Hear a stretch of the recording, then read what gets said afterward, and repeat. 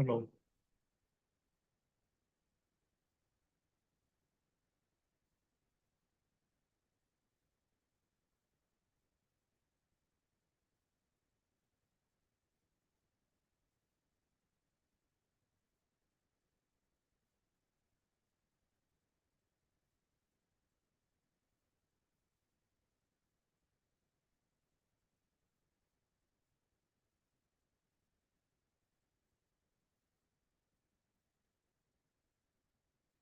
Arunachal Shiva, Arunachala, Arunachala Shiva, Arunachala Shiva, Arunachala Shiva.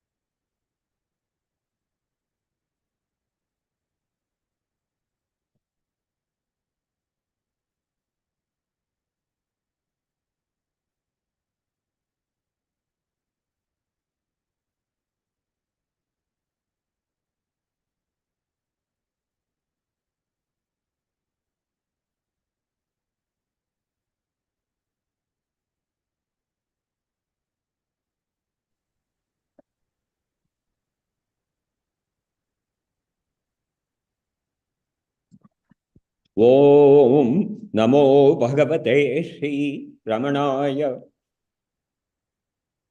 I'm Mohan Ramaswamy from Arunachala Ashrama, New York. Welcome to the global celebrations of Sri Bhagavan Ramana Maharshi. We are going to celebrate the 74th Aradhana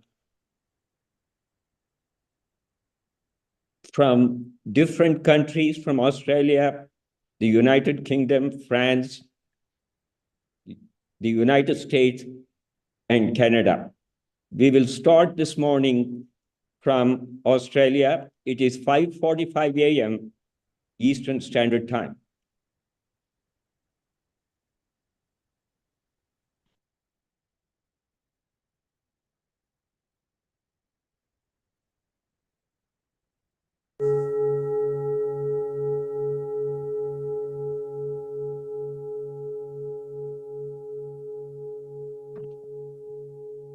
So we call it Aradhana Day. Aradhana means you worship God or you worship your Guru, Aradhana.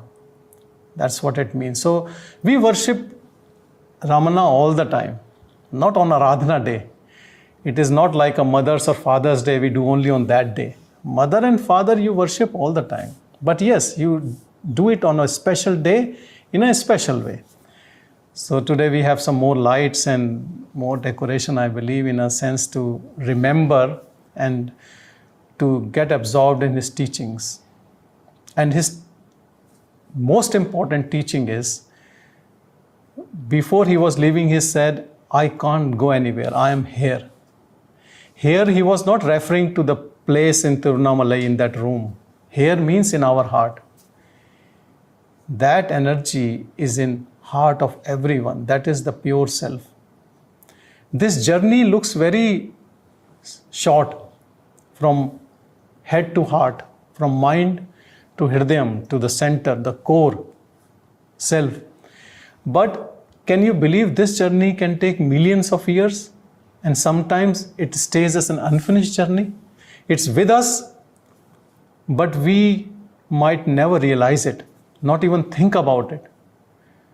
Leave aside abiding in self. So this journey from head to heart, from mind to hridayam, happens by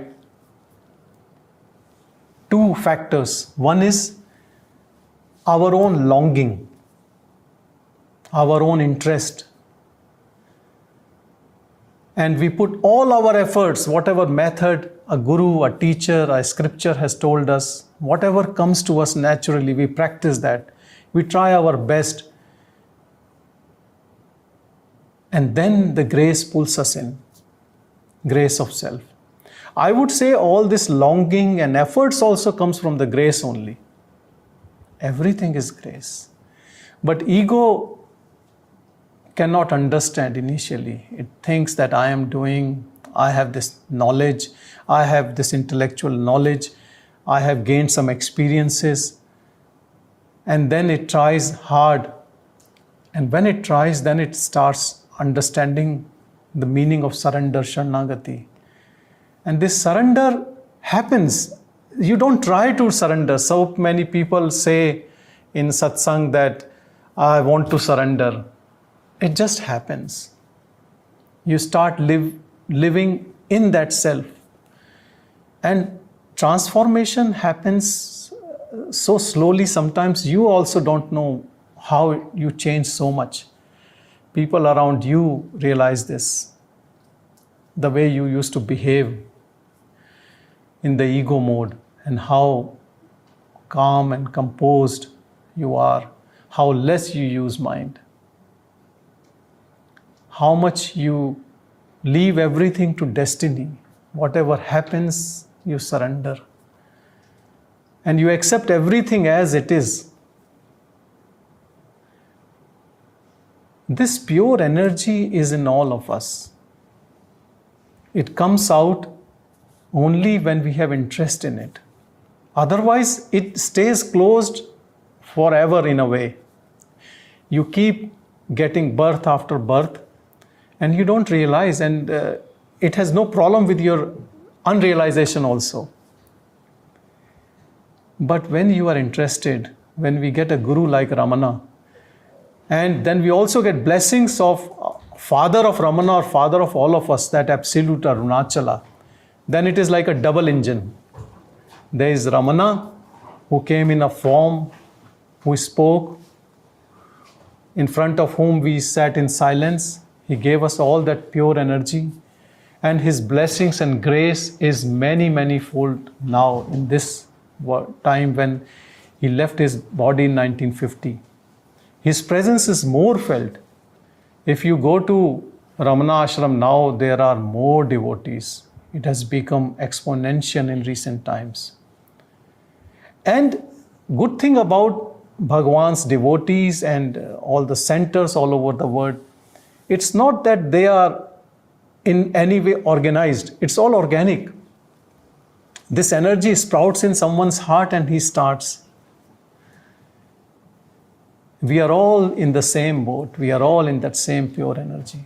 Bhagavan's blessings are to all of us, whoever comes, irrespective caste, creed, religion, nationality, where you live, whether you have been to India or ashram or not, doesn't matter. And the teachings are very secular. It's not about any religious concept. Actually, it is beyond all concepts. Abiding in that pure self, which has no name, no form. It is eternal.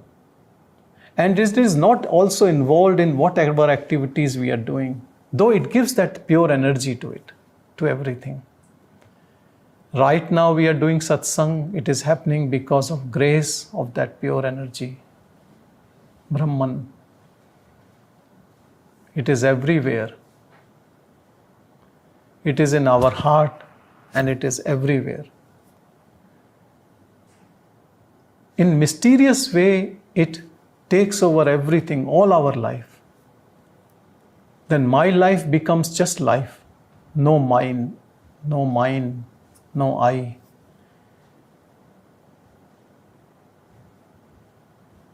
Biggest difference what a devotee or a student or a seeker feels is that there is so much of peace. That unsettled mind almost disappears. Hope everyone feels that pure energy, pure divine energy. Om Namo Bhagavate Shri Arunachal Ramanaya Om. Om Shanti Shanti. Om Namo Bhagavate Shri Ramanaya. Om Namo Bhagavate Shri Ramanaya.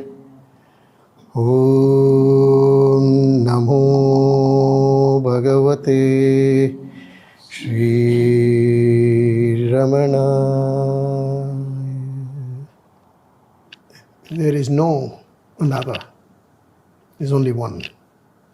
So when there is only one, how can there be a place where for Ramana to be, or for us to be, or for anyone to be? There is only one. See, the Paramatma is like a white sheet, a piece of white sheet. And we have all drawn boundaries, squares, stars, black, white, yellow, boundaries. And these boundaries are giving us the impressions that we are individuals. You take the boundary away, you take the color away, we are all part of the white sheet. That's what we are. So we are under this illusion or Maya that we are separate. So a jnani like Ramana Maharshi had transcended the boundary. But when we look at Ramana Maharshi, we see him with a boundary. But he didn't see a boundary. He just saw everything as the same. So for him to say, where can I go? Because he is part of the big entity. The entirety is, we are all. So he doesn't see individuals as separate. He only saw one thing, and that's everything. So there is no two. That's why the philosophy that he spoke, that we follow, is called Advaita. The Advaita philosophy means there is no two. There is no two, because in our minds we always think in terms of my body, my mind, and I am in the body. Or sometimes we say the Atma is in me. That's a very wrong concept. The Atma cannot be in me. The body is carried by me, because the body comes and goes. The Atma remains. It is part of the wider scape of that whiteness, of that pureness. There is only one. So Bhagavan never went. He always was, and he always is. So we need to get our minds around that concept of being separate, and Bhagavan is different, I am different, so and so is different. It's all just one scape of being. So that's what we are. But we are caught in this mind-body complexity. So we see ourselves as individuals. Sanjayji was saying this journey from the head to the heart. There is no head, there is no heart, there is only is. Right? So we are thinking that we are taking a journey, but there is no journey. We already are. The process is to be what we are, what we all are. And this problem is centered in the mind. So theoretically, we know a lot of things. We know that we are not the mind, we are not the body, we have to transcend this, we have to transcend that. But when it comes to actually being, we get caught up in that process. Pazhai pona manadai vaittu kondenna seiven Swami. Pazhai pona manadai vaittu kondenna seiven Swami. வெறும் கற்பனையில் தினம் நிச்சை வெறுப்புகள் ஏன் வந்தாடுது சுவாமி, தினம் ஏன் வந்தாடுது சுவாமி. பாழாய் போன மனதை வைத்து கொண்டென்ன செய்வேன் சுவாமி. Basically, this is a pleading song to Ramana, asking, what do I do with this cursed mind? And daily, I'm going through these likes and dislikes, wants and aversions. Why is all of this appearing to me constantly? I know that you have said there is no mind, and if you actually start looking for it, you will never find the point where the mind rises. So mind doesn't exist. I understand that. And I have been running behind this mind all the time, and I have become so tired. And the thoughts keep rising again and again like the waves in an ocean. Yet, I know all of this, but I'm still caught up in this illusion. And I'm unable to come out of it. Why is it so? I am surrendering myself at your feet. I am coming to you as the refuge, and I am repeating your name. And because of that, I'm rising up. And then Ramana Saranam, Ramana Saranam, Ramana Saranam. Saranam is I'm surrendering myself to you. Bhagavan says, there are 4 margas to achieve the ultimate. The Bhakti Marga, the Karma Marga, the Yoga Marga, and the Jnana Marga. This Jnana Marga is the easiest. Ayye Adisulabham. Ayye Adisulabham means it's the most easiest. All you have to do is find out who you are, and then it's very easily done. But our problem is trying to figure out that bit, right? And of course, Atma Vichara, he says. And then we have the Bhakti Marga. Bhagavan says, if that is too difficult, go for Bhakti Marga. Bhakti Marga is basically surrendering yourself. But what do we usually surrender? We surrender our problems. Everything else we keep to ourselves. We only go and surrender our problems to Bhagavan, surrender our problems to God, and then everything else I did, only my problems have been surrendered to God.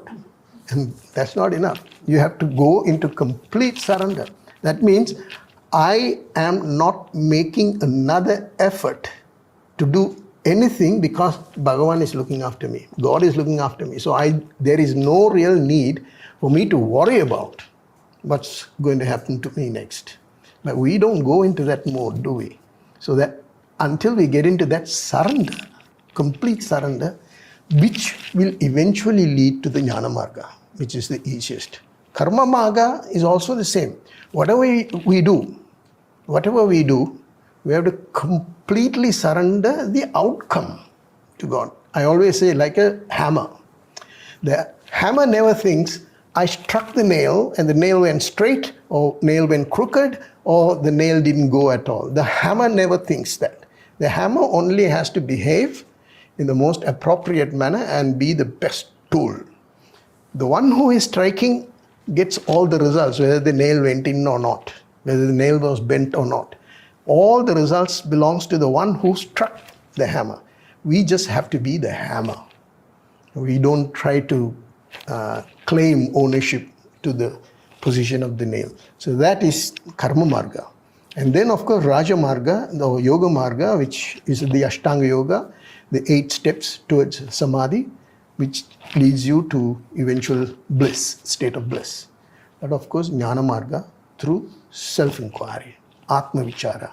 It's by inquiring myself as to who I am, what my true nature is. And for that, we have to stop dropping what I am not.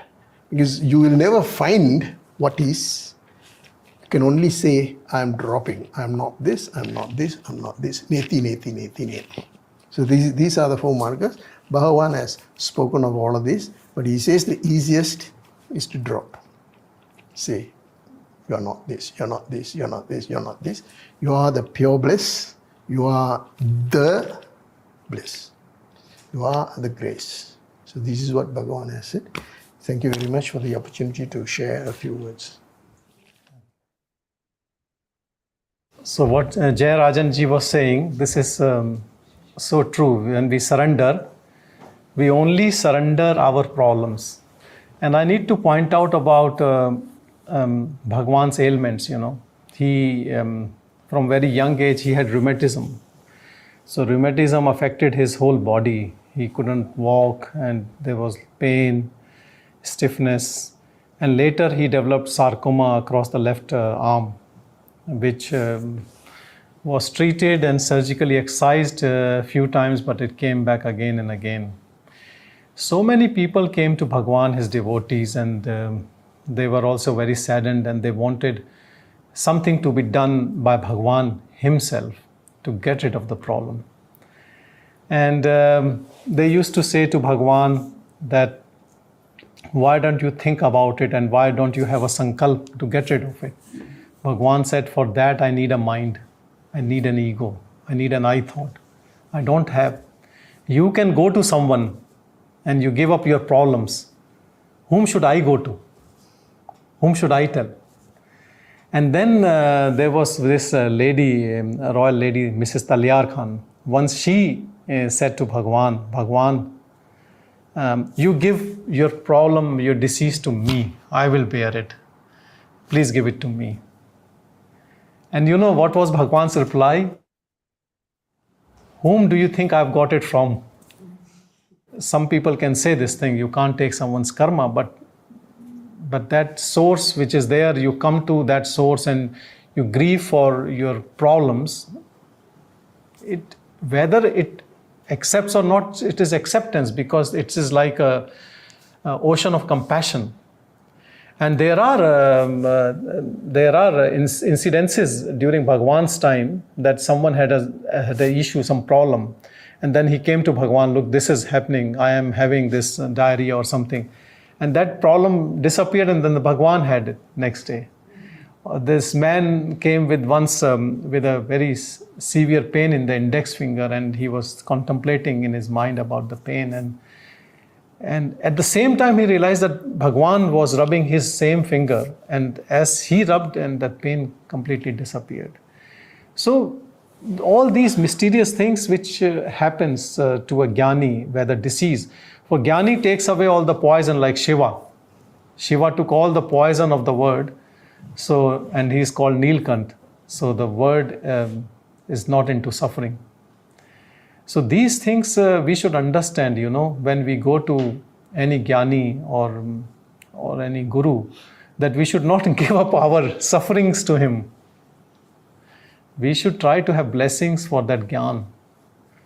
And we should bear our own karma, as by prarabdha karma, it has to come to us, rather than surrendering our suffering to the jnani. As we also know the story of Jesus, Jesus took all people suffering on him. So I believe we should bear our own karma on us, but try to be looking into who is this who is going through suffering, or whose karmas are this. And again, coming to the same thing, self-inquiry. Who am I? And coming to satsang, coming into the holy company of seekers, Shravan, Manan, Nididhyasana, remembering it, listening to it, and contemplating on the truth again and again and again. This is what Gyan Marga is. It helps everyone. But there should be patience and perseverance. It's not like you do it half an hour every day and rest of the time you do all sorts of nonsense in life, then it doesn't work. You have to stay in that pure energy all the time.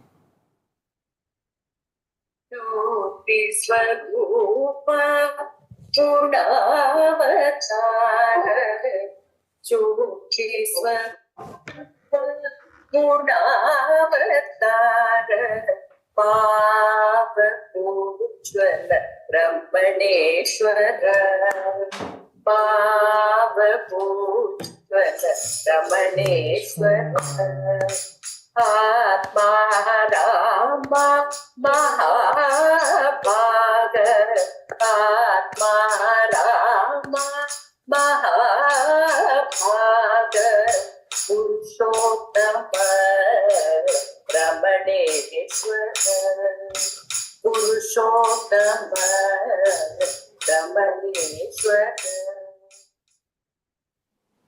Shri Gurubhyo Namah. All that I've been hearing is resonating.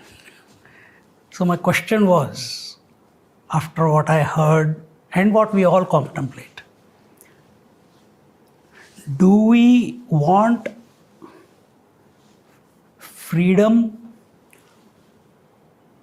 of I, or do we want freedom from I? That's the question. So what are we searching for?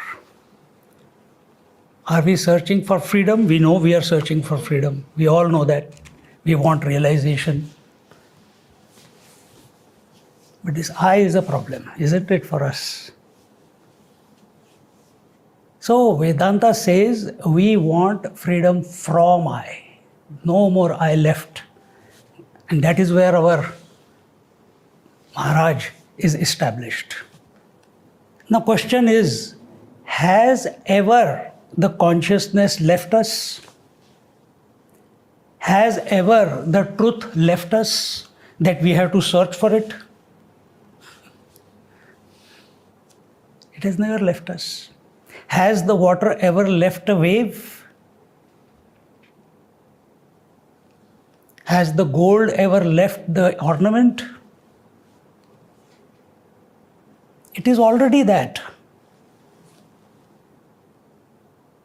You are also already that. Simple, story over. If all your experience about a wave is that of a water, then why are you calling it a wave? Because our attention is on the name and form. In Panchadashi, this example comes 3 places. It's called Gaunatma, Mithyatma and Mukhyatma. Gaunatma is a virtual reality, virtual Atma. What is virtual Atma?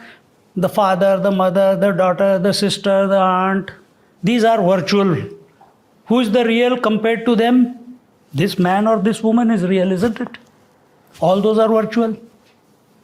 But when we come from there, we wean ourselves out. Okay, all these are just imaginary roles that I'm playing. I come to being the man or the woman. Now, this being a man or woman is called as Mithyatma. Mithyatma, illusory self. So that was virtual self. This is illusory self. And who I am? Mukhyatma, the actual self, the absolute self. I've asked this question before.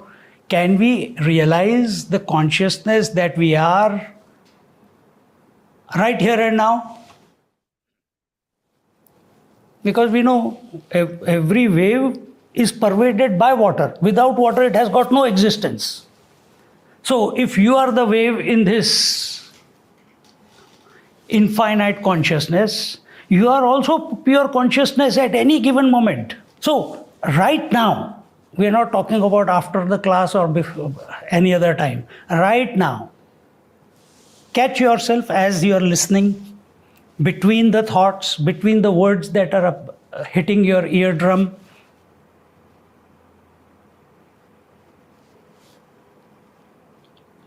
This silence, this is conscious silence. This is you. At this moment, what was going on in your mind? Your eyes are seeing everything, your body is there, but your mind is silent.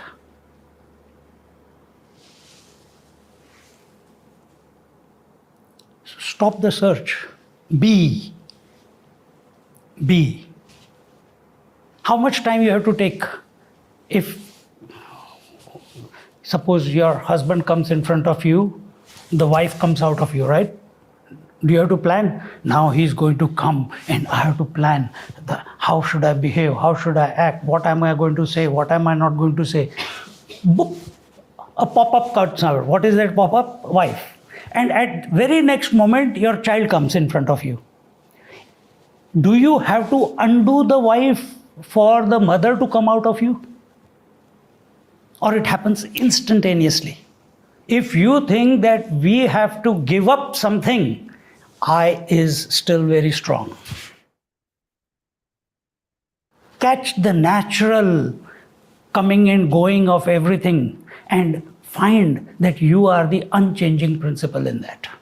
You know there is a wall behind you, you know there is a AC going on, you know there is a light going on, you know there are other people.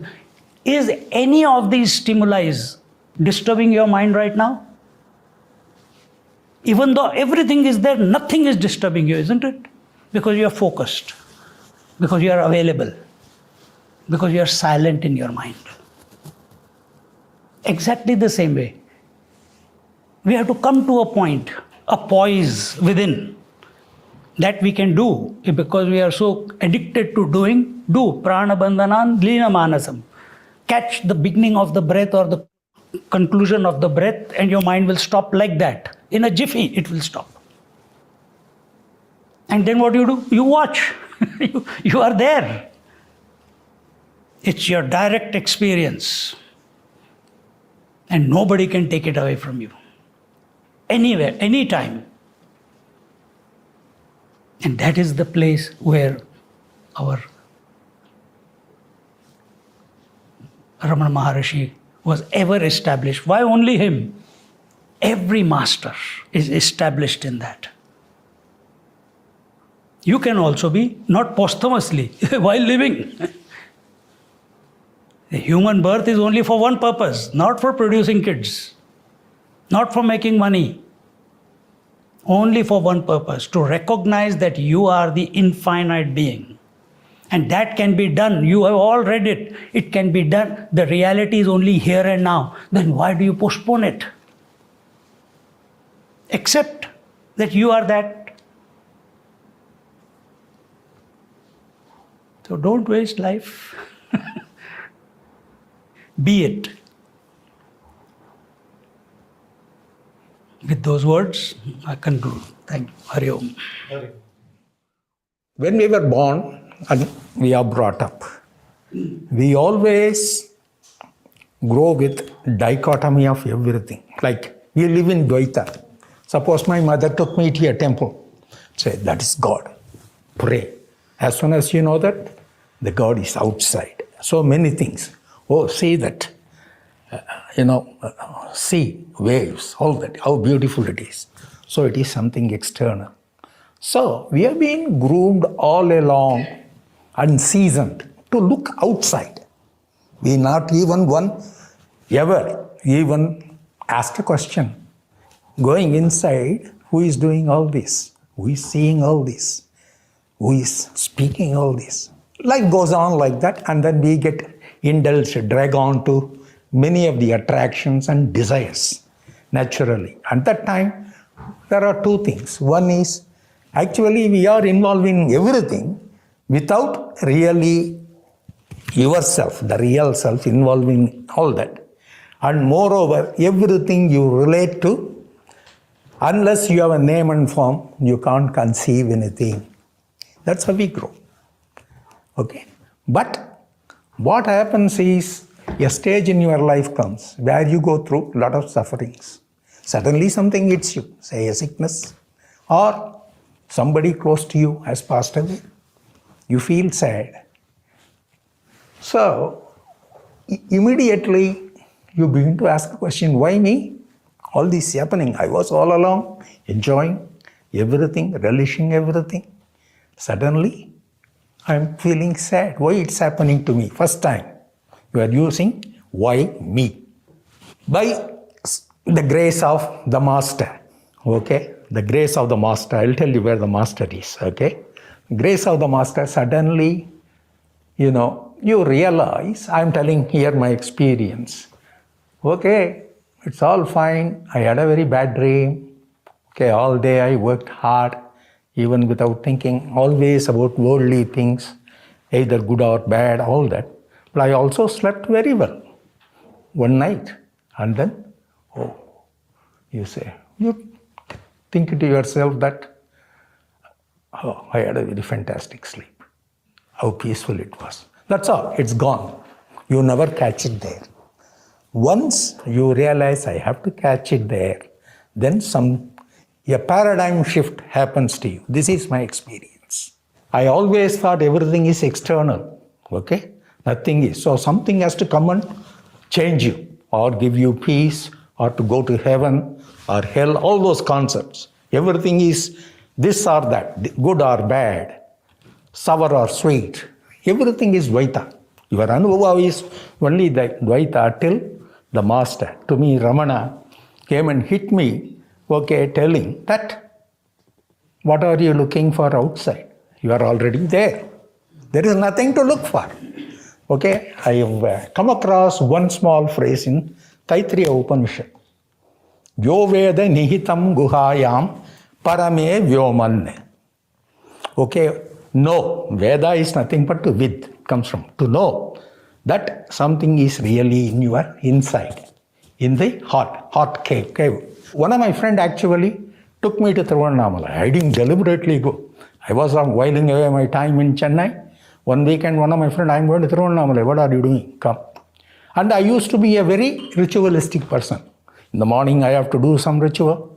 Before food, after food, and then before I go to bed, all that. In the evening, at dusk time, all that. Lot of, karmas I have to do. That was because of my upbringing, basically. And if I miss it one time, I feel really bad I'm mentally disturbed that I have deceived somebody, the God or whatever, my elders. But when all these things are going on, those 3 days I was in the ashram. In the ashram, I was going with this, I was staying in a room. There is no way I can do all this. I totally forgot about all that. Those 3 days I did, and at the end of it, my experience is I never felt guilty. Okay, and then I thought, what's happening to me suddenly? Am I a changed person? Why didn't I feel? I felt very calm, all that. So I began to doubt myself, what something is going on. I don't understand. So after 1 year, I went there without telling everyone. Luckily, they gave me accommodation for 10 days. I stayed at the ashram. At that time, it was during Deepam time. It was really pouring hell. Even though my room was close to the mess hall, you couldn't even get out. So all the time I was sitting there. All that I can do is sleep. Okay, if I get some food, I go eat. Otherwise, I sleep, or I have no choice but to read. Okay, I have read 2 works at that time. One is actually Bhagavan's Vasanamritam. The talks when Bhagavan was answering questions to all the devotees. One Mr. Munagala Venkatramaya, he composed all them, published as a book. So there were a lot of question and answers. At the time when I was reading all that, many things are getting sorted out in my mind. Many open questions I had. Later, I read the book Who Am I? Bhagavan's. Again, that's a sort of answer and question only. When I wrote, everything became very clear.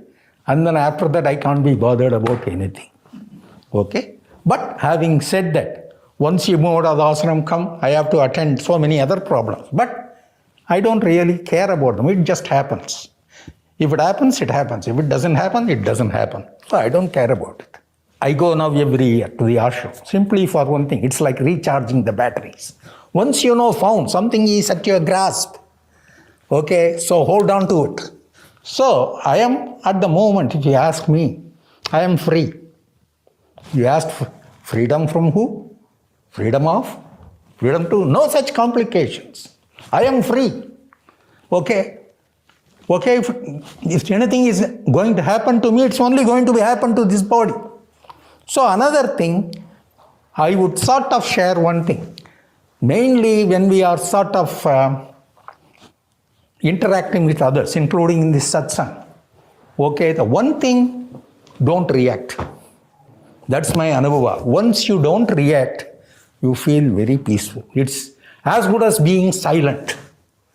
Okay, so this is my anubhava. In my life path, I am at this stage, at this point in time, here.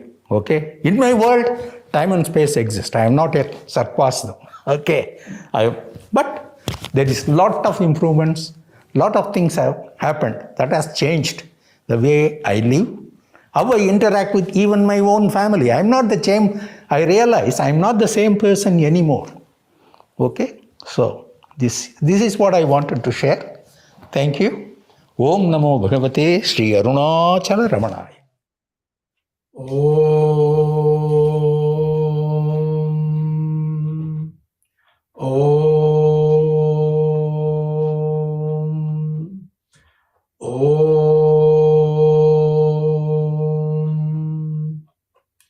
ओम नमो भगवते श्री अरुणाचल रमणाय। ओम नमो भगवते श्री अरुणाचल रमणाय। ओम नमो भगवते Shri Arunachal रमणाय।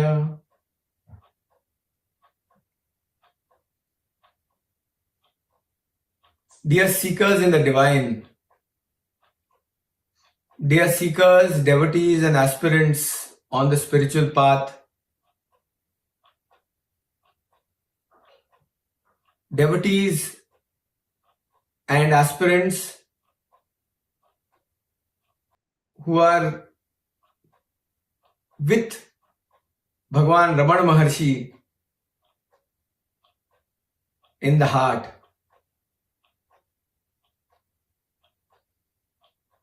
Bhagavan Ramana Maharshi's Aradhana Day, Mahanirvana Day, Mahasamadhi Day is the day when the body, as it were, of that reflected aspect of consciousness performing the duties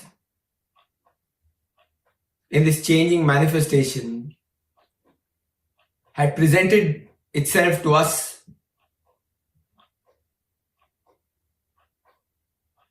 as in the form of Bhagavan Sri Ramana Maharshi.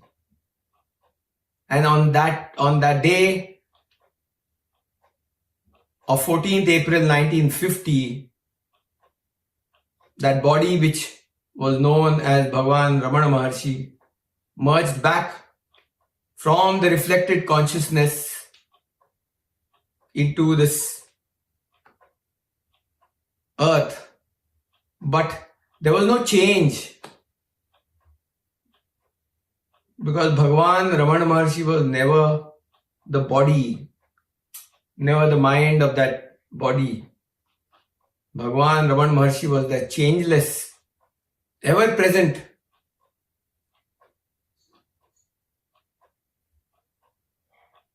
absolute consciousness, pure awareness. And the teachings of Ramana Maharshi have always expounded to the devotees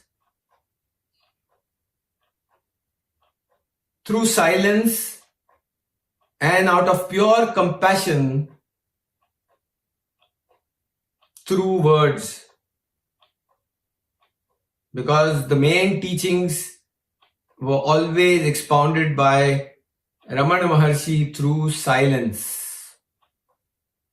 Silence was the main mode through which the transmission of teachings would take place in practicality, as when the devotee, the aspirant, the seeker would sit in front of Bhagavan Ramana Maharshi with a lot of questions, wanting to request Bhagavan to resolve their queries, questions. The questioner would not remain. That was the immense power of that silence. Through that changeless aspect of that Parabrahma Tattva, absolute consciousness, that would dissolve the questioner itself.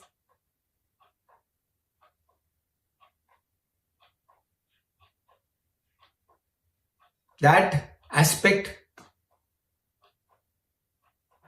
was seen and experienced by many a devotee and many an aspirant.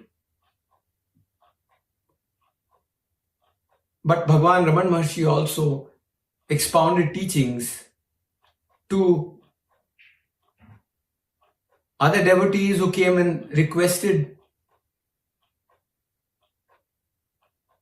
them, who were not able to absorb that silence and they had queries. He would answer them out of pure compassion. There is an instance where a devotee called Papaji had asked Bhagavan Ramana Maharshi about this, because when Ramana Maharshi asked Papaji about him being able to see Krishna,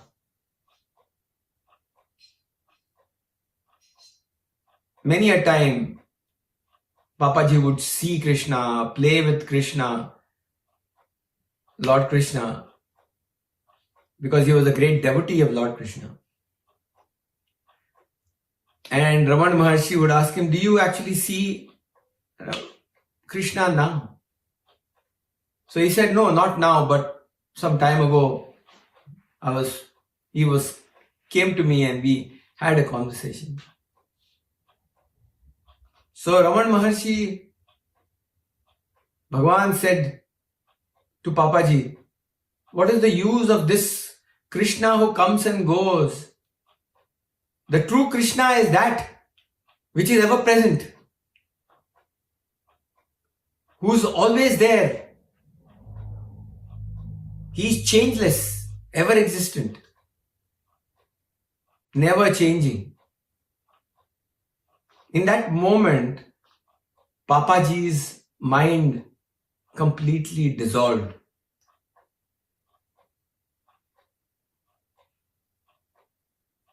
That was the magnanimity, that was the intensity of Bhagavan's teachings. And through that gaze, from the eye of infinity, speaking to this devotee who was sitting before him, the entire created world of forms dissolved, the mind dissolved, thoughts dissolved, disappeared. This is the greatness of that compassion that was shown towards devotees by Bhagavan. So, Ramana Maharshi's teachings were both for the bhakti part of devotees as well as the Jnana Marga devotees. The path of inquiry as well as the path of devotion. On the path of devotion, the teachings were the devotion has to be so intense. The love for that Aradhya Devata, your Ishta Devata, the God that you love should be so great that God can be any form of God. But it should be the God that you love. And because the mind can get closer to that form only if there is love. And then when that devotion and that love is so great, he said that mind has to be completely offered at the feet of that form of God that you adore and love. When that happens, and when that happens completely, the mind dissolves. There is no more mind. The devotee has to say, not me, my Lord, but thine will be done. All is yours. Whatever happens is your doing, not mine. And that offering, in that offering itself, the mind dissolves. And that mind, when it dissolves and the offering happens completely, revelation of truth happens because there is only pure silence in that.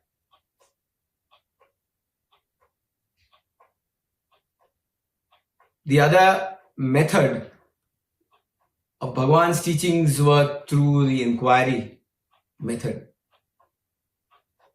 Questioning, who am I? Who is this questioner who's questioning and has all these various questions about the truth or who I am? Because that is what we are referring to all the time. I am this, I am that. And a host of personalities are created. I'm a father, I'm a mother, I'm a daughter, I'm a son, I'm a etc., etc., etc. I'm a teacher, I'm a engineer, I'm a doctor, I'm etc. So all these personalities are added on to the I am. But the root is the I. So I am this, that, this, that, this, that are all subsidiary to the I am, which is the I is the root cause. What is that I? Who is that I? Where from does this I arise? And then when that quest happens in earnestness, with truly wanting to find out where from does this arise, the mind goes inwards, submerges inside, goes deeper and deeper into the very root, whereupon the mind itself completely and totally dissolves into that absolute pure self, because then there is no mind. The mind has dissolved unto itself, into that pure self. When that happens, there is only silence.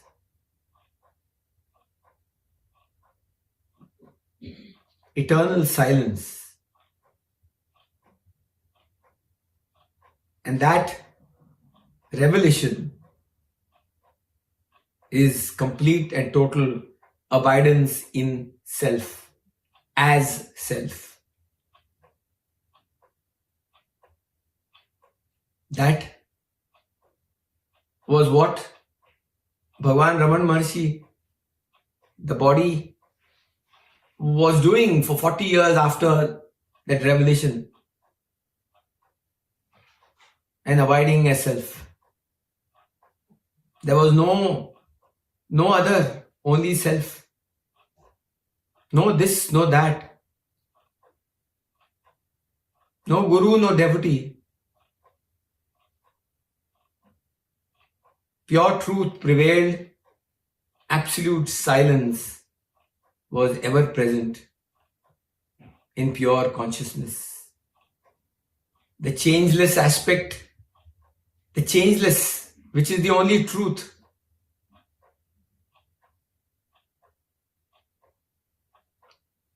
The manifested aspect of that changeless in as the changing form of Bhagavan Ramana Maharshi continued until the time when on the 14th of April 1950 the body dropped away. But that changeless aspect never changed. That is why Bhagavan Ramana Maharshi said, when devotees asked, why are you leaving this body? He said, where can I go? Where can I go? I'm going nowhere because I'm ever present. I'm ever there, ever present, eternal. That is the truth. And that is the truth for all manifested aspects in the changing world of names and forms. The seeker has to strive, and in that striving is revealed the truth. And one is ever abiding as self. When that dropping away of the I happens, when the dropping away of that illusory I happens, the seeing happens through the eye of eternity, because it is then revealed as changeless, and the changeless only functions through the manifested form in the changing world of appearances. Whether it be this body or that body, functioning happens. And that is what was happening for Bhagavan Ramana Maharshi. Functioning was happening through that body. But ever immersed, ever abiding, ever absorbed in self as self. On this occasion, where this Aradhana day is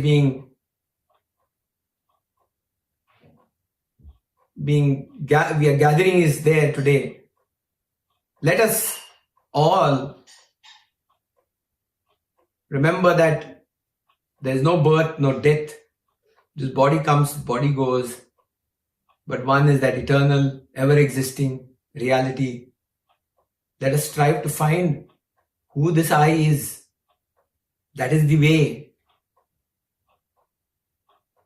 Dive deep within, and revelation will happen that I am that ever-existing, ever-real reality. Hari Om Tat Sat. Om Purnamadaha Purnamidam Purnaat Purnamudachyate Purnasya Purnamadaya Purnameva Vashishyate. Om Shantish Shantish Shantihi. Om.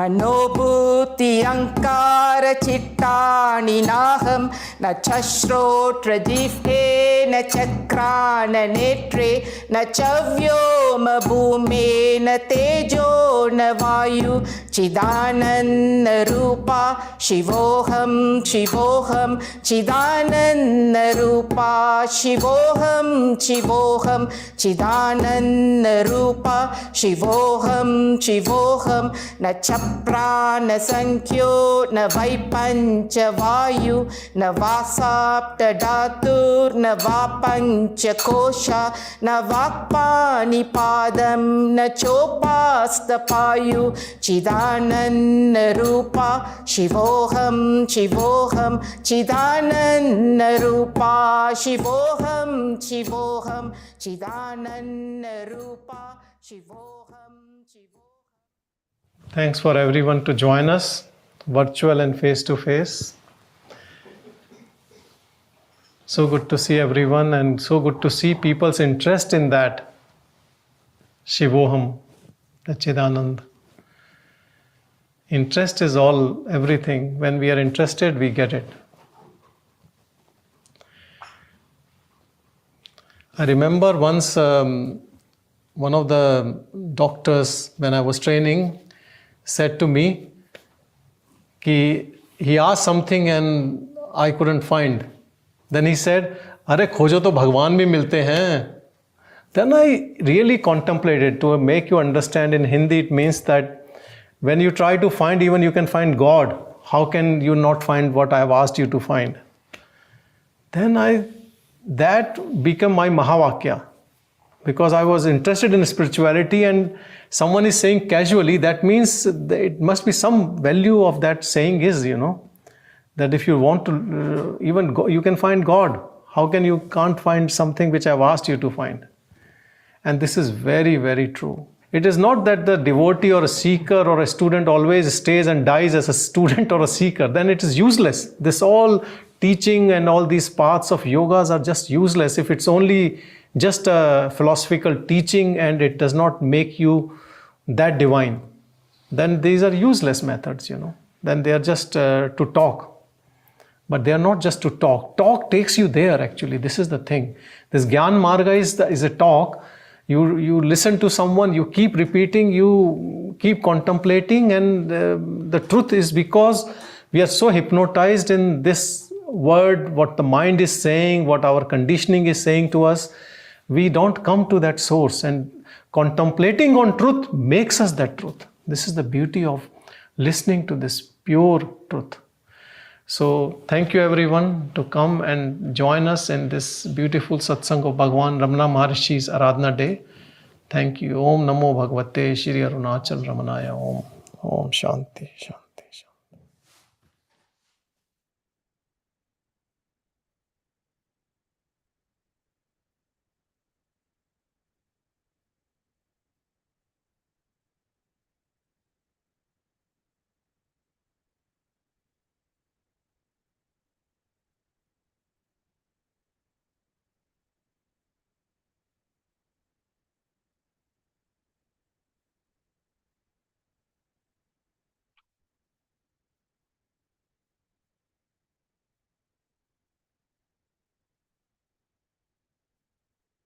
நானிலை நாடிட நானாய் ஒன்றினி காணுவா நின்றனை Arunachalam Arunachal சிவ அருணாச்சல சிவ அருணாச்சல சிவ அருணாச்சலாம் நின்னெறி எரித்தனை நீராக்கிடுமுன் நின்னருள் மழை பொழி அருணாச்சலாம் அருணாச்சல சிவ அருணாச்சல சிவ அருணாச்சல சிவ அருணாச்சலாம் நீ நான் அறபுலி நிதங்களி மயமா நின்றிடு நிலை அருள் அருணாச்சலாம் அருணாச்சல சிவ அருணாச்சல சிவ அருணாச்சல சிவ அருணாச்சலாம் நுண்ணுரு உன்னையான் விண்ணுரு நன்னிட எண்ணலை இருமென் அருணாச்சலாம்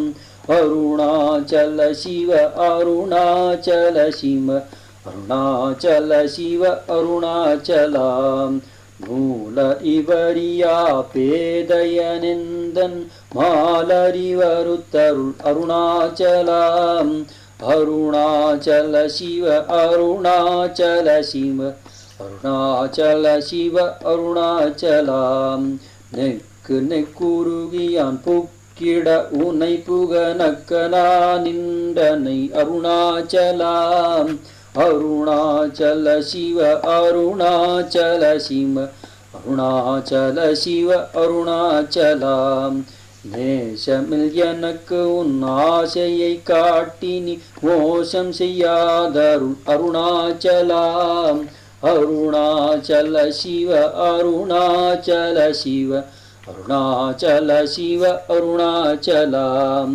நைந்தழி கன்னியா நல நிலை பதத்தின் நாடி உட்கொள் நலம் அருணாச்சலாம் அருணாச்சல சிவ அருணாச்சல சிவ அருணாச்சல சிவ அருணாச்சலாம் நொந்திடாதுந்தனை தந்தனை கொண்டிலை அந்தகனியன கருணாச்சலாம் அருணாச்சல சிவ அருணாச்சல சிவ அருணாச்சல சிவ அருணாச்சலாம் நோக்கிய கருதிமை தாக்கிய பக்குவமாக்கினி ஆண்டருள் அருணாச்சலாம் அருணாச்சல சிவ அருணாச்சல சிவ அருணாச்சல சிவ அருணாச்சலாம் பற்றி மால்விடந்தலை உற்றிருமுனமருள் பற்றிட அருள் புரி அருணாச்சலாம்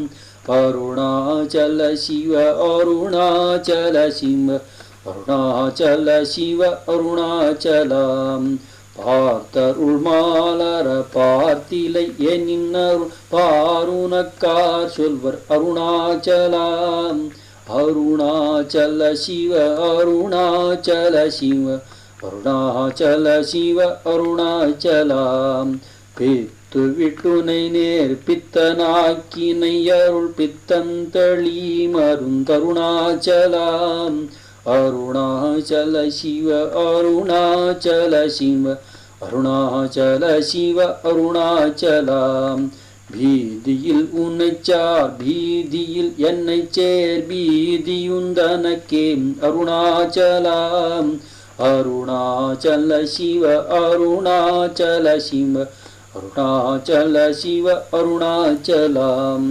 புல்லறிவே துரை நல்லறிவே துரை புல்லிடவே அருணாச்சலம் அருணாச்சல சிவ அருணாச்சல சிவ அருணாச்சல சிவ அருணாச்சலம் பூமணமாமனு பூரணம் மணங்கோள பூரணமணமருள் அருணாச்சலா அருணாச்சல சிவ அருணாச்சல சிவ அருணாச்சல சிவ அருணாச்சலம் பயன் நினைத்திடவே பிடித்திழுத்தன்னை உன் பெருமையார் அறிவார் அருணாச்சலம் அருணாச்சல சிவ அருணாச்சல சிவ அருணாச்சல சிவ அருணாச்சலம் பேய்த்த நம்பிட விடா பேயா பிடித்தனை பேயனாக்கினை என் அருணாச்சலம்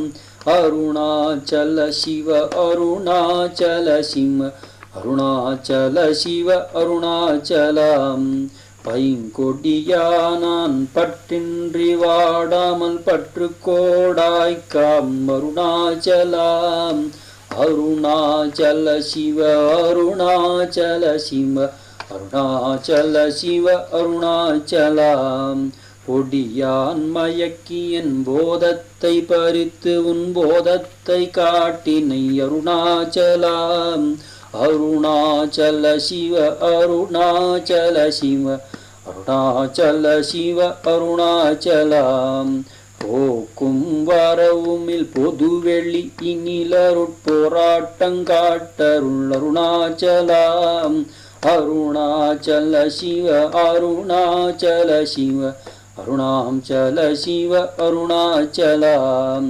பௌதிகமாமுடல் பற்றற்று நாளும் பவிஷு கண்டுரவருள் அருணாச்சலம் அருணாச்சல சிவ அருணாச்சல சிவ அருணாச்சல சிவ அருணாச்சல மலை மருந்திட நீ மலைத்திடவோ வரும் மலை மருந்தாய் ஒளிர் அருணாச்சலம் அருணாச்சல சிவ அருணாச்சல சிவ அருணாச்சல சிவ அருணாச்சலம் மானங்கொண்டுருபவர் மானத்தை அழித்த அபிமானமில்லாதோளிர் அருணாச்சலம் அருணாச்சல சிவ அருணாச்சல சிவ அருணாச்சல சிவ அருணாச்சலம் மிஞ்சிடிற்கெஞ்சிடும் கொஞ்ச வரிவனியான் மஞ்சியாதருளனை அருணாச்சலம் அருணாச்சல சிவ அருணாச்சல சிவ அருணாச்சல சிவ அருணாச்சலம் மிகாமன் இல்லாமல் மாகாட்டலைகளம் ஆகாமற் காத்தருள் அருணாச்சலம் அருணாச்சல சிவ அருணாச்சல சிவ அருணாச்சல சிவ அருணாச்சலம் முடியடி காணா முடிவிடுத்தனை நேர் முடிவிட கடனிலை அருணாச்சலம் அருணாச்சல சிவ அருணாச்சல சிவ அருணாச்சல சிவ அருணாச்சலம் மூக்கிலன் முன்காட்டு முகுரமாகாதென்னை தூக்கி அணைந்தருள் அருணாச்சலம் அருணாச்சல சிவ அருணாச்சல சிவ அருணாச்சல சிவ அருணாச்சலம் மெய்யகத்தின் மனமென்மலர் அணையில் நாம் மெய் கலந்திட அருணாச்சலம் அருணாச்சல சிவ அருணாச்சல சிவ அருணாச்சல சிவ அருணாச்சலம் மேன்மேற் தாழ்ந்திடும் மெல்லியற் சேர்ந்து நீ மேன்மை உற்றனை என் அருணாச்சலம் அருணாச்சல சிவ அருணாச்சல சிவ அருணாச்சல சிவ அருணாச்சலம் மைமய நீத்தருள் மையினார் உனது உண்மை வசமாக்கினை அருணாச்சலம் அருணாச்சல சிவ அருணாச்சல சிவ அருணாச்சல சிவ அருணாச்சலம் மொட்டையடித்தனை வெட்ட வெளியில் நீ நட்டமாடினை என் அருணாச்சலம் அருணாச்சல சிவ அருணாச்சல சிவ அருணாச்சல சிவ அருணாச்சலாம். மோகம் தவித்து உன் மோகம வைத்து மென் மோகம் தீராயன் அருணாச்சலாம். அருணாச்சல சிவ அருணாச்சல சிவ அருணாச்சல சிவ அருணாச்சலாம். மௌனியாய் கற்போன் மலராதிருந்தான் மௌனமிதாமோ அருணாச்சலாம். அருணாச்சல சிவ அருணாச்சல சிவ அருணாச்சல சிவ அருணாச்சலாம். எவனின் வாயின் மண்ணினை அட்டி என் பிழை பொழித்த அருணாச்சலாம். அருணாச்சல சிவ அருணாச்சல சிவ அருணாச்சல சிவ அருணாச்சலாம். யாரும் அறியாதென் மதியினை மருட்டியவர் கொலை கொண்டது அருணாச்சலாம். அருணாச்சல சிவ அருணாச்சல சிவ அருணாச்சல சிவ அருணாச்சலாம். ரமணன் என்று உரைத்தேன் ரோஷம் கொள்ளாதென் ரமித்திட செய்யவா அருணாச்சலாம். அருணாச்சல சிவ அருணாச்சல சிவ அருணாச்சல சிவ அருணாச்சலாம். ராப்பகலில்லா வெறுவெளி வீட்டில் ரமித்திடுவோம் வா அருணாச்சலாம். அருணாச்சல சிவ அருணாச்சல சிவ அருணாச்சல சிவ அருணாச்சலாம்.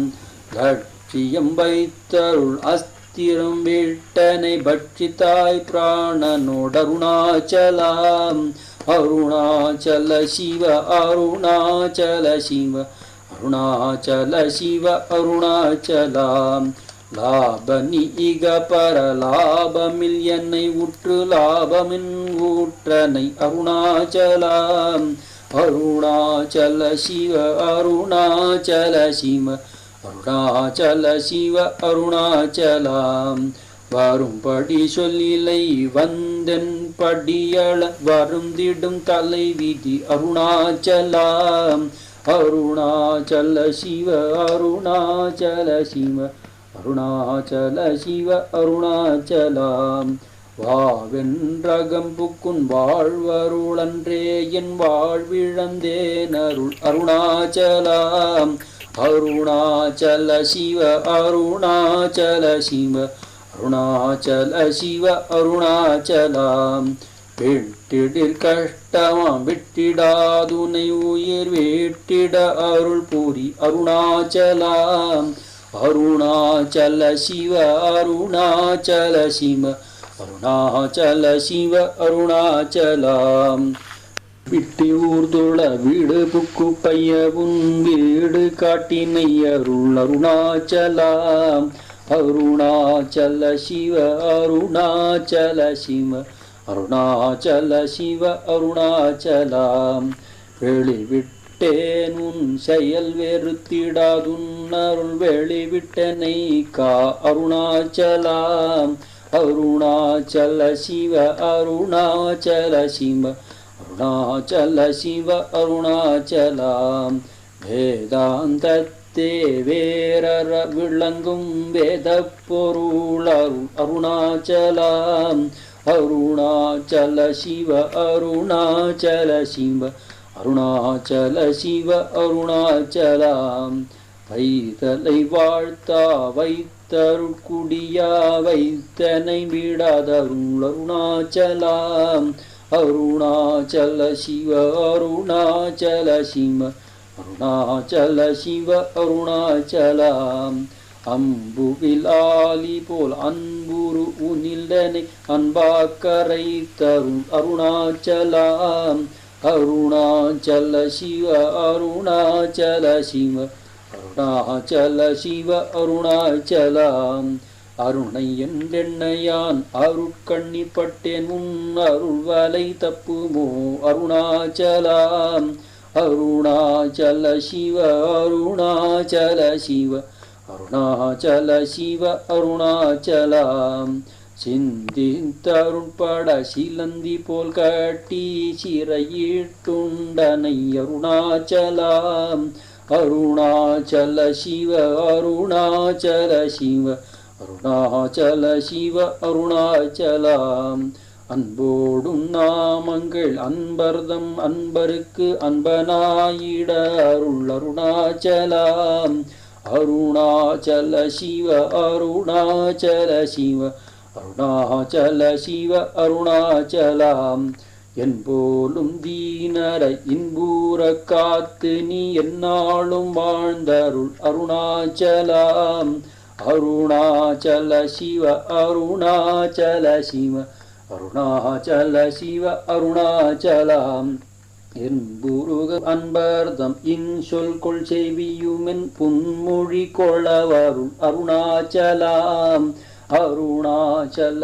சிவ அருணாச்சல சிவ அருணாச்சல சிவ அருணாச்சலாம் பொறுமையாம் பூதர புன்சொலை நன்சொல பொறுத்தருள் இஷ்டம் பின் அருணாச்சலாம் அருணாச்சல சிவ அருணாச்சல சிவ அருணாச்சல சிவ அருணாச்சலா மாலை அளித்தருணாச்சல ரமணவின் மாலை அணிந்தரு அருணாச்சலாம் அருணாச்சல சிவ அருணாச்சல சிவ அருணாச்சல சிவ அருணாச்சலாம் அருணாச்சல சிவ அருணாச்சல சிவ அருணாச்சல சிவ அருணாச்சலாம் அருணாச்சல சிவ அருணாச்சல சிவ அருணாச்சல சிவ அருணாச்சலாம் அருணாச்சலம் வாழி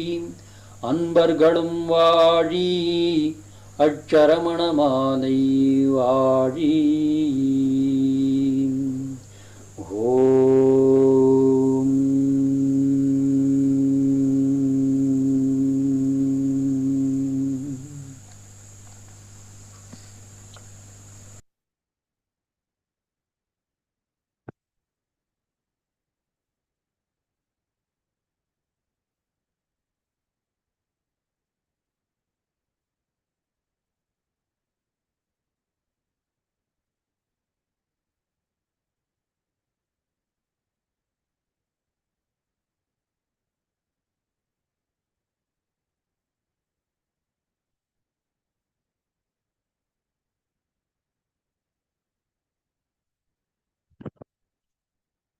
Namaskar, Michael James, please go ahead.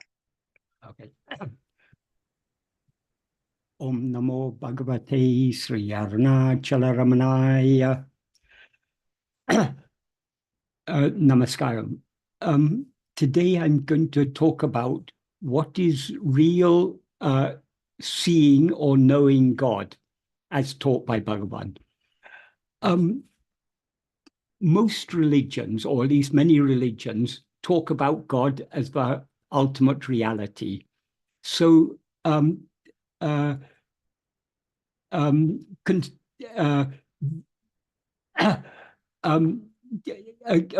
the aim of many religious people is to see or to know God.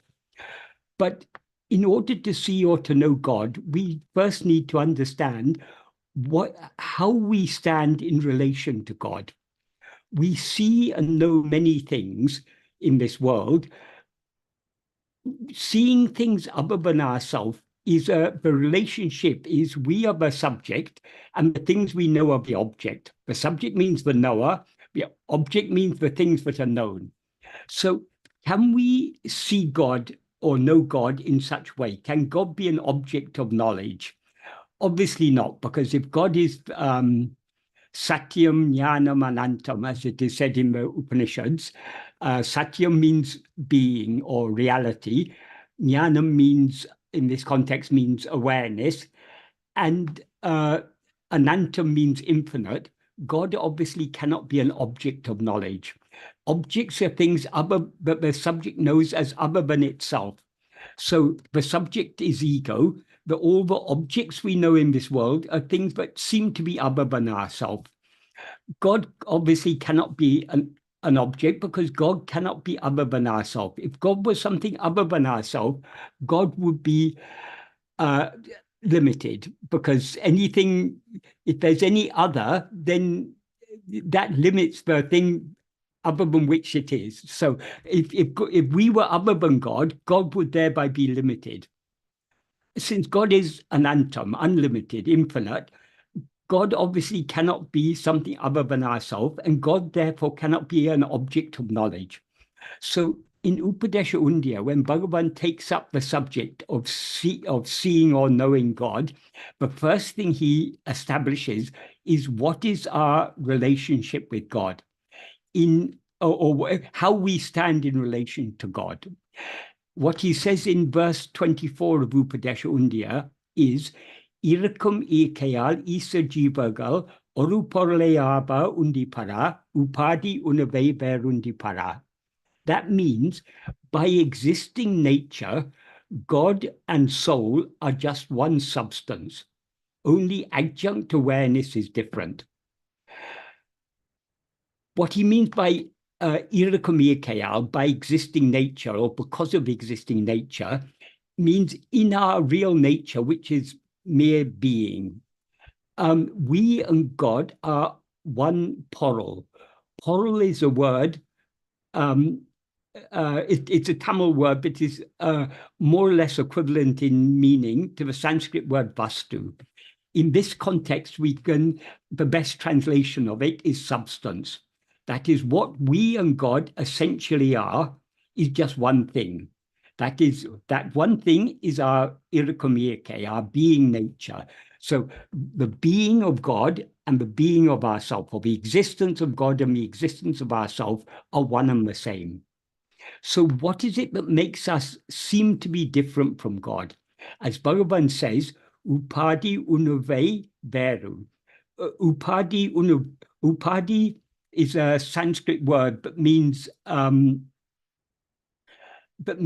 something mistaken to be another thing, or a substitute, a fraud, a deception, a disguise, a false appearance, or a limitation.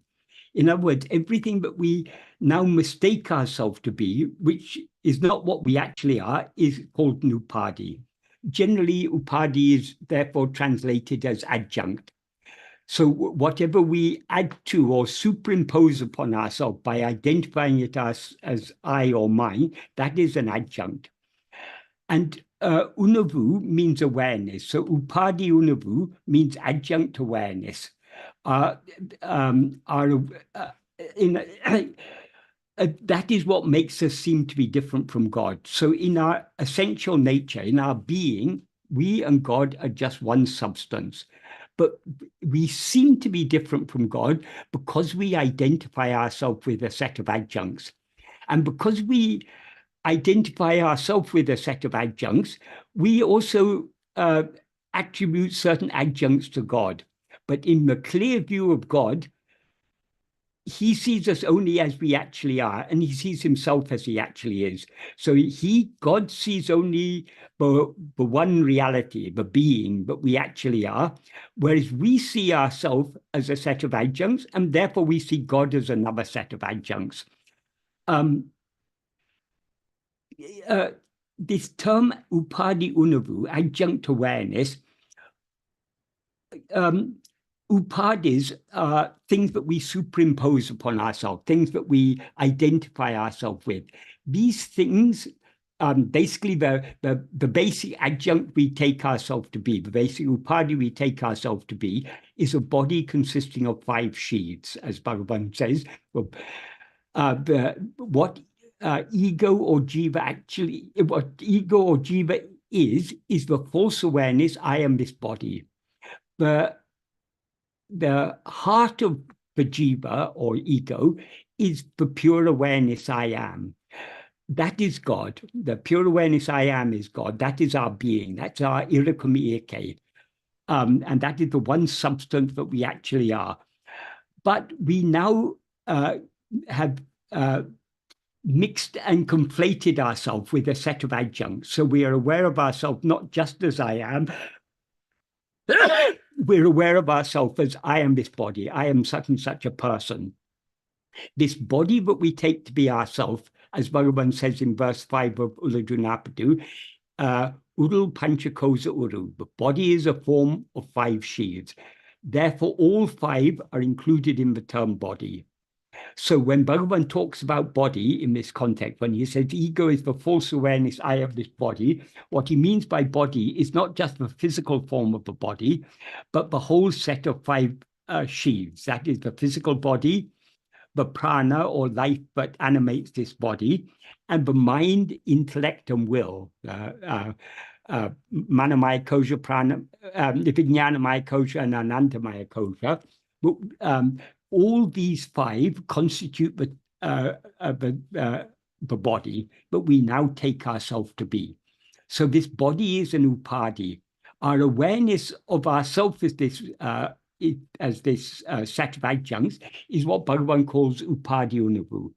Obviously, this body is just a mental fabrication, so it has no existence independent of our awareness of it. Just like the body we take ourselves to be in a dream is a mental fabrication, so also, according to Bhagavan, our present body, and indeed this whole world, is just a mental fabrication.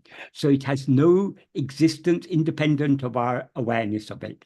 So upadi unavu, that is, upadis are nothing but upadi unavu. Upadis are nothing but the awareness of upadis. And the awareness, I am this set of upadis, is what is called ego. So upadi unavu is indirectly referring to ego or jiva. That is this jiva is this conflation of the pure awareness I am, which is our being, with this set of adjuncts, namely this body. So the only thing that makes us, what makes us seem separate from God is this these adjuncts that we now identify ourselves to be. If we see a rope and mistake it to be a snake, the snake is the upadi. The substance underlying that upadi is the rope. The rope and the snake are not 2 different things. In substance, they are one. They are both only a rope. The difference between the snake and the rope is only a difference in appearance. So the appearance is the imaginary snake that we have superimposed upon the rope. Likewise, this body that we now take ourselves to be, this body consisting of 5 sheaths, in other words, the person we now take ourselves to be, is just a fabrication, mental fabrication, but we have superimposed upon our own being. So the substance is our being irikumike, as Bhagavan says. What we take ourselves to be is the adjunct awareness.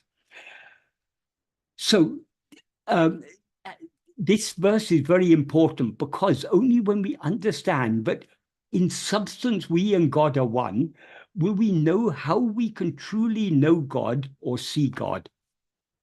So in the next verse, verse 25, Bhagavan says, Tane upadi vittu ovadu, tan isan tane over unavadam undipara, tanai olivadal undipara. What that means is, knowing oneself, leaving adjuncts, is itself knowing God because of shining as oneself. That's the literal meaning. Leaving adjuncts, upadi vittu, leaving means leaving aside or letting go of. In other words, ceasing to identify ourselves with adjuncts. No, so vittu, though it's an adverbial participle, it's often used by Bhagavan in the sense of without. So knowing ourselves without adjuncts, or knowing ourselves having let go of adjuncts, is itself knowing God. Why? Tanai olivadal, because of shining as oneself. Because of shining as oneself implies because God shines as ourself. That is, God is what we actually are. Only when we know ourselves without adjuncts are we truly knowing God, because God is what we actually are. So long as we know ourselves as a set of adjuncts, we seem to be something different from God. If we set aside these adjuncts and know ourselves as we actually are, that itself is knowing God, because God is what we actually are. God is what exists and shines within us as our own being, I am.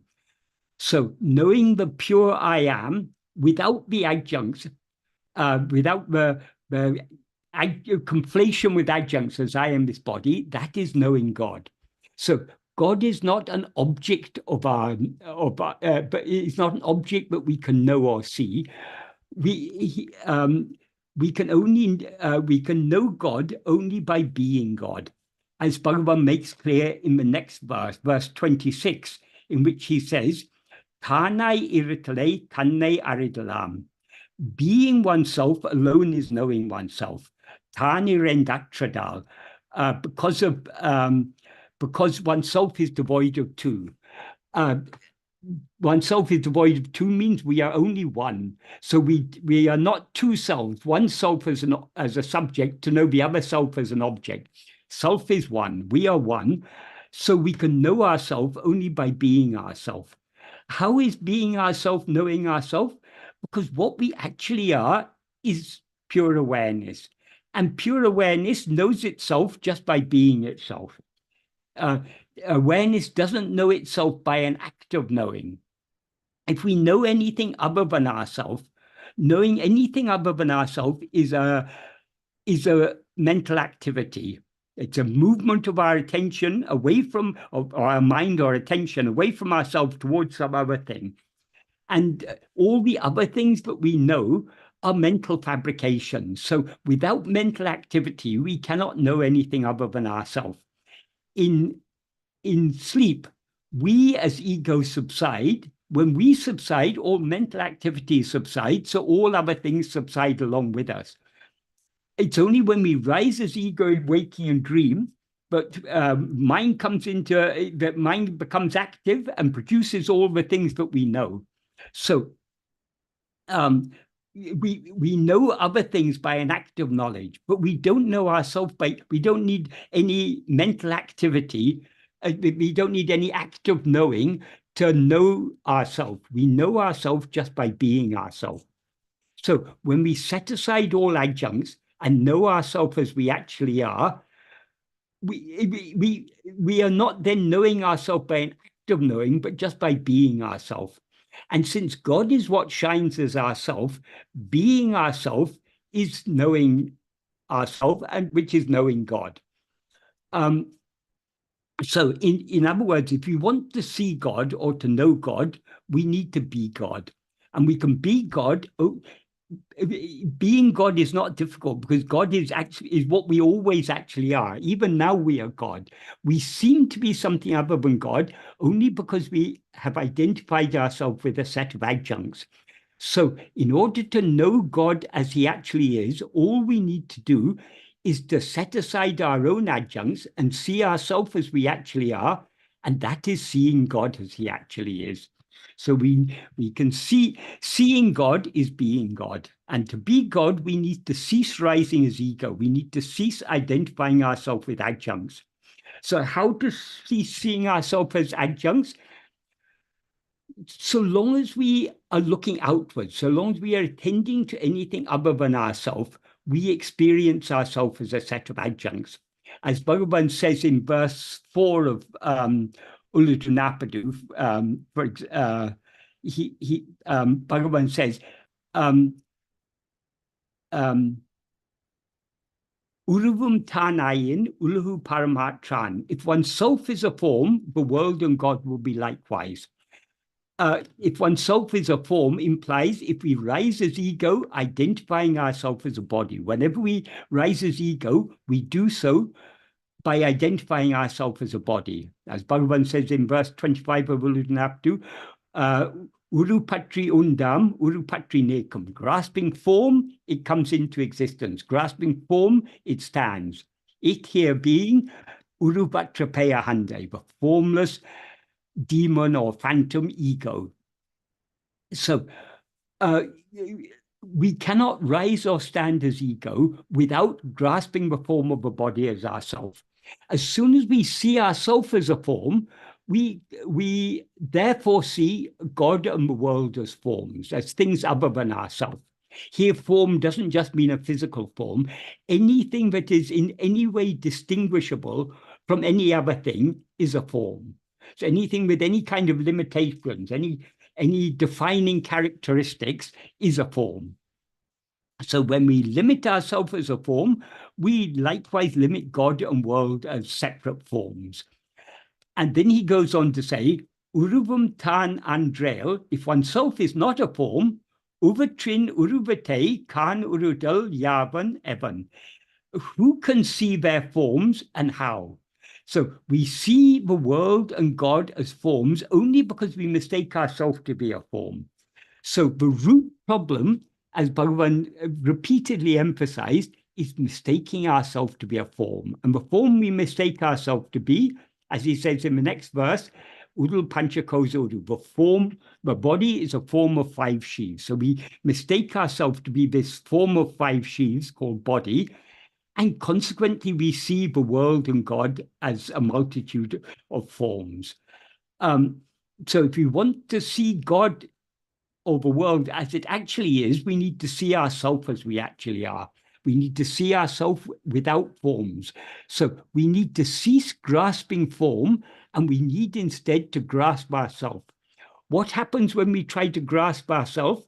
As Bhagavan says in verse 25 of Urdunaptu, Tedinal otum pidicum. If seeking, it takes flight. This is referring to ego. If seeking here, Bhagavan doesn't say what is to seek what, but the implication is if ego seeks itself, if the ego seeks to know what it actually is, if it seeks its own reality, it will take flight. In other words, it will subside and dissolve back into its source. So to see God, we need to see what God actually is, or to see God as he actually is, we need to see ourselves as we actually are. And to see ourselves as we actually are, we need to cease rising as ego by attending not to anything other than ourselves, but to ourselves alone. So this subject of seeing God that Bhagavan dealt with so succinctly and clearly in Upadesha, he also deals with it in various ways in Uludunapadu. In verse 24 of Upadesha, he said, Irkam Ikayal Isajivagal Oru Porale Ava. By being nature, or God and soul are just one portal. What he means by portal, he explains, or he defines what he means by portal in verse 7 of Uludunapadu. What he says in verse 7 of Uludunapadu is, Uluhu arivum ondrai uditu odungum enum Uluhu arivu tannal olirum. Here he's using the word arivu, which means awareness, but he's talking about the awareness that rises and subsides. The awareness that arises and subsides is not the real awareness, but only mind.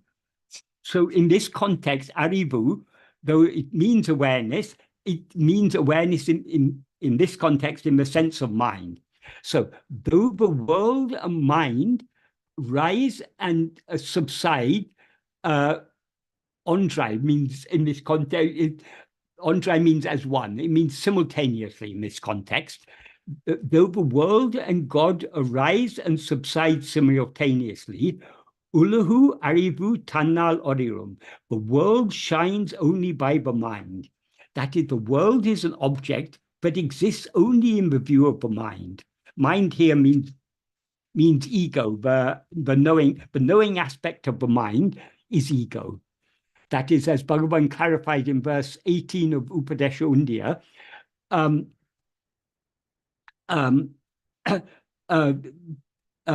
thoughts alone are mind.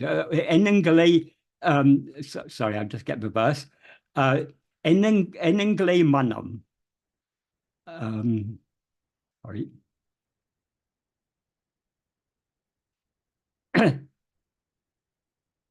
enangle manam, thoughts alone of a mind. Yavinum nanenum enname mulamam undipara yan yanam manam enal undipara. That means thoughts alone of a mind. Of all, meaning of all thoughts, the thought called I alone is the root. The thought called I is ego. Why is ego the root of all other thoughts? Because all other thoughts are objects, whereas ego is the subject. The objects exist only in the view of the subject. So there cannot be any other thought. Thoughts appear only in the view of ego. So without ego, no other thought can exist. So though ego is a thought, it's a thought unlike all other thoughts, because all other thoughts are jada, devoid of awareness, whereas ego is the only thought that is endowed with awareness, because as Bhagavan explained in verse 24 of Uludunaptu, ego is what is called chit jada granti. Chit means awareness, here referring to Satchit, the pure awareness I am. Jada means what is devoid of awareness, and granti means not. So the not formed by the entanglement of awareness with what is not awareness. In other words, this false awareness, I am this body, in which I am is chit and this body is jada, that conflated awareness, which is ego, is what is called chit jada granti. So ego is the only thought that is endowed with awareness. Since ego is endowed with awareness, and all other thoughts are devoid of awareness, the world, which is nothing but thoughts, as Bhagavan says in Nana, for example, in verse 14, the 14th paragraph, towards the end, he says, Jagam embadu neneve. What is called the world is only thought. So all thoughts exist only in the view of and that the world is nothing but thoughts. All those thoughts exist only in the view of ego. So he says, the world shines only by arivu, by awareness, meaning ego or mind. But then the important point that I'm coming to here is the next sentence, in which he says, Uluhu arivu tondri marivadaku idanai tondri mariadu olirum pundrum am akde porol. He defines here what he means by porol. That is, only that which shines without appearing and disappearing, as the place for the appearing and disappearing of the world and arivu, means awareness in the sense of ego or mind, is porol, which is pundram. Pundram is a Tamil form of the Sanskrit word purna, means whole. Whole in the sense that it is the totality of all, it's the infinite whole. So, but when Bhagavan talks about porol in verse 24 of Uludunaptu, saying that in being nature, we and God are just one porol, that porol is the ultimate substance which shines without appearing or disappearing as the place for the appearing and disappearing of the world and mind. So this is what Bhagavan means by porol. So in the next verse, verse 8, he takes up the subject of how to see this porol, how to see or know this porol. And this verse 8 is a very, very beautiful verse. What he says in this verse is, Epea itu evuruvil etinum a per uruvil aporole kanvari adu. That means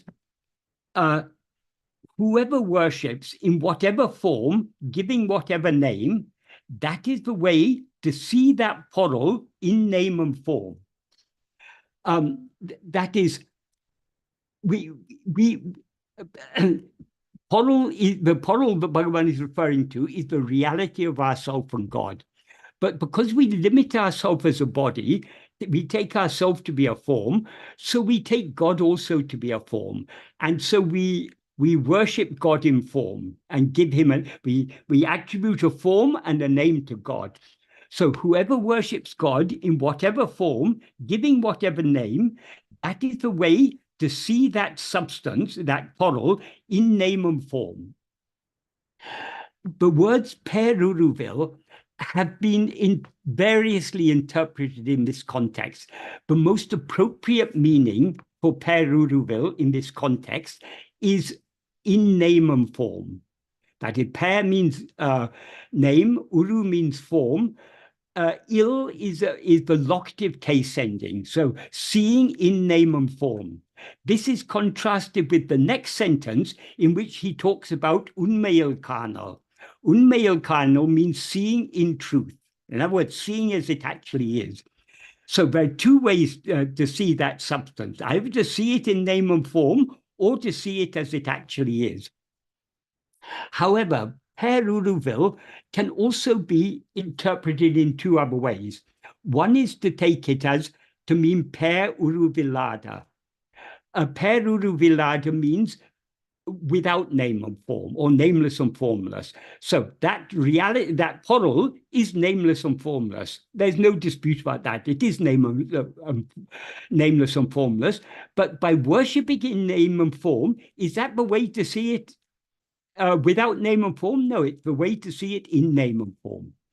Peruruvil, besides meaning in name and form, or nameless and formless, can also be taken to mean peruruvilamal or peruruviladu, in which case it would mean without name and form. This is how some people have interpreted this verse. But that is, some people take it to mean whoever worships in whatever form, giving whatever name, that is the way to see that portal without name and form. That is not a correct meaning. Firstly, because meaning doesn't fit with the second sentence, because he begins the second sentence with the word I in and goes on to talk about what is unmeil karnal, what is seeing in truth. So there's a contrast between these two sentences. That's why he uses the word I in which means however. So the only reasonable interpretation is to take this peruruvil. It doesn't mean without name and form, it means in name and form. Of course, that reality in its true nature is nameless and formless. There's no dispute about that.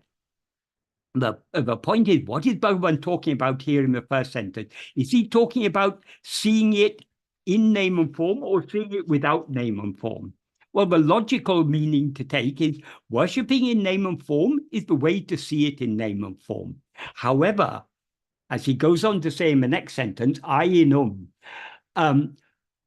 poralin unmeil, tan unmeine ondu, odungi ondrudele unmeil karnal una. That means, however, investigating the reality of oneself, dissolving in the reality of that true substance, becoming one alone is seeing in reality. So if we want to see that portal as it actually is, we need to investigate the reality of ourselves in order to see ourselves without adjuncts, as he says in verse 25 of Upadeshundya. We need to investigate the reality of ourselves, and by investigating the reality of ourselves, we will thereby dissolve in the reality of that true portal, that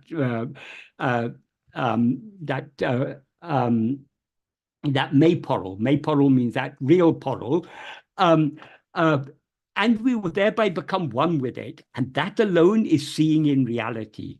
In other words, again, Bhagavan is emphasizing here that being that is seeing that. In order to see that, we need to be it, and in order to be it, we need to investigate the reality of ourselves and dissolve in the reality of that true substance. Another way in which this second sentence is also slightly misinterpreted in some translations. Some translations say, seeing the, investigating the reality of oneself in the reality of that real substance. We are not to see our own reality in the reality of that, but they're not two different realities. That is, in Tamil verses, the verses often are not the order of words in the verse is often not the usual prose order. So in order to interpret some verses correctly, we have to do what is called anvayam. Anvayam means to rearrange the words in a logical prose order. So if we do anvayam of the second sentence, it is tan unmayene ondu. That ondu means investigating or knowing. So investigating and knowing one's own reality. Anmeiporolin unmeil odungi ondrudale, merging or subsiding in the reality of that real substance. That alone is seeing in truth. So what he refers to here is that meiporol, that real substance.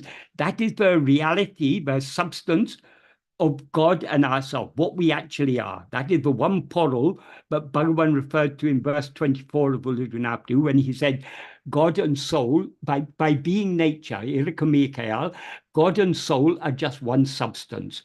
So in order to know that one substance in truth, in other words, in order to know it or to see it as it actually is, we need to investigate and know our own reality, and thereby subside and become one with the reality of that, subside in the reality of that and become one with it. That is seeing it in truth. In other words, seeing ourselves alone is seeing ourselves as we actually are, alone is seeing God as he actually is. That is Bhagavan is repeatedly emphasizing the same point. So worshipping in name and form is good, but that's only a way to see him in name and form. That's a good way. That's good as a practice of devotion. But as Bhagavan says in verse 8 of Upadesha Undiyar, rather than meditating on God as something other than ourselves, it's best is to meditate on him as not other than ourselves, with the understanding that he is I. That is Anya bhavatin abanahamahum ananya bhavame undipara anatimun utamum undipara. Anya bhavam means meditate, in this context, it means meditating on what is other. That implies meditating on God as if he was something other than ourselves. In other words, meditating on God in name and form. Rather than that, ananya bhava, meditating on him as not other than ourselves, with the understanding that he is I, abanahamahum, that is anatinam uttamam, that is the best among all. So though Bhagavan wasn't opposed to worship in name and form, that is appropriate as a practice in the path of bhakti. But better than worshipping God in name and form, as if he was something other than ourselves, to recognize that he is what is shining in our heart as I, and to meditate on him as none other than ourselves, that is the best among all. So the first sentence of this verse is talking about meditating on God in name and form. Meditate, that is, worshipping him in name and form. If we worship him in name and form or meditate on him in name and form, that is the way to see him in name and form. But if we want to see him as he actually is, we need to investigate the reality of ourselves. And in other words, we need to see what we actually are, and thereby we will subside and merge in the reality of God, and become one with him, and that is seeing him in truth. Bhagavan again takes up the subject of seeing God in verses 20, 21, and 22 of Uludunapdu. What he says in verse 20 is, Kanum tane vittu, tang kadvale kanal, Kanam manamayamam kakshi. What that means is leaving oneself who sees, oneself seeing God is seeing a mental vision. When he says kanam tane vittu, leaving oneself who sees, that means instead of turning our attention within and holding on to ourselves, leaving ourselves and looking for God outside, seeing God outside as something other than ourselves, is seeing a mental vision, a manamayamam kakshi. So if we worship God in name and form, we will see him in name and form, but that is just a manamayamam kakshi. So how to see God as he actually is? The next sentence is a very, very beautiful sentence in Tamil. Bhagavan is using one of his favorite words in Tamil, which is tan, and various forms of word tan. Tan means oneself. But here in this sentence, he's using this word oneself to refer both to ourself as we actually are and to ourself as ego. So if we, the sentence is, Tanne kanam avan tan kadavul kandanam tan mudale tan mudal poi tan kadavul andri illadal. If we translate it literally, that sentence means only one who sees oneself, the origin of oneself, is one who has seen God. Because the origin, oneself, going, oneself is not other than God. So we have to unpack this a little to understand what he's referring to with these various, when he's talking about oneself. When he says only one who sees oneself, the origin of oneself, means only one who sees the reality of oneself, only one who sees themselves as they actually are, and that what we actually are is the origin of ourself as ego.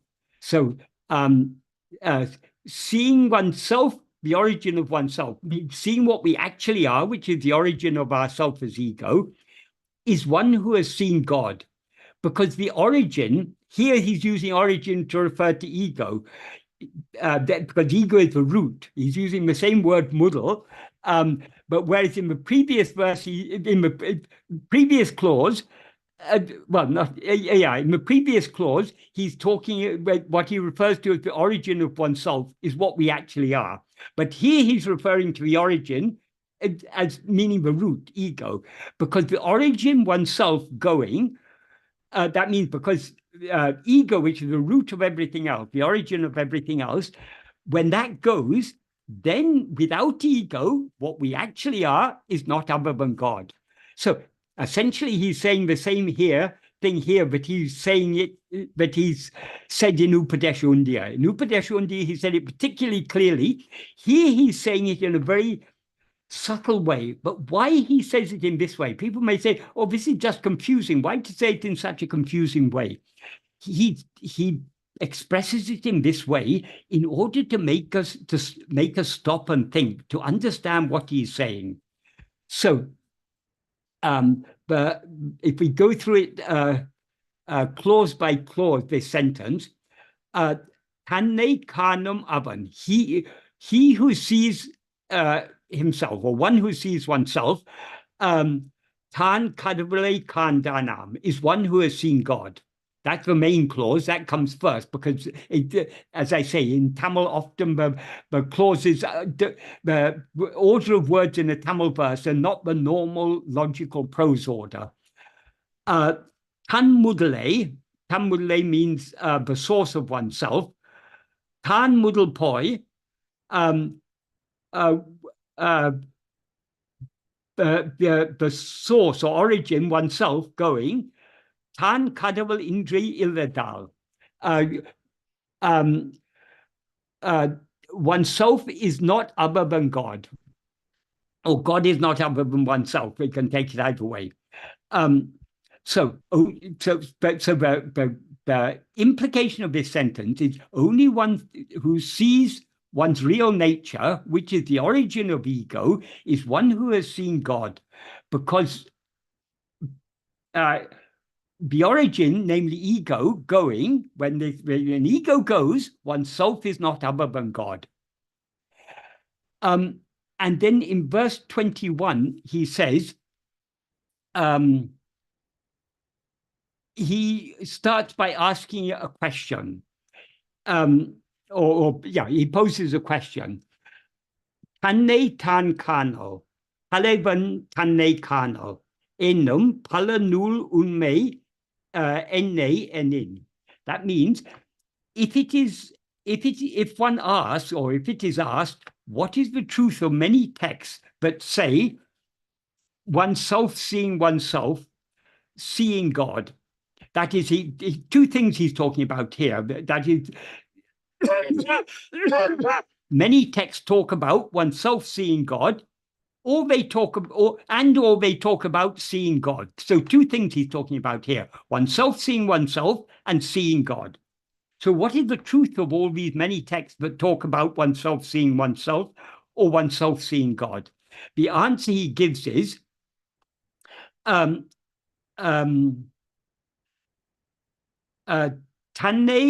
tan karnal evan tan ondral.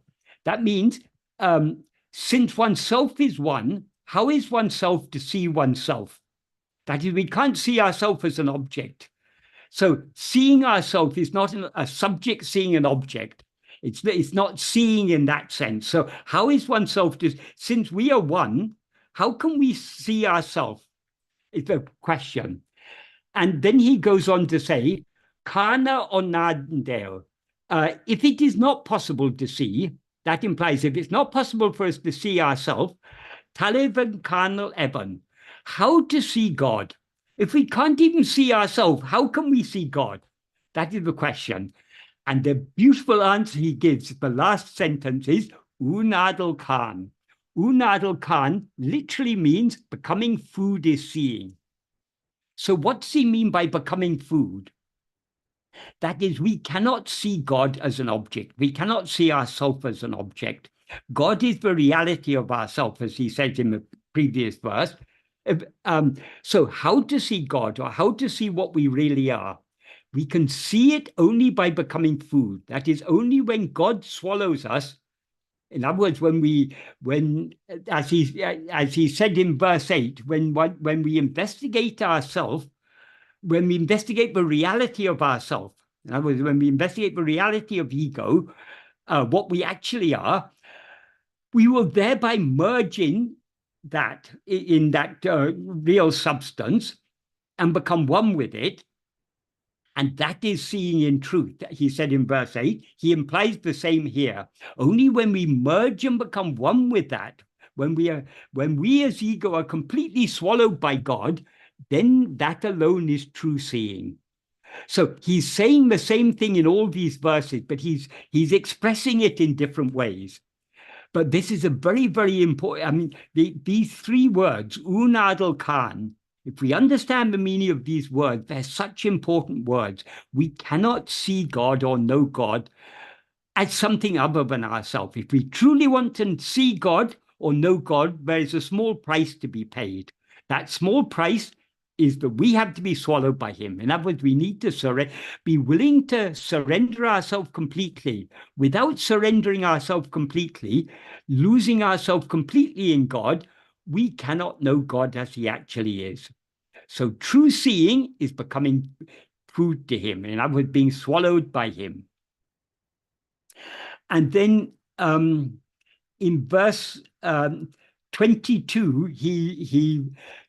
he wraps it all up and emphasizes the practical import of all these teachings.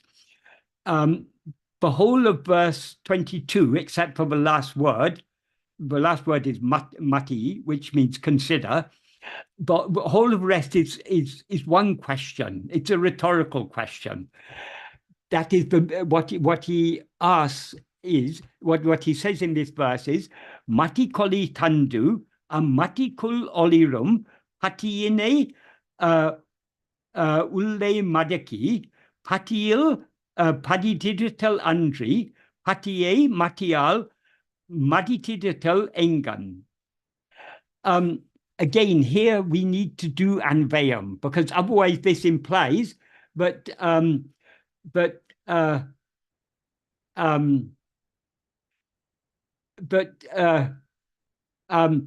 Matikul olirum matiane, the mind which shines in that mind. That doesn't make sense. What it means is God who shines in that mind. So we have to rearrange the order of words as matikoli tandu, matikul olirum patiil, matiene ulle madaki, paditital andri, patie matial, maditital engan, mati.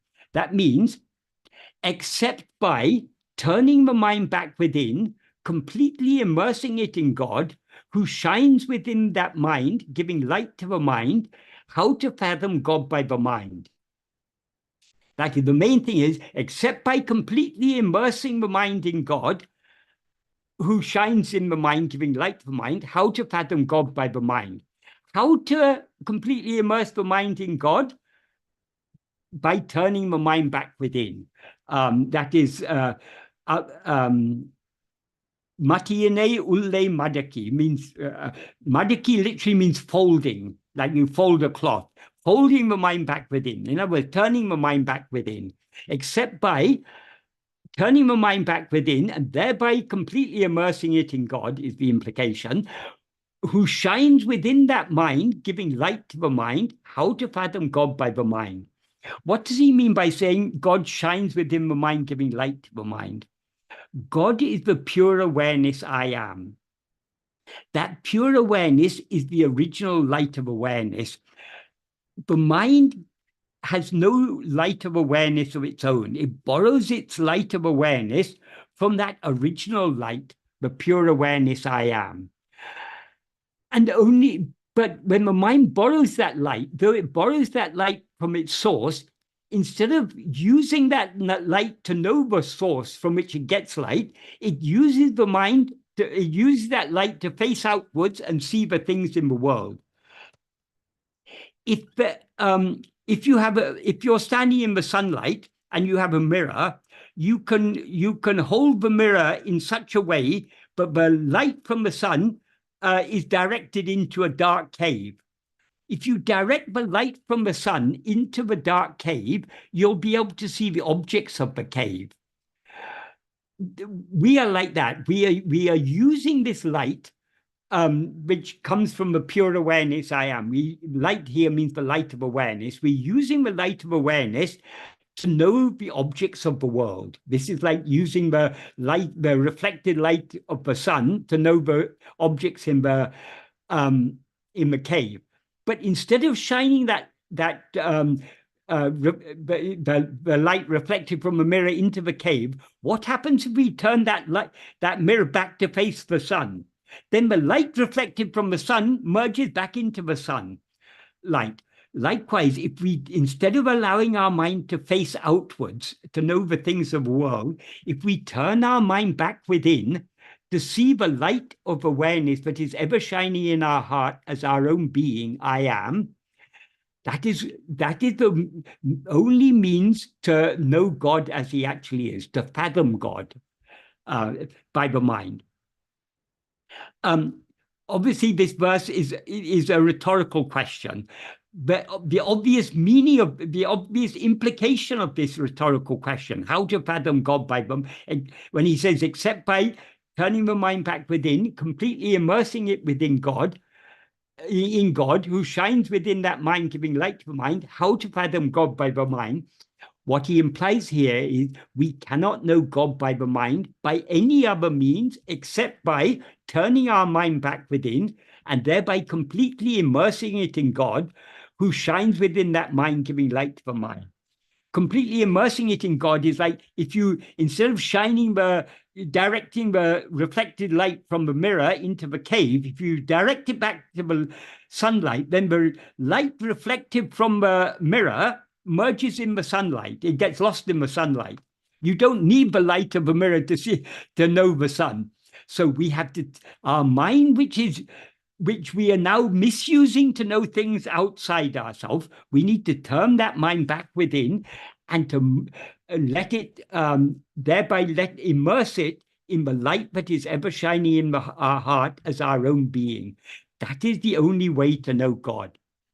So in all these verses, Bhagavan is implying the same thing, but the only way to know God is for us to cease rising as ego by identifying ourselves with adjuncts.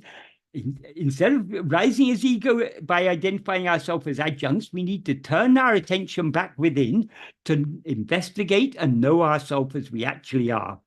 To the extent to which we turn our attention back within, the adjuncts will drop off, because the adjuncts are not holding on to us. We are holding on to the adjuncts. So the adjuncts, Bhagavan often used to say, we complain that we are in bondage, but nothing is binding us. We are binding ourselves by holding on to the things of the world, by holding on to this body and the things of the world. All we have to do to free ourselves from this bondage is to let go of these external things and turn our mind back within, and thereby merge back into the source. In Guru Vajra Kukavaya, I think if I remember correctly, there's a verse in which Bhagavan says, but people who are afraid to let go of the body and mind are like someone who is standing on the ground and holding on to a branch above their head, saying, I can't let go of this branch. If I let go of the branch, I'll fall. If we let go of the branch, we're always standing on solid ground. We don't need to hold on to the branch. Likewise, we do not need to hold on to this body and mind. We hold on to this body and mind as if our very survival depends upon it. But if we have the courage, if we have the faith in Bhagavan's words, we will let go of this body and mind and turn back within to cling to our own being, I am. And by turning our mind back within, we will thereby immerse it completely in God, who is the light that shines within the mind. And thereby we will merge and become one with God. So in all these verses, he's saying the same thing. We need to let go of the adjunct that we are now clinging to as I, and know ourselves as we actually are. So instead of clinging to the adjuncts, we need to cling to ourselves. By clinging to ourselves, we will thereby subside and merge back into God, as he says in beautifully in verse 8. Wait a second, sorry, you've got to go back to verse 8. I've lost it now.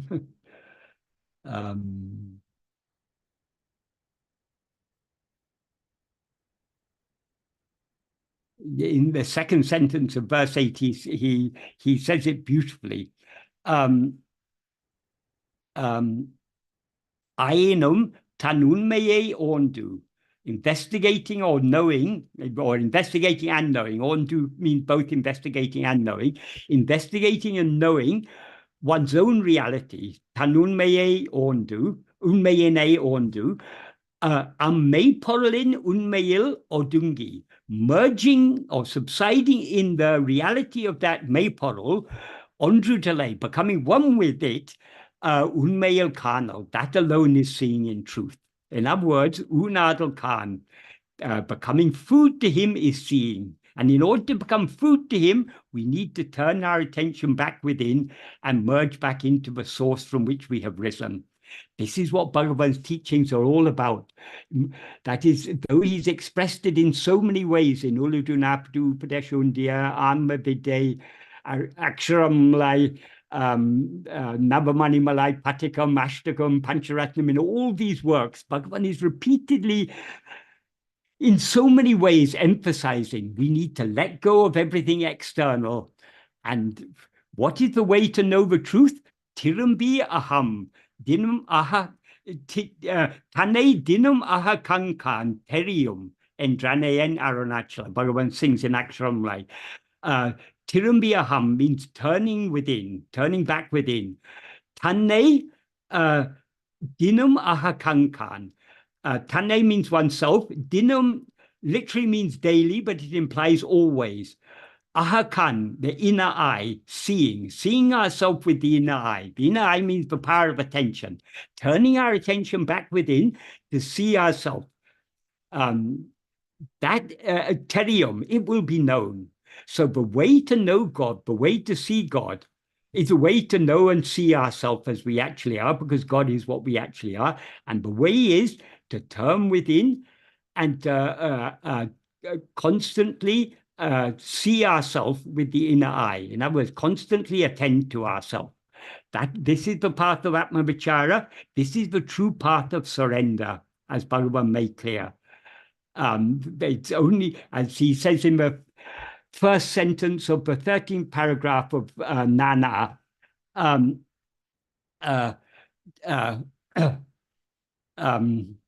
Anma Chintane Tavira, Vera Chintane Kalambavadaku, Satram Idam Kodamal, Atmanishta Paranai Iripade, Anne Isunaku Alepadam. Being Atmanishta Paran, being one who is firmly established as oneself. In other words, being as we actually are, giving not even the slightest room to rising any other thought except Atmachintana. Atmachintana means thought of oneself. In other words, self-attentiveness. That alone is giving ourselves to God. So this is the path of Atma Vichara and the path of Atma Samapanam taught by Bhagavan. Om Namo Bhagavate Sri Arunachala Ramanaya.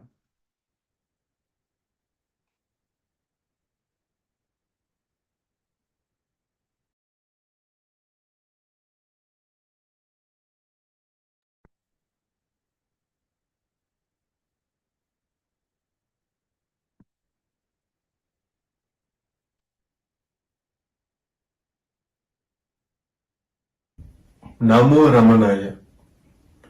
Enna வேண்டும்? Ai-je besoin? Ce dont j'ai besoin et ce dont je n'ai pas besoin. Tout cela, Ramana le sait bien que moi. Il est le père et la mère de tous ceux et celles qui ont besoin de lui. Moi qui suis son fils, ai-je besoin d'aller voir quelqu'un d'autre? Il est juste que je demande et qu'il donne. Y aurait-il des choses bonnes qu'il ne souhaiterait pas? Il donne ce qu'il souhaite. Quelqu'un qui demande pourrait-il être un devotee? Les actes de celui qui connaît tout pourraient-ils être mauvais? Y a-t-il une vie plus heureuse de qui ne désire rien? Y a-t-il plus grande béatitude que la connaissance sans pensée? Nous l'appelons notre Père, qui nous rend sans crainte. Tout ce que d'autres peuvent donner n'est que dérisoire. Il nous montrera ce qui est bon à voir. Il maîtrisera mes sens et mon corps. Il me fera la grâce de tenir mon ego en échec. Il me fera danser au son de sa musique divine. Quand, quoi et où ai-je besoin de faire? Il le fera. Dois-je le demander? Serais-je touché par quoi que ce soit, si ce n'est par le bien? Ai-je besoin de quoi que ce soit, ni de qui que ce soit, excepté Ramana? En anglais, traduit du tamoul par P.M EST, Ramana's Raman.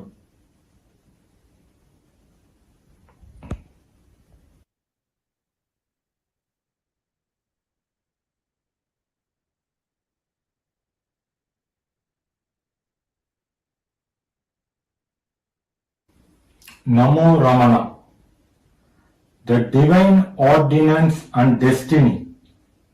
Although those who do not know consciousness find fault with things that happen in the world, all events that occur do so in accordance with a unique divine ordinance.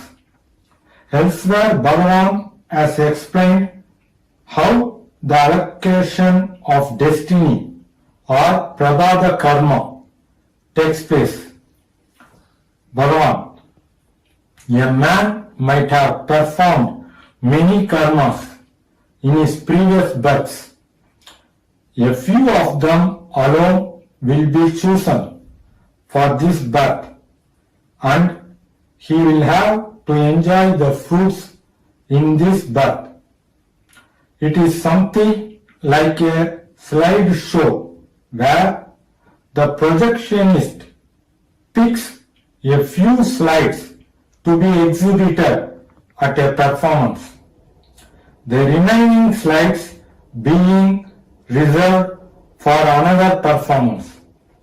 Bhagavan, individuals have to suffer their karmas, but Ishvara manages to make the best of their karmas for his purpose. God manipulates the fruits of karma, but he does not add or take away from it. The subconsciousness of man is a warehouse of good and bad karma.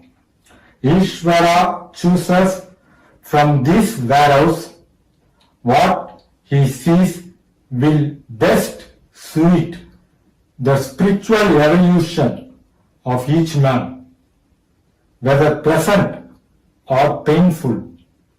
Thus, there is nothing arbitrary. Om Namo Bhagavate Sri Ramanaya. Is not everything the work of God?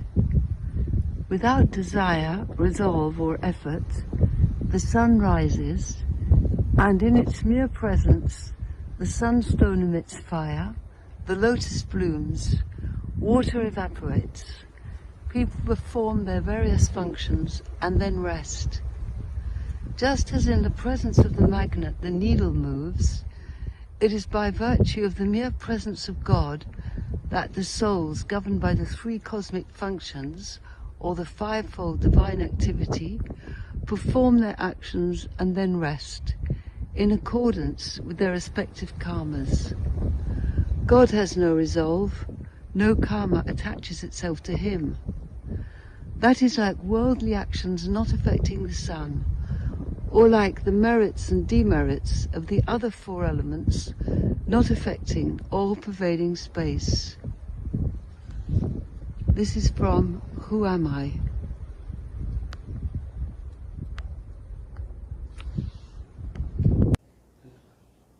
Om Namo Bhagavate Sri Ramanaya.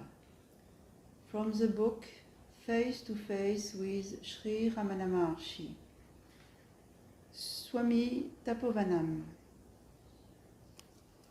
Silence is truth. Silence is bliss. Silence is peace. And hence silence is Atman. To live this silence should be the goal. It is moksha. Sri Ramana Maharshi was an embodiment of such a silence. He was the silence itself. I had the good fortune of having darshan of the Maharshi at Tiruvannamalai when he was living in a cave along with his mother and brother, a young brahmachari at that time. I climbed the hill and saw the Maharshi there. The Maharshi looked lovingly into my face. That was all. He spoke, but silence. Not a word passed between us. A supreme, dynamic, and divine silence prevailed. An hour passed by, all in silence. He rose for his meals. I too rose from my seat, bowed again, and walked down the hill. The divine silence sank deeper and deeper into me at each step. Someone came running behind me and pressed me to take some prasadam. I was full with this silence. The Maharshi called him back and advised him not to press me. Then I left the cave and walked away.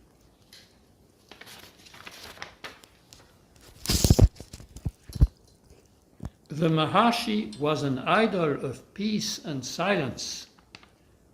The ocean's surface dances in waves, laughs in sparkling foam, roars as its thunderous waves clap and clash.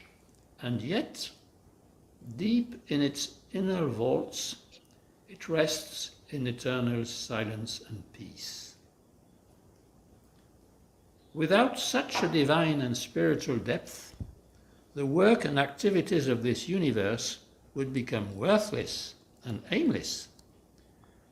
Work should be undertaken and pursued to take us ultimately to the workless abode of divine silence and endless peace. This is the secret doctrine of all our Vedas and ancient scriptures. Om Namo Bhagavate Sri Ramanaya. Om Namo Bhagavate Sri Ramanaya.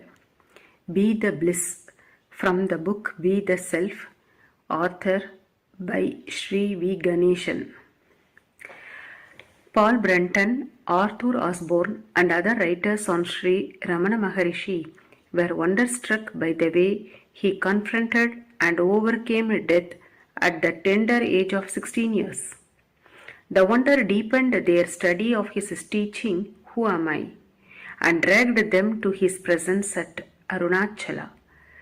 The great change in his life was brought about by the death experience. What resulted became the essence of his teachings. The life of a sage and his teachings are thus inseparable. Let me start from a verse of a supplement to 40 verses. உள்ளது 40 அனுபந்தம் 12. இழிவு உடல் யான் எண்ணல் இகந்திடுக என்றும் ஒழிவு இல் இன்பாம் தனையோர்க அழியும் உடல் ஓம்பலோடு தனையோர உணலாறு கடக்க கராப்புனை கொண்டு அற்று. Give up the idea that this loathsome body is the self. Realize the eternally blissful self. To seek to know the self while cherishing the ephemeral body is like mistaking a crocodile for a log and trying to cross the river on it. The first two lines of this verse 12 of supplement to 40 verses contain the essence of his teachings. Give up the idea that this contemptible body is the self. Know and be eternally blissful self. In this book, author B. Ganeshan analyzed this verse by dividing into three parts: the cause, the consequence, and the connection between the two. Let us start the cause. The scriptures say that the attachment to the body is the source and ground of all other attachments. Taking the body to be the self is the sole cause of bondage. Bhagavan has given at various places the many difficulties faced by one who takes the body for the self. The seeker should beware of being swallowed by this Dehatma Buddhi. What happens when one is caught in I am the body idea, Dehatma Buddhi? Bhagavan deals with this in the following passages. From the 5 verses on the self, Bhagavan says, forgetful of the self, mistaking the physical body for it, one goes through innumerable births. From the neglect of 9 gems, Bhagavan says, Dehatma Buddhi is like fall into a deep sea called Jagarmaya and get drowned into universal illusions. Dehatma Buddhi means it wanders aimlessly in various ways from Ashtakam. So, thus we are sufficiently warned not to identify ourselves with the body. What exactly then is the body? Author V. Ganeshan takes Bhagavan's words from different scriptures as follows. The body is inert like a pot. The body is in the form of 5 sheets. If we take ourselves to be the body, we are caught in the net of time and space from the 40 verses. It is therefore clear that Dehatma Buddhi has to be given up. If we give it up, what results? The consequences. It dawns on us that we are eternally the blissful self alone and nothing else. What is this state of blissful being? Bhagavan describes it clearly in many places. For example, from 40 verses, number 7, it is a wholeness, fullness. It is the experiential knowledge of all. The one self, the sole reality alone exists eternally. So, the eternal state of bliss ever shining within each one of us, Sri Bhagavan asserts, is common to all, irrespective of one's spiritual maturity. It is repeatedly stated that this ultimate state of perfection, being common to all, one has only to open up oneself to this ever-existing truth. Dehatma Buddhi and perfect blissful state, though widely different, exist in oneself only, like the two sides of one coin. The yearning seeker steeped in Dehatma Buddhi also longs for the attainment of blissful state, which Bhagavan says exists always. But there seems to be a cleft between these two divergent states of experience. How to bridge it? The connection. Let us begin again at the beginning, the body. Is the problem really with the body? No, says Bhagavan. The body is inert, insentient. Bhagavan says in the verse 24 of 40 verses, the inert body does not say I, neither does being awareness dawn. Between them arises an I with the size of the body. This is called mind. In the state of waking, we are all well aware of the body, but the body does not say I. In the absence of body consciousness, in sleep, no one says, I do not exist. It follows then that there is an I which is independent on the body. This knowledge is a breakthrough from the state of ignorance. After knowing intellectually that body is not I, we should try to realize what is this I and where from it emerges. Seeking the rising of I is a serious, joyful quest leading to genuine spiritual experience. Bhagavan says in verse 27 of 40 verses, the state in which the I does not arise is the state of that which is self. Realize this as your experience through keen investigation. Self-enquiry is the sure way to get rid of ego, known as I am the body concept. And self-enquiry leads to establish in the bliss state of self. This is the royal path. Diving deep within and like a hunter tracking silently the quarry, the one who reaches the source. This state where there is no need of thought is the ultimate reality. To the earnest seeker, it is vital to put into abhyasa, practice, honestly, fearlessly, and without slackening what one understands to be the way to the goal. Humble study of Jnani's life stirs from our depth the current of mumukshutva, that is the thirst for spiritual fulfillment. Let us all prostrate at the lotus feet of our Sadguru Sri Bhagavan and let us earnestly take to self-enquiry to get rid of this I am body idea. ஞானம் இல்லாது உன் ஆசையால் தளர்வர ஞானம் தெரித்து அருள் அருணாச்சலா. ஓம் நமோ பகவதே Sri ரமணாய.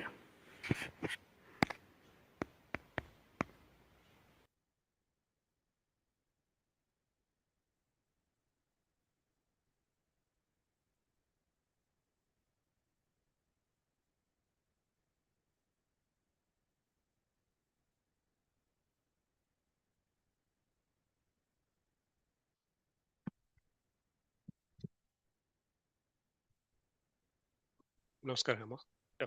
Om Namo Bhagavate Sri Ramanaya. Welcome to the Arunachala Ashram group Satsang. Now we will start with the chanting of Arunachala Akshamalai by Hema and Badri.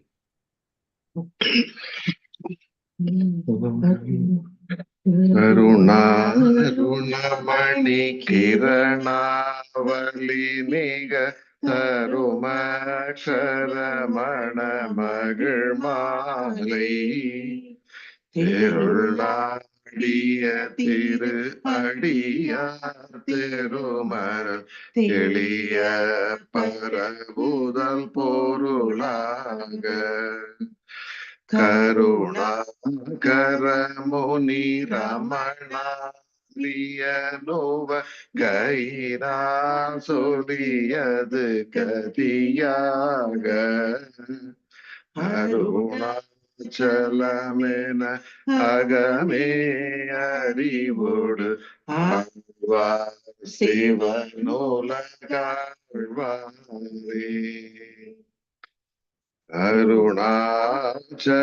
அருணாச்சலவரர்க்கேற்ற Aksharamanamalai சாற்ற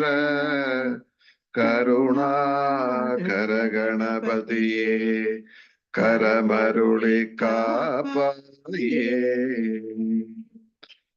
Arunachal சிவ அருணாச்சல சிவ அருணாச்சல சிவ அருணாச்சல அருணாச்சல சிவ அருணாச்சல சிவ அருணாச்சல சிவ அருணாச்சல அருணாச்சலமென அகமே நினைப்பவர் அகத்தை வேறறுப்பாய் அருணாச்சலா அழகு சுந்தரம் போல் அகமும் நீயும் முற்றவில்லையிருப்போம் அருணாச்சலா அகம்புகுந்தீர்த்தும் அககுகை சீரையாய் அமர்வித்ததென் கொல் அருணாச்சலா காவினை ஆண்டனை அகற்றீடு அகிலம் பழித்திடும் அருணாச்சலா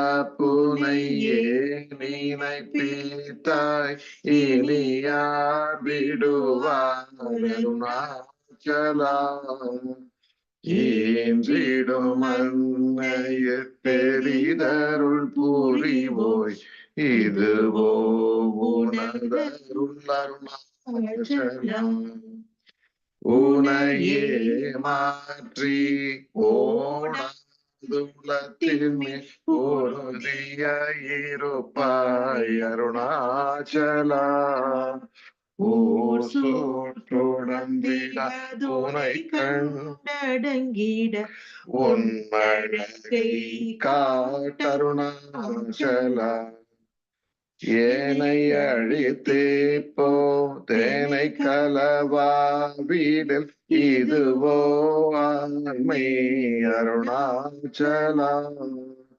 ஏனிந்த உறக்கம் ஏனை பிறரிழுக்க இது உனக்கழகோ அருணாச்சலா ஐம்புல கள்வர் அகத்தினில் புகும்போதகத்தினிலையோ அருணாச்சலா ஒருவன முன்னை ஒளித்தவர் வருவாரும் சோதே இது அருணாச்சலம் அருணாச்சல சிவ அருணாச்சல சிவ அருணாச்சல சிவ அருணாச்சல அருணாச்சல சிவ அருணாச்சல சிவ அருணாச்சல சிவ அருணாச்சல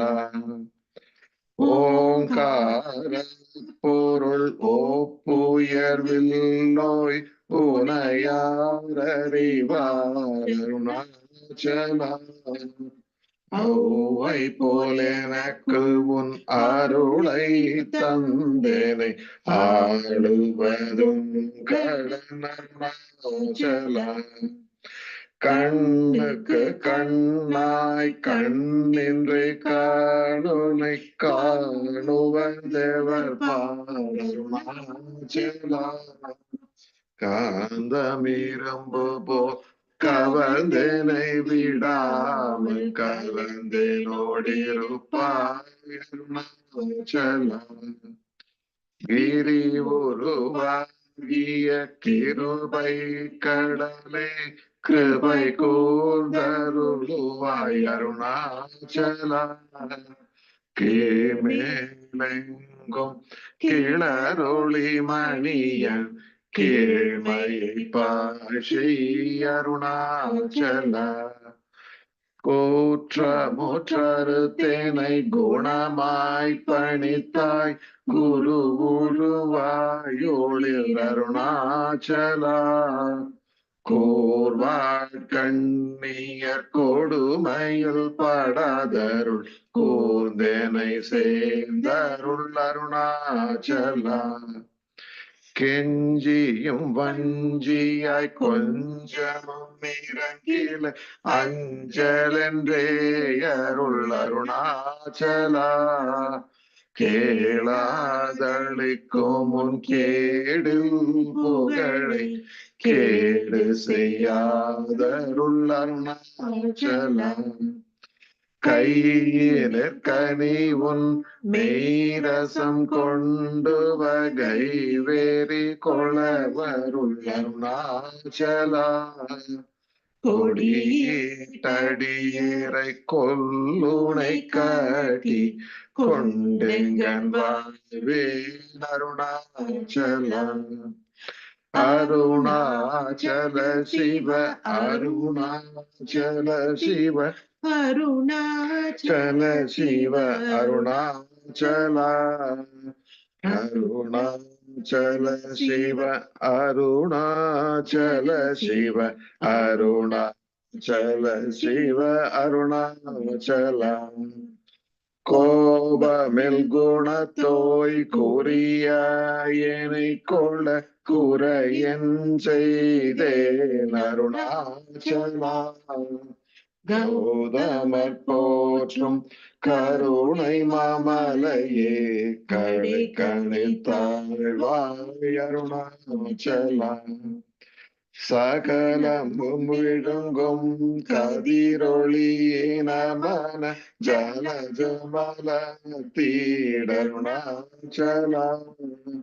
சாப்பாடுமை சார்ந்துணவாயான் சார்ந்தமாய் போவன் அருணாச்சலா.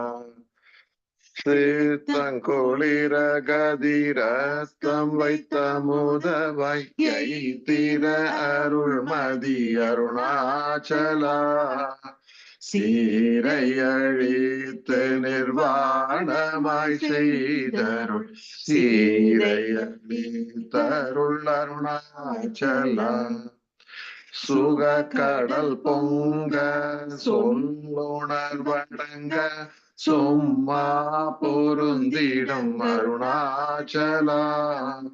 சோது செய்தென்னை சோதியாதினி உன் ஜோதி ஒரு காட்டருணாச்சலா.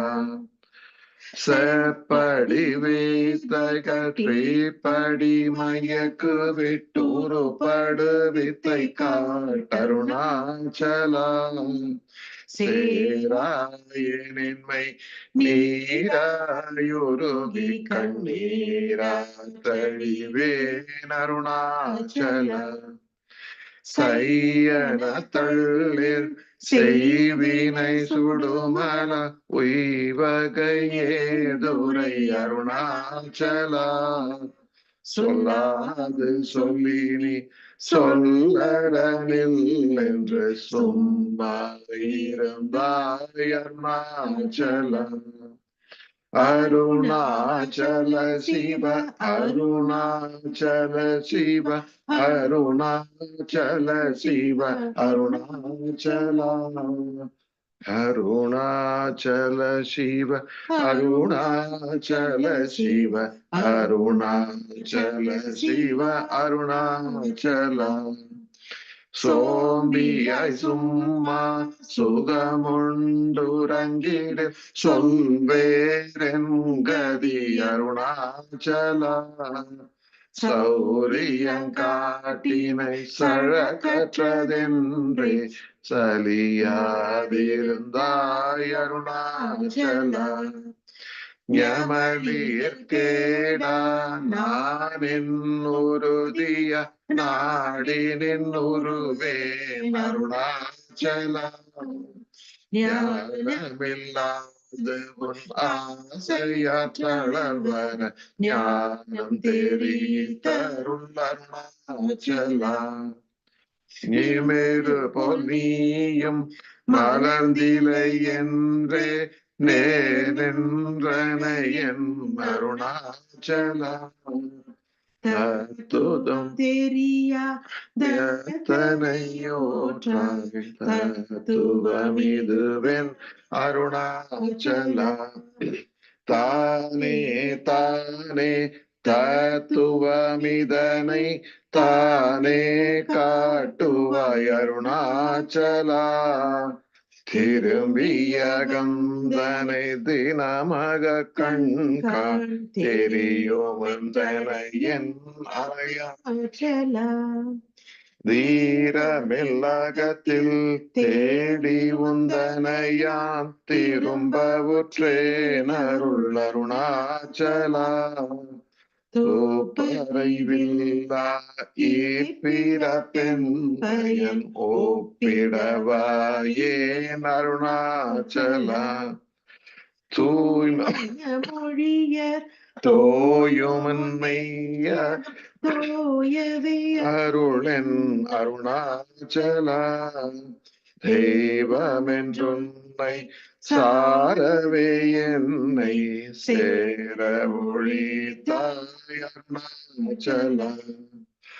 அருணாச்சல சிவ அருணாச்சல சிவ அருணாச்சல சிவ அருணாச்சலா.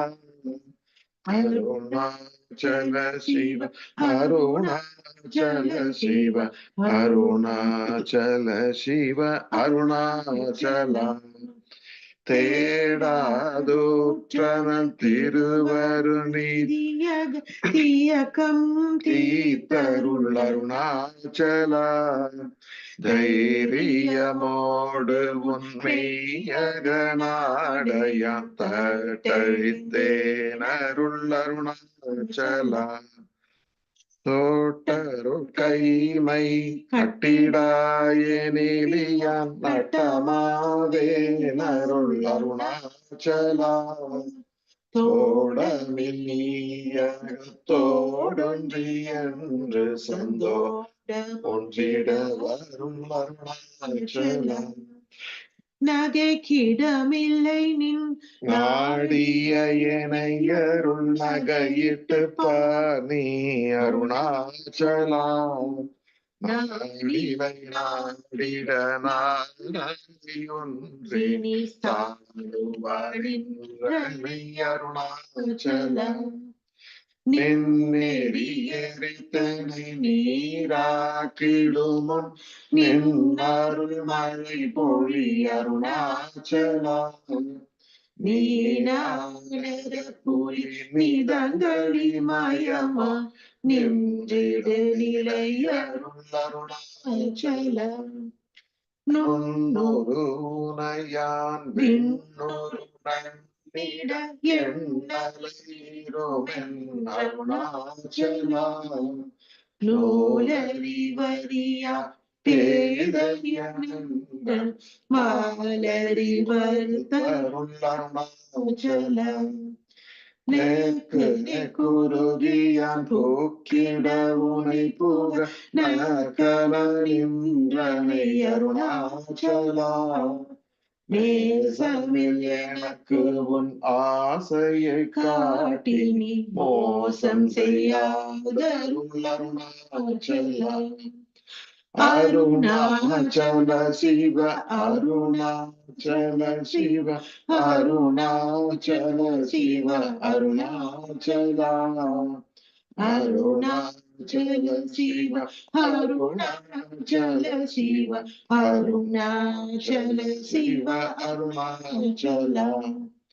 நல்கடி கடியா நலனில்லை பதத்தில் நாடியுட்கொள்ளும் அருணாச்சலா. நொந்திடாதனை தந்தை கொண்டிலை அந்தரனி எனக்கருணாச்சலா. நோக்கிய கருதிமை தாக்கிய பக்குவம் ஆக்கி நீ ஆண்டருள் அருணாச்சலா. பற்றி மாவிடந்தலை ஓற்றிருமுனமர் பற்றிட அருள் பூரி அருணாச்சலா. பார்த்தருள் மாலர பார்த்திலையெனிதருள் பாருனக்கார் சொல்வார் அருணாச்சலா. பேத்து விட்டுனை நேர்பித்தனாக்கினையருள் தேத்தம் தெளி மருந்தருணாச்சலா. பீதியில் உனைச்சார் பீதியில் எனைச்சே பீதியுந்தனக்கே அருணாச்சலா. புல்லறிவேதுரை நல்லறிவேதுரை உள்ளிடவே அருள் அருணாச்சலா. பூமண மாமண பூரண மணங்கோள பூரணமருள் அருணாச்சலா. பெயர் நினைத்திடவே பிடித்திழுத்தனை உன் பெருமையார் அறிவார் அருணாச்சலா. பேய்த்தனம் விடா விடா பேயாய் பிடித்தனை பேயனக்கினையின் அருணாச்சலா.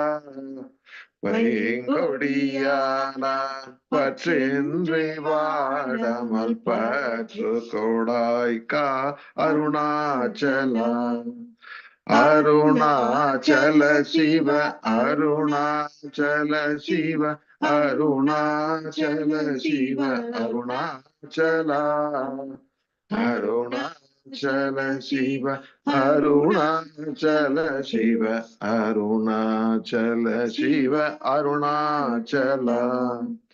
பொடியான் மயக்கி என் போதத்தை பறித்து உன் போதத்தை காட்டினை அருணாச்சலா. போக்கும் வரவுமில் பொது வெளியினில் அரு போராட்டங்காட்டருணாச்சலா. பௌதிக மாமுடல் பற்றற்று மாலுமுன் பவிசு கொண்டுரவருள் அருணாச்சலா. மலை மருந்திட நீ மலை திடவோ அருண் மலை மருந்தாயுளிர் அருணாச்சலா. மானம் கொண்டொருபவர் வானத்தை அழித்த அபிமானமில்லாதொழில் அருணாச்சலா. மிஞ்சிடு கெஞ்சிடும் கொஞ்ச அறிவனியா வஞ்சியாதருளெனை அருணாச்சலா. நீகாமல் இல்லாமல் ஆகாற்றலைகலம் ஆகாமல் காத்தருள் அருணாச்சலா. முடியடி காணா முடிவிடுத்தனை நீர் முடிவிட கடனில்லை அருணாச்சலா. மூக்கில முன்காட்டு முகுரமகாதேனை தூக்கியணைந்தருள் அருணாச்சலா. மெய்யகத்தின் மனமென் மலரணையில் நான் மெய் கலந்திட அருள் அருணாச்சலா. மேன்மேல் தாழ்ந்திடும் மெல்லிய சேர்ந்தினி மேன்மயற்றனையன் அருணாச்சலா மைமயல் நீ தருள் மையினால் உனது உன் மைவசமாக்கினை அருணாச்சலா அருணாச்சல சிவ அருணாச்சல சிவ அருணாச்சல சிவ அருணாச்சலா அருணாச்சல சிவ அருணாச்சல சிவ அருணாச்சல சிவ அருணாச்சலா மோட்டையடித்தனை வெட்ட வெளியில் நீ நட்டமாடினை என் அருணாச்சலா மோகம் தவித்து உன் மோகமாய் வைத்துமன் மோகம் தீராயின் அருணாச்சலா மௌனியாய் கல் போல் மலராதிருந்தால் மௌனமிதாமோ அருணாச்சலா எவனன் வாயில் மண்ணினையாட்டி என் பிழை பொழித்த அருணாச்சலா யாரும் அறியாது மதியினை வருட்டி எவர் கொலை கொண்ட அருணாச்சலா ரமணன் என்று உரைத்தேன் ரோஷம் கொள்ளாதேனை ரமித்திட செய்யவா அருணாச்சலா அருணாச்சல பகலில்லா வெறுவெளி வீட்டில் ரமித்திடுவோம் அருணாச்சலா லட்சியம் வைத்தருள அஸ்திரம் வேட்டனை பஷித்தாய் பிராணனுடன் அருணாச்சலா லாப பிரிக பர லாபமில்லைனையுற்று லாபமென்னூற்றனை அருணாச்சலா வரும்படி சொல்லிலை வந்தென் படியள வருந்திடும் தலை விதி அருணாச்சலா வாவென்றகம் போக்கும் வாழ்வருள் அன்றே என் வாழ்விழந்தேன் அருள் அருணாச்சலா வீட்டிடு கஷ்டமாம் விட்டிடாதுனை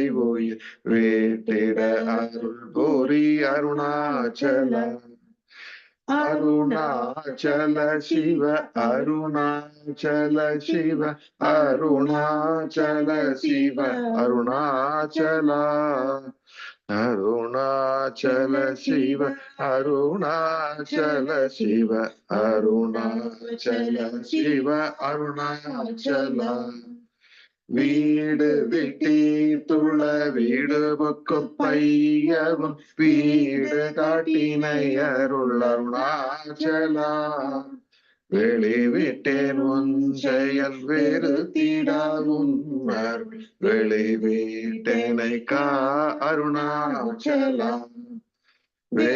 வேதாந்தத்தே வேரற விளங்கும் வேத பொருளருள் அருணாச்சலா வைதலை வாழ்த்தா வைத்தருள் கூடியார் வைத்தனை விடாதருள் அருணாச்சலா அம்பு வில்லாலி போல் அன்புருவிலேனை அன்பா கரைத்தருள் அருணாச்சலா அருணை என்றென்னையான் அருள் கண்ணீர் பட்டேன் உன் அருள் வலை தப்புமோ அருணாச்சலா சிந்தி தருள் பல சிலந்தி போல் கட்டி சிறையீட்டுண்டனை அருணாச்சலா அன்போடு நாம் அங்கே அன்பர்தம் Anbariv கண்பருள்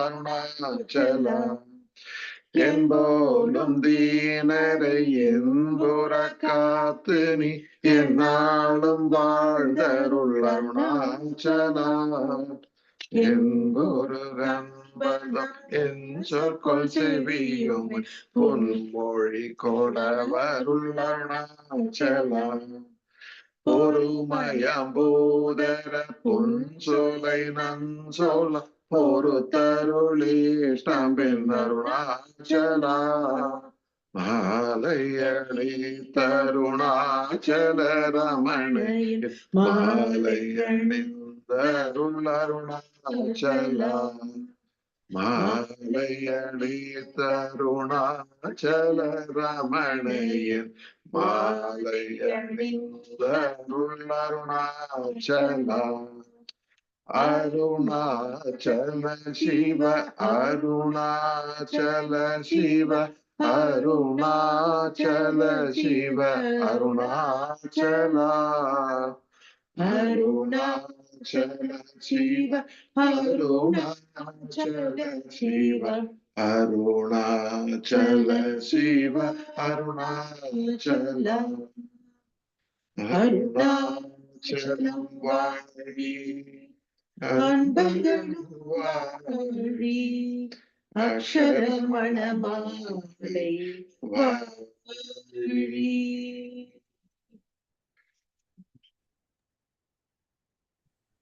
Thank you, Hema and Badri. Om Namo Bhagavate Shri Ramanaya.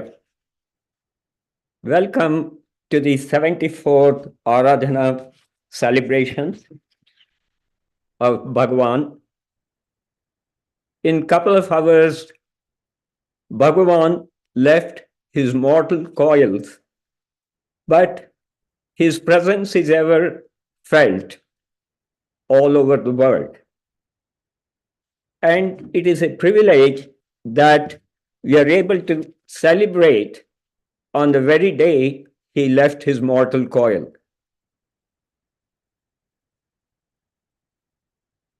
So many Satsang Groups will be celebrating with us today.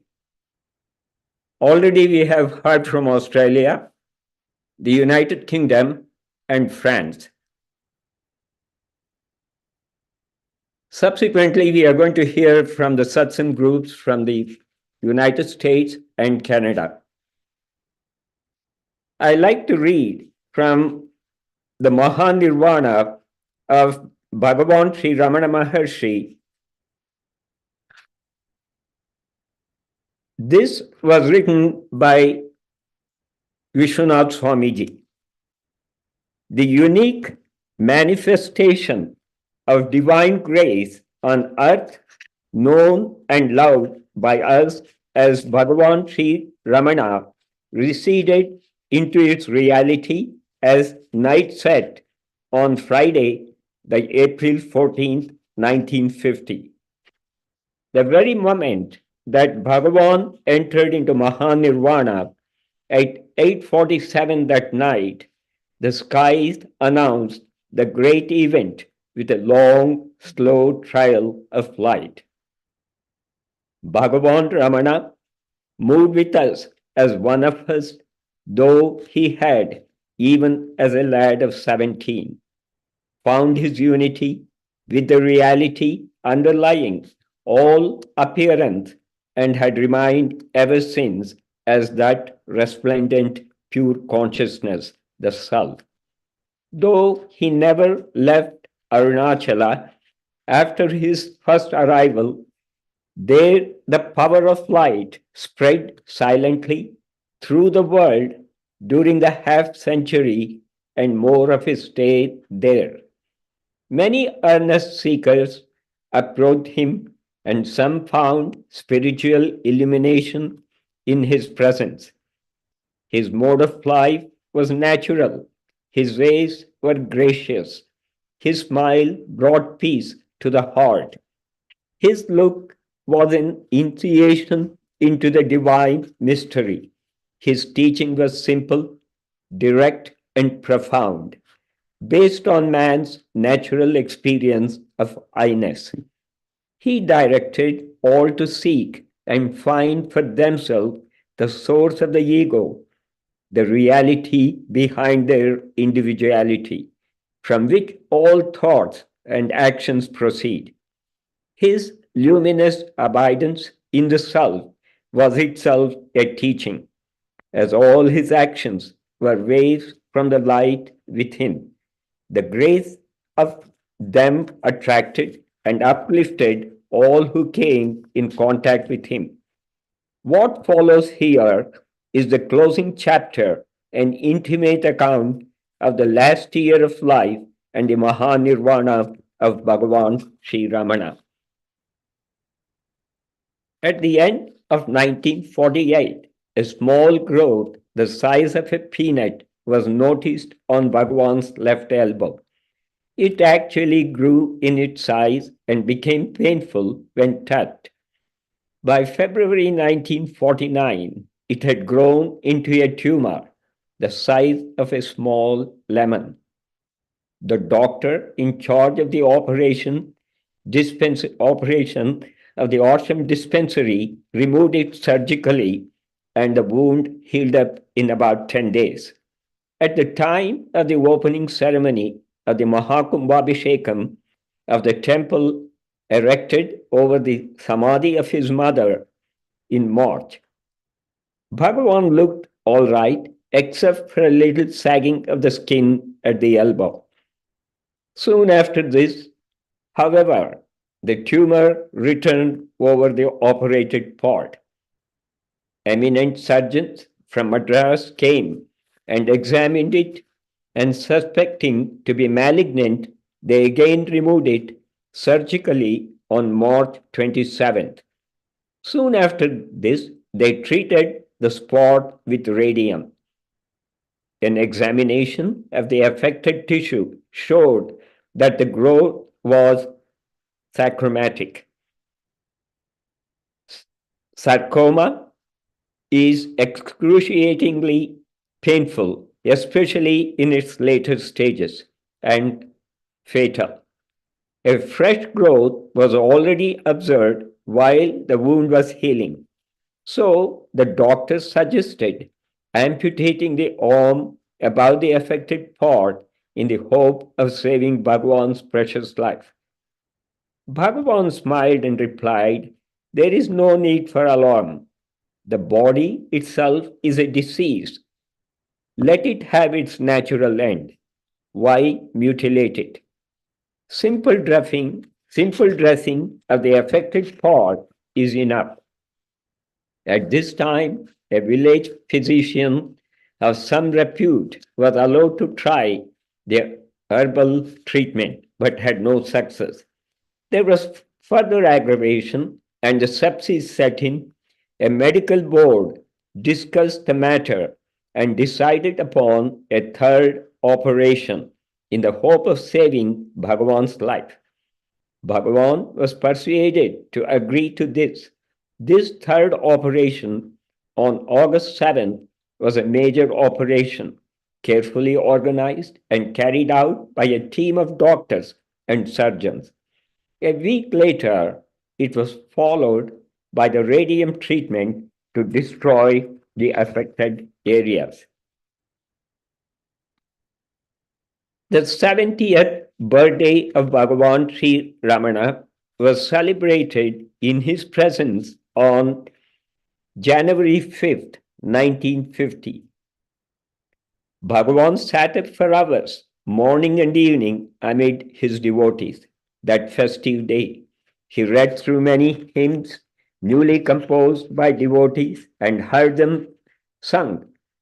The elephant of the temple of Arunachala came and stood there for a while after bowing down to Bhagavan, and then took leave of him by touching his feet with its trunk. A Rani, who had come from North India to pay her respects, took a motion picture of the scene. The atmosphere was full of joy, and the festivities ended with the prostration of the devotees to the master after the Vedic chant.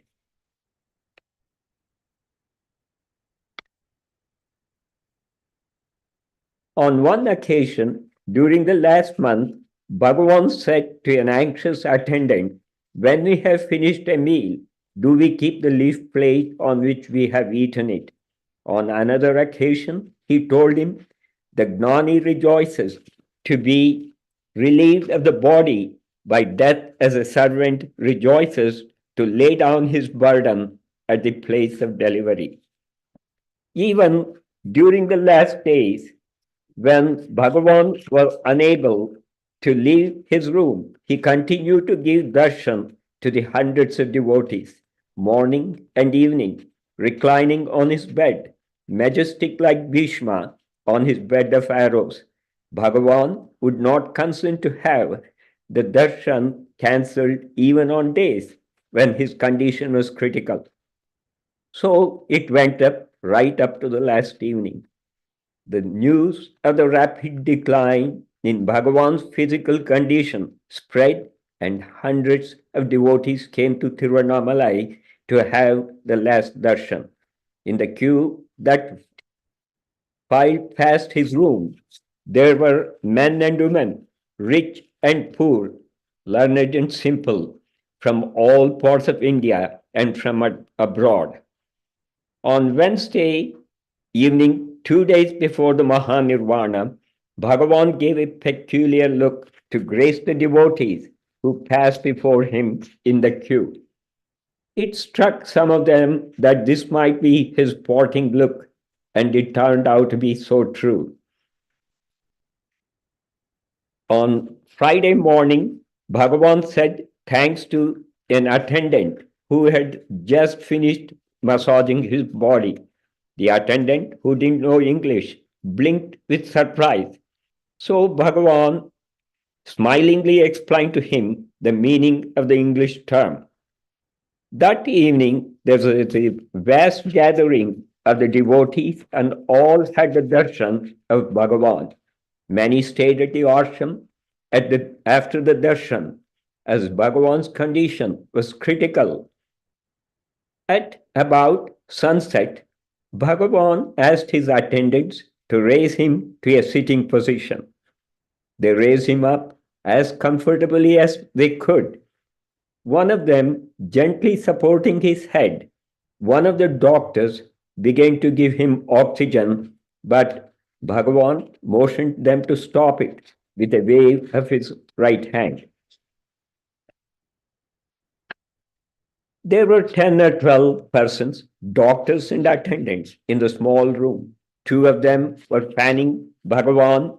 Hundreds of devotees were anxiously waiting just outside. The last breaths followed one another softly, smoothly, and then with no premonition, no shock, the breathing stopped. Bhagavan had receded into his reality, the heart of the universe. The extraordinary peace of that hour overwhelmed everyone in his presence. Felt more than ever before, it was the transcendental glory of Bhagavan, the luminous self that prevailed. Bhagavan Ramana proclaimed in his silence, unveiled, here I am, effulgent in my eternal reality. I will end with a poem from Arthur Osborne. Lonely they go with heavy heart, the simple folk whose sunlight was his smile, who loved his laughter and deep silences and the gracious ways. Hungry they go, who fed on grace as Ramana, whose only doctrine was their love of him. Life holds henceforth an endless emptiness, though filled with grace. Silent they sit here, his tomb, or peace around. Bereaved they go in a sad life, and well I know they heartache for the living graciousness. This outer world will never hold again for the eyes of others. Om Namo Bhagavate Sri Ramanaya.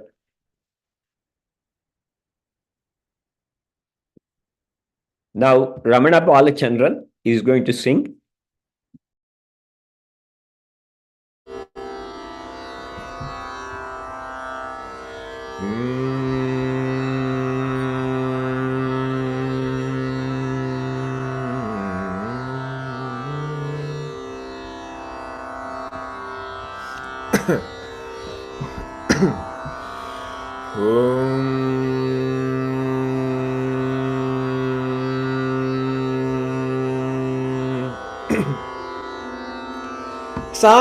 சாபல்யமே நிந்தரிசனம் ஐயா.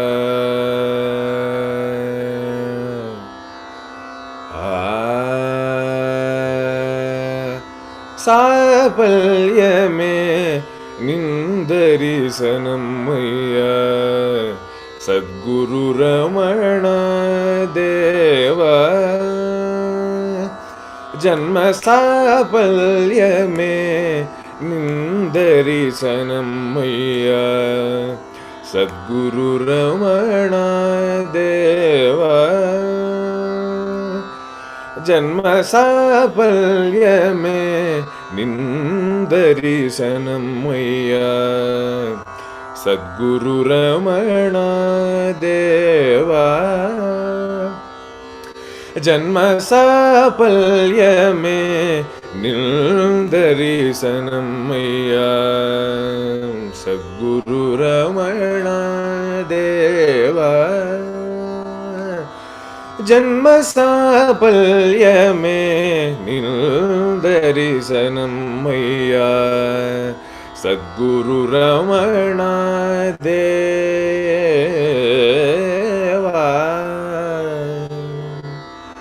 தேவா. தீபமே நீருள் நீக்கிடும்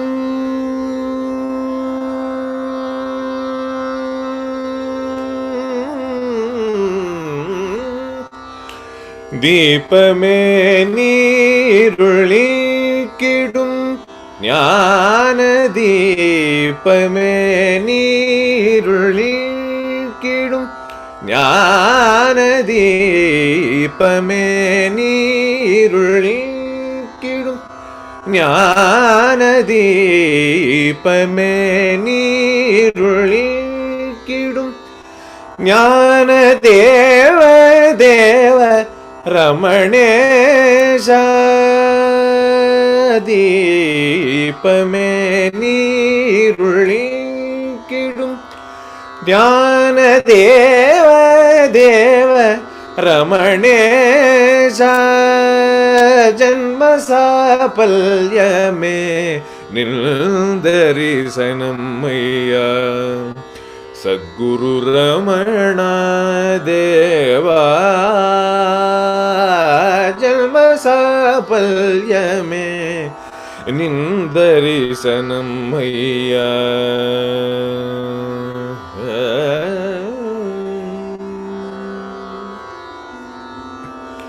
நின்னருள் நாமம் நின்னருள் நாமம் எந்நேரமும் நின்னருள் நாமம் எந்நேரமும் நெஞ்சம் நிறைந்தவர்க்கே துயர் ஏது என்ன பஞ்சம். நின்னருள் நாமம் எந்நேரமும் நெஞ்சம் நிறைந்தவர்க்கே துயர் ஏது என்ன பஞ்சம்.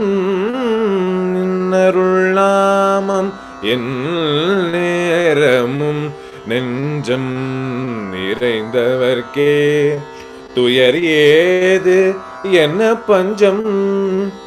அன்னையப்பா அருட்குருநாதா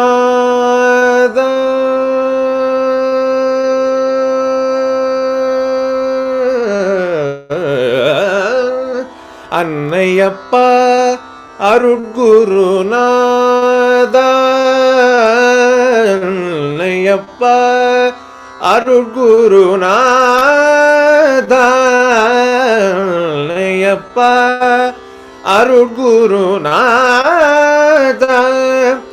அருணேச ரமண ரமண அன்னையப்பா அருட்குருநாதா ಅರುಣೇಶ ರಮಣ ರಮಣ ಜನ್ಮ ಸಾಫಲ್ಯಮೇ ನಿರ್ಧರಿಸನಮ್ಮಯ್ಯ ಸದ್ಗುರು ರಮಣ ದೇವಾ ಜನ್ಮ ಸಾಫಲ್ಯಮೇ ನಿರ್ಧರಿಸನಮ್ಮಯ್ಯ ಸದ್ಗುರು Ramana Ramana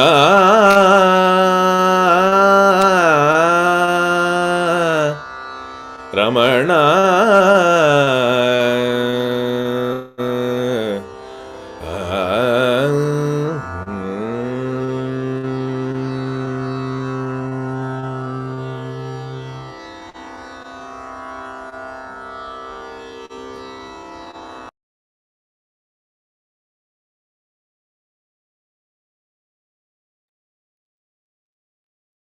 Thank you, Ramana Balchandar. Now, Aditi Iyer is going to sing.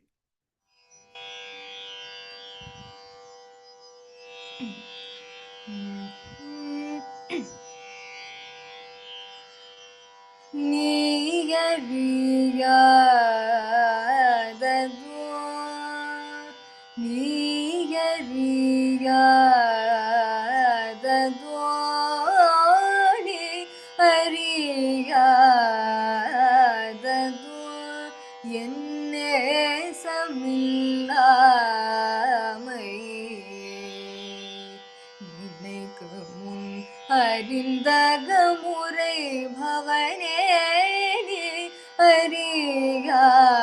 அறியாததோ என்னே சமில்லாமை நினைக்கும் அறிந்தகமுறை பவனே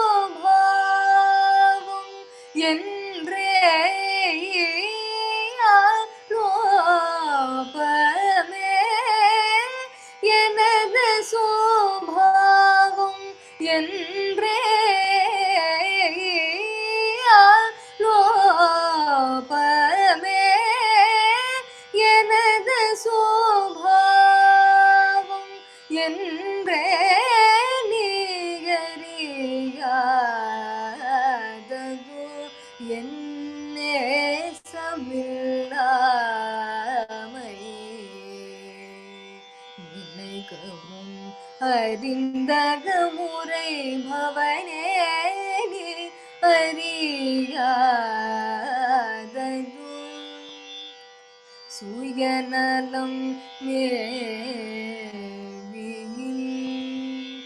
உடல் பொருளாவியே சுயநலம் மேவியில் உடல் பொருளாவியை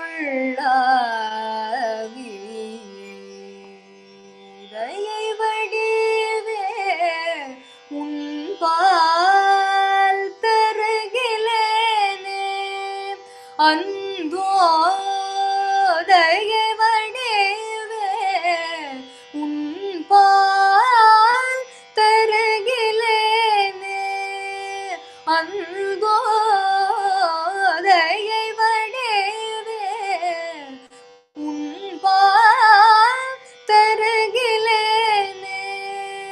அந்தோ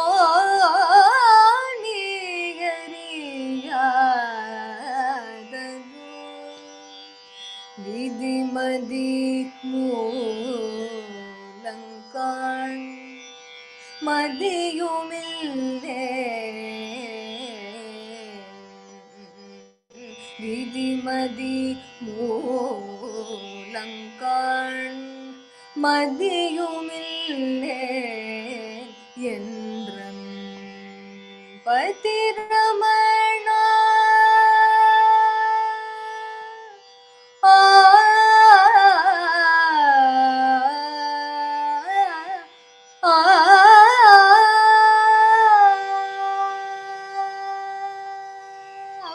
பதிரமணா நீயெல்லாம் கதியுமில்லே நான் பதிரமணா நீயெல்லாம் கதியுமில்லே நான் என்றே நீயறியாததோ அருளினால் நீ என்னை அழைத்தெடுத்தாலன்றே அருளினால் நீ என்னை அழைத்தெடுத்தாலன்றே ஒரு வழி வேறில்லை குரு ரமணேசனே ஒரு வழி வேறில்லை குரு ரமணேசனே நீயறியாதது என்னே சமில்லாமை நினைக்கவும் அறிந்தக முறை பவனே நீ அறியாதது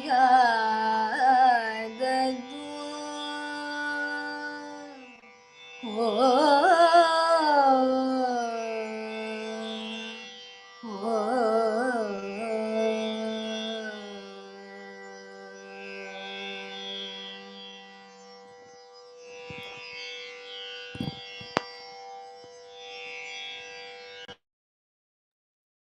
Thank you, Aditi.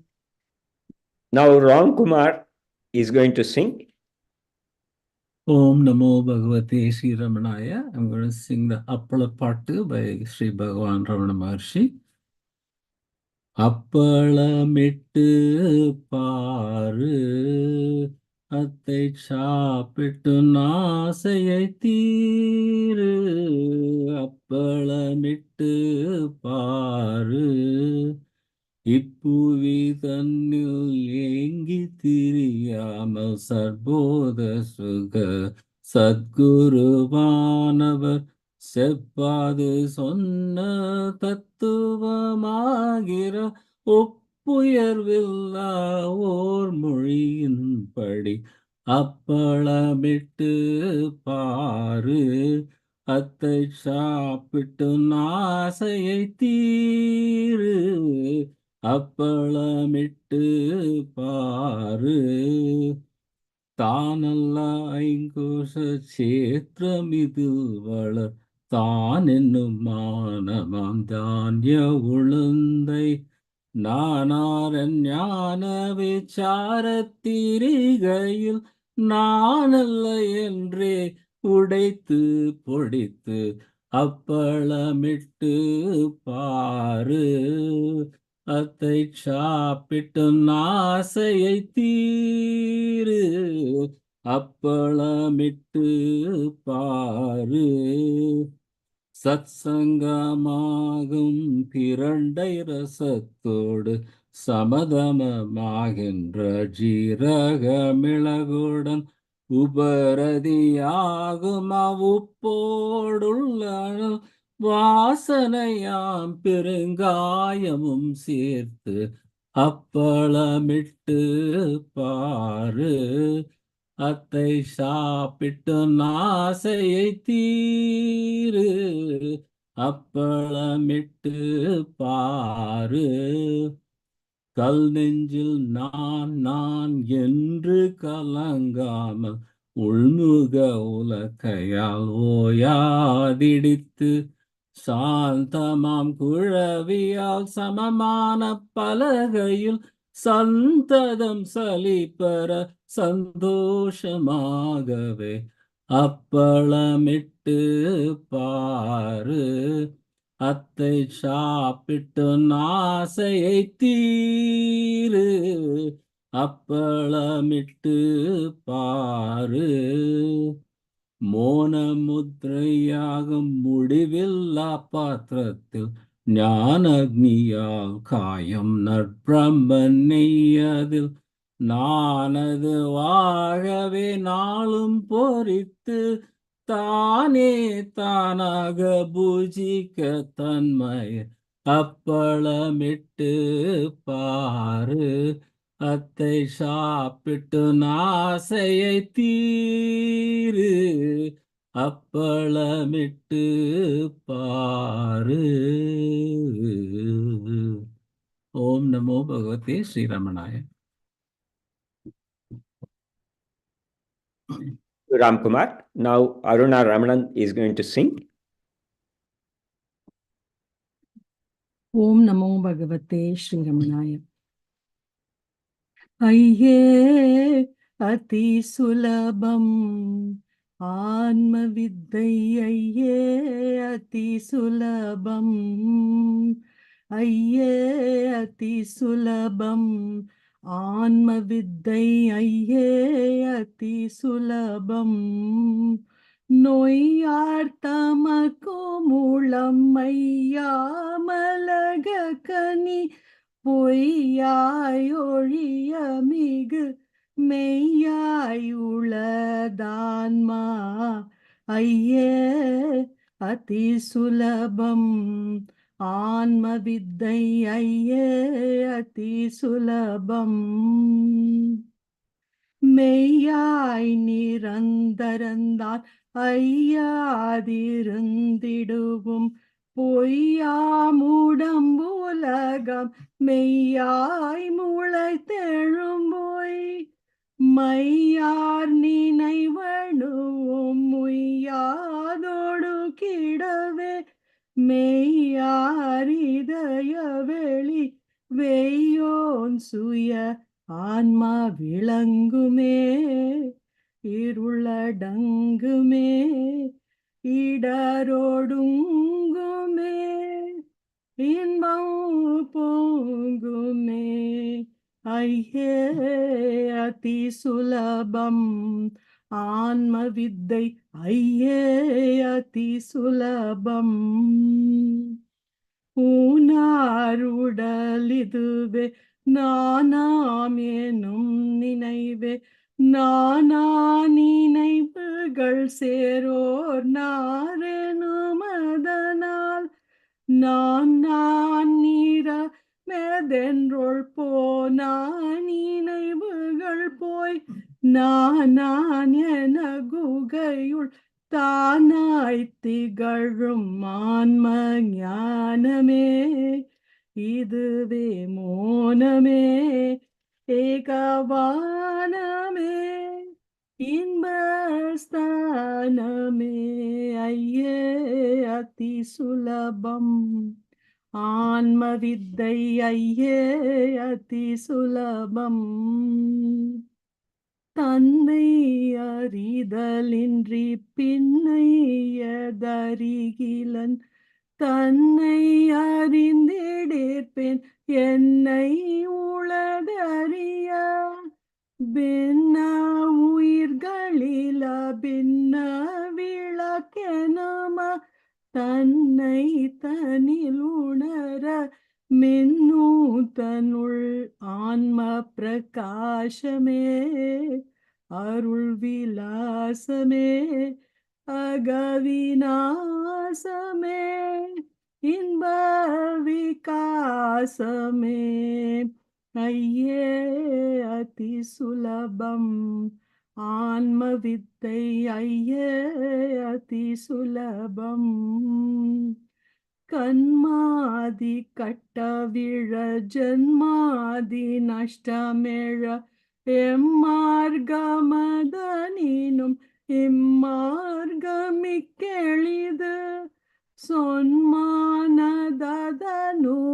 கண்மாதி சிறிதே சும்மா அமர்ந்திருக்க அம்மா அகத்தில் ஆன்ம ஜோதியே நிதானுபூதியே இராது பீதியே இன்ப அம்போதியே ஐயே அதி சுலபம் ஆன்ம வித்தை ஐயே அதி சுலபம் விண்ணாதிய விளக்கும் கண்ணாதிய பொறிக்கும் கண்ணாமன கணுக்கும் கண்ணாய் மனவிணுக்கும் விண்ணாவொரு பொருள் வேறெண்ணாதிருந்தபடி உள்நாடுளத்துள்ளொளிரும் அண்ணாமலைய நான்மா காணுமே அருளும் வேணுமே அன்பு பூணுமே இன்பு தோணுமே ஐயே அதி சுலபம் ஆன்ம வித்தை ஐயே அதி சுலபம். ஓம் நமோ பகவதே Sri ரமணாய. Thank you, Aruna. Now, Aparna Subramaniam is going to sing.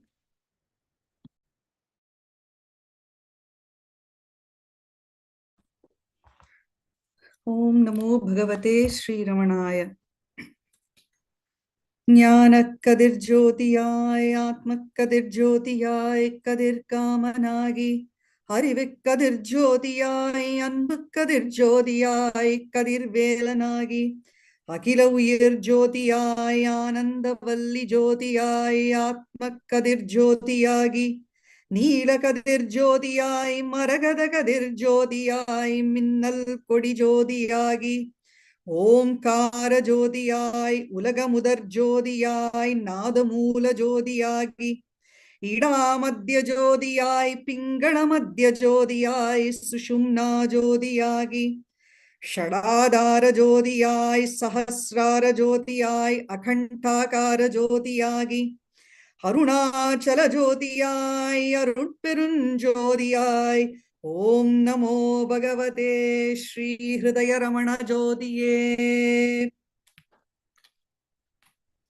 பகலவன் உதித்தனன் பார்க்கடல் தன்னீலே பகவான் குரு ரமணரின் பரம கருணையினால் அஸ்தமனம் இல்லாத ஆத்ம சூரியரே அருணை ரமணரே வாரும் அருணாச்சலேஷரே வாரும் மூலாதாரன் தன்னில் காரணமாய் ஒளிரும் முக்திஸ்வரூபமே வாரும் புக்தியளிப்போரே வாரும் நாதஸ்வரூபியே நான் முகன் ரூபியே ஞானார்த்த ரூபியே வாரும் ஞான ஒளியே நீர் வாரும் அஷ்டசித்தி ரூபே ஆனந்தவல்லியே ஆதி லக்ஷ்மியே வாரும் அகில நாயகியே வாரும் ஐம்புதங்களிலும் அன்புடன் இருந்தும் தானாய் ஒளிர்வோரே வாரும் தந்தி மோகத்தோரே வாரும் ஓம் என்ற ஒளியுடன் ஓம் என்று மூழ்கிய ஓம்கார ரூபமே வாரும் உமை சக்தி வடிவரே வாரும் எந்த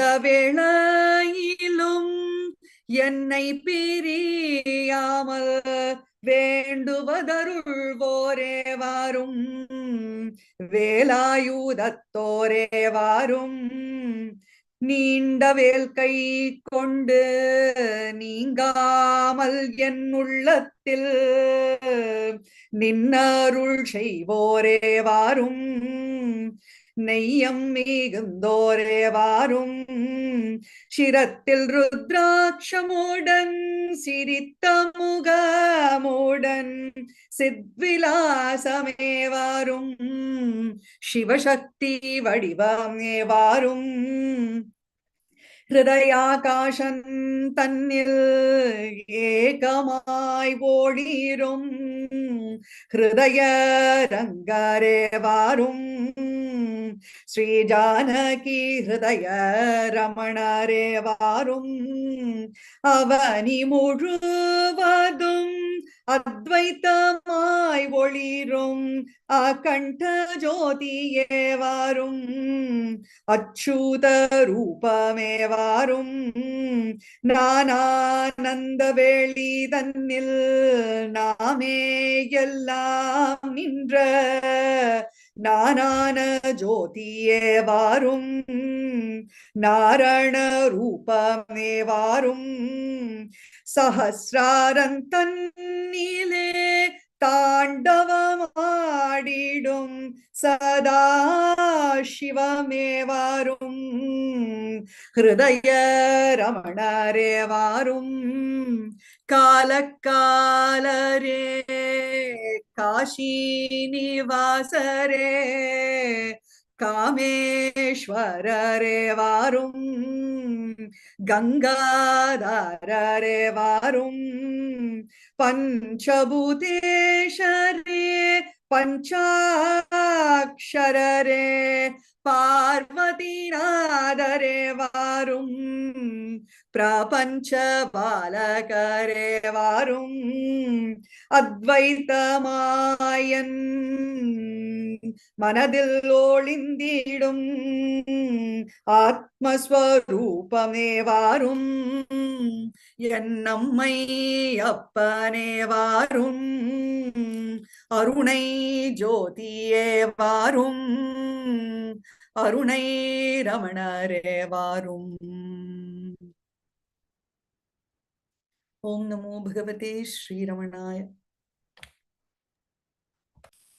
Thank you, Aparna. Now, Ravi Ramaswamy is going to chant the Saddarshana. Om Namo Bhagavate Sri Ramanaya.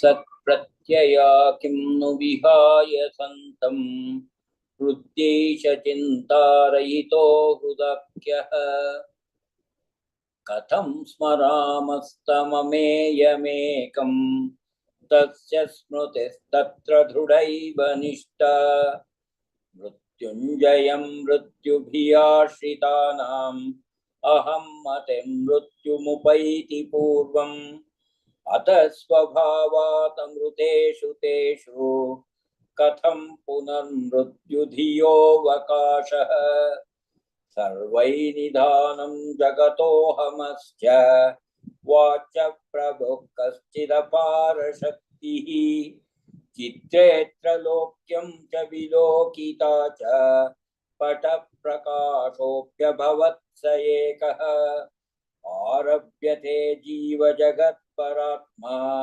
Tattvabhidhanena Matam Samastam Idam Trayam Yavadaham Matisyat Sarvottamaham Matishunya-nishta Satyam Rushava Chididam Jadam Va Dukkham Sukham Veti Mudha Vivadaha Adrushta-loka Niraham Pratitihi Nishta Vikalpa Paramakhileshta Swarupa Buddhir Jagadishwarecha Swarupa Dhiratmani Yavadasti Arupa Atma Yadika Prapashe Sadrushtireka Navadhirripurna Yat Panchakoshatmakamasti Deham Tadantara Kim Bhuvanam Chakasti Deham Vina Panchavidam Tadetat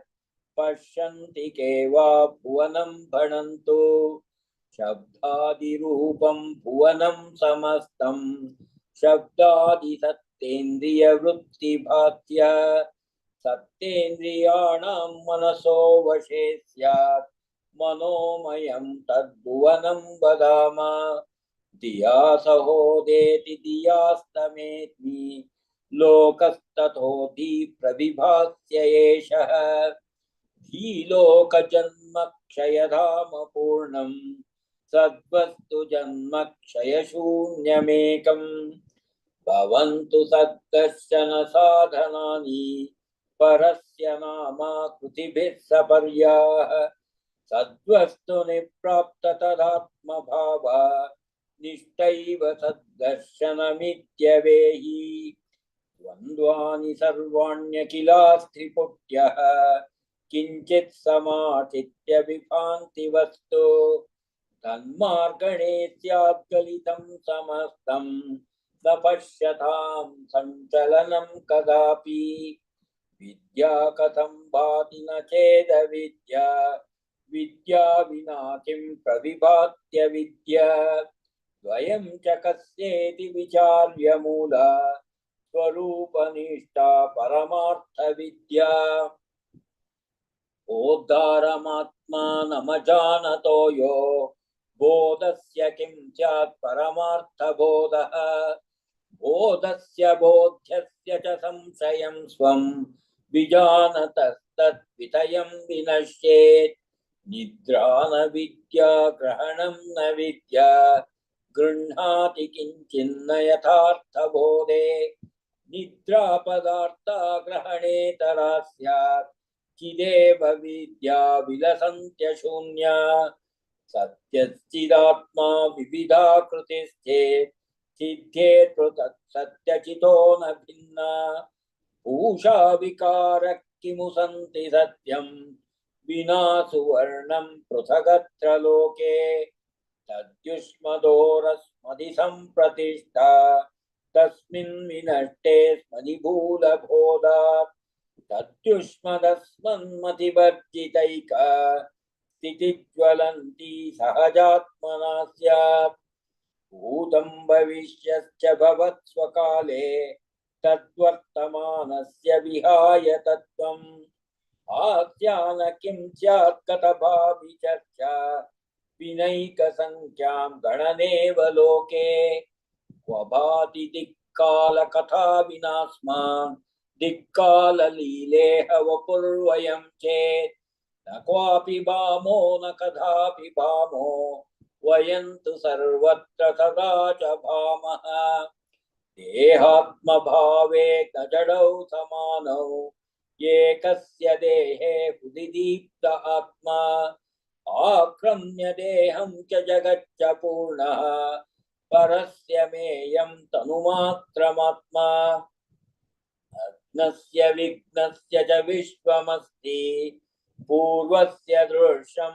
Jagdev सत्यं परस्य दृश्याक्षयभूतमेकं सत्यं प्रपूर्णं प्रविभात्य रूपं विदे प्रयत्नस्य च कोऽपि वादः स्तयोर्द्वयोर्मूलमजानतां स्यात् विदे प्रयत्नस्य च मूलवस्तु सञ्जानतां नैव विधिर्न यत्नः यदीशीतुर्वीक्षणमीक्षितारम् अवीक्षतन्मानसिके क्षणं स्यात् न द्रष्टुरन्यः परमोहितस्य वीक्षा स्वमूले प्रविलीय निष्ठा आत्मानमीक्षेत परं प्रपश्येत् इत्यागमोक्ते सुलभो न भावः नात्मैव दृश्यो यदि काकतेशे स्वयं तदग्नि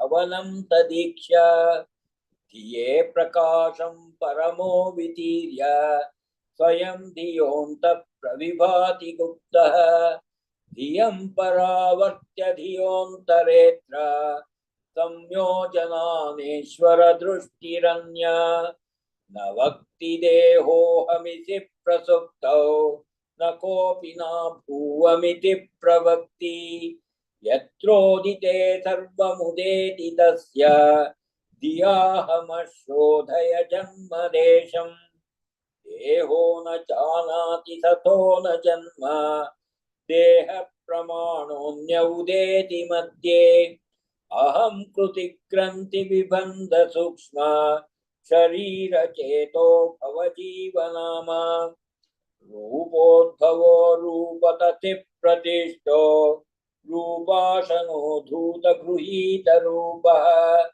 स्वयं विरूपस्व विचार काले तावत्यहंकार पिशाच एषः भावेऽहमस्सर्वमिदं विभाति लयेऽहमो नैव विभाति किञ्चित् तस्मादहं रूपमिदं समस्तं तन्मार्गणं सर्वजयाय मार्गः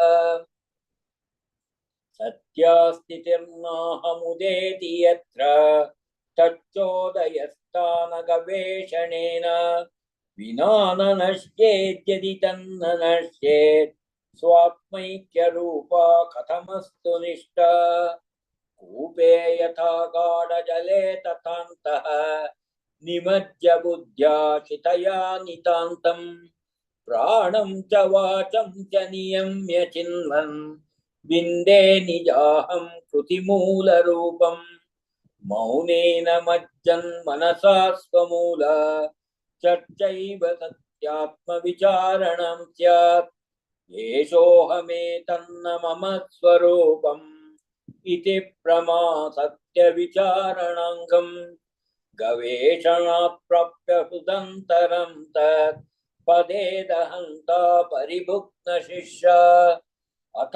अथाहमन्यस्फुरति प्रकृष्टं नाहं कृते तत्परमेव पूर्णम् अहं कृतिम्यो लसति कृतित्वा किं तस्य कार्यं परिशिष्टमस्ति किञ्चित् विजानाति सनात्मनोऽन्यत् तस्य स्थितिं भावयितुं क्षमकः स्फुटं तत्त्वमसीति वेदः तथाप्यसम्प्राप्य परात्मनिष्ठां भूयो विचारो मतिदुर्बलत्वं तत्सर्वदा स्वात्मतया हि भाति न वेद्महं मामुत वेद्महं माम् इति प्रवादो मनुजस्य हास्यः दृग्दृश्यभेदात् किमयं विदात्मा स्वात्मैकतायां निधियां न भेदाः उत्प्राप्य सद्धाम निजस्वरूपे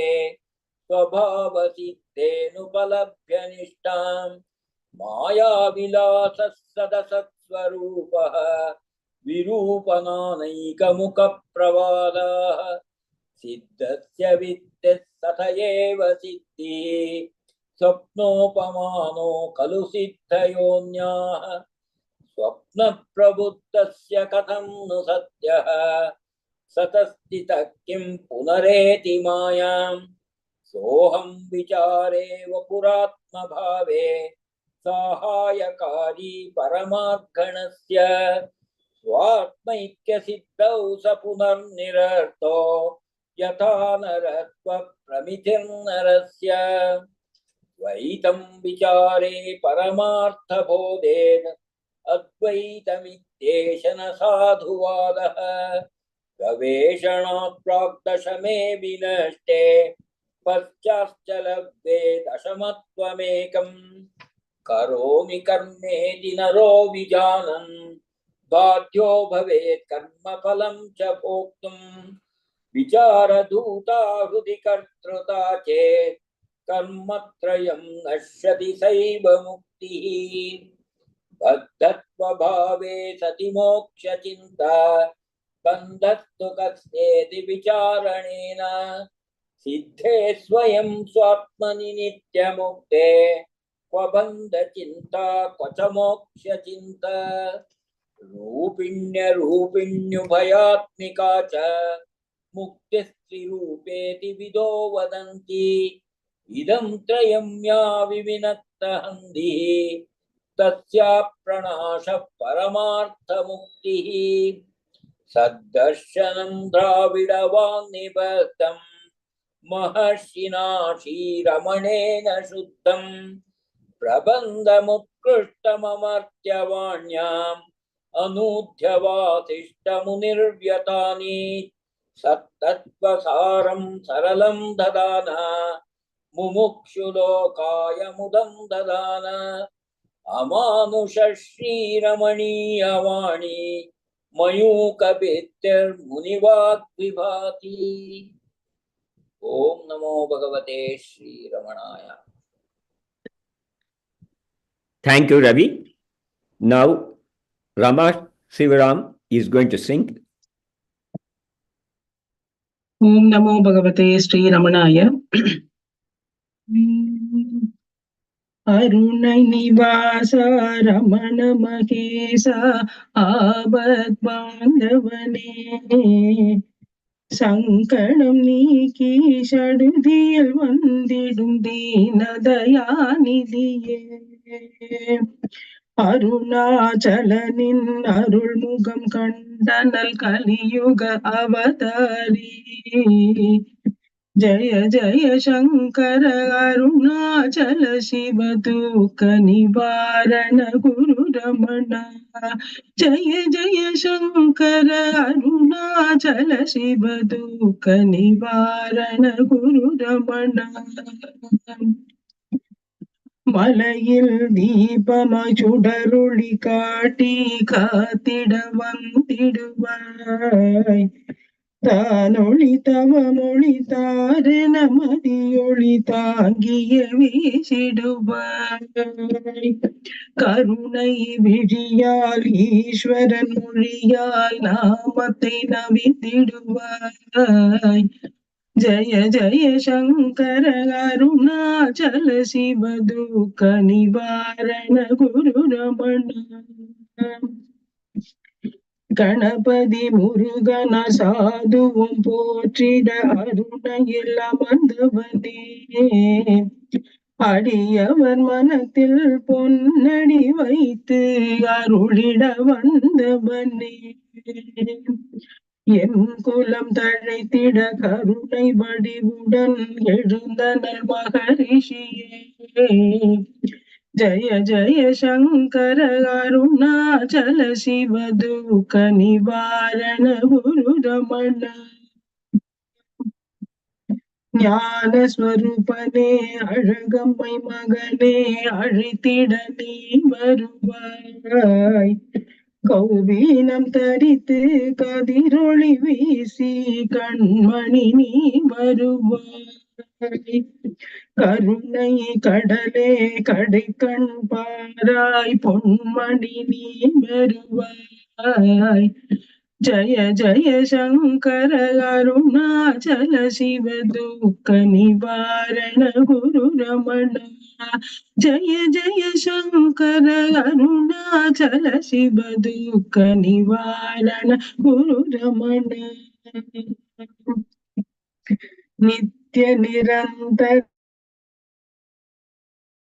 ரூபா அநாத ரக்ஷகனே அருள் தாராயோ வினை தீராயோ கருணாகரனே கதி நீயே சங்கடம் தீர்த்திட சரணாகதியன அடைந்தேன் குருநாதா ஜய ஜய சங்கர அருணாச்சல சிவ துக்க நிவாரண குரு ரமண எண்ணியபடி நீ அருளிட வருவாய் அருணாச்சல சிவமே பௌர்ணமி தோறும் கிரிபலம் நலமாய் வந்திட நீ அருள்வாய் கண்ணொளி அதனால் கருணை காட்டி கவலை தீர்ப்பவனே ஜய ஜய சங்கர அருணாச்சல சிவ துக்க நிவாரண குரு ரமண இடர் தரும் தொல்லை இனிமேல் இல்லை என்று நீ சொல்லிடுவாய் நிலையில்ல தேகம் பாரினில் எடுத்தே உந்தன் திருவடி அடைந்திடவே ஜெகமெங்கும் போற்றும் இனிய பிராணனே சுகமது தந்திடுவாய் जय जय शंकर अरुणाचल शिव दुःख निवारण गुरु रमण जय जय गुरुवे शंकट हरणा जय जय श्री रमण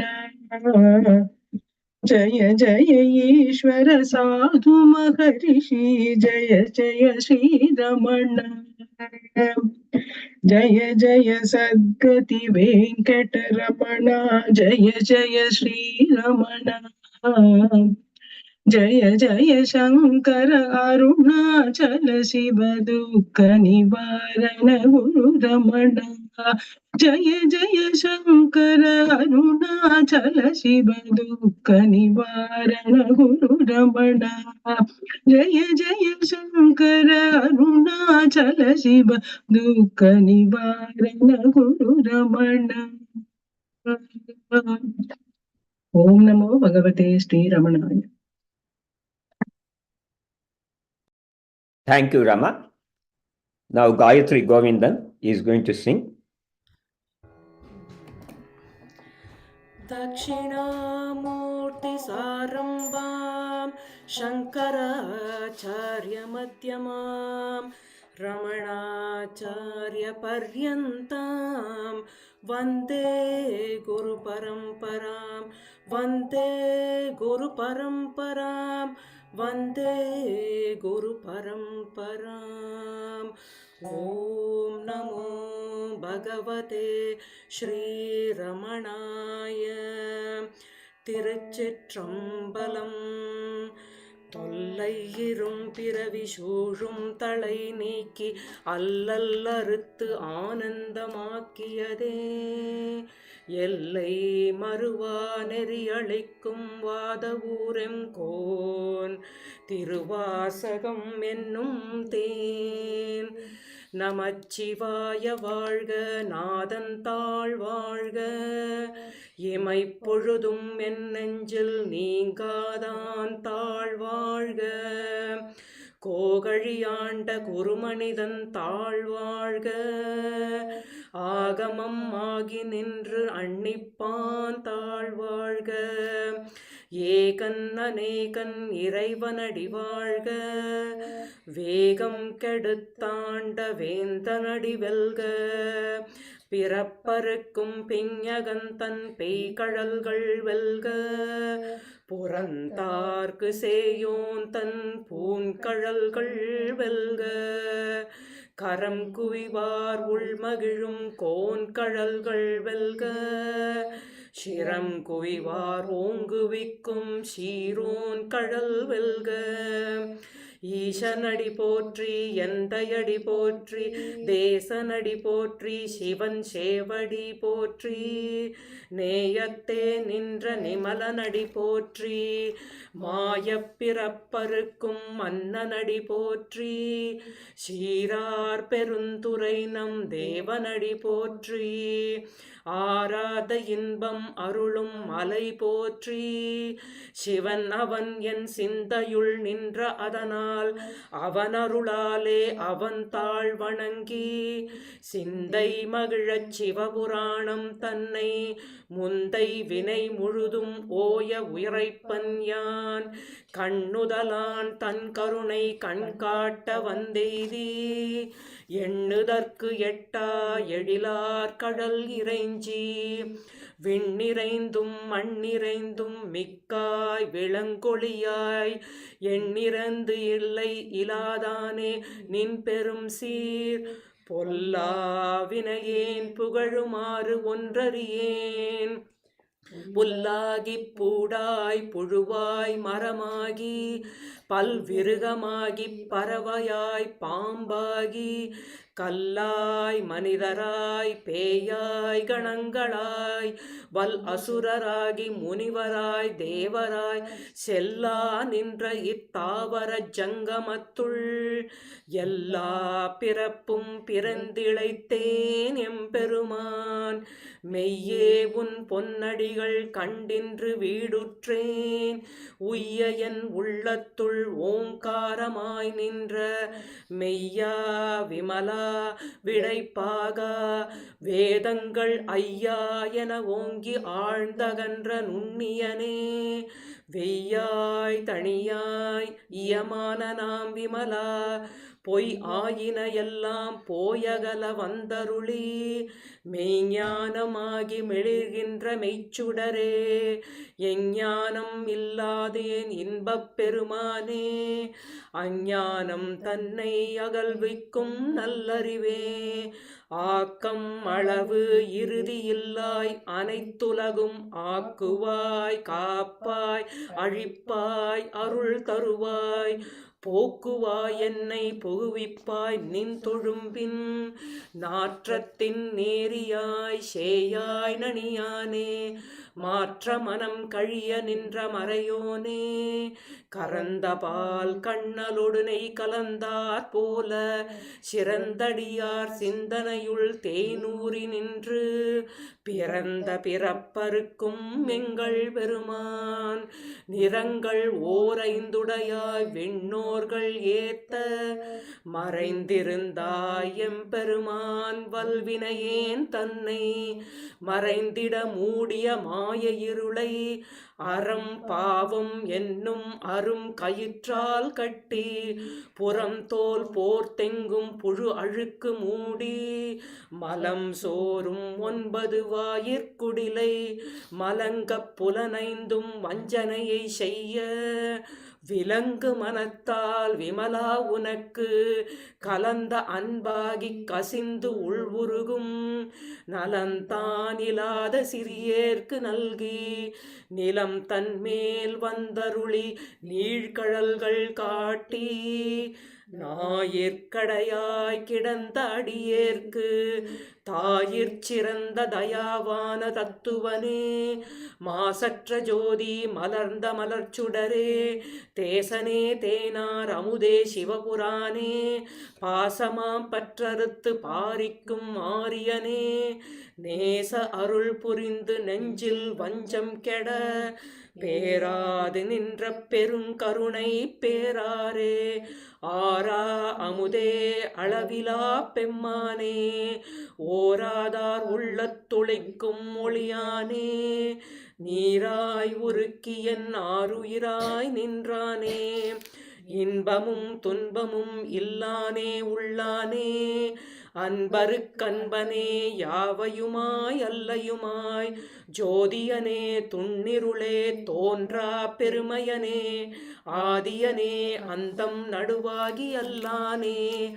ஈர்ந்தென்னை ஆட்கொண்ட எந்தை பெருமானே கூர்த்த மெய்ஞானத்தால் கொண்டுணர்வார் தம் கருத்தின் நோக்கரிய நோக்கே நுணுக்கரிய நுண்ணுணர்வே போக்கும் வரவும் புணர்வும் இலா புண்ணியனே காக்கும் என் காவலனே காண்பரிய பேருளியே ஆற்றின்ப வெள்ளமே அத்தாமிக்காய் நின்ற தோற்றச் சுடர் ஒளியாய் சொல்லாத நுண்ணுணர்வாய் மாற்றமாம் வையகத்தின் வெவ்வேறே வந்தறிவாம் தேற்றனே தேற்றத் தெளிவே என் சிந்தனை உன் உள் உற்றான உண்ணார் உடையானே வேற்று விகார விடக்கு உடம்பின் உள்கிடப்ப ஆற்றே நம்மையா அரணே ஓ என்றென்று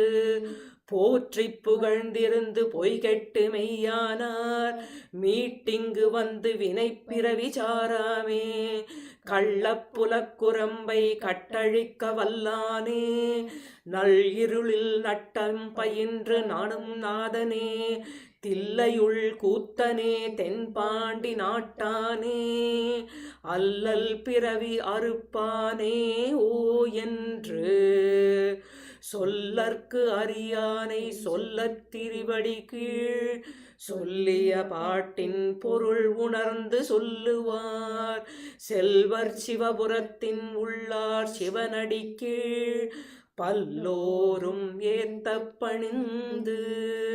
திருச்சிற்றம்பலம்.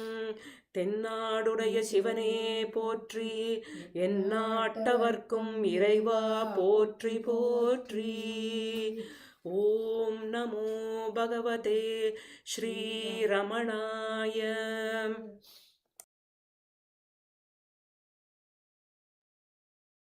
Thank you, Gayatri. Now, Vishwanathan is going to sing. Om Namo Bhagavate Sri Ramanaya. This is Guru Stuti as translated by Sri Bhagavan. Neti neti adivakal nishedittu murta murtam yedume tallarkilla yedai chuvasorupammaga ஓதரும் சாதுவானோர் உள்ளத்தில் கொள்ளுவார்கள் ஆதிமை அறிவானந்த அவ்வஸ்து அன்றோ நீதா. புத்தியாம் குத்தினாலே உமியனும் 5 கோஷம் புத்தியால் பிரித்து பின்னர் பொருந்திடும் அரிசி போலும் எத்தினை சத்துக்கள் கண்டிதயத்தில் அனுபவிப்பர் அத்தமிழ் நித்த சித்த அவ்வஸ்து அன்றோ நீதா. பொறிகளாம் பரிகள் தம்மை புலன்களில் விளங்கும் தோஷ அறிவெனும் கசை அடித்தே அகமுக கயிற்றாலித்தௌ அறிவறி அறிஞர் எத்தில் அனைத்தொன்றாய் பிணித்திருப்பர் அறிபொருட்கதீதமான அவ்வஸ்து அன்றோ நீதா. பூக்களில் நின்று வேறாய் பொருந்திடும் சூத்திரம் போல் ஜாக்கிரம் ஆதியான சருவத்தும் வேறதான சாட்சியால் நோக்கி யாதை சத்துக்களகத்தணைவர் ஆக்கமும் நீக்கமில்லா வஸ்து அன்றோ நீதா. கடகமகுடாதி யாவும் கனகமேயாகுமா போல் ஜடசித்தாமுலகம் யாவும் சற்றுமே பின்னம் இன்றி சுடரும் அவ்வடிவாய் என்று சொற்றிடும் வேதம் யாதை அடிநடு முடிவில்லாத அவ் வஸ்து அன்றோ நீதா. இனநிலித்தனுவில் யானாய் இலங்குவன் ஏகனே என் ரணிசமும் வேதவாதி ஆயினோர் முயற்சியோடும் இனிமையாய் எடுத்துரைப்பர் எத்தத்துவத்தை நன்றாய் அனர்த்தமில் யதார்த்தமான அவ்வஸ்து அன்றோ நீதா. அருமறை வாக்கினாலே அகத்தினில் ஸ்ரத்தையோடும் அருந்தவம் யாகம் தானம் ஆதி நல்லறங்களாலே அருமறை அவர்கள் எத்தை அறிந்திட அவாவுகின்றார் அருமறை பொருளாய் நின்ற அவ்வஸ்து அன்றோ நீதா. சாந்தி முதலான உற்று சந்ததம் தன்னால் தன்னில் ஆய்ந்ததை அறிஞர் கண்டோ அறிவின்பமெய்யாய் என்றும் இந்தலாம் முடி தொழிர்வர் மிகுபவக்கேதம் நீத்தே ஆழ்ந்தறி தத்துவமான அவ்வஸ்து அன்றோ நீதான். ஆழ்ந்தறி தத்துவமான அவ்வஸ்து அன்றோ நீதான். ஆழ்ந்தறி தத்துவமான அவ்வஸ்து அன்றோ நீதான். ஓம் நமோ பகவதே Sri ரமணாய.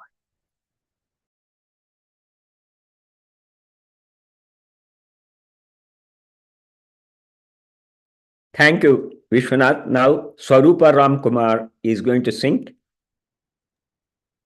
Om Namo Bhagavate Sri Ramanaya. एकमक्षरं हृदि निरन्तरं भासते स्वयं लिख्यते कथम् हृदयकुहरमध्ये केवलं ब्रह्ममात्रं यहमहमिति साक्षात् आत्मरूपेण भाति हृदि विषमनसा स्वं चिन्वता मज्जताव पवनचलनरोधात् आत्मनिष्ठो भवत्वम्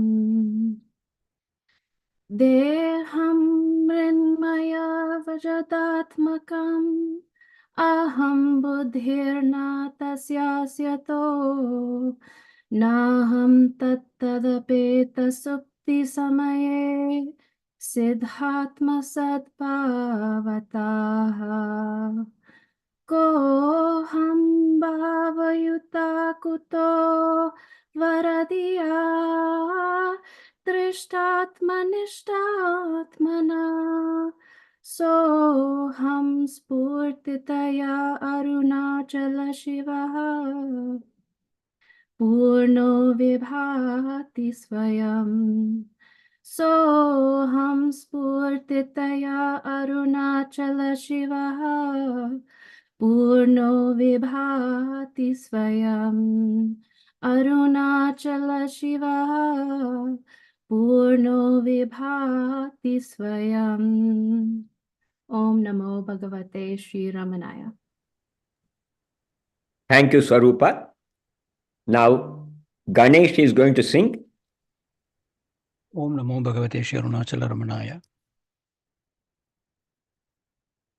ஆறாவமுதே எந்தன் அன்பே ரமணா சீரார் தொழும் சீல திருவே நீரமணா வார்த்தை தோன்றியது உன் புகழை பாடிடவே ஈர்க்கும் இசை வந்தது உன்னை போற்றி பாடிடவே கருத்தில் நிறைந்த கருணை ஒளியே கண்ணின் கருமணியே ஆறாவமுதே எந்தன் அன்பே ரமணா சீரார் தொழும் சீல திருவே நீரமணா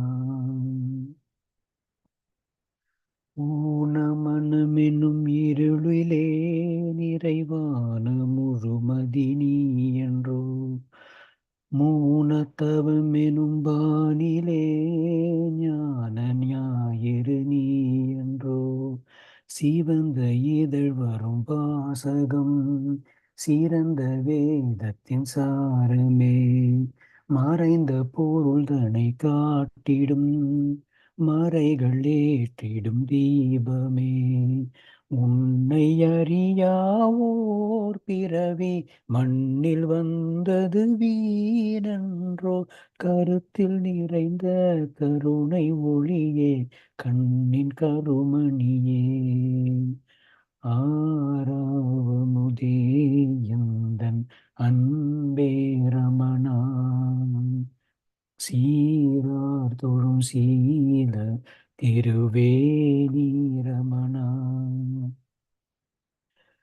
பிறப்பு இறப்பினை புவியினில் அறுத்து எறிந்தது நீ என்றோ போக்கு வரவினை போக்கியே யார்க்கும் அருள்வது நீ என்றோ கொடிய தவத்தினில் வாடினாய் உண்மையடையும் வழிதனை காட்டினாய் அறிவில் சிறியரும் பயந்திடும் பிறவி பேதனை ஓட்டினாய் உன்னை அறியாவோர் பிறவி மண்ணில் வந்தது வீணன்றோ கருத்தில் நிறைந்த கருணை ஒளியே கண்ணின் கருமணியே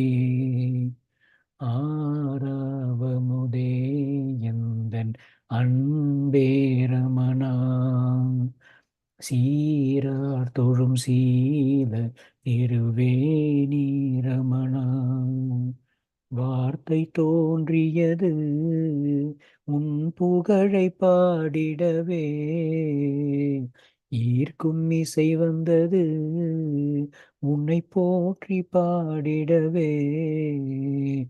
கருத்தில் நிறைந்த கருணை ஒளியே, கண்ணின் கருமணியே, ஆராவமுதே எந்தன் அன்பே ரமணா. சீரார் தொழும் சீல திருவேணி ரமணா. ஓம் நமோ பகவதே ஸ்ரீரமணாய. Thank you, Ganesh.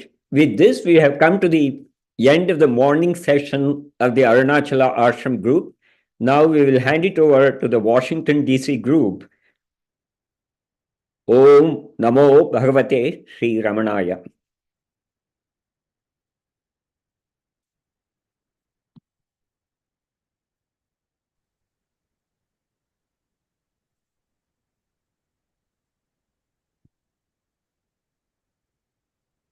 Thank you, Mohanji.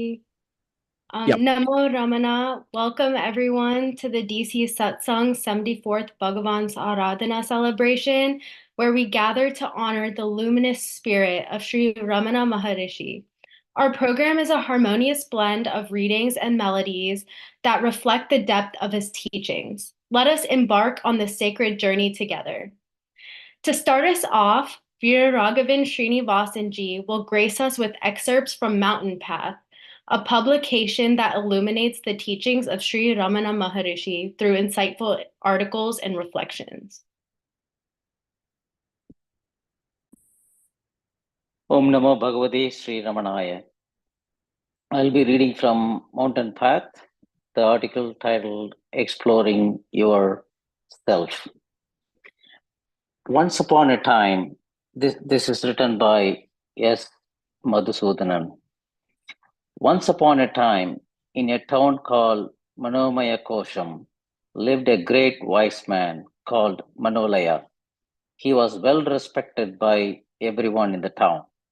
Many people used to come to him when they were in trouble to get solutions for their problems.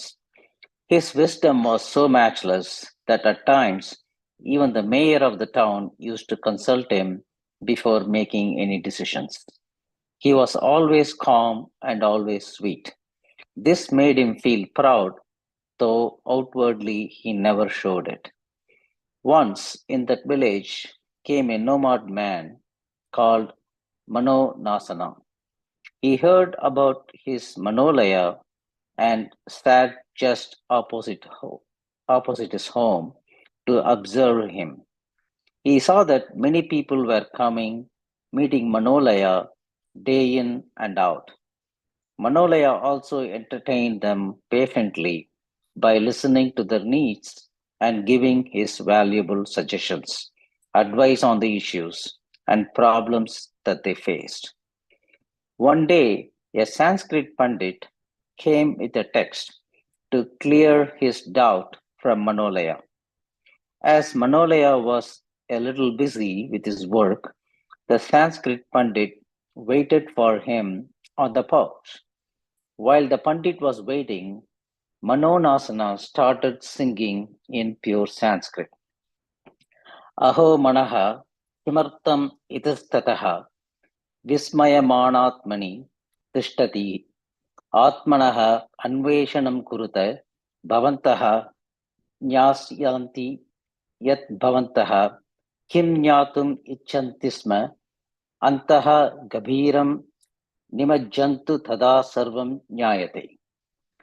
These lines of the song attracted the Sanskrit Pandit, and he eventually went to Manonasana and asked him about the meaning of those lines. Manonasana smiled and said, "One who abides in the self will eventually know what is to be known," and sang again in a simple language for the Pandit to understand. "O my mind, why wandering hither and thither to abide in the self? Explore the self. you will know what you wanted to be known. Dive deep within, then everything is known. After hearing the song again, the Sanskrit Pandit asked Manonasana, "Revered sir, who are you? And why are you lying down here before the house of Manolaya for many days?" Manonasana replied with a big smile and answered, "What is the use of knowing about it? You find out who you are, you will know everything," and recited the line from Shankaracharya's Bhajagovindam, "Samprapte sannihite kale, nahi nahi rakshati dukran karane." Rules of grammar will not save you at the time of your death. This shocked the Sanskrit Pandit as he came to Manolaya only to clear his doubts on the grammar of the text.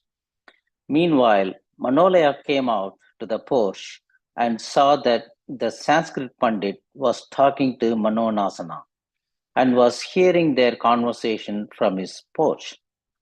Manonasana continued, "Is there any use of knowing non-essential things? Is it a wise thing to do?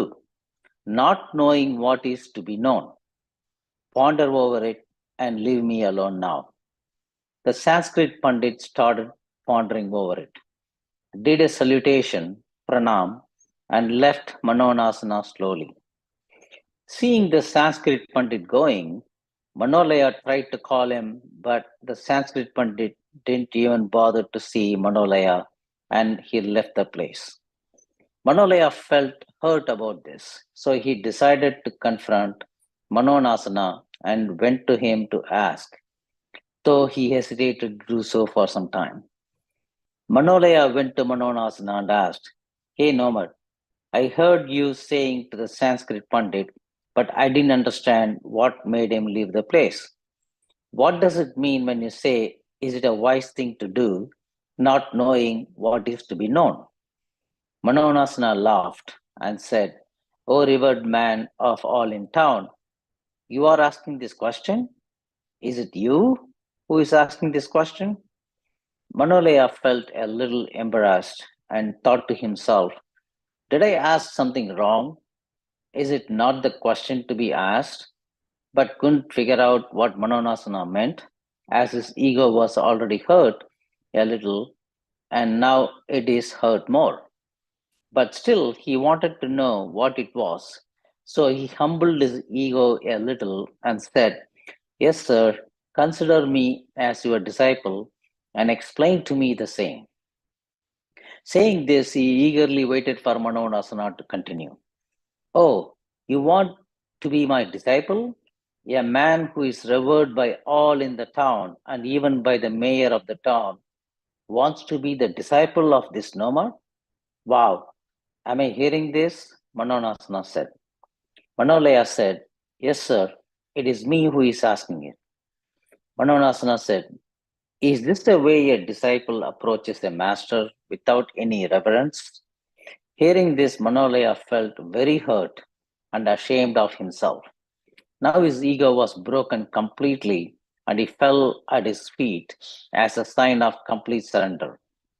Many people who were around there at the time were astonished to see Manolaya doing such an act to a nomad, which normally people do to him. Manonasana lifted him with full compassion and love and asked him to sit.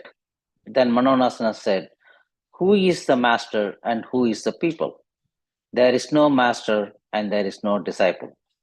He continued, "Do you know what is that one thing to be known by which everything is known? Have you ever pondered over it?" Manolaya said, "No, master, I do not know and also never pondered about it. Kindly throw some light for me to know what is that one thing which is to be known, by which everything is known." Manonasana smiled and said, "O Manolaya, revered one, you said, I do not know and I never pondered over it. Who is that I, which you refer to? Your body or yourself? Explore yourself and know yourself. By knowing it, one knows everything." Thus saying, Manonasana blessed him and left the place. Now Manolaya started pondering over this and speaking to himself, I never thought about this. I assumed myself as a man with greatest wisdom, assuming myself to be this body. I cannot be the body because this body is inert and perishable. I cannot be the mind because it constantly wanders with various thoughts. This leaves the question, who am I? The moment he put the question to himself, the cloud of ignorance vanished and he realized his self. Thoughts from the story and teachings of Bhagavan Sri Ramana Maharshi. The story which happens in Manomaya Kosham town is the mental sheath of our mind. Manolaya is a temporary stilling of the mind. Manonasana is Manonasa, which means the destruction of mind. Bhagavan Sri Ramana Maharshi stated that sadhakas, the seekers, rarely understand the difference between this temporary stilling of the mind, Manolaya, and permanent destruction of thoughts, Manonasa. In Manolaya, there is a temporary subsidence of thought waves, and though this temporary period may even last for 1,000 years, thoughts which are thus temporarily stilled rise up as soon as the Manolaya ceases. One must therefore watch one's spiritual progress carefully. One must not allow oneself to be overtaken by such spells of stillness of thought. The moment one experiences this, one must revive consciousness and inquire as to who it is who experiences this stillness. He further stated that the easy way, the direct way, the shortest cut to salvation is the inquiry method. By such inquiry, you will drive the thought force deeper till it reaches its source and merges therein. It is then that you will have the response from within and find that you rest there, destroying all thoughts once and for all. Bhagavan says that constant inquiry is the easiest and quickest way to realize the self. Therefore, let us follow Bhagavan's teachings to the core and realize the self within his blessings. Om Namo Bhagavate Sri Ramanaya. Thank you, Veeraji. In the silence of the mountain, amidst the whispering trees, the presence of Bhagavan Ramana Maharshi resonates like an eternal hymn, guiding seekers back to their own divine essence. That leads us into our next participant, Skanda Bhaskar, who will enchant us with his rendition of Prapati Ashtakam, composed by Sri Jagadish Shastri, a soulful hymn invoking surrender to the divine. Om Namo Bhagavate Sri Ramanaya. Avartapuryam janitam prabhatye Padesha deshe vihatam prabhatye Sonachala prastacharam prabhatye Vikshum tapaklesha saham prabhatye Ramanam prabhatye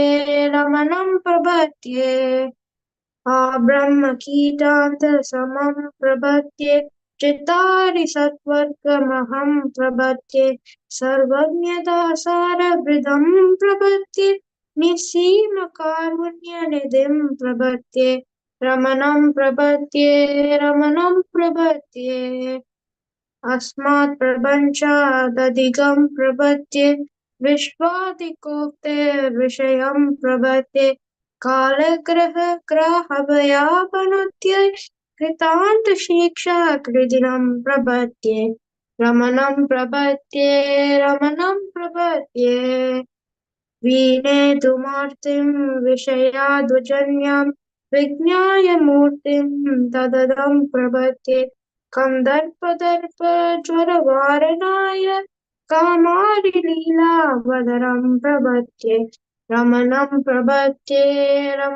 Prabhatye Ajanmavarni Vridinam Prabhatye Kundi Pridam Dandadaram Prabhatye Brahmasmanadhyana Radham Prabhatye Brahmatma Bhuyam Yadinam Prabhatye Ramanam Prabhatye, Ramanam Prabhatye, Aram Prabhatye, Vijaram Prabhatye, Sutantrataya, Sadanam Prabhatye, Ameya Samarthya Vaham Prabhatye, Vishuddha Vijnani Varam Prabhatye, Ramanam Prabhatye, Ramanam Prabhatye.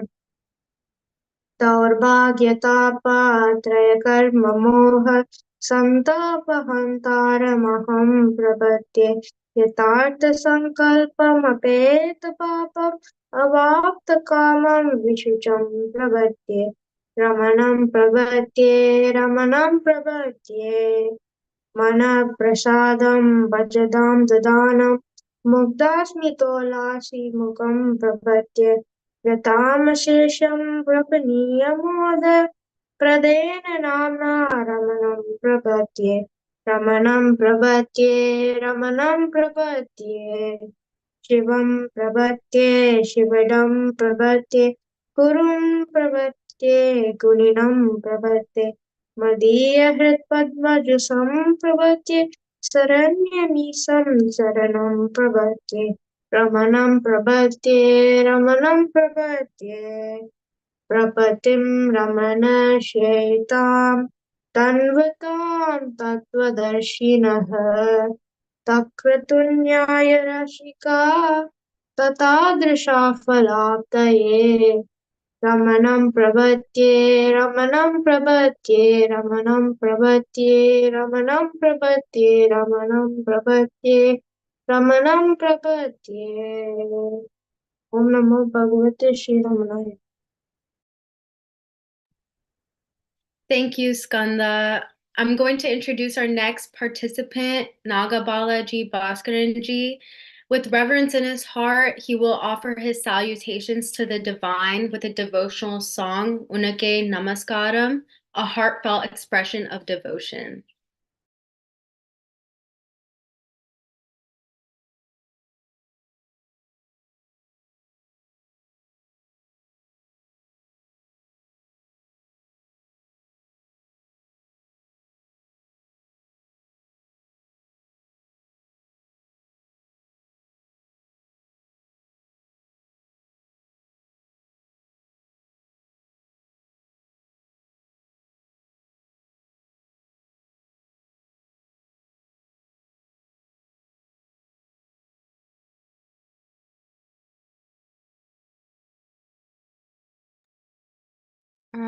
Mr. Bhaskaranji, if you could please unmute your microphone.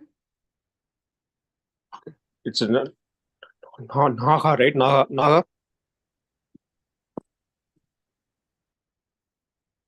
Or we can go to the next one until Naga joins. Oh yeah, that's okay. We'll have Padma Priya Ji captivate us with the soul-stirring melody, Yarivar, a song that delves into the mysteries of existence and the quest for self-realization. And she will also be performing Shambho Mahadeva.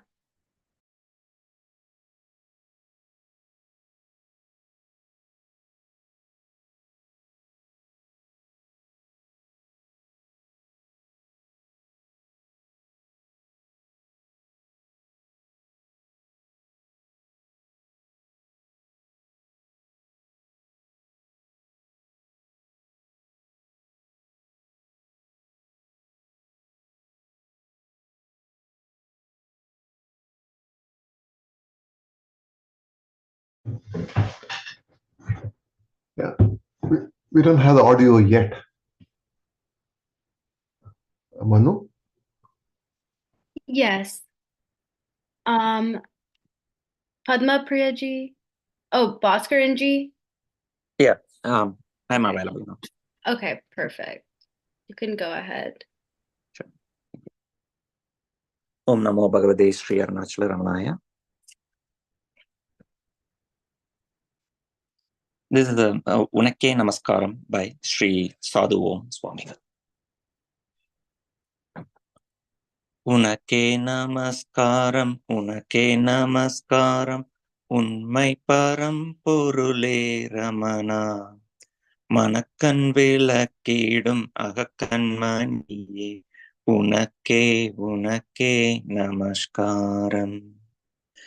பார்க்கும் பொழுதெல்லாம் என்னுள் இருந்தவை பார்ப்பதோடென்னையும் பார்ப்பவனே. ஊக்கம் என கலித்துய்க்கும் ரமணா, உனக்கே உனக்கே நமஸ்காரம். கேட்கும் பொழுதெல்லாம் என்னுள் இருந்தவை கேட்பதோடென் குரல் கேட்பவனே. ஊட்டம் அளித்தென்னை உய்க்கும் ரமணா, உனக்கே உனக்கே நமஸ்காரம். முகரும் பொழுதெல்லாம் என்னுள் இருந்தவை முகர்வதோடென்னை முகர்பவனே. உகந்த பேரன்பினால் உய்க்கும் ரமணா, உனக்கே உனக்கே நமஸ்காரம். சுவைக்கும் பொழுதெல்லாம் என்னுள் இருந்தவை சுவைப்பதோடென்னை சுவைப்பவனே. உவக்கும் கருணையா உய்க்கும் ரமணா, உனக்கே உனக்கே நமஸ்காரம். தொட்டிடும் போதெல்லாம் என்னுள் இருந்தவை தொட்டறிந்தென்னை தொடுபவனே. உட்பாலம் மீந்தென்னை உய்க்கும் ரமணா, உனக்கே உனக்கே நமஸ்காரம். எண்ணுவதெல்லாம் அறிந்தென்னுள் என்னவோர் எண்ணமில்லா என்னை எண்ணுவனே. உண்ணுவதென்னை உகந்த ரமணா, உனக்கே உனக்கே நமஸ்காரம். அறிபவையாவும் அறிந்தன்னகத்தென்னை அறிந்தவாறென்றும் அமர்பவனே. உருந்துயரின்றியே உய்க்கும் ரமணா, உனக்கே உனக்கே நமஸ்காரம். தூங்கும் பொழுதுன் என் தூக்கம் காணவும் என் தோற்றமும் கண்டு துளங்குவனே. ஓங்கும் அறிவொளி உய்க்கும் ரமணா, உனக்கே உனக்கே நமஸ்காரம். மாயும் உடலகம் மாயம் அழித்தென்னை வாழ்வித்து நான் என வாழ்பவனே. ஓயும் படிக்கென்னை உண்ணும் ரமணா, உனக்கே உனக்கே நமஸ்காரம். எல்லா பொழுதிலும் எல்லா இடத்திலும் எல்லாமாய் என்னுள் இருப்பவனே. உல்லாசமாய் உலாவும் ரமணா, உனக்கே உனக்கே நமஸ்காரம். உனக்கே உனக்கே நமஸ்காரம். உனக்கே உனக்கே நமஸ்காரம். Om Namo Bhagavate Sri Arunachala Ramanaya. Thank you. Thank you, Bhaskaran ji. Next up, we have Padma Priya ji, who will captivate us with the soul-stirring melody, Yad Arivar, a song that delves into the mysteries of existence and the quest for self-realization, and she will also be singing Shambho Mahadeva.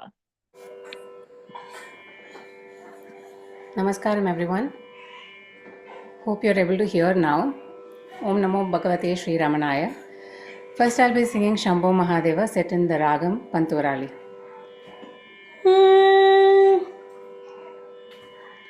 Shambho Mahadeva, Shambho Mahadeva, Shambho Mahadeva, Shambho Mahadeva, Shankara Girijaramana, Shambho Mahadeva, Shankara Girijaramana, Shambho.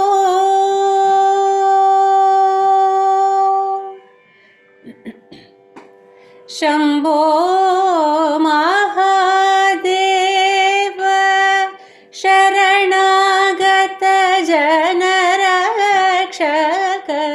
Shambho Mahadev शरणागत जनरक्षक अम्बोरुह लोचन पादाम्बुज भक्तिं देहि अम्बोरुह लोचन पादाम्बुज भक्तिं देहि शम्भो महादेव शङ्कर गिरिजारमण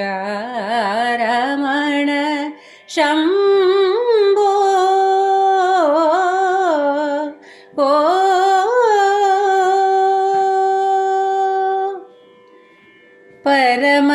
परमदयाकर मृगधर दर गंगाधर धरणी परमदयाकर मृगधर धर गंगाधर धरणी धरभूषण त्यागराज वरहृदय निवेश परमदयाकर मृगधर धर गंगाधर धरणी धरभूषण त्यागराज वरहृदय निवेश सुरबृन्द किरीटमणि वरनीरा जितपद गोपुर वास सुन्दरेश गिरीश परात् भवभयहर गोपुरवास सुन्दरेश गिरीश परात् भवभयहर शम्भो महादेव शङ्कर गिरिजारमण शम्भो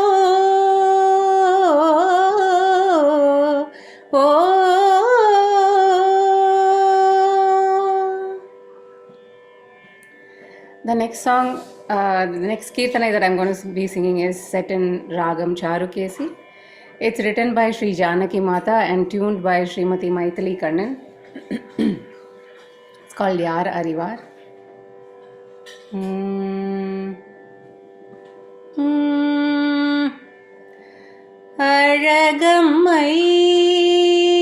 அழகம்மைன்ற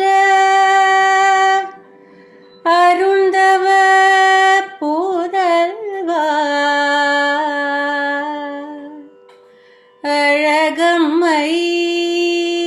அழகம்மைன்ற அருந்தவ புதல்வா அளவிட முடியாத மகிமை உள்ளோனே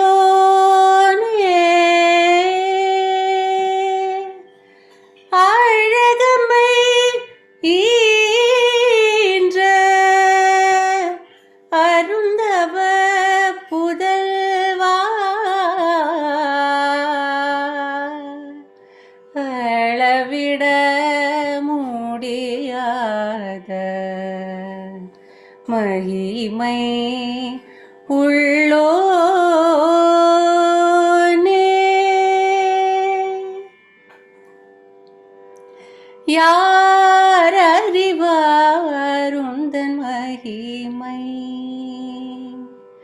யார் அறிவார் உந்தன் மகிமை எனதையனே மெய்யருள் செய்யும் ரமணையனே யார் அறிவார் உந்தன் மகிமை எனதையனே மெய்யருள் செய்யும் ரமணையனே யார் அறிவார் உந்தன் மகிமை எனதையனே மெய்யருள் செய்யும் ராமணையனை யார் அறிவார் உந்தன் மகிமை. எனதையனே மெய்யருள் செய்யும் ராமணையனை யார் அறிவார் உந்தன் மகிமை. மகிமை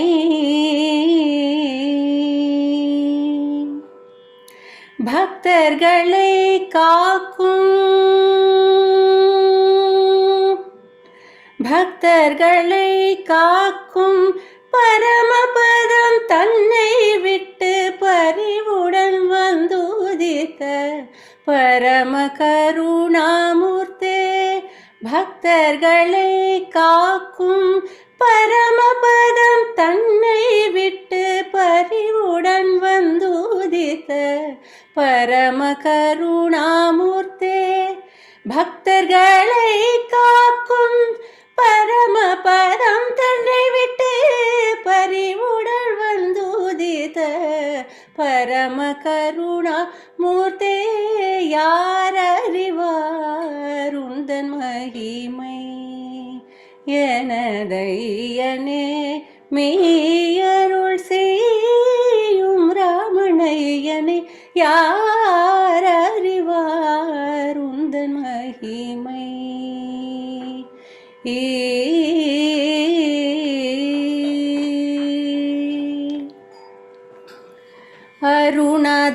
அருணாத்ரிநாதனின் அபேத ஸ்வரூபா.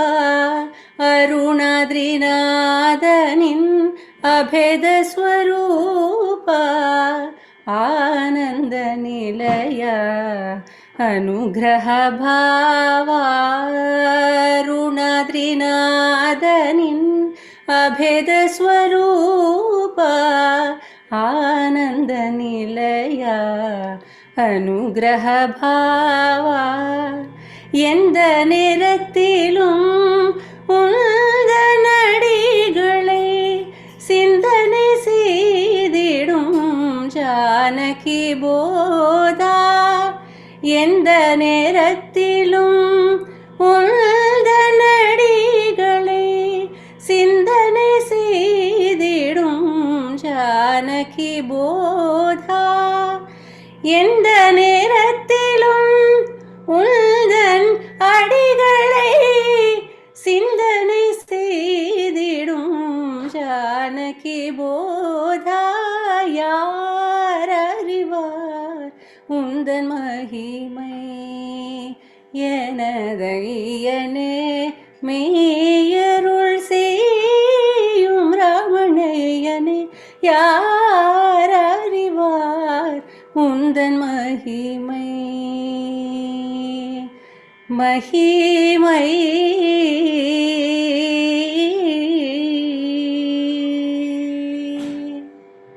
ஓம் நமோ பகவதே Sri ரமணாய. Thank you, Padma Priya ji. In the midst of life's tumultuous dance, the call of the divine echoes across through the ages, inviting all to surrender at the feet of the eternal. And this segues perfectly into our next participant, Geeta Agarwal ji, who will delve into the essence of a devotion as elucidated in Maha Yoga by Lakshmana Sarma, guiding us on the path of spiritual devotion and surrender. Om Namo Bhagavate Sri Ramanaya. The reading today is from Maha Yoga by K. Lakshmana Sarma. Maha Yoga is a profound exposition of Bhagavan Sri Ramana Maharshi's teaching as a result of the author's close association with the sage for more than 20 years. Excerpts from chapter 11 titled Devotion. From the testimony of the sages, we understand that the direct and immediate means of winning deliverance is the quest of the real self, by turning the mind away from the world, that is, from everything that can be objectified, towards the self in the heart. But we find that this is not easy because in the mind there are attachments to objects, gross or subtle, and habits of thought, which are mostly latent, but spring into feverish activity one after another and pull the mind back to the world. These are mental taints which are called vasanas because they have been acquired by intimate contact with objects and linger in the mind like the smell of the contents that lingers in a pot after it is emptied. Because these smells of things are more in some than in others, there is a great difference between one disciple and another.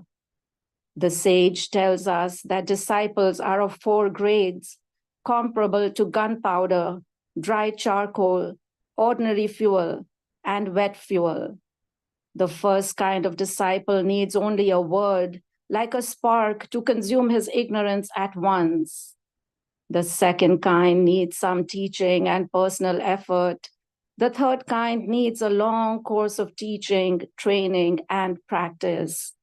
The fourth kind needs to be made fit for discipleship by practices suitable to his condition. Hence, most disciples would need to persevere in the quest for a long time before they could become confident of winning ultimate success. Many might become discouraged and be inclined to give up the enterprise. What are these disciples to do so that they may be able to make some steady progress towards the goal? The answer is they must practice devotion to God. It is said of devotion in the Gita, chapter 9, that even men of evil life are benefited by it. They become good very soon and finally reach the state of unending peace, the egoless state. The Gita lays great stress on truth and goodness. The seeker must have what it calls the godly endowment in order to reach the goal. This includes fearlessness, clear thinking, meditativeness, readiness to give, control of mind and body, reverence to whatever is holy, love of truth, straightforwardness, non-injury, forbearance, not telling tales, compassion, freedom from greed, gentleness, shrinking from wrongdoing, not being capricious. All this may be summed up as good character.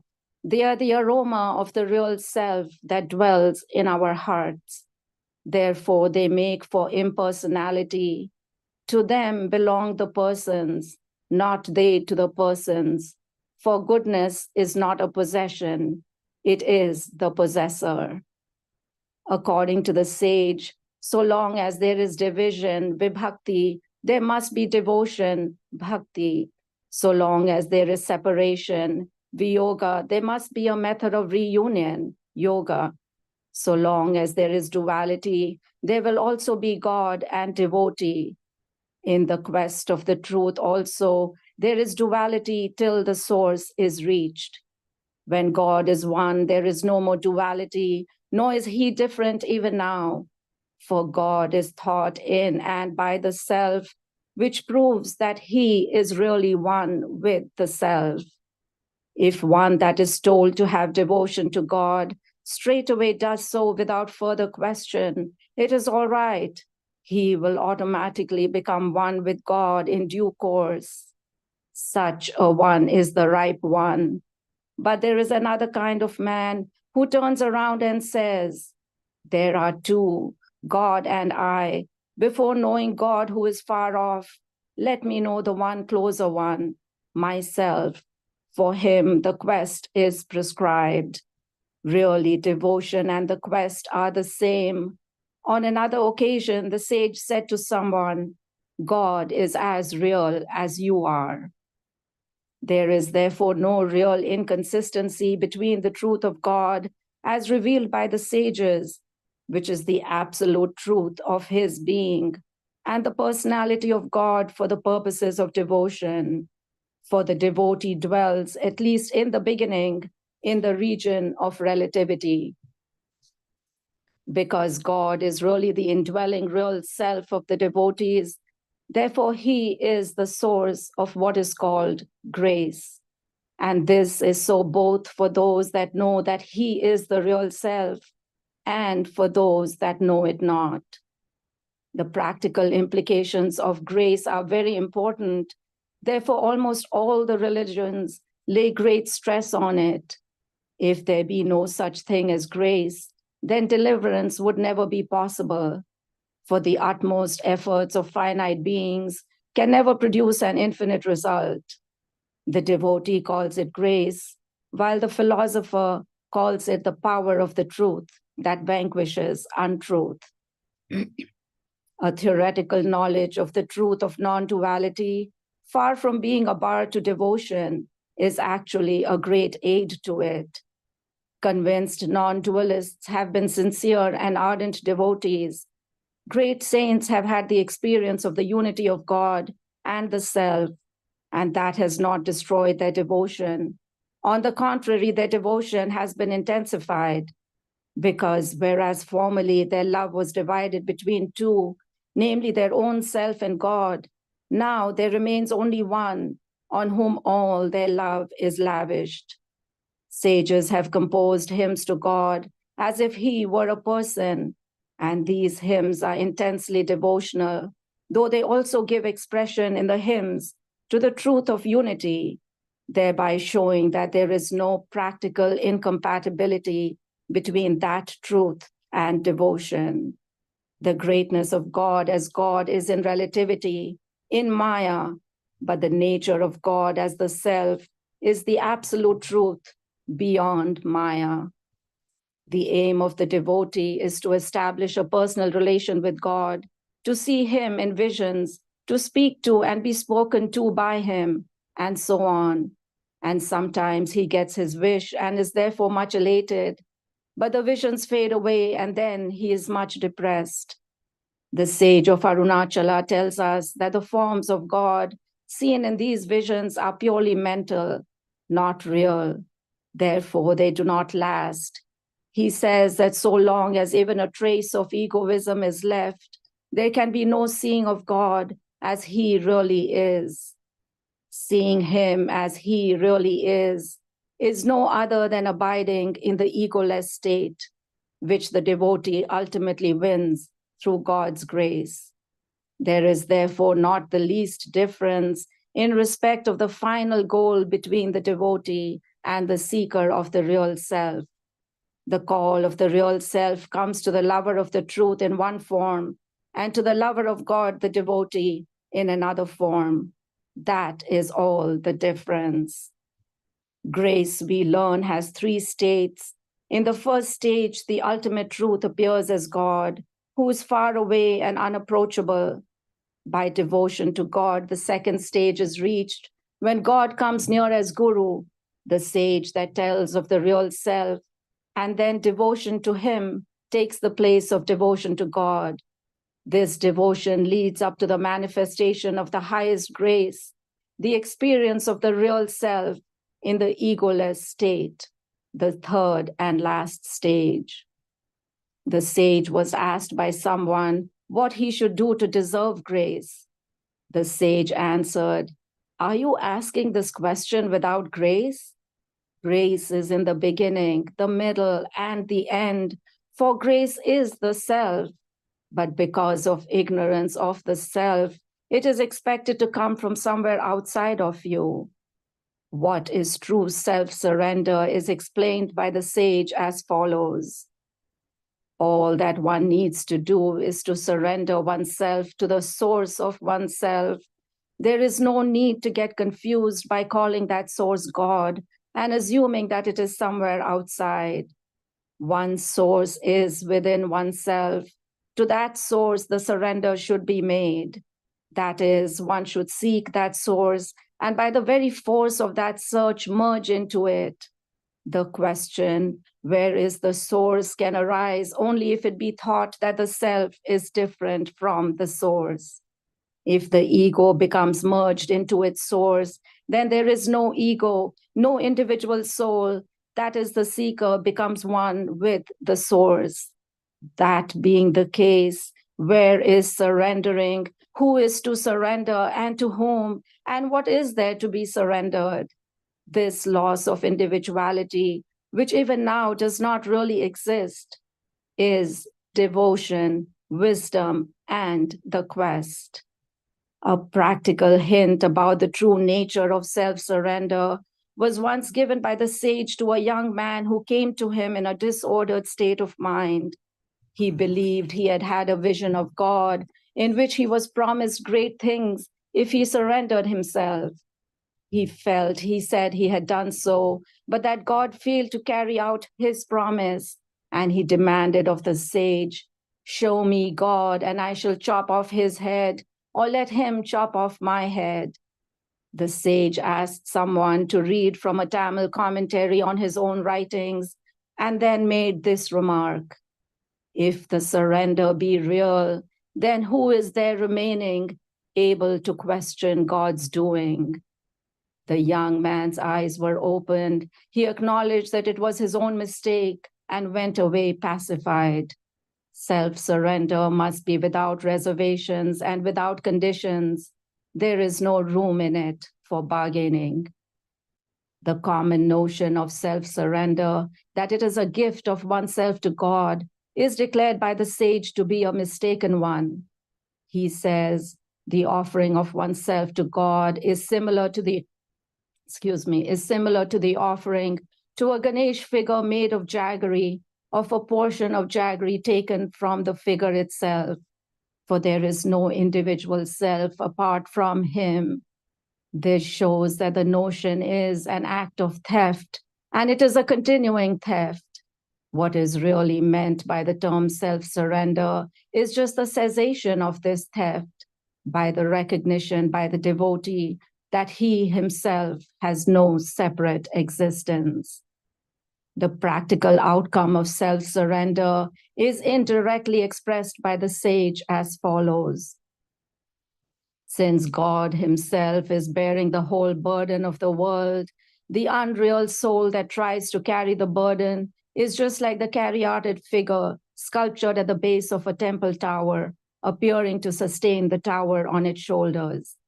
If one traveling by a conveyance that can carry heavy loads keeps his luggage on his own head and thus suffers pain, who is to blame for it? Here two similes are employed. By the first simile, we are reminded that the so-called individual soul has no consciousness of its own, and therefore does not really bear the burdens of life, which are borne by God alone. By the second simile, we are shown that he that will not surrender himself to God's grace has to suffer worries without end, while the devotee that cultivates the attitude of surrender is free from cares and therefore happy even now. Om Namo Bhagavate Sri Ramanaya. Jai Sadguru.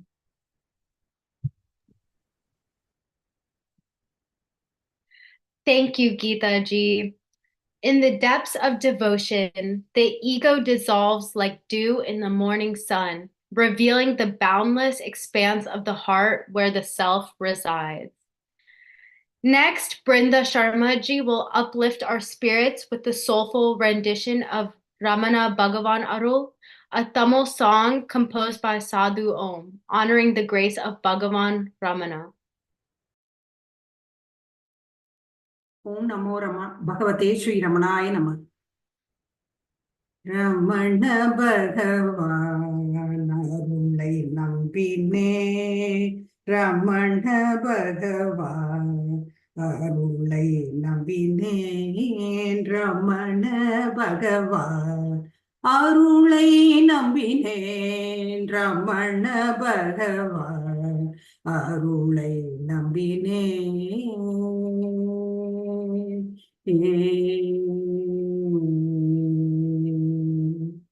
Kamala Nayana Karunai Ramana. Kamala Nayana Karunai Ramana. Kamala Nayana Karunai Ramana. Kama Krodha Moha Vininga நீங்கவே காம குரோத மோகாதி நீங்கவே ரமண பகவான் அருளை நம்பினேன் ரமண பகவான் அருளை நம்பினேன் ரமண பகவான் அருளை நம்பினேன்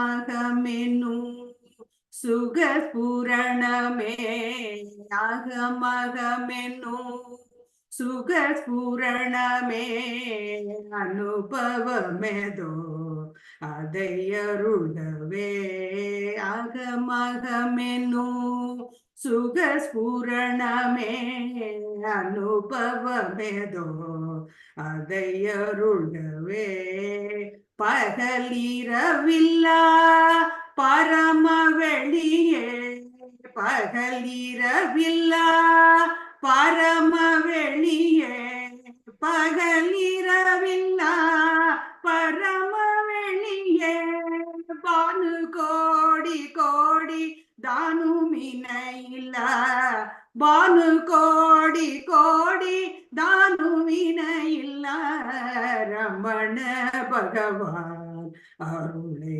நம்பினேன் ரமண பகவான் அருளை நம்பினேன் ரமண பகவான் அருளை நம்பினேன்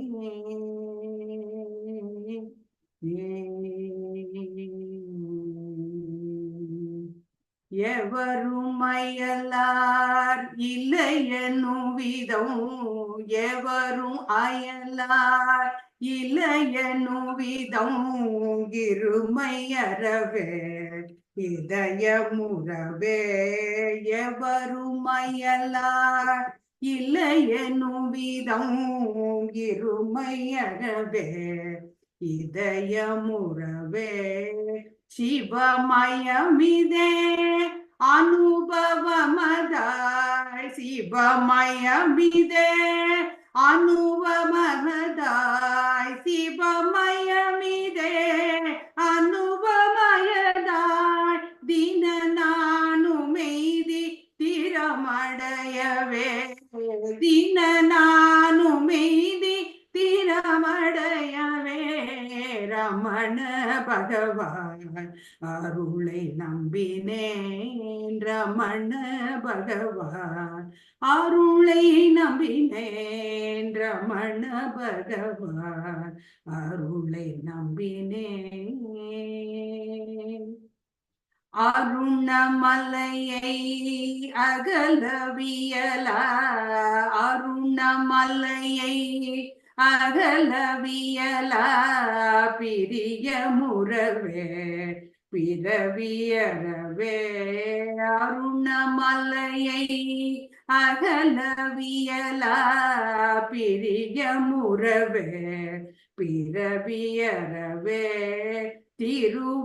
திருவருளினார் திகழறிவினார் திருவருளினார் திகழறிவினார் திருவருளினார் திகழறிவினார் தேகநாகம் கோகம் சோகமாகவே தேகநாகம் கோகம் சோகமாகவே ரமண பகவான் அருளை நம்பினேன் ரமண பகவான் அருளை நம்பினேன் ரமண பகவான் அருளை நம்பினேன்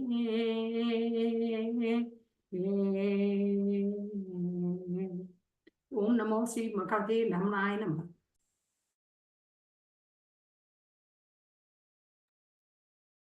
Thank you, Brinda ji. Next, Padma Shri Veera Raghavan ji will mesmerize us with the devotional composition Ramana Desikam by Shri Kavya Kanta Ganapati Muni, paying homage to the spiritual legacy of Shri Ramana Maharshi, and she will also be performing Guru Vanakam by Swami Maitreya. Om Namo Bhagavate Shri Ramanaya. குரு வணக்கம் by Swami Maitreya on Bhagavan. பொன் போன்ற நீ உணர்வை உணர்த்துவித்த குருவே, என் பொய் போக்கி புலன் தடுத்து மெய் போதமருள் தெளிவே. பொன் போன்ற மெய் உணர்வை உணர்த்துவித்த குருவே, என் பொய் போக்கி புலன் தடுத்து மெய் போதமருள் தெளிவே. அல்லலரும் ஆனந்தத்தில் மூழ்கச் செய்யும் நிறைவே, என் நிலையை மேநிலையாய் ஏற்றுவித்த பரம்பொருளே. அல்லலரும் ஆனந்தத்தில் மூழ்க செய்யும் நிறைவே, என் நிலையை மெய்நிலையாய் ஏற்றுவித்த பரம்பொருளே. பவம் போக்கி அருள் புரிந்த ஸ்ரீ அருணாச்சல குரு ரமணம் சரணடைந்தேன் நின் பாதம் மலரடிகள் சரணம். பவம் போக்கி அருள் புரிந்த ஸ்ரீ அருணாச்சல குரு ரமணம் சரணடைந்தேன் நின் பாதம் மலரடிகள் சரணம். ஸ்ரீ அருணாச்சல குரு ரமணம் பொன்மலரடிகள் சரணம். ஸ்ரீ அருணாச்சல குரு ரமணம் பொன்மலரடிகள் சரணம். பொன்மலரடிகள் சரணம். பொன்மலரடிகள் சரணம். Ramana தேசிகம் by Sri காவ்யகண்ட Ganapathi Muni.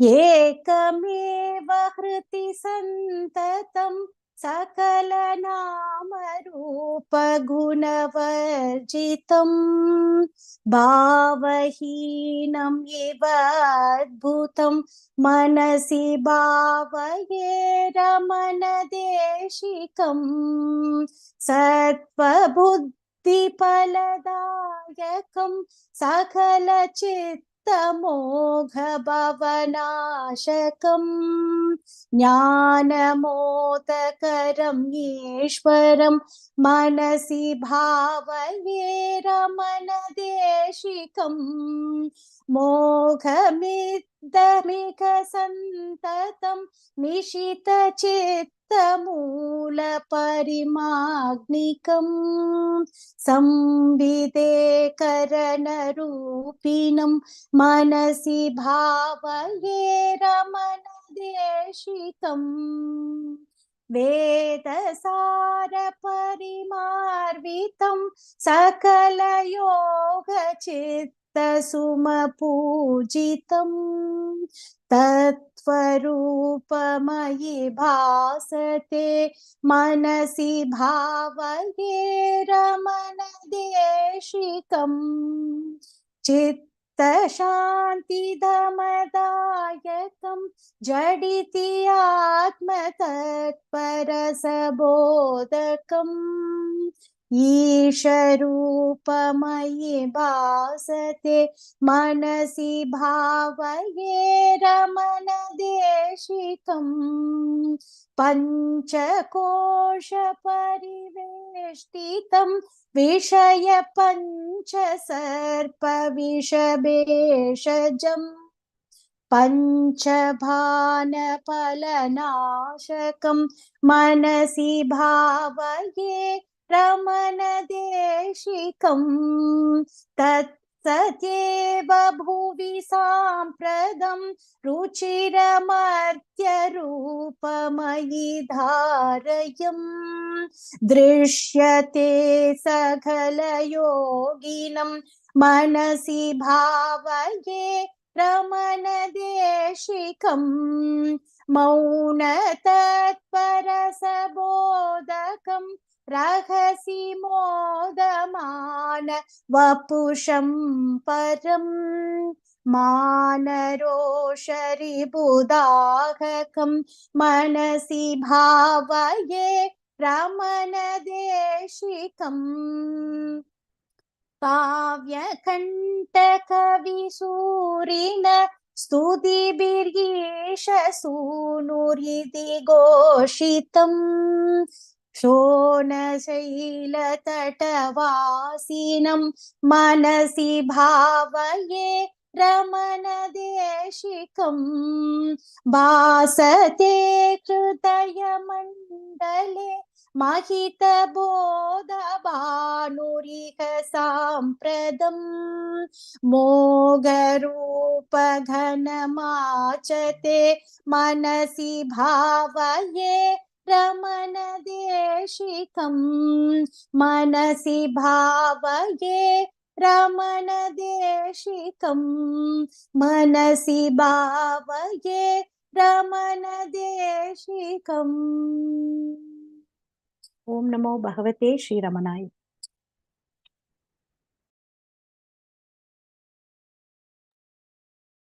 Thank you, Padmaji. In the melody of devotion, the mind finds solace, and the heart opens like a flower to receive the grace of the Guru. Lastly, we have Malati Bhaskarji, who will grace us with her profound insights as she delves deep into the teachings of Sri Ramana Maharshi, guiding us on the path of self-inquiry and realization. Om Namo Bhagavate Sri Ramanaya. I am going to read from the collected works of Sri Ramana Maharshi. Vichara Manimala. I am that Brahman which is bliss, which is eternal, all-pervasive, the names and forms which is not cognized by the impure intellect, but is cognized by the pure intellect, stainless and boundless. That is to say, which one discards the jiva of the form of ego sense, which is the apparent meaning of word I, which remains merely as affluent and conscious Atman, which is implied meaning of the word I, is Brahman. This can also be understood from the following words of Arinagriya's experience after swallowing me, who had the form of ego, the supreme being remained as mere self. Disciple. Swami, what are the means of putting an end to the miseries of samsara like birth and death and of attaining supreme bliss? Guru. O disciple, what a delusion. You are always of the nature of bliss. There is not the least trace of the mysteries of samsara in you. Therefore, do not take upon yourself the mysteries of birth, etc. You are the conscious Brahman, which is free from birth and death. Disciple. Is not liberation the sensation of misery and the attainment of supreme bliss? If I am already of the nature of bliss, how is it possible for me to attain the bliss which is already attained, and similarly to get rid of the misery which never existed? Guru. This is possible just as one can seek and find a bracelet which was on one's arm all the time, but which one had forgotten about, and on finding it, look upon it as a new acquisition. It is possible as in the case of the serpent, which at no time present in the rope was mistaken for one, but which seemed to be there and seems to disappear when one discovers that it is only a piece of rope. Disciple. Will the non-existence of misery and the existence of bliss coexist in one and the same state of liberation? Guru. They will. Just as the non-existence of the imagined serpent is the existence of the rope, the non-existence of the imagined misery is the existence of bliss. Disciple, as bliss arises only from contact with objects, how can I be said to be of the nature of bliss? Guru, the bliss of the self will not be felt in the intellect which is distracted by desires for objects by one who does not know the self. When the object of desire is obtained by the intellect, becomes steady for a moment and then turns inward. Then the bliss of the self is reflected in it, and this gives rise to a delusion that there was bliss in the object. But when other objects are desired, this bliss vanishes. It is similar to the bliss which one experiences on arrival of one's son from a foreign country. It does not last as long as the object which seemed to be the cause of it. Further, bliss is experienced in the state of samadhi and deep sleep, even without objects. Therefore, there is no bliss in objects. The self alone is bliss. It is because the bliss of the self alone is experienced by all that all are proclaimed by the Vedas to be of the form of bliss. Disciple, but does the sage, Jnani, who knows the self desire objects and experience bliss, or does he not? Guru, although he may desire objects and experience bliss like the ignorant person, he does not imagine that bliss to be any different from the bliss of the self. Disciple, when the misery of birth and death, etc., is actually experienced, how can it be said that it never exists in me? Guru, know that the world of birth and death, etc., is illusionary appearance like the serpent in the rope and blueness in the sky, or like dreams, due to your ignorance of yourself, which is Brahman. Disciple, what is support for this extensive world? Guru, just as the rope is the support and the basis for the delusive serpent which appears when the rope is not recognized as such, you are the support and basis for the world which appears when you do not know yourself. Disciple, kindly explain distinctly the ideas of support and the basis. Guru, even in the unreal serpent, there is a concept, this, which is mixed up with a general concept, this, underlying the rope. Similarly, in the unreal world, there is a concept, it exists, which is mixed up with the general concept of existence underlying the self. This existence is the support of the world. Again, just as there is the particular concept rope, there is also the particular concept of the self, namely that it is unattached, immutable, ever liberated, all pervasive, etc. This is not cognized at the time of delusion, but when cognized, removes the delusion. This particular concept of self is the basis of the world. Disciple, corresponding to the seer who is separate from the rope, which is the support and the basis of the serpent. Who is the seer apart from me? Who is the support and the basis of the world? Guru, if the basis is insentient, a separate seer is necessary. If the basis is sentient, it will itself be the seer, just as the witnessing consciousness, which is the basis of the dream, is itself the seer of the dream. You are yourself the seer of the world. Disciple, if the world of the waking state comes into existence and falsely appears like dreams through Reminiscence, why should we speak of any distinction between the waking state and the dream state and say that the waking state has relative reality while the dream state has only personal reality? Guru, since a dream appears without the help of appropriate time, space, and materials on account, accompanied by the defect, dosham of sleep, it is spoken of as a personal state. Since the waking state appears in the Supreme Self, which is free from time, space, and materials, owning to Reminiscence alone, it is spoken of as the relative state. They are that described with reference to the three states of reality, personal, relative, and absolute. When we think clearly, there is no difference between them, nor there is any difference between the waking and the dream state. Undifferentiated consciousness is the only true reality. Whatever is different from its personal and his nascence as its material cause and consciousness as its basis. Om Namo Bhagavate Sri Ramanaya.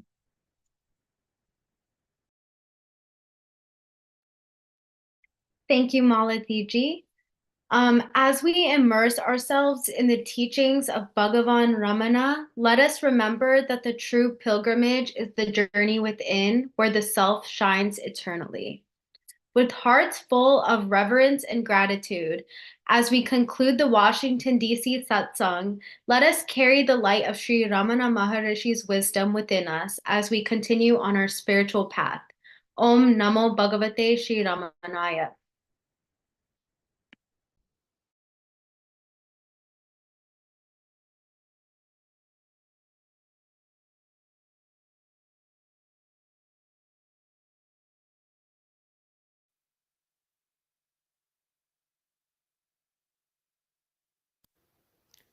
Om Namo Bhagavate Sri Ramanaya. The devotees from Nova Scotia, Ottawa, and Ogdensburg thank the New York Ashram for giving us the opportunity to join the Aradhana Global Satsang. We are making the following offerings. We will start with a reading by Dr. Anil Sharma on Bhakta Bhagavat's article, Bhagavan is my breath. This will be followed by a reading of an article from the talks titled Spiritual Heart by Darlene Karamanos, and then the reminiscence of Mahakrishna Swami taken from Face to Face by Evelyn Safier. Thereafter, Ramanath Kameshwaran will recite Vaittapattu in praise of Bhagavan's grace as described by Sri Muruganar in Ramana Sannidhi Murai. Then, Sita Raghunathan will chant Sri Adi Shankaracharya's Guru Paduka Stotram. This will be followed by a few bhajans by Madhu Padmanabhan, Ramya Krishnan, and Krishnan Tirunellai. Ananta Padmanabhan will conclude our offering with a Pashuram and a Shlokam from Mundaka Upanishad. Om Namo Bhagavate Sri Ramanaya. Om Namo Bhagavate Sri Ramanaya. Today, on the commemoration of Sri Bhagavan's Aradhana, we will read an excerpt from Sri Bhakta Bhagavat's prayer manuscript. Sri Arunachala Bhakta Bhagavat, the founder of Arunachala Ashrama, wrote thousands of pages of prayers and petitions to his guru, Sri Ramana Maharshi. This particular manuscript is entitled Bhagavan is my breath. He writes, with Bhagavan's grace and blessings, I remain immersed in him most of the time. I say most of the time and not all the time, as there are moments when ego and ignorance envelop me and I feel momentarily distracted. But no sooner the dark clouds melt away, the dazzling sun of Arunachala in my heart begins to shine in all its splendor and glory, and I awaken to the consciousness that Bhagavan is my very breath. This is the experience that Bhagavan gives me every day. The other day, an Indian devotee said, there are thousands of people who must have seen Bhagavan in the body, but his teaching was not imbibed by all of them. Hence, it is not necessary to have seen him in the body. He is present, here, right now. These words carry a great deal of meaning for me, as I have all along experienced that Bhagavan did not enable me to go to Tiruvannamalai when he tenanted the body, because he bestowed on me the great gift of experiencing his presence wherever I am and whatever may be the circumstances in which I am serving my Guru, God and grace, Bhagavan Sri Ramana Maharshi. Bhagavan brought me into this world to work out my destiny, so I may be released from the shackles of birth and death. Decades have passed, and I have been trudging all these years towards the holy hill of Arunachala. But the holy hill is right in the cavity of my heart, and the more I chant and meditate, the more Bhagavan's teaching becomes a reality for me. That is why I say, Bhagavan is present within me, here, there, and everywhere. If we simply turn to the self in the heart, we shall experience peace and bliss. But the externalization of the mind is so strong and so steeped in the mire of the sense objects that it requires a great deal of scrubbing before the stains can be washed away and the heart cleansed. This process of washing away the dirt of the mind is achieved if we withdraw our senses from external objects and focus our attention on the interior of the heart. In the beginning, the practice may seem hard, but given time and regular practice, all inherent tendencies begin to be shed, and in their place, calm and quiet settle, and one is able to abide in the self. What could be greater than abidance of the self in the heart? And Bhagavan has given me that. It is now up to me to avail of the golden opportunity and keep on meditating on Him in the heart. The trials and tribulations caused by financial and family problems are there to test my mettle, but I cannot tide over these difficulties without the grace and blessings of Bhagavan Sri Ramana Maharshi. In His infinite mercy, He has taken away all the burdens from my shoulders, and what is left is the inherence in Him in the heart. This is the experience which enables me to declare that Bhagavan is my breath.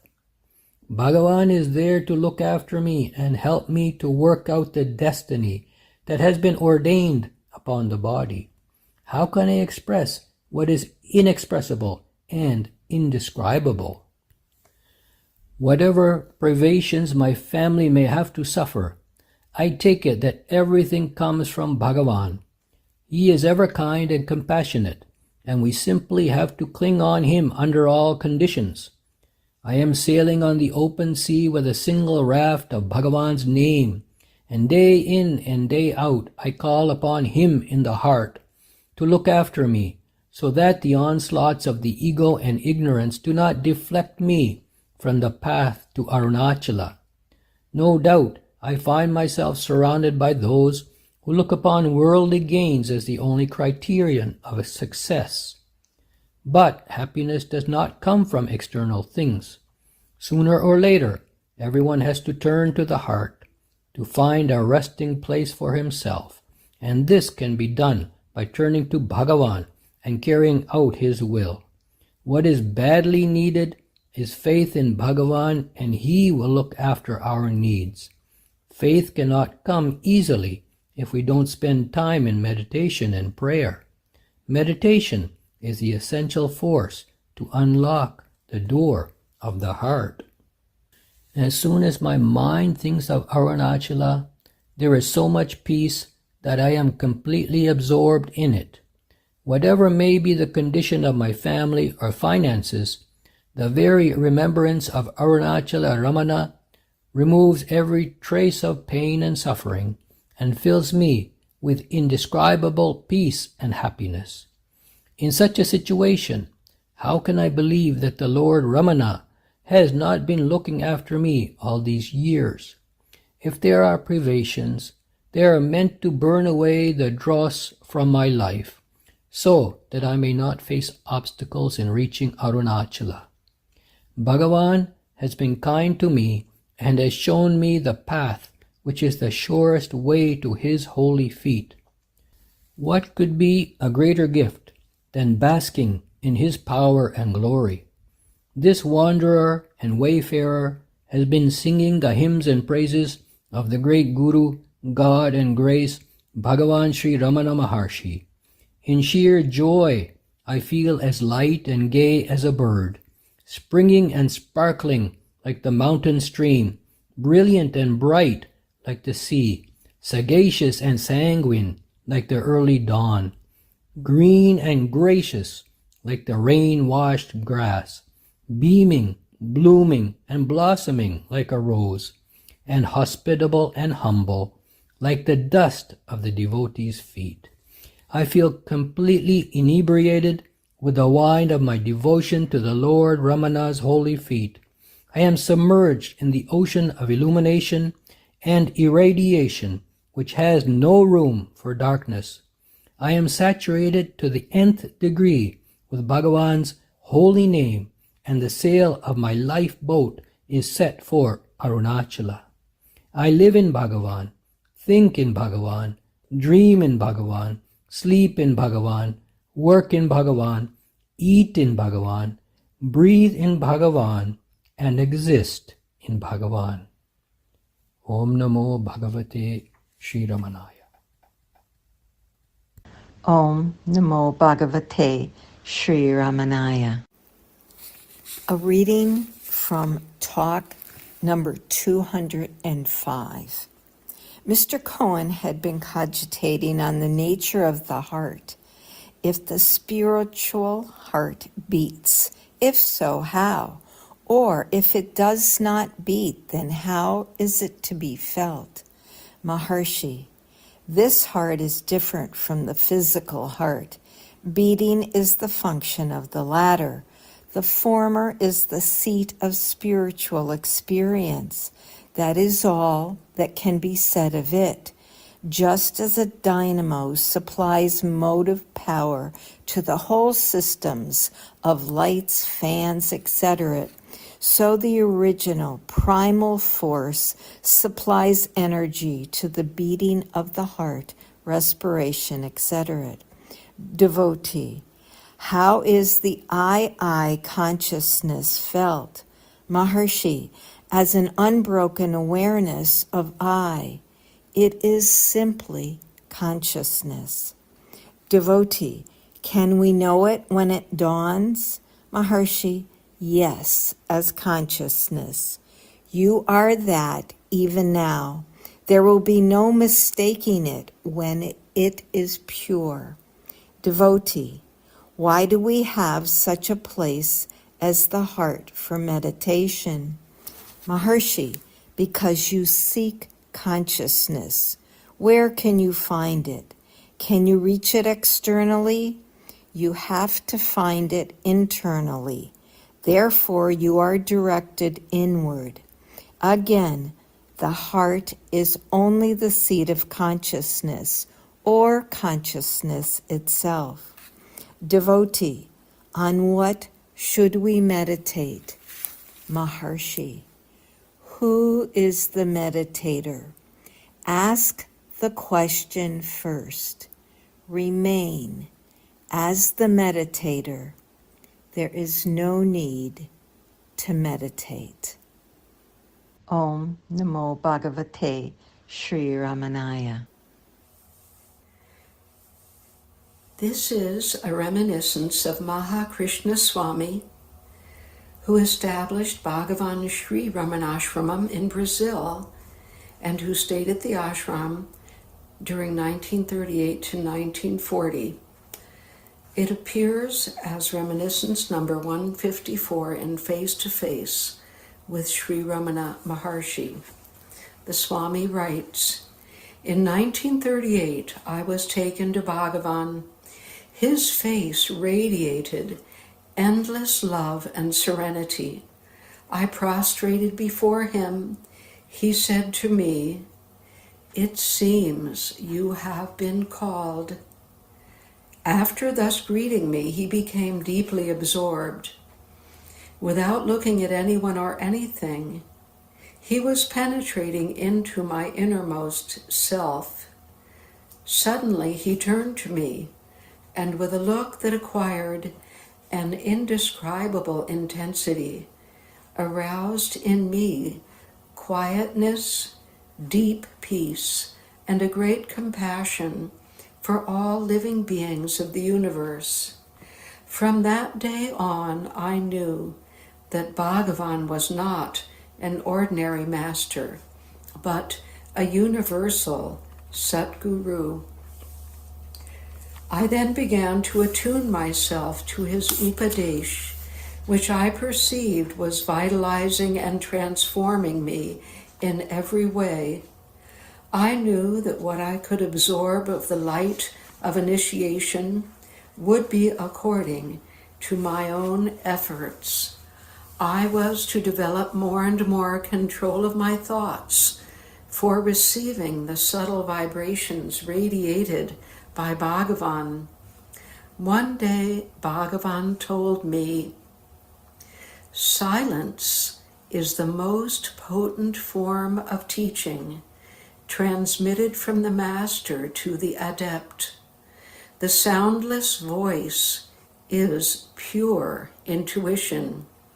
It is the voice of the spiritual mind speaking in our innermost being.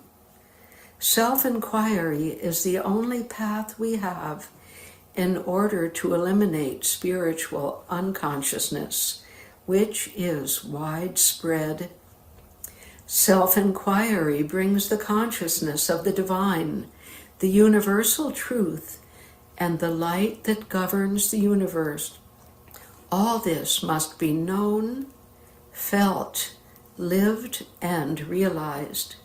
In order to realize this truth, we need to eliminate the thinking mind, to dissolve it in the universal self. End quote.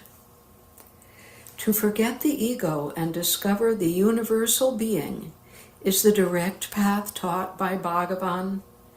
After practicing self-inquiry for a period of time, one awakens a current of consciousness, the supreme consciousness.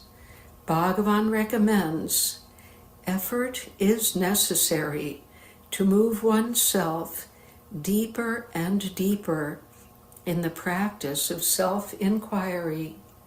Firm determination is essential to achieve the experience. End quote. Diving into the right side of the chest, the adept enters into the attitude of silence. Thoughts disappear, and the state of consciousness, I am that, arises. Bhagavan spoke very little and showed the world how much could be transmitted by silence.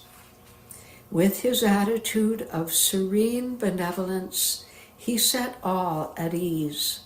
I felt with absolute certainty that all the knowledge to be gained would be simply assimilated from his holy presence, for I had caught the truth, that he is the link to the formless being.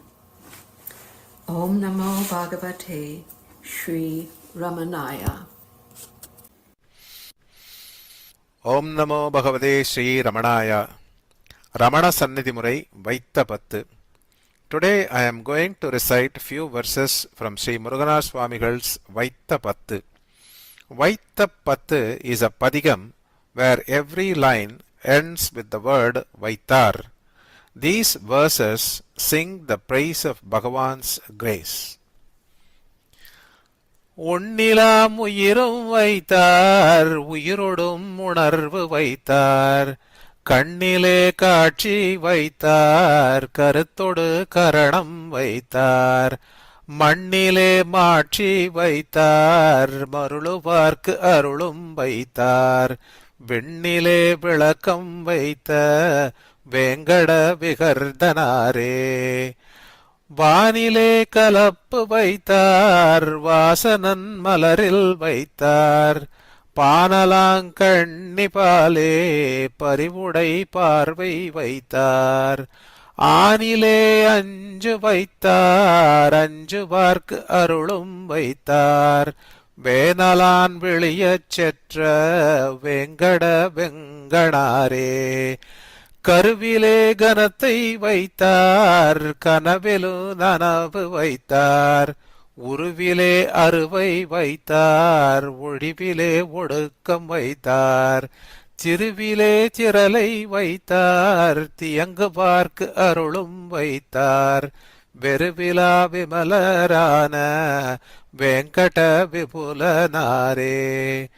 குளத்திலே நயனம் வைத்தார், குலத்திலே நலத்தை வைத்தார், களத்திலே கடுவை வைத்தார், கலப்பிலே அமுதம் வைத்தார், உளத்திலே உறுதி வைத்தார், உருகுவார்க்கு அருளும் வைத்தார், விளத்திலே வேட்கை வைத்த வெங்கட வேணியாரே. செய்களை திறந்த வைத்தார், சிந்தையை செறிய வைத்தார், மொய்களை அகழ வைத்தார், மோனத்தை பயில வைத்தார், பொய்களை புலம்ப வைத்தார், போற்றுவார்க்கு அருளும் வைத்தார், மெய்யினை மேவ வைத்த வெங்கட மெய்யனாரே. தாயுளே அன்பு வைத்தார், தந்தையுள் அறிவு வைத்தார், தீயுளே புனலை வைத்தார், திம்பரை தேம்ப வைத்தார், வாயுளே வாய்மை வைத்தார், வாழ்த்துவார்க்கு அருளும் வைத்தார், வேயுளே முத்தம் வைத்த வெங்கட முத்தனாரே. நீதத்தை நிகழ வைத்தார், நெஞ்சிலே நேயம் வைத்தார், ஏதத்தை அகல வைத்தார், என்பு நெக்குருக வைத்தார், பாதத்தை பரவ வைத்தார், பரவுவார்க்கு அருளும் வைத்தார், வேதத்தை விளம்ப வைத்த வெங்கட வேதனாரே.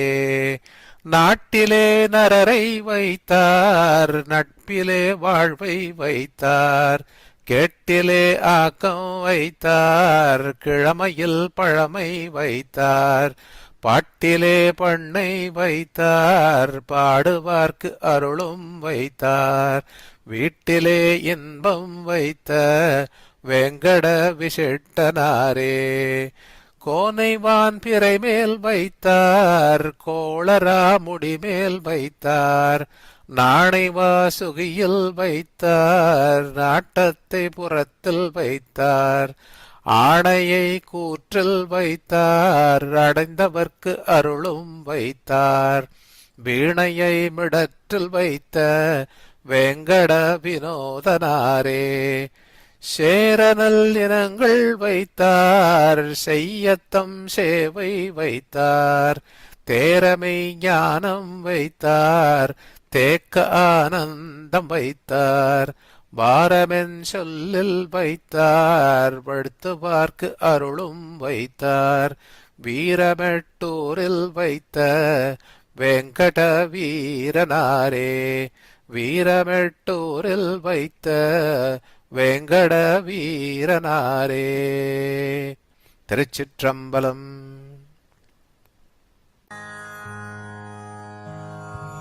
ஆதிசங்கராச்சாரிய விரச்சிதம் குரு பாதுகா ஸ்தோத்திரம். அனந்த சம்சார சமுத்திரதார நௌகாயிதாபியாம் குரு பக்திதாபியாம் வைராக்ய சாம்ராஜ்யத பூஜனாபியாம் நமோ நம ஸ்ரீ குரு பாதுகாபியாம் கவித்வவாராசி நிஷாகராபியாம் दौर्भाग्यदावाम्बुदमालिकाभ्याम् दूरीकृता नम्र विपत्तदिभ्याम् नमो नमः श्रीगुरुपादुकाभ्याम् नताययो श्रीपदितां समीयुः कदाचिदप्यासु दरिद्रवर्याम् मूकाश्च वाचस्पदितां हिताभ्याम् नमो नमः श्रीगुरुपादुकाभ्याम् नालीकनीकाशपदाहृदाभ्याम् नानाविमोहादिनिवारिकाभ्याम् नमज्जनाभीष्टततिप्रदाभ्याम् नमो नमः श्रीगुरुपादुकाभ्याम् नृपालिमौलिव्रजरत्नकान्ति सरिद्विराजझषकन्यकाभ्याम् नृपत्वदाभ्याम् नदलोकपङ्क्तेः नमो नमः श्रीगुरुपादुकाभ्याम् स्वापान्तकारार्कपरम्पराभ्याम् तावत्त्रयाहीन्द्रगघेश्वराभ्याम् जाड्याब्धिसंशोषणवाडवाभ्याम् नमो नमः श्रीगुरुपादुकाभ्याम् शमादिषट्कप्रदवैभवाभ्याम् समाधिदानव्रत दीक्षिताभ्याम् रमादवाङ्घ्रिस्थिर भक्तिदाभ्याम् नमो नमः श्रीगुरुपादुकाभ्याम् स्वाक्षात्पराणाम् अखिलेष्टदाभ्याम् स्वाहा सहायाक्षदुरन्धराभ्याम् स्वान्दार्चभावप्रदपूजनाभ्याम् नमो नमः श्रीगुरुपादुकाभ्याम् कामादिसर्पव्रजगारुडाभ्याम् विवेकवैराग्यनिधिप्रदाभ्याम् बोधप्रदाभ्याम् द्रुतमोक्षदाभ्याम् नमो नमः श्रीगुरुपादुकाभ्याम् नमो नमः श्रीगुरुपादुकाभ्याम्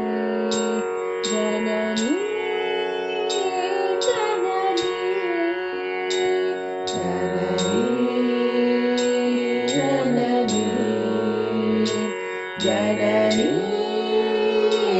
जननी जननी कृपा करो अम्बे जननी कृपा करो अम्बे जननी कृपा करो अम्बे जननी कृपा करो अम्बे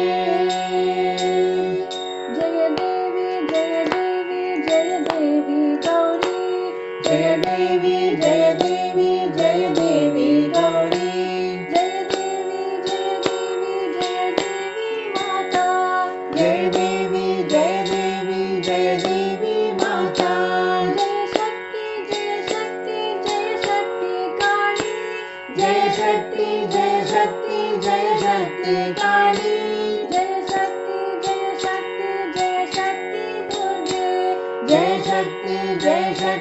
जय शक्ति दुर्गे जय शक्ति दुर्गे जय शक्ति लक्ष्मी जय शक्ति वाणी जय शक्ति वाणी जय शक्ति दुर्गे जय शक्ति दुर्गे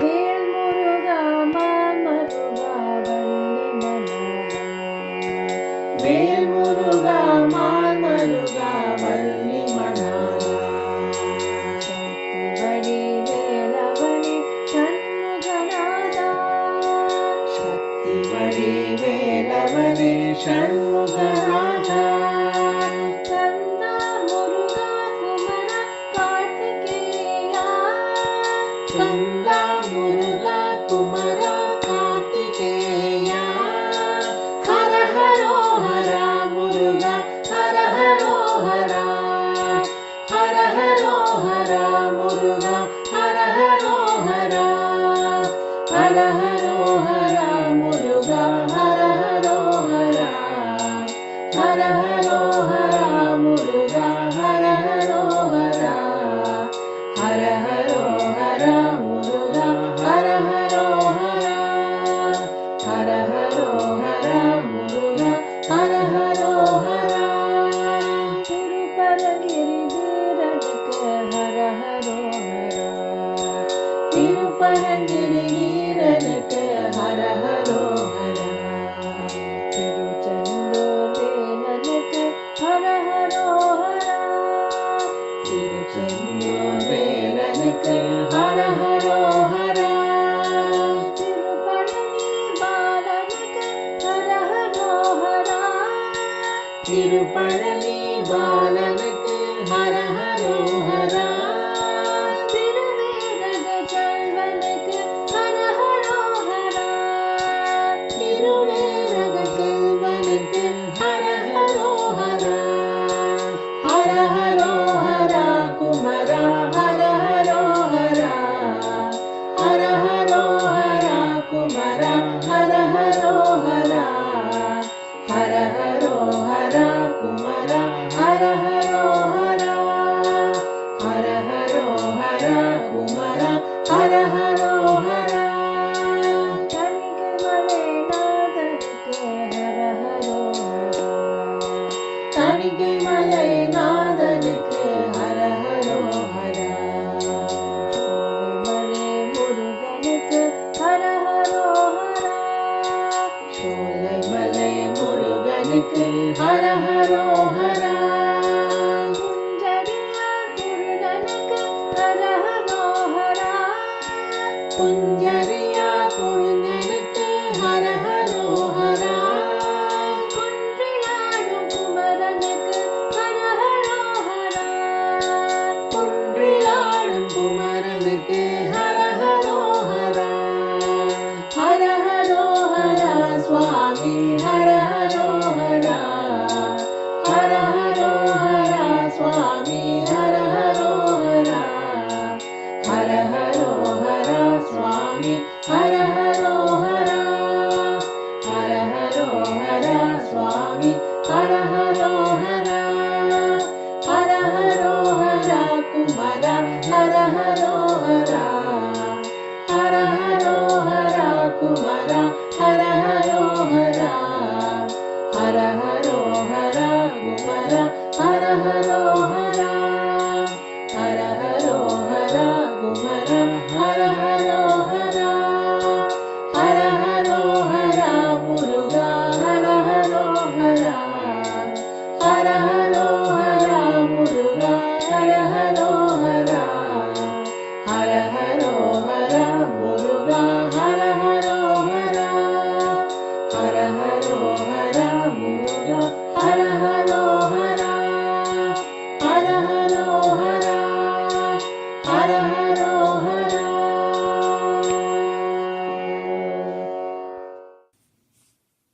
Om Namo Bhagavate Sri Ramanaya. Namaskar. We will now conclude our satsang from the Arunachala Ashrama, Nova Scotia, Ottawa, and Ogdensburg with the third Pasuram of Tirupavai, followed by the last two verses of Mundaka Upanishad. In the Pasuram, Sri Andal pronounces the importance of surrender with penance to the absolute Brahman in Lord Vishnu in Trivikrama form, who is all-pervasive. The surrender brings righteous prosperity to all living beings with timely rains, rich harvest of grains, green fields with canals with lots of fish, bees cross-pollinating the flora, healthy cows happily offering milk in abundance, people living in His grace in bliss. This will be followed by the last two verses from the Mundaka Upanishad. As flowing rivers disappear into the ocean, losing their separate name and form, even so the Jnani, freed from name and form, becomes one with the effulgent being, the Self, or Supreme Brahman, the highest of the high. Verily, he who knows the Supreme Brahman himself becomes Brahman. In his lineage, none is born who knows not the Brahman. He crosses beyond sorrow, beyond sin. Liberated from the knots of the heart, the ego, he becomes immortal. Om Namo Bhagavate Sri Ramanaya. ஓங்கி உலகளந்த ஓங்கி உலகளந்த உத்தமன் பேர் பாடி ஓங்கி உலகளந்த உத்தமன் பேர் பாடி நாங்கள் நம் பாவைக்கு சாற்று நீராடினால் தீங்கின்றி நாடெல்லாம் திங்கள் மும்மாறி பெய்து ஓங்கு பெரும் சென்னல் ஊடு கயலுக பூங்குவளை போதில் பொடிவண்டு கண்படுப்ப தேங்காதே புக்கிருந்து சீர்த்த முலை பற்றி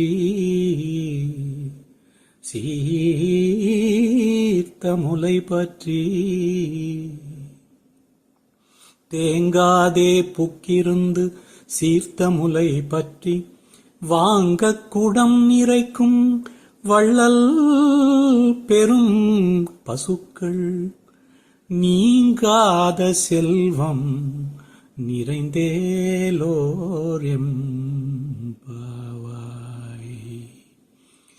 நீங்காத செல்வம் நிறைந்தேலோர் எம்பாவாய்.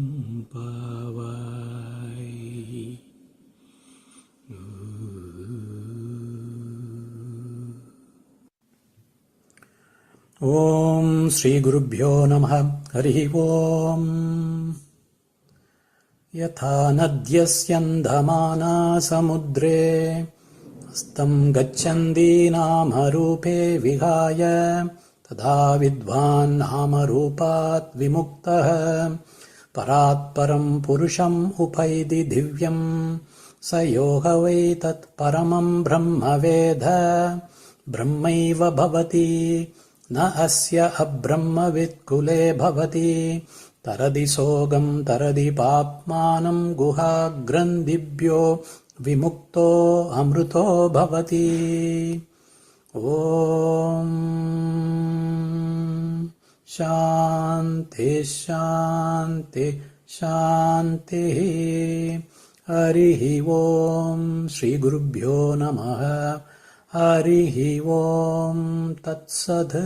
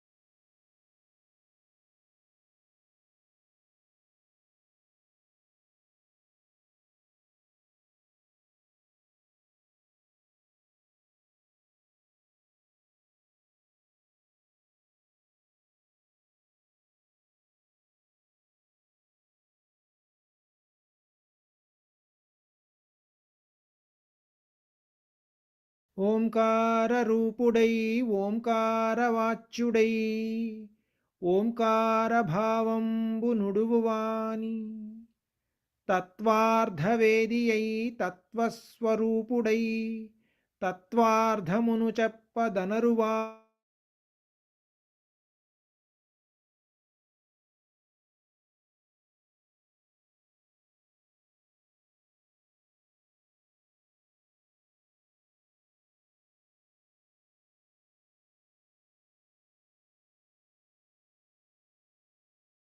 సమై యమరువాని ఓంకార రూపుడై ఓంకారవాచ్యుడై ఓంకార భావంబు నుడువువాని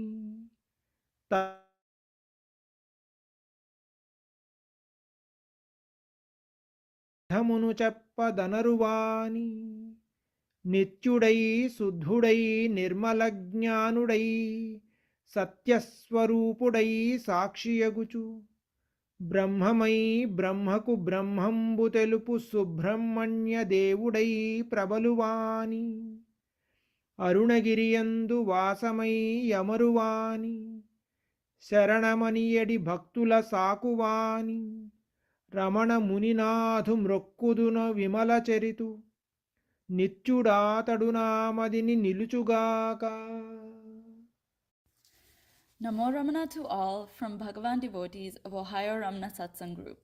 I am Ramanavasini Mungamuru, coordinating from the Ohio Ramana Center. We are happy to be part of the online celebrations of Bhagavan's 74th Aradhana.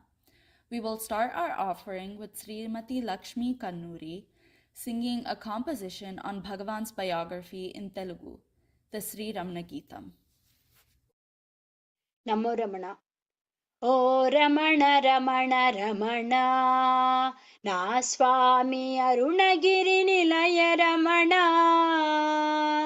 భక్తులను రక్షింపగా అవనిపై అవతరించిన స్కందుడా తిరుచుళి గ్రామంబున గురుదేవాళగమ్మ సుందరులకు పుణ్యాల ఫలముగాను రెండవ పుత్రుడై పుట్టితివిగా షోడశాబ్దము నాటికి ఒకనాట మృత్యు భయమట కలుగగా భావనల మరణంబును ఓ రమణ అనుభూతి పొందితివిగా కాయంబు కాష్టంబులా గురుదేవ కాలిబూదిగా మారినా మారని సత్యమైన నీలోని నేనుగా నిలిచితివిగా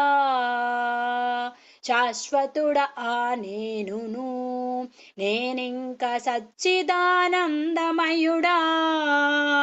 అను ఎరుక మెరుపువలెను నీలోన తడుకుమనే క్షణములోన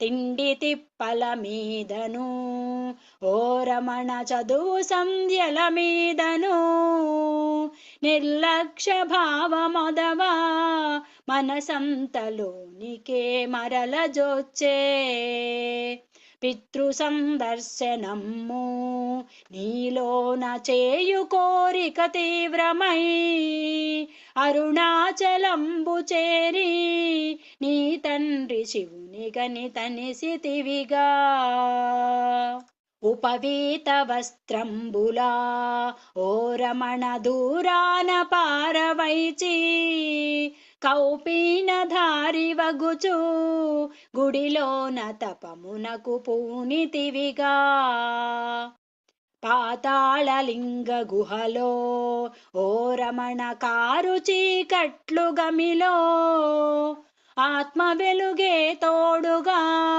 నిష్టమై చేసితివి కష్ట తపము తేళ్ళు జెర్రులు ప్రాకిన కాయంబు రక్త సిక్తంబైనను బాహ్య విస్మృతి కలిగియు నీవుండ ఎన్నో మాసాలు గడిచే నిశ్చలా ధ్యానంబునా నీవుండతుంటరులు నిను చేరియు రాయిరప్పలు రువ్వగా శేషాద్రి స్వామి కన్గొనె అంతటా ఆయన యోగి ఎగుట గుర్తించె నీ స్థితిని సులువుగాను గుర్తించి నిన్నాతడు కొండపైన శ్రమంబున చేర్చెను చూత గుహలో మౌనిగా ఓ రమణ ధూళి కల్మషదేహిగా నీవుండని తల్లియు వచ్చి నిన్గాంచి పరితపించే బ్రతిమాలి రోధించియు నిన్నామె గొంపోవ యత్నించెను స్థిరధీర చిత్తుండవై యోగీశ చెలియింపవైతి నీవు జీవులను భగవంతుడు తమ తమ ప్రారబ్ధమును బట్టియు ఆడించుచుండునంతే జరిగేది జరుగక తప్పదిలలో జరుగరానిది ఎంతగా మానవుడు బాధపడి యత్నించినా జరగబోదిది తథ్యము మౌనంబె ఉత్తమంబైన తెరువు అని నీవు వ్రాతలోన అమ్మకును చేసితివి ఉపదేశము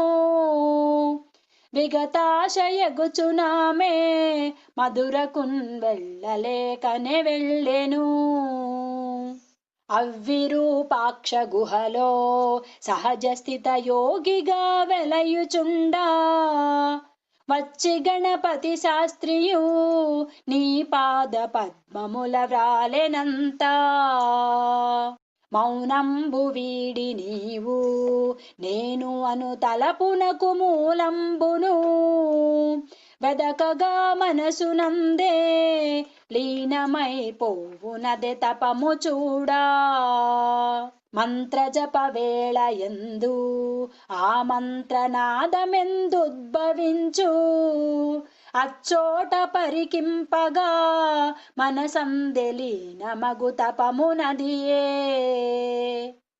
అని పలుక ప్రేమ మీరా ఆ మౌని ఆనంద సంతృప్తుడై రమణ మహర్షి అనియు భక్తితో ప్రకటించె నీ నామము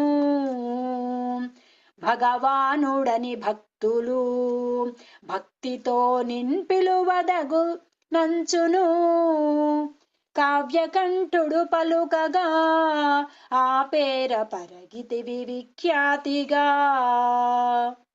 అరుణాచలంబు పైన రమణర్షి స్కందాశ్రమమునందును నమ శివాయ గుహలో ఆ పైన అంతటా నుండివే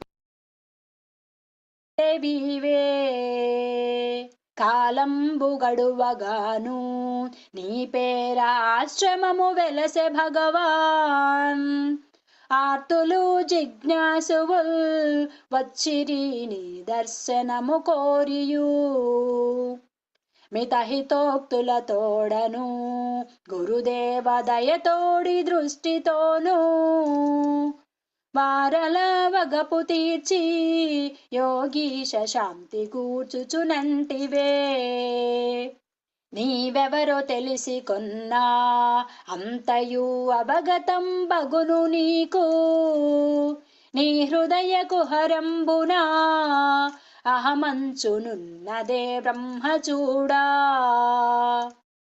నేనెవడనను ప్రశ్నయే సూటిగా ఆత్మచంతకు చేరును అని నీవు నిత్యంబును ఆచార్య చాటుచుంటివి సత్యము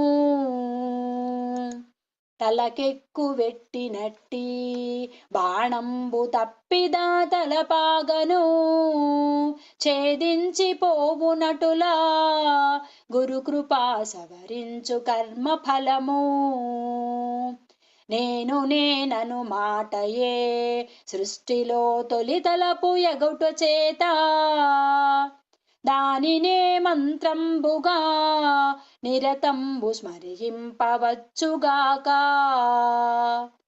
దేహాభిమానం వేగా మానవుల కష్టాల కన్నింటికి కారణము ఎంచి చూడా అద్దాని వదలుటే ముక్తి పథము. అది నేను ఇది నేనను భావన తొలగిపోయిన ఎంతటా నిక్కంపు నేను మిగులా అది ఏ ఆత్మయై వెలుగునంతే.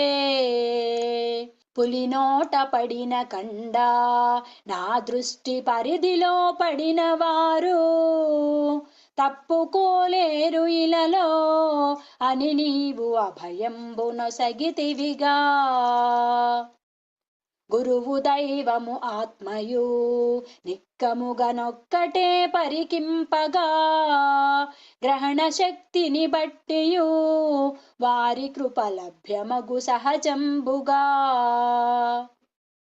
గదిలోని చెత్తనంతా బయటికి పారవేసిన ఎట్టులా తలపులానన్నింటినీ వీడుటే శాంతికి మార్గమగును. నేనెవడనను పద్ధతిన్ సాధనను చేయలేనిచో సాధకుల్ శరణమొందిన శ్రద్ధతో వారల క్షేమంబునరయువాడా అని సులభ మార్గంబును సద్గురు తెలిపితి వివరముగాను. ఆత్మ సమర్పణంబే ఏకైక సాధనము భక్తాళికిన్.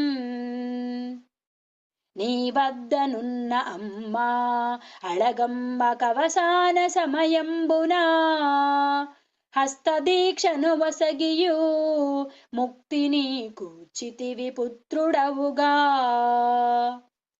70వ ఏడులోన దేవతలు స్వాగతం మొసగుచుండా నీ తనువు చాలించియు ఓ రమణ చేరితివి స్వస్థానము. నీ జ్యోతి గగనంబునా తేజమై కననయ్య నట వింతగా నీ కాంతి మా లోపల నిలుపు మా కరుణాల బాలరమణ. ఎన్ని జన్మల పుణ్యమో ఓ రమణ నీపైని తలపు కలిగే నీ నామస్మరణ నాలో నిరతమ్ము కొనసాగ చేయుమయ్యా. నిరతమ్ము కొనసాగ చేయుమయ్యా. నమో Ramana.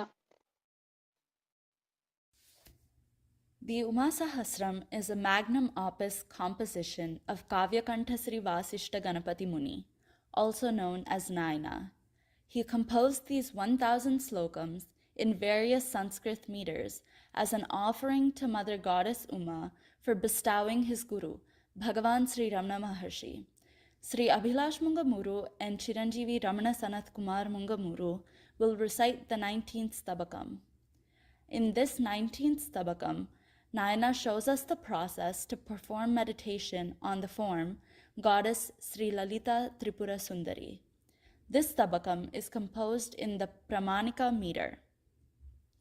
Now to take a deeper look into a couple verses in this Stabakam.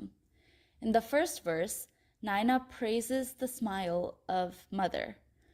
May the smile of the damsel of Mahesha challenge the brightness of the fresh buds of the Kalpavriksha and remove your deep sorrow caused by the disease of mundane existence, like samsara. In the 23rd verse, a confused person cannot attain the knowledge about the goddess. Only seekers with a constancy of mind can attain it. A person steered on worldly pleasures cannot reach her. It is hard to realize her without mantra by anyone. Thus, Goddess Lalita remains invincible in the universe. एकोनविंशस्तबकः ध्येयललितारूपं प्रमाणिकावृत्तं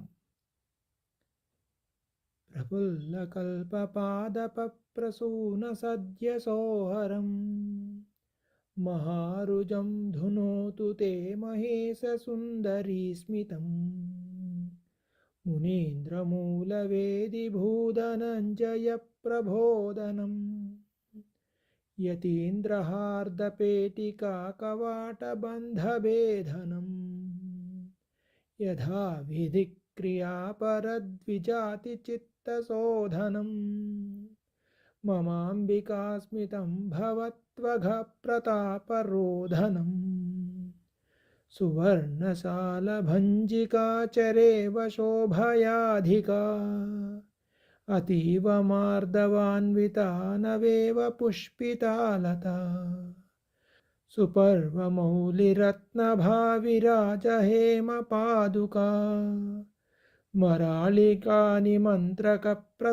मराळिकानिमन्त्रकप्रशस्तरत्ननूपुरा वलक्षदीधितिप्रभाविशेषहृन्नखावली मुनीन्द्रशुद्धमानसप्रमेयपादसौष्ठवा घनीभवत्तटिप्रभा प्रवाहकल्पजङ्घिका मतङ्गजेन्द्रनासिका मनोज्ञशक्तिशोभिनी प्रसूनसायकागमप्रवादचुञ्चुकाञ्चिका विशालकेशचुम्बितोलसन्नितम्बमण्डला अजाण्डपिण्डसंहतप्रपूर्णकुक्षिशालिनी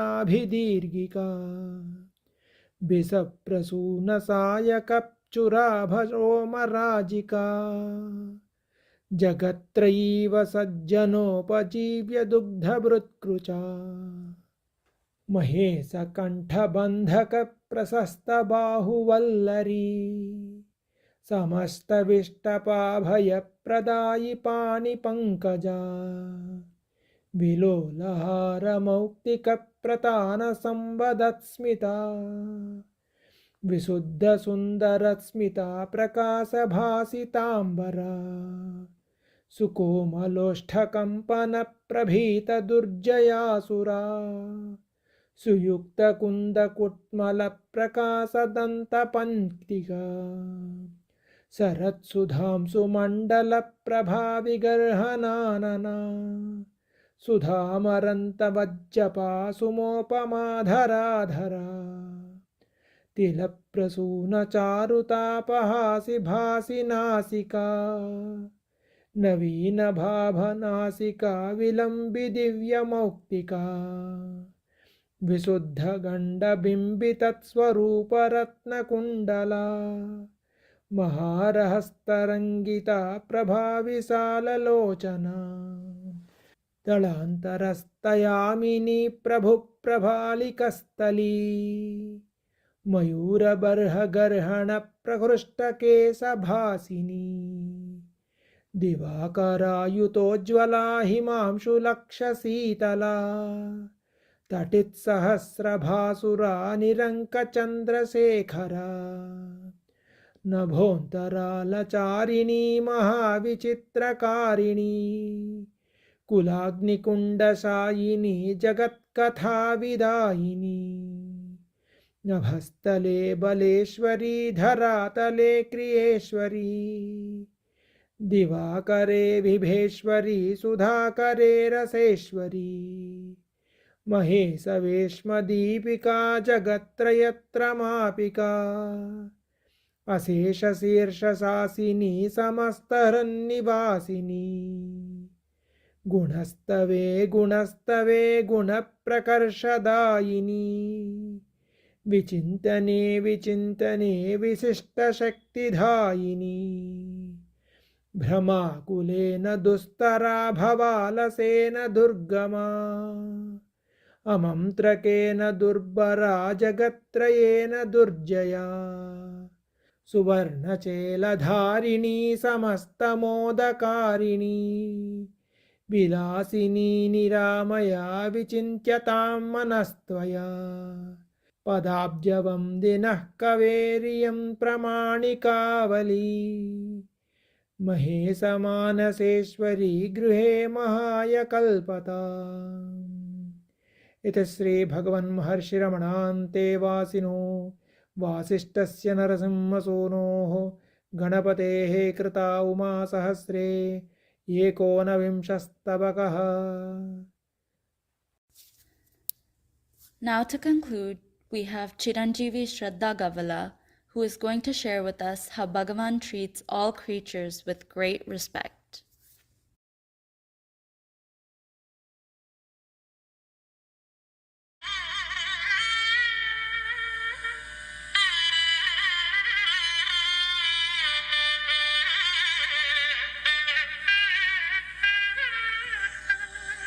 One morning in January 1947 at about 9 a.m., Lakshmi entered the hall hurriedly with her legs, body and tail full of mud, with blood oozing out of her nose and with a half-severed rope around her neck. She went straight to the sofa where Bhagwan sat. The attendants began saying with some disgust that she had come in with mud on her body.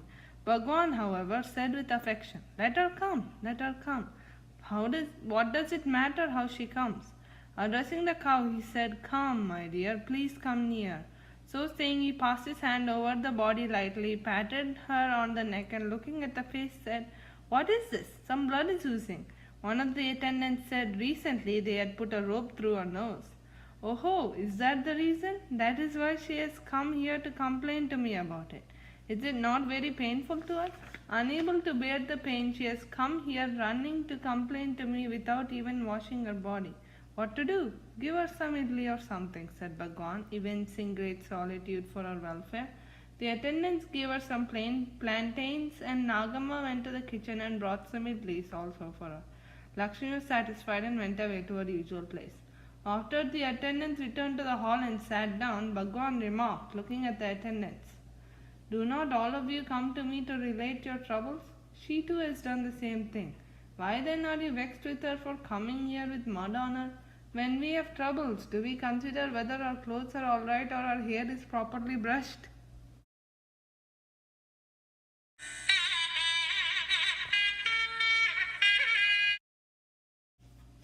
Once there was a clan of monkeys sitting silently and serenely in front of Bhagwan as if they were meditating. Bhagwan was thoroughly enjoying the spectacle and admired their concentration. However, he could not miss the opportunity of teasing them. Bhagwan addressed the monkeys. "Aye, are you sitting before me in Samadhi? Very well done. But let me see how long you will be able to sit like this." Just as he spoke, a monkey began to fidget. He opened his eyes, unable to sit still any longer. Bhagwan looked at him and said, "You fellow, where are you going? What kingdom have you to conquer? Sit quietly, let me see." At Bhagwan's words, the monkey became quiet and completely peaceful. He sat, absorbed again, without even the slightest movement.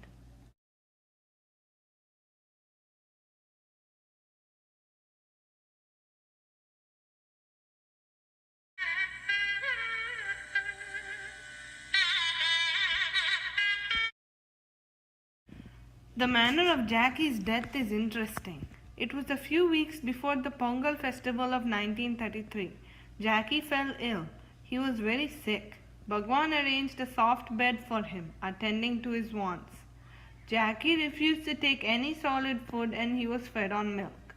Jackie did not leave the presence of Bhagwan ever since he fell sick. Bhagwan attended on Jackie very affectionately. After a few days, Jackie grew weaker and he was emitting a very bad smell. But it made no difference to Bhagwan. He would take Jackie in his arms and caress Jackie lovingly. Jackie died peacefully in Bhagwan's arms. Although Jackie's death could have come any time, he survived till the festival of Pongal was over. The parallel between Jackie's death and that of Bhishma, the grand old warrior of Mahabharata, was not missed by Bhagwan. With the death of Jackie, Kamala's lineage came to an end.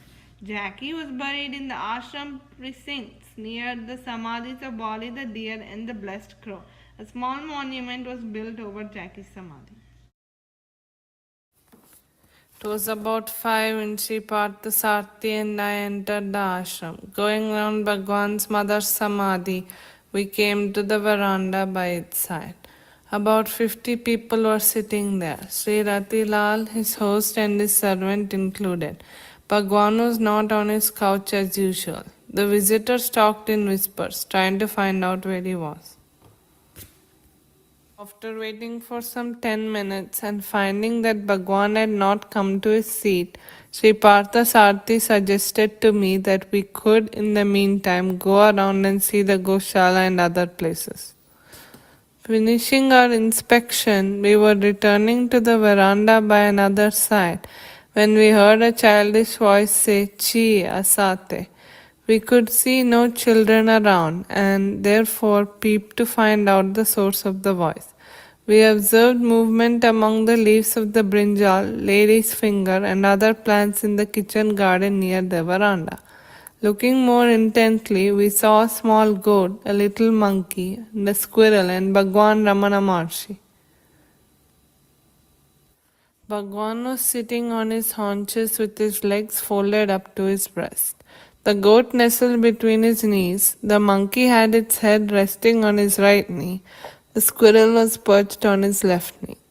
Holding a packet of paper in his left palm, Bhagwan picked ground nuts from it with his right hand fingers, one by one, and fed the goat, the monkey, and the squirrel and himself by turns. His remarks appeared to have been addressed to the monkey, which had tried to snatch the nut he was going to place between the squirrel's lips. As we watched, the four companions went on enjoying the eating. All four seemed to be equally happy. The way they looked at one another and kept close together was touching. The goat, the monkey, the squirrel, and Bhagwan had obviously forgotten their differences in species. And we too, looking on, saw the four only as good friends, despite the differences in their forms. No words could describe the feelings which passed through my being at the sight. The vision of the Transcendent appeared as a flash of lightning and revealed to me the essence of the being, awareness and bliss. The nuts were over. Bhagwan threw away the paper and said, "Pongoda, go away, you fellows," just like any old man speaking to his grandchildren. The goat, the monkey, and the squirrel left. Bhagwan made to get up. Sri Parthasarthi and I hurried away, feeling guilty of trespassing into the divine, but not sorry.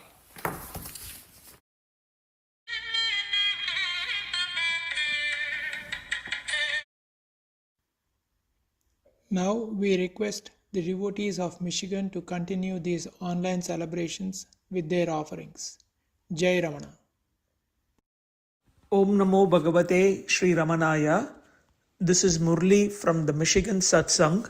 Today we have two readings, one by Saroja from Letters from Sri Ramanashramam and the other by Akshay from Happiness and Art of Being. Thank you.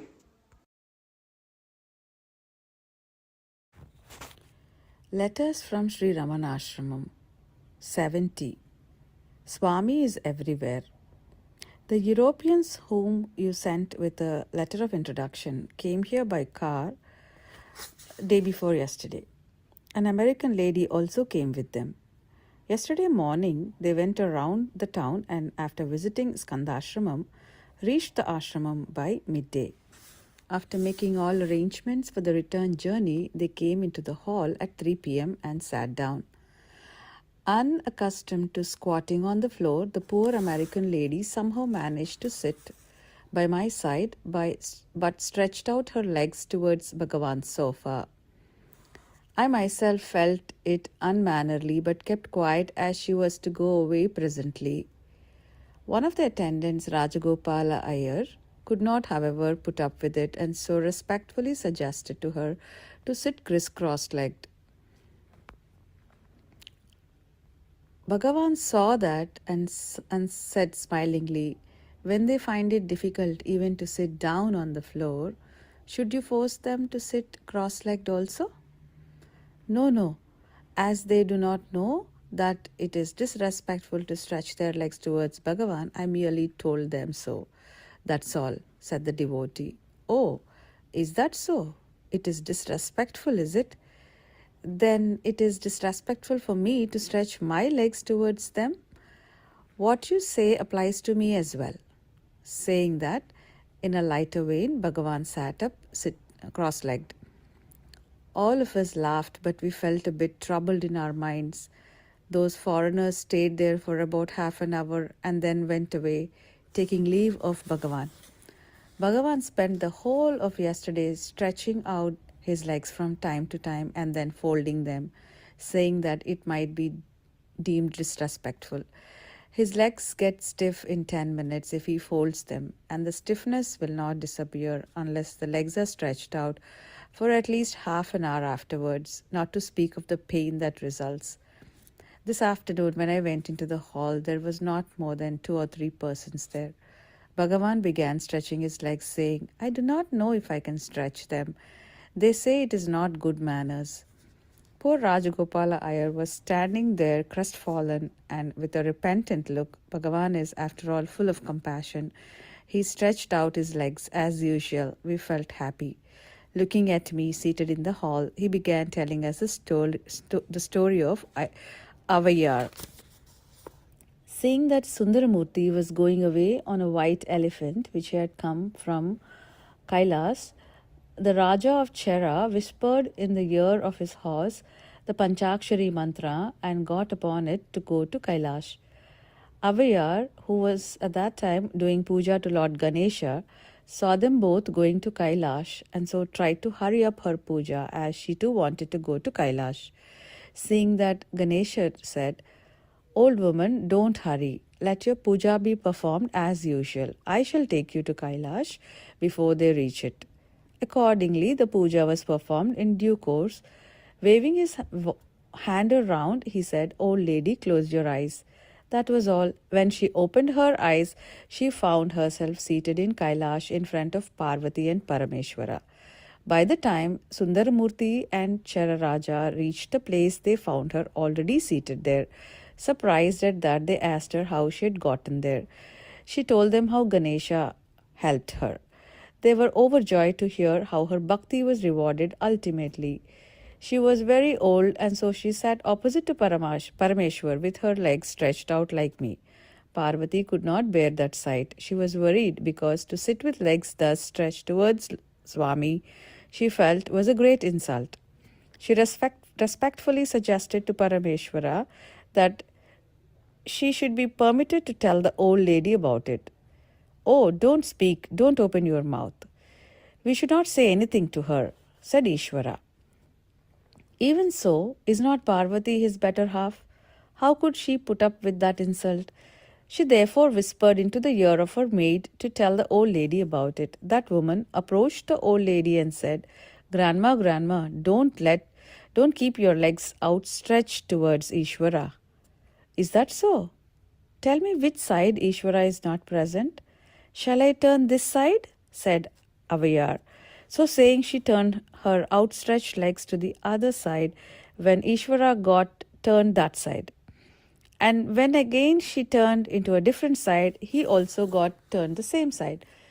Thus Swami got turned to whichever side she turned her legs. Looking at Parvati, Ishvara said, Do you see now? You would not listen to me. See how she turns me this side and that. That is why I told you not to open your mouth. Then Parvati requested the old lady to excuse her. It is similar to when people were asked not to stretch their legs towards Swami. Where is he not present? That devotee then said, There is similar incident in the story of Namdev, is it not? Yes, that is so, said Bhagavan, and began relating that story thus. Namdev used to pride himself on the fact that Vitthal was always more fond of him than others, and so once Jnandev and others took him to a house of Gorakumbar for a feast. After food, all of them sat in the row, and during conversation, one of them said in an allegorical manner to Gorakumbar, You are used to making good pots, aren't you? Now tell us, which amongst these pots are good and which are bad? Gaurakumbar thereupon took a potter's testing rod and began hitting them on the head one by one. They all kept quiet out of regard for him and just kept their heads bent. When it came to the turn of Namdev, he expressed his resentment at the procedure and refused to undergo the test. Kumbar forthwith declared that that was an immature pot. All the others burst into laughter at that. Poor Namdev could not contain his anger.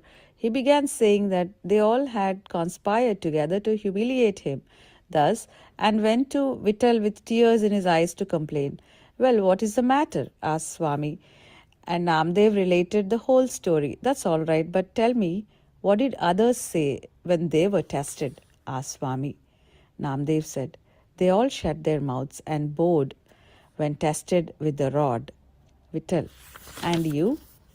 Namdev. Am I like them? How intimate I am with you. Am I to be beaten like that for the test? Vittal. This is called ahankara. All of them knew my real self and had a contented mind. You are not so. Namdev. But you are kind to me, and what more is there for me to know? Vittal. That is not it. You must serve elders if you want to know the truth. What am I? If you dance, I dance. If you laugh, I laugh. If you jump, I jump. If you find the truth, you will not have these jumpings and bumpings. Namdev, you say elders. Who is there older than you? Vittal. Who? There is a temple in the nearby forest. In that temple, there is a sadhu. Go to him and you will realize the truth. When Namdev went to that temple in the forest, he saw an unkempt man lying there. How could this man be a sadhu, he thought. And when he went closer to that person, he found the legs of the man on a linga. Shuddering at the sight, he said with trepidation, Sir, what is this? You're putting your legs on the head of the god? That man said, Oh, Nama, is that you? Vittal sent you, didn't he? Taken aback at this and wondering how the sadhu could know about him, he asked him again, Sir, are you the sadhu? How could you put your legs on a linga? Is that so, my dear son? I don't know all that. I am unable to lift my legs. Will you please lift them for me and move them away from the linga? He said. Namdev, agreeing to do so, lifted them and tried to put them elsewhere, but found that there was another linga there also. Thus, wherever he tried to put the legs, he found the linga there. So finally, he placed them on himself, and when he himself became a linga. That is to say, by the touch of those holy feet, he had Jnanodaya. Namdev stood up dazed. The sadhu said, Yes, do you now realize? Saying, Yes, I have realized. He bowed before Visobakasar, disciple of Jnaneshwar, went home, sat in his room and got immersed in dhyana and stopped going to Vittal. After some days, Vittal came there running and asked him, Nama, how is it you haven't been coming to me of late? When Namdev said, O Prabhu, where is the place in which you are not present?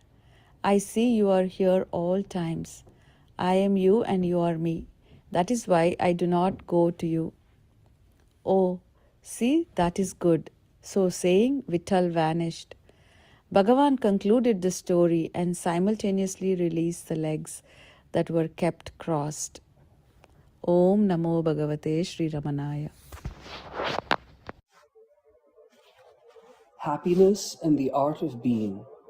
An Introduction to the Philosophy and Practice of the Spiritual Teachings of Bhagavan Sri Ramana by Michael James. What is true knowledge? Though the absolute reality is given many names and descriptions such as God, Allah, Brahman, the Absolute, the Eternal, the Infinite, the Fullness of Being, Purna, or the Whole, Pure Knowledge, Satchitananda, or Being Consciousness Bliss, Tat or it, Nirvana, the kingdom of God, and so on. Sri Ramana often said that the words that express its real nature most perfectly and accurately are I and am, or their combined form, I am. This is so because what these words I and am express is not only being, but also the essential self-consciousness of being. Therefore, no matter in which language these words are expressed, the first person singular pronoun I and the equivalent first person singular form of the basic verb to be am both express the whole truth as accurately as any words possibly can express it. This is why in most of the major religions of the world, the name I am is revered as the first, foremost, and ultimate name of God. The supreme sanctity of this divine name, I am, is expressed and enshrined in the Old Testament, upon which are based the three great religions of West Asian origin, Judaism, Christianity, and Islam, in the words spoken by God to Moses. I am that I am. Exodus 3 verse 14, and also in the Vedas, upon which are based the broad family of South Asian religions known as Hinduism, in the Mahavakya or great saying, I am Brahman. Bradhardhana Aikya Upanishad 1:4-10. The fact that I and am are the original and natural names of the absolute reality of God is stated emphatically by Sri Ramana in verses 712, 713, 714, and 715 of the Guru Vachaka Kovai.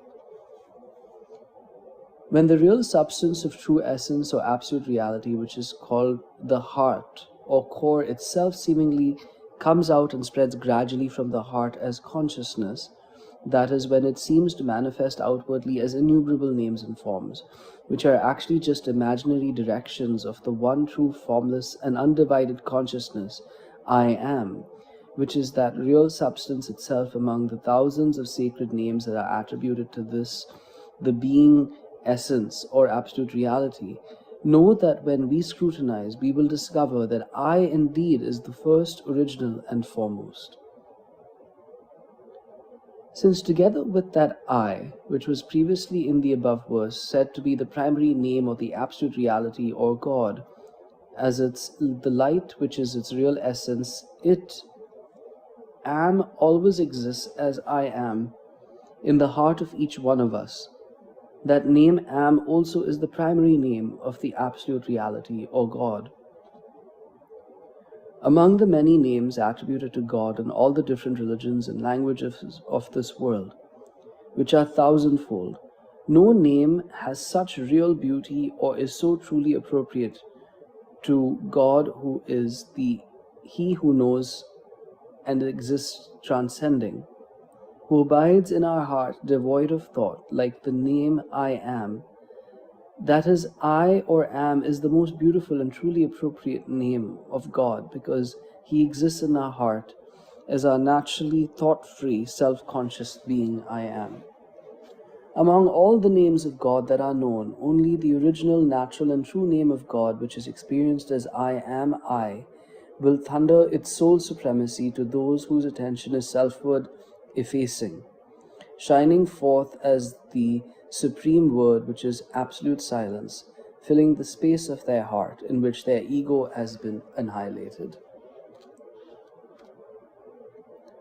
When we turn our attention selfwards and thereby experience ourselves as we really are, our mind or ego will be annihilated, all duality will disappear, and in the thought-free space of our heart, which is the infinite space of being consciousness bliss, only our non-dual self-consciousness, I am, will remain shining clearly in all its pristine purity. Since there is nothing to disturb the perfect peace of this experience of true knowledge, and since it reveals its own absolute reality more clearly than any spoken or written words could ever, Sri Ramana describes it as the supreme word, or which is absolute silence. The power of the silent clarity of unadulterated self-consciousness to reveal itself as the absolute reality is expressed by Sri Ramana poetically in verse 5 of Ekatma Panchakam.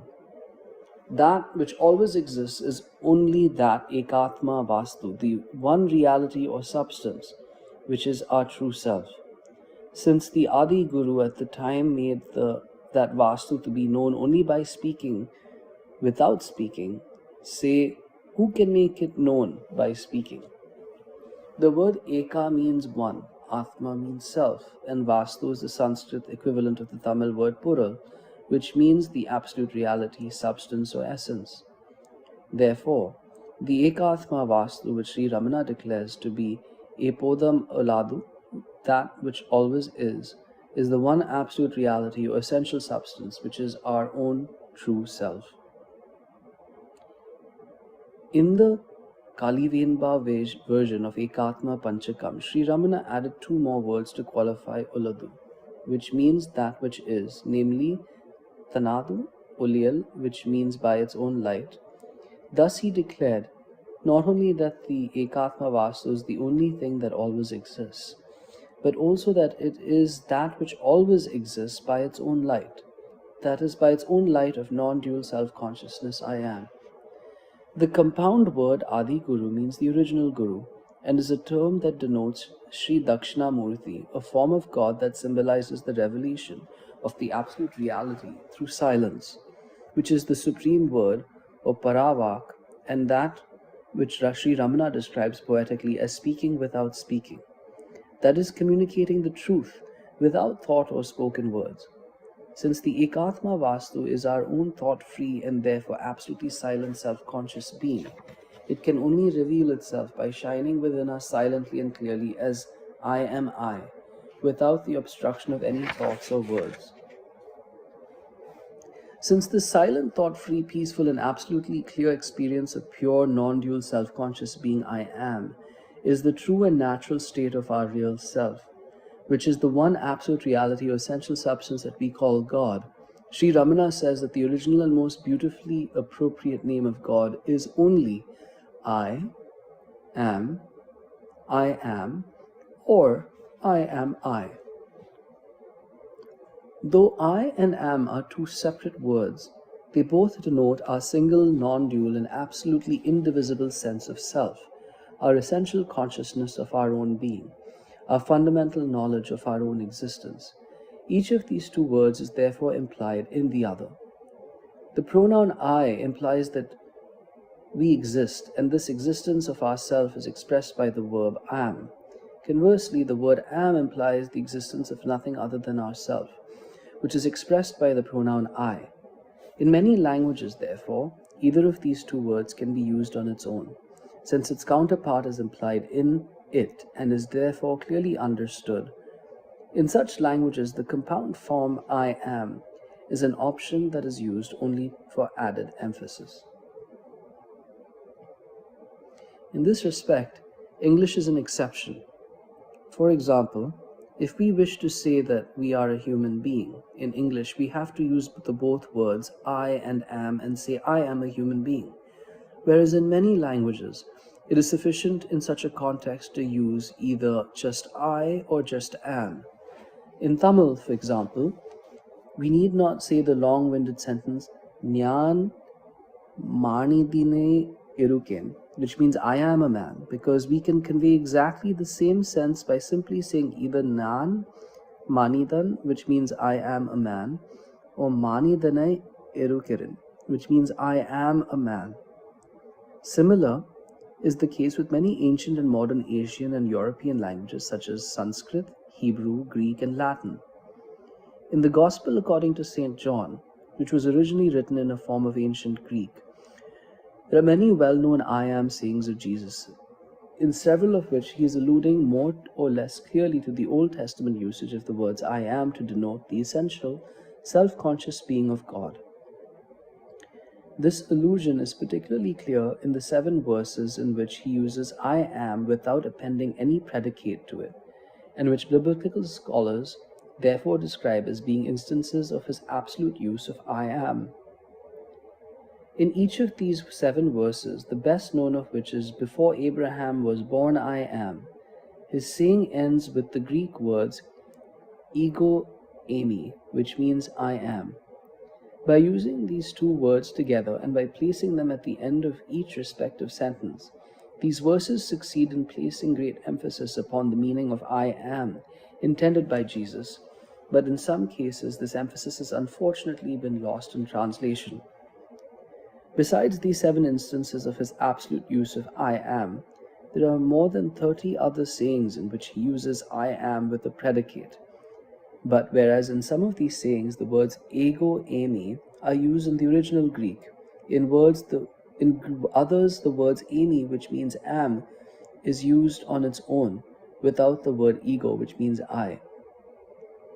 Such a valid use of the verb am without its logical subject I is common in those languages in which all verbs take a particular form or in each of those 3 persons, in each of these 2 or more tenses. One such language is Latin, and therefore in Latin the word sum, which means am, and also the first person singular forms of other verbs can be used without the word ego or I. For example, when Descartes famously concluded cogito ergo sum, which means I think therefore I am, he did not need to use the word ego before cogito or before sum, because it is clearly implied in the grammatical form of each of these verbs. As we shall see in the next chapter, this conclusion of Descartes is really putting the cart before the horse. But I cite it here only as an example of the verb am conveying the complete sense without the explicit use of the corresponding I. In the original Hebrew in which Exodus was written, the words that are usually translated as I am that I am are Eye, Asher, Eye. The words Eye actually means just am, and the pronoun I is simply implied in it. As a more literal translation, that would be am that I am, or am what am. In ancient Hebrew, there were no tenses as such, but only 2 aspects of a verb, the perfect and imperfect. The perfect aspect of a verb was used to denote an action that has been completed or ended, and was therefore equivalent in function into the past, whereas the imperfect aspect was used to denote an action which was not yet completed or ended, and therefore was used to indicate the present or future. Since eye is the first person imperfect form of the verb to be, it implies a continuous present tense, which we would translate as am being. Thus, eshe, asher, ye could be translated as I am being what I am being, or more freely as I always am what I always am. Some biblical scholars suggest that it should be transcribed as a future tense, I shall be what I shall be. But if it is translated, thus it should be understood in the sense, I shall always be what I shall always be, or I shall always be what I always am, because it is not an exclusively future tense, but only a tense continuing into the future. However, since the essential being that is God is eternal and ever-present, Eye is most appropriately translated in this context by a continuous present tense, am or am being. Since being is in reality always present, it transcends the 3 divisions of time, past, present, and future. This eternally continuous nature of being is aptly expressed by the word Eye, which is an imperfect aspect of the verb to be, implying an unending and continuing state of being. He's praying to Arunachala to give love to me, who am devoid of love. What type of love? He describes it beautifully. Arul means fire. Merahai means Merahu.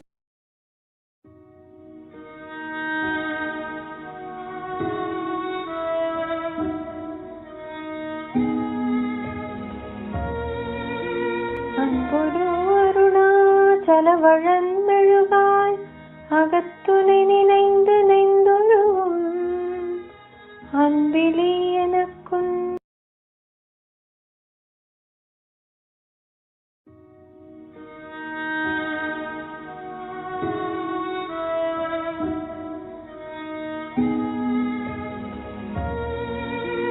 அன்பொடு அருணாச்சலவழந்தழுகாய் அகத்துணை நினைந்து நெய்ந்தொழுகும் அன்பிலே எனக்குன்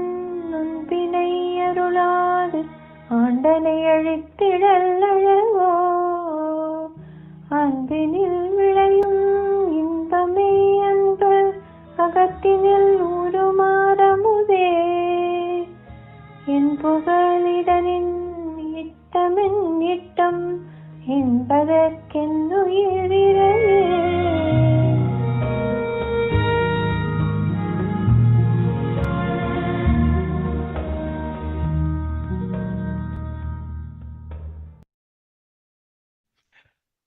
During the celebrations of Bhagavan's Jayanti this year, I spoke about verse 1 of Arunachal Patikam, and now I'm going to talk about verse 2. There is a continuity between these verses.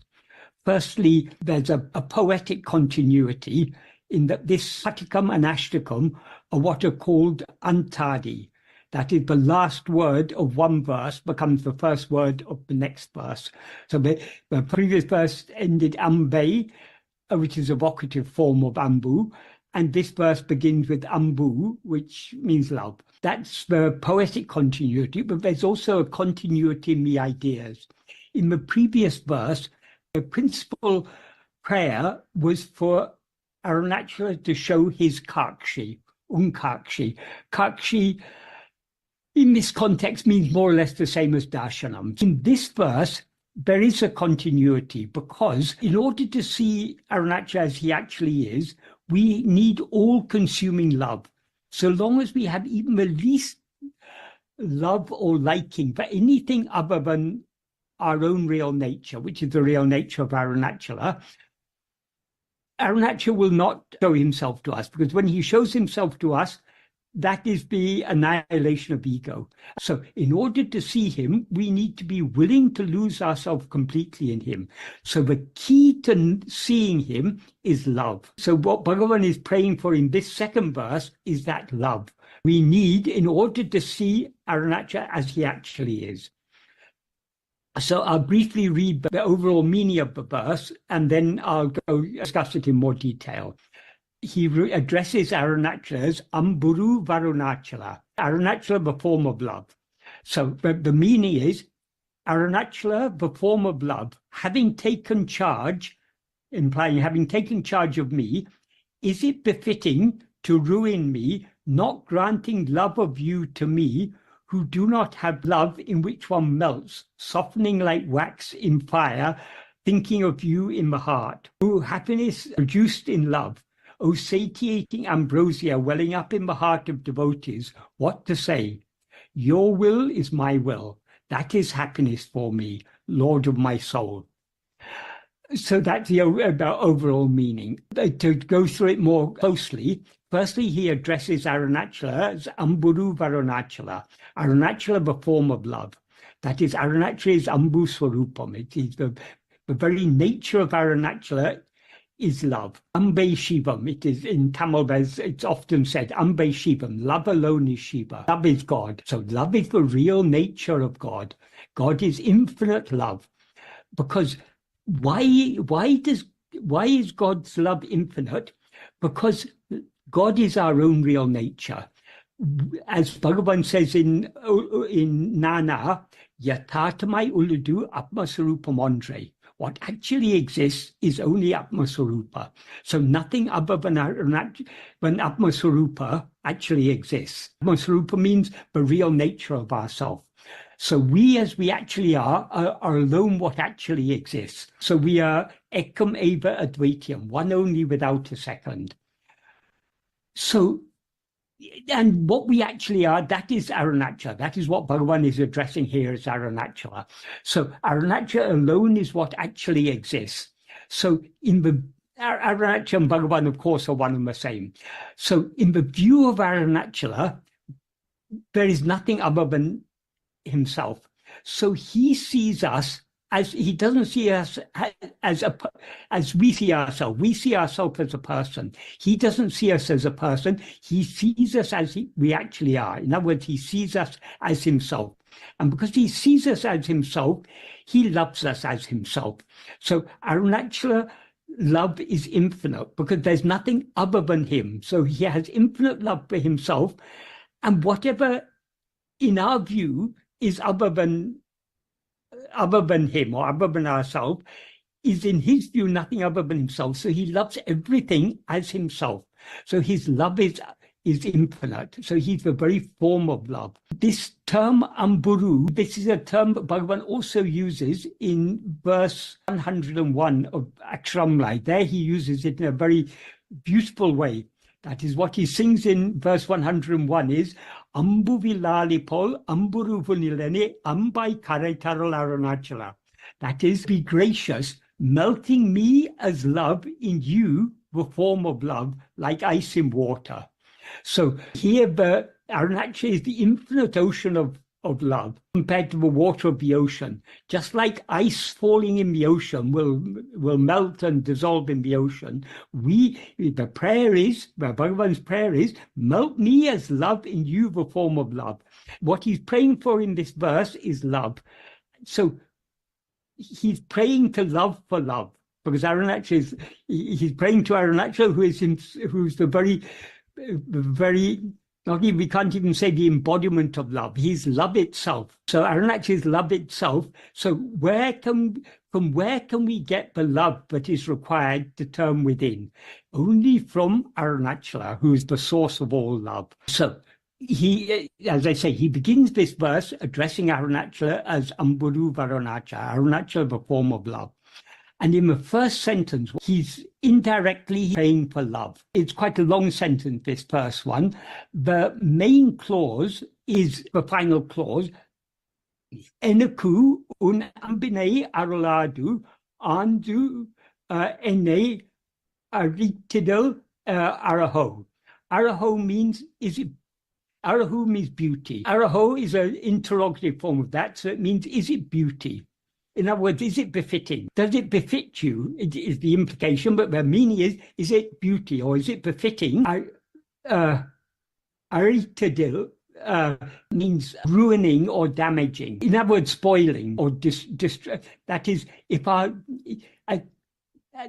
Bhagavan prayed in the previous verse, if you don't give me sight of you, if you don't give me your Swarupa Darshanam, what will be my state if I leave this body? The only purpose of this life is to see ourselves as we actually are, which means seeing Arunachala as he actually is.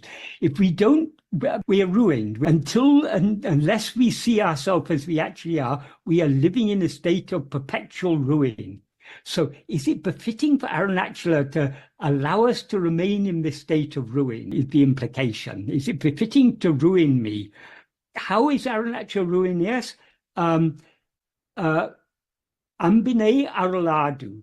Ambine aroladu means, arol is a word in Tamil that's both a noun and a verb. As a noun, it means grace. As a verb, it means being gracious or giving or granting. So ambine aroladu means, aroladu is a negative adverbial participle, so it means not granting love. So if Arunachala doesn't grant us love, we are ruined. So is it befitting to ruin me, not granting love? What love? He says, unambine. Unambu means your love, but it also means love of you or love for you. So not granting love of you enaku, to me. But there's one other word, important word he has here, andu. Andu means taking charge or having taken charge. The same word Bhagavan used at the beginning of the previous verse. He began the previous verse, you who took charge of me by grace. This word anda, well, the root verb is al. Anda is an adjectival participle of it. Andu is an adverbial participle of it. But this verb al is a verb Bhagavan uses constantly in Aksharamlaya and throughout Arunachala Stuti Panchakam. That is, we can say it's the other side of a coin to surrender. It's our part is to surrender ourselves to him, to hand over charge of ourselves to him. His part is to take charge of us. So to the extent to which he takes charge of us, we surrender ourselves to him. And to the extent to which we surrender ourselves to him, he takes charge of us. There's no exact word in English for this verb al, but I generally translate it as take charge of, because it has it implies two sets of things. That is, it means it can mean to receive or accept as a protege, to take charge of, to rule, to reign over, to govern, to control, to manage, to maintain or cherish. So when I explain this word often, I explain it in this way. If a child is orphaned, some loving relative may take charge of that child. Take charge of a child means they take full responsibility for the child, to maintain and cherish the child, but also to bring up the child in a good manner. So they're taking control of the child, but taking control out of love. So this is what the verb al implies. It implies taking control of us, but also lovingly taking control of us. So I translate it as taking charge of us. So having taken charge, that Arunacha has taken charge of Bhagavan, is it befitting, having taken charge of him, not to grant him love, not to grant Bhagavan love for him, love for Arunachala? And that is the main idea in this first sentence. Because unless you give me the all-consuming love for you, I will not surrender myself to you, and you will not take me as your own. So it's your responsibility to give me that all-consuming love for you. That is the implication here. So in Tamil, the order of words are different, but if we go according to the English order of words, Arunachala, the form of love, having taken charge of me, is it befitting to ruin me, not granting love of you to me? That's as far as we've come. But there's another clause here. He describes himself as Arahan Meruhai Ahatu Unei Nenendu Uruhum Ambu Ili. Ili means one who is devoid of. So me, he's praying to Arunachala to give love to me, who am devoid of love. What type of love? He describes it beautifully. Aral means fire. Merahu means wax. So like wax in fire, that implies melting like wax in fire. Ahatu, in the heart. Une is you. Ninetu, thinking of you in the heart. Nendu means softening. And uruhu means melting, so softening and melting, like wax softens and melts in fire. Thinking of you, if we have the true love that is required to surrender ourselves completely to him, the mere thought of Arunachala should melt us. And he says, thinking of you, ahatu. Ahatu means in the heart. When Bhagavan talks about thinking in the heart, like, for example, in the first verse of Aksharamlai, Arunachala Mena, Ahame, Ahame has two meanings. It can mean I alone. It can also mean in the heart. Ahame, Nine Pava, Ahate Verarupai Arunachala. Those who think of you in the heart. When he talks about thinking in the heart, why does he always stress this in the heart? Because we can, of course, interpret these at different levels. At a superficial level, thinking in the heart is thinking with love of Arunachala within our heart. But a deeper meaning, in the heart, there is actually no thought. As Bhagavan says it, for example, in the first Mangalam verse of Uludunapadu, Ulla Porul, Ulla Lara, Ulla Te, Ulla Dal. Since the Satvastu, the existing reality, the existing substance, exists in the heart without thought. So if in the heart itself, if we go into the very depth of the heart, there's no room for thought there, because there's no room for ego there.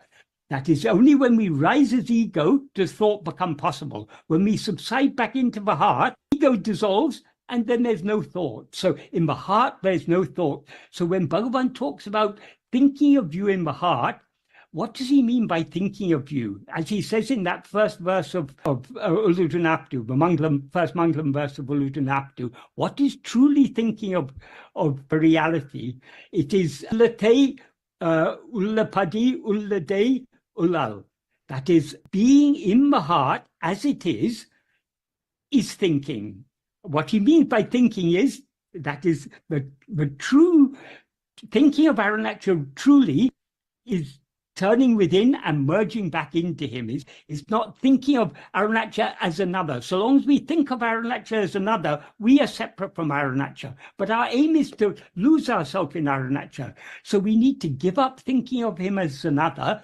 We need to, as Bhagavan expresses it in verse 8 of Upadesha Undya, Anya bhavatin avanahamahum ananya bhavame undi para anatinum utumamunti para.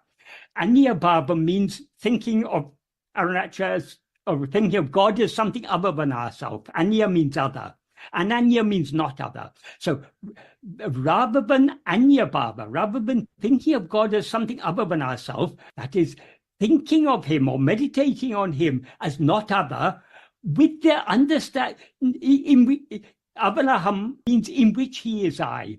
So with the understanding that Arunachala or God is I, thinking of meditating on him as not other than ourselves. In other words, meditating on ourselves alone, meditating on nothing other than ourselves, that is anatinam uttamam. So what Bhagavan implies here when he talks of thinking of you is turning our attention within and merging back within. That is the true thinking of him in the heart. So if the mere thought of Arunachala should turn if we have true love for Arunachala, Bhagavan says in a later verse of Arunachala Patikam, the mere thought of Arunachala, what Arunachala does when he makes us think of him, and then he stills the outward-going activity, the sheste, the mischievous activity of the mind, he stills it, draws the mind inwards to face itself, to face Arunachala, who's shining in the heart as eyes, the implication, and thereby makes it Achala like himself, makes it motionless like himself, and then he feeds upon us. So all these are implied here.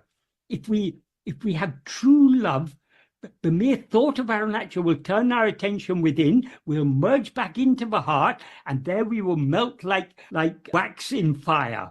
So the heart is compared here to fire. The heart means our own being, the fire of jnana, which is ever shining in our heart as our heart. That is the fire in which we must melt. So, but that requires all-consuming love. So that love is to be given by Arunachala. So Arunachala, the form of love, having taken charge of me is not there, but it's implied. Is it befitting to ruin me, or let me go to ruin, by not granting love of you to me, who do not have love, in which one melts, softening like wax in fire, thinking of you in the heart? Here Bhagavan refers to himself as Ambu Ili Enaku, to me, the one who is devoid of love. There's a parallel here with a verse, I think it's verse 60 in Akshamlai. Nesamil Enakun Ase Kartane Mosanchaya Darol Arunachala. Nesamil Enakun, to me who is devoid of love, Un Ase Kartane, you showed me love for you. You gave me a taste of what it is to have desire for you. Mosanchaya Darol, be gracious, not cheating me. That is Arunachala. We are ordinary worldly people. We were wandering around in the world just like anyone else. But Arunachala, by his grace, he sowed the seed of love for him in our heart. He gave us a little bit of desire for his state of pure being. Having given us this desire, he shouldn't cheat us. So very much the same sort of bhava is coming again and again in Akshamlai, that Bhagavan is constantly emphasizing the need for us to have all-consuming love. He's constantly emphasizing the fact that love which we require can come only from Arunachala. It cannot come from, it's not the nature of ego to have. The nature of ego is like to rise and go outwards. So the love to turn and subside back in the heart, that can come only from the heart, which is Arunachala. So these themes are coming again and again in so many ways. So, as I say, the meaning of this first sentence is, Arunachala, the form of love, having taken charge of me, is it befitting to ruin me, not granting love of you to me, who do not have love in which one melts, softening like wax in fire, thinking of you in the heart. That's the first sentence. Then the second sentence is, there are two vocative clauses. The first one is, Ambinil bileum imbame. That is, he's addressing Arunachala here. He's imbam means love. Means happiness. Imbame is a vocative. He's addressing Arunachala as happiness. What type of happiness is Arunachala? Ambinil bileum, the happiness produced in love, or the happiness. Bileum means what is produced or what is born, like a crop. It grows and it flourishes. And so just like a crop grows and flourishes in a field, true happiness grows and flourishes in love. So love is the source of happiness. Happiness is the cause of love, and love is the cause of happiness, because these two are inseparable. We all love whatever we believe will be conducive to our happiness. We love those things. Whatever will be detrimental to our happiness, we're averse to those things. So we like what will give us happiness. We dislike what will detract from our happiness. So happiness is the cause of love, and love is the cause of happiness. That is, only out of true love that true happiness can arise, because our own real nature is infinite happiness and infinite love. So he addresses Arunachala as the happiness that is born of love. So Arunachala is not only Amburu Swarupam, is not only the very nature of love, he's also the very nature of happiness. Bhagavan directly addresses Arunachala here as happiness. So the happiness we are all seeking, that is Arunachala, that is Bhagavan. The very name Ramana itself, it comes from a root which means happiness. Ramana means the giver of happiness. So what can we say? So that's one vocative clause in this sentence. The next vocative clause is Amba ahattinil urum a amude. Amudam is a Tamil form of the Sanskrit word amrita, which means immortality. It also means ambrosia, the nectar of immortality. So he's addressing Arunachala as ambrosia, the nectar of immortality. And he describes it as amude. Is a verb that means to become full, to pervade, to be satisfied, stay or endure. So the main meaning we can take here is satiating ambrosia. The ambrosia will satiate us, that will satisfy all our desires. But it also means the infinite ambrosia, the ambrosia that will give us eternal immortality. Not any transient immortality, but eternal, everlasting immortality. The reason I say transient immortality is often the gods are said to be immortal. The gods in heaven are said to be immortal. But in that context, immortality means they will live for the whole of the yuga. They will not die before the end of the yuga, but they come to an end at the end of the yuga along with everything else. So that is a temporary immortality. Arunachala is that eternal immortality, the all-pervading, omnipresent, everlasting immortality, enduring immortality. So Osating ambrosia, he describes it as Amba ahattinil urum, welling up in the heart of devotees. That is, when we turn our attention within and merge back within, what will well up in our heart, that is the nectar of immortality. So Arunachala is both the happiness that is born of love and the ambrosia that wells up in the heart of devotees. The devotees here means those true devotees who give themselves wholly to him by turning within. This sentence is Ambinil vilayam imbame, O happiness produced in love.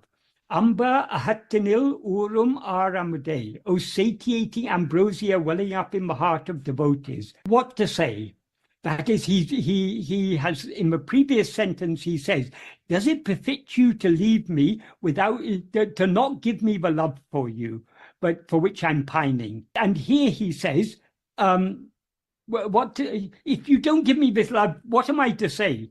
That is, you are the happiness produced born of love. You're the satiating ambrosia welling up in the heart of your devotees. But if you don't give me that love, how can I experience that happiness? How can I experience you welling up in my heart? If you don't give me the love, I'm not a true devotee. So what can I say? It's all up to you. So in order to qualify ourselves for that all-consuming love that will enable us to turn within and surrender ourselves to him, what do we have to do? We have to surrender ourselves to him. We have to give up all our own likes and dislikes, give ourselves wholly to him. So in the next sentence, he sings, Ninitam Enittam. Ittam is here a Tamil form of the Sanskrit word ishtam. Ishtam means will, wish, desire, or liking. So, ninishtam enishtam. Your ishtam is my ishtam. In other words, your will is my will. That the implication is, I don't want anything except what you want for me. Whatever you want, that is what I want. I don't want any will of my own. I want to give my will entirely to you. And then he says in the next sentence, Imbu adu eku. That is happiness for me. Imbu means happiness. Adu means that. Eku means for me. So ninishtam enishtam. Your will is my will. Imbaraku. That is happiness for me. That is whatever you will. If you want to put me in hell, fine. I'm happy to go to hell, because if that's your will that I should be in hell, I will be happy. There's no happier place for me than to be in hell. So that is whatever you wish, that is my wish. I have no wish of my own at all. So whatever you wish for me, that is happiness for me. Your wish is my wish. Your will is my will. So this is complete surrender. Why this is so important? Because ultimately, surrender can be complete only when we give ourselves completely to God. But in order to give ourselves completely to God, we first need to surrender our will to him. Because if we have a will of our own, if we have likes and dislikes of our own, how can we give ourselves to God? So an intrinsic part of surrender is surrendering our will. In fact, we begin by doing our best to surrender our will to God.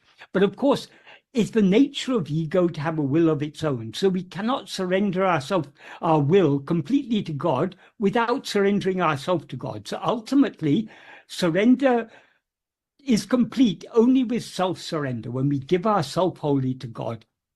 But in order to give ourselves wholly to God, we need to be willing to give our will entirely to God, to give up all our own likes, dislikes, desires, attachments, hopes, fears, and to have no will at all except his will. En means my, wir means life or soul, iree, O Lord, Lord of my soul or Lord of my life. That is your everything to me. You're the life of my life, the Lord of my soul. So whatever you will, that is my will, and that is happiness for me. So this is a verse of complete surrender. And without that complete surrender, how can we have that love, which is that all-consuming love? I mean, love and surrender are inseparable. We cannot have true love without surrendering ourselves, and we cannot surrender ourselves without having true love. Ultimately, love and surrender are one and the same thing. So words really can't express the beauty of these verses and the depth and richness of meaning of them. I mean, who am I to talk about the wealth of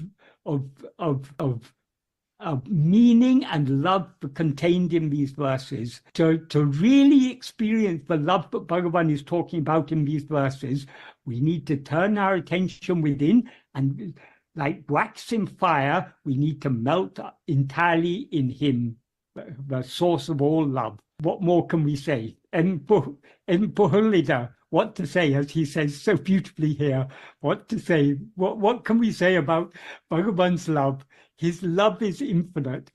Bhagavan and Arunachala are one. He has come into our life to give us his love, so we can experience his love to the extent to which we are willing to give ourselves to him. Om Namo Bhagavate Sri Arunachala Ramanaya.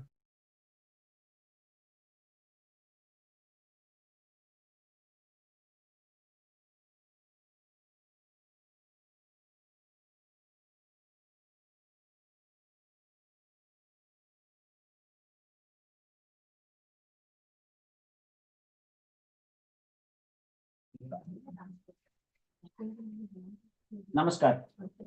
Are you able to hear us? Yes, we are able to hear you. Okay, thank you. So we'll start with the Dhyana Shlokam, and then which will be followed by the kids who will be doing 4 different shlokas. Being a Sharad Navaratri, we will do Sharada Bhujangam, followed by, as the Ramanavami is day after tomorrow, we will do Rama Bhujangam. Both of them was composed by Achandra Bhagavad Bhattacharya. And then as part of the next two, the next one would be Shambhu Natanam, composed by Patanjali Muni. And then the last one the kids will present is Shiva Tandava Stotram, which was composed by Ravana. So, and then once the kids are done, the adults will do Uma Sagasram from 18th Stavaka. Start the dance. Om Namaha Hari Om Sri Gajanaya Namaha, Sri Mahasaraswatye Namaha, Sri Gurubhyo Namaha, Hari Om. Guru Brahma, Guru Vishnu, Guru Devo Maheshwara, Guru Sakshat Parabrahma, Tasmai Shri Gurave Namaha. Gurave Sarvalokanam, Vishate Bhagavadrodhinam, Nidhare Sarva Vidyanam, Dakshinamurtaye Namaha. Sriteswari Purananam, Alayam Karunalayam, Namami Bhagavatpada, Shankaram Loka Apara Karuna Sindhum, Jnanadam Shantarupinam, Chandrasekhara Gurum, Pranamami Mudanvaham.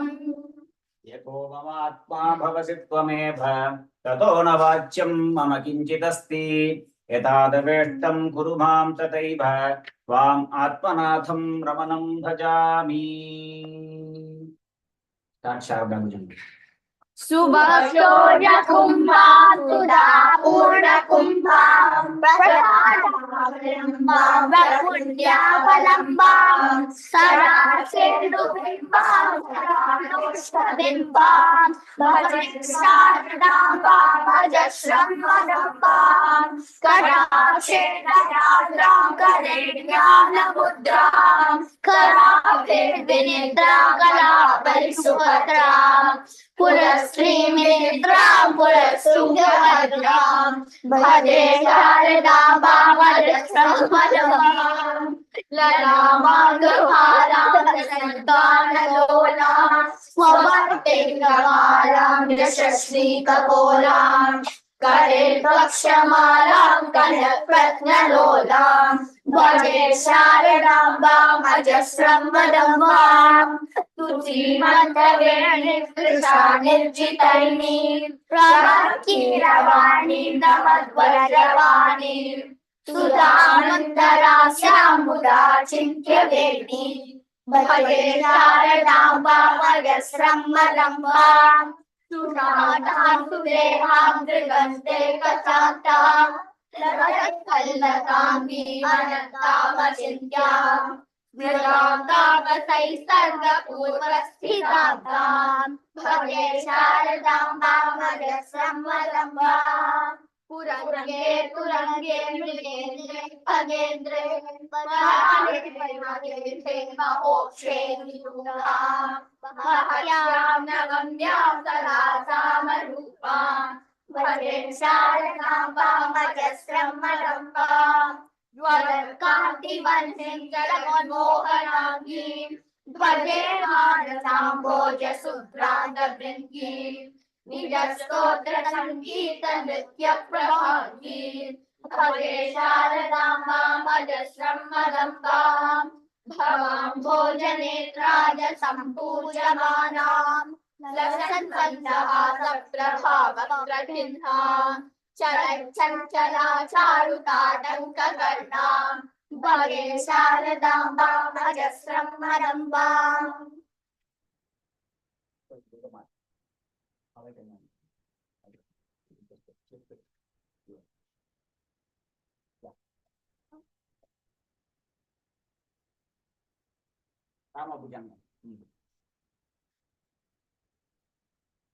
विशुद्धं परं सच्चिदानन्दरूपं गुणाधारमाधारहीनं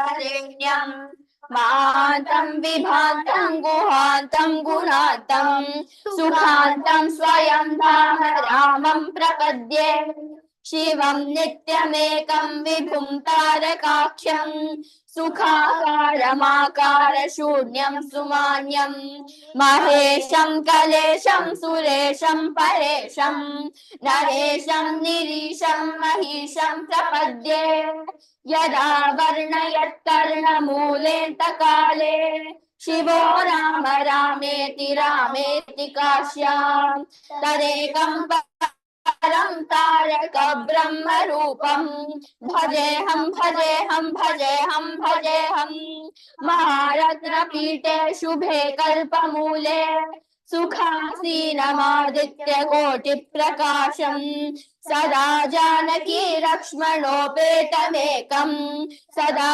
रामचन्द्रं भजेऽहं भजेऽहं क्वनद्रत्नमञ्जीरपादारविन्दं लसन्मेखलाचारुपीताम्बराढ्यं महारत्नहारकलसत्कौस्तुभाङ्गं नरच्चञ्चरीमञ्जरीलोलमालं लसच्चन्द्रिकास्मेरशोणाधराभं समुद्यत्पतङ्गेन्दुकोटिप्रकाशं नमद्ब्रह्मरुद्रादिकोटिरत्न स्फुरत्कान्तिनीराजनाराधिताङ्घ्रिं पुरः प्राञ्जलीनाञ्जनेयादिभक्तान् स्वचिन्मुद्रया भद्रया बोधयन्तं भजेऽहं भजेऽहं सदा रामचन्द्रं त्वदन्यं न मन्ये न मन्ये न मन्ये यदा मत्समीपं कृतान्तः समेत्य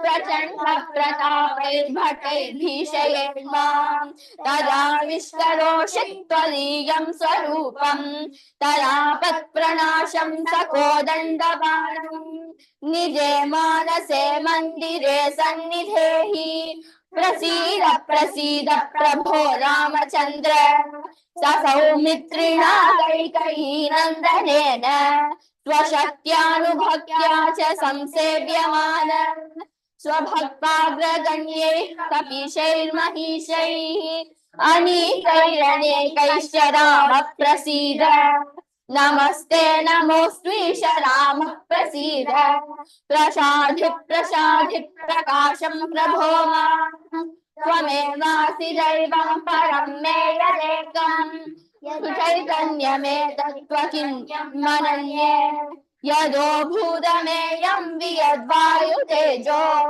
जलोद्व्याधिकार्यं चरं चाचरं च नमः सच्चिदानन्दरूपाय तस्मै नमो देवदेवाय रामाय तुभ्यं नमो जानकी जीवितेशाय तुभ्यं नमः पुण्डरीकाय ताक्षाय तुभ्यं नमो भक्तियुक्तानुरक्ताय तुभ्यं नमः पुण्यपुञ्जैकलभ्याय तुभ्यं नमो वेदवेद्याय चाद्याय पुंसे नमः सुन्दराय नमो विश्वकर्त्रे नमो विश्वहर्त्रे नमो विश्वभोक्त्रे नमो विश्वमात्रे नमो विश्वनेत्रे नमो विश्वजेत्रे नमो विश्वपित्रे नमो विश्वमात्रे नमस्ते नमस्ते समस्त प्रपंच प्रभोग प्रयोग प्रमाण प्रवीण मदीयं मनस्वत्पदद्वन्द्व सेवा विधातुं प्रवृत्तं सुचैतन्य सिद्ध्यै शिलापित्वदङ्घ्रिक्षमा सङ्गिरेणु प्रसादाधिचैतन्यमाधत्तराम नरस्त्वत्पदद्वन्द्व सेवा विधानात् तु चैतन्यमेतेति किं चित्रमद्य पवित्रं चरित्रं विचित्रं त्वदीयं नरायण स्मरन्त्यन्वहं रामचन्द्र भवन्तं भवान्तं भरन्तं भजन्तो लभन्ते कृतान्तं न पश्यन्त्यतोऽन्ते स पुण्यः स गण्यः शरण्यो ममायम् नरो वेदयो देवचूडामणिं त्वाम् सदाकालमेकं चिदानन्दरूपं मनोवागगम्यं परं धाम राम प्रचण्ड प्रताप भाभिभूत प्रभूतादिवीर प्रभो रामचन्द्र बलं ते कथं वर्ण्यतेऽतीव बाल्ये यतो खण्डिचण्डीशकोदण्डदण्डः दशग्रीवमुग्रं सपुत्रं स्वमित्रं सरिद्दुर्गमध्यस्थ रक्षो गणेशं भवन्तं विना रामवीरो नरो वा सुरो वा नरो जयेत्कस्त्रिलोक्या सदा राम रामेति रामामृतं ते सदा राममानन्दनिष्यन्दकन्दं पिबन्तं नमन्तं सुदन्तं हसन्तं हनुमन्तमन्तर्भजेतं नितातं सदा राम रामेति रामामृतं ते सदा राममानन्दनिष्यन्दकन्दं पिबन्नन्वहं नैव मृत्योः बिभेमि प्रसादात् सादात्तनैव असीता समेतैर कोदण्डभूषैः असौमित्रिवन्दे प्रचण्ड प्रतापैः अलङ्केशकालैर सुग्रीवमित्रैः अरामाभिधेयैरलं देवतैर्नः अवीरासनस्थैर चिन्मुद्रिकाढ्यैः अभक्ताञ्जनेयादितत्त्वप्रकाशैः अमन्दारमूलैरमन्दारमालैः अरामाभिधेयैरलं देवतैर्नः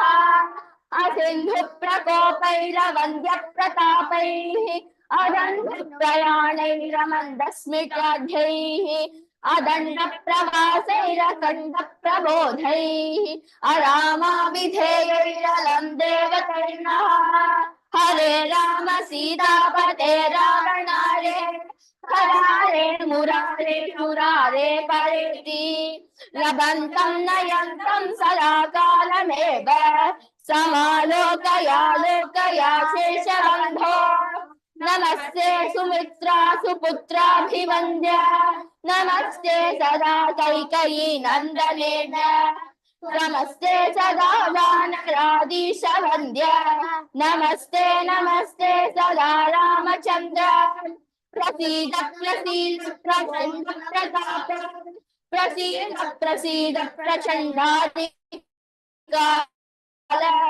प्रसीद प्रसीद प्रपन्नानुकम्पिन् प्रसीद प्रसीद प्रभो रामचन्द्र भुजङ्ग प्रयातं परं वेदसारं मुदा रामचन्द्रस्य भक्त्या च नित्यं पठन् सन्ततं चिन्तयन् स्वान्तरङ्गे स एव स्वयं रामचन्द्रस्य धन्यः ராமச்சந்திரமூர்த்திக்கு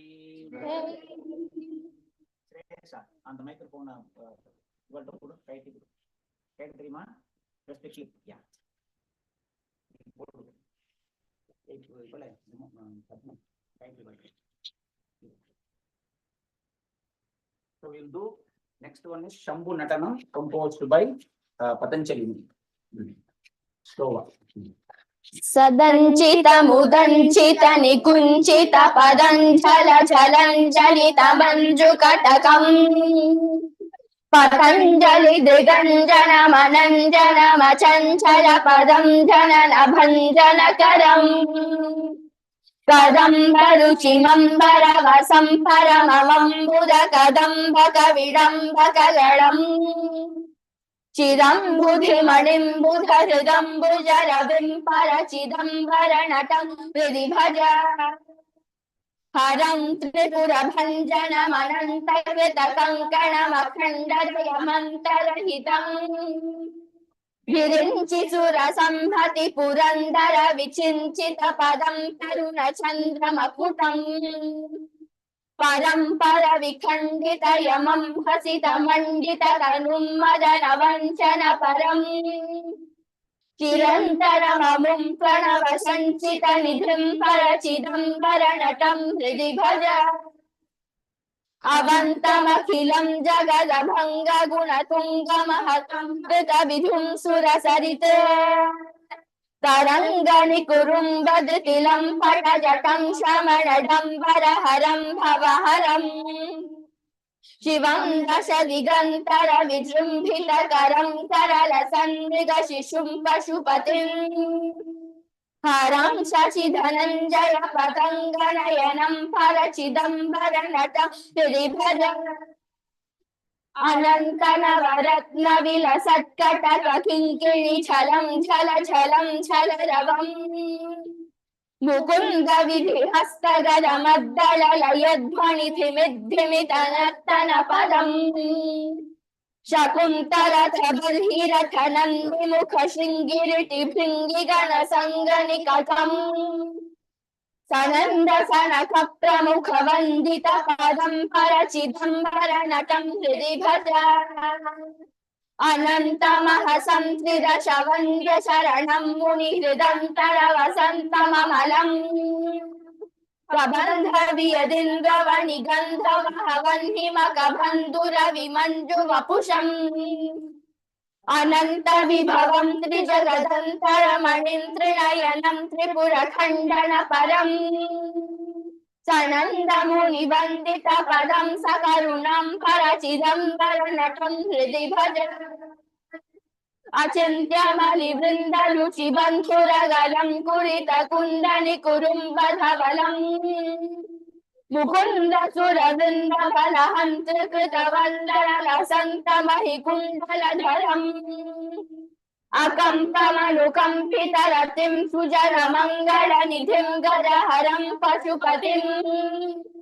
धनञ्जयनुतं प्रणतरञ्जन परं परचिदम्बर नटं हृदि भज परं सुरवरं पुरहरं पशुपतिं जनितदं त्रिमुखषण्मुखममुम् मृगं कनकपिङ्गळजटं सनकपुङ्गजरविं सुमनसं हिमरुषिम् असङ्घ्रमरसं जलधिजन्मकरलं कवलयन्तमतुलं सुरनिधिम् सनन्दवरदं शमितमिन्दुवदनं परचिदम्बर नटं हृदि भज अजं क्षितिरथं भुजगपुङ्गवगुणं करकशृङ्गिरनुषं करलसत् कुरङ्गपृतुकं कपरशुम्भुचिरकुङ्कुमरुचिं भमरुकं शरदकलम् मुकुन्दविशिखं नमदवन्द्यफलदं निगमवृन्दतुरगं निरुपमम्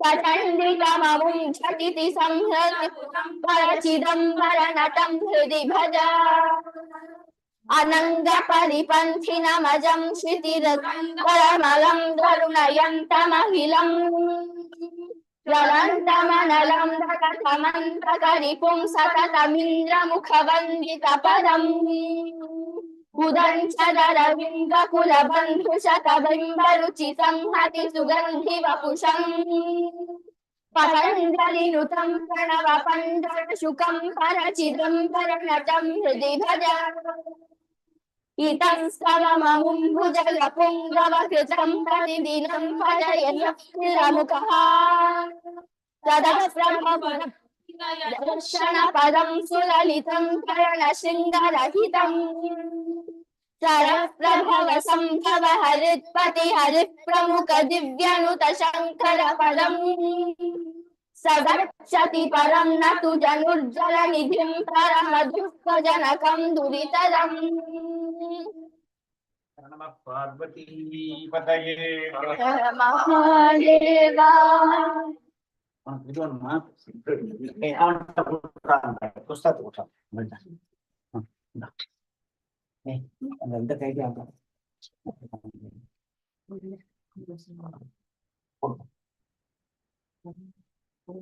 So we'll do the next one is Shiva Tandava Stotram composed by Ravana. जटाटवीगल जल प्रवाह पावितः सले गले वलम्भ्य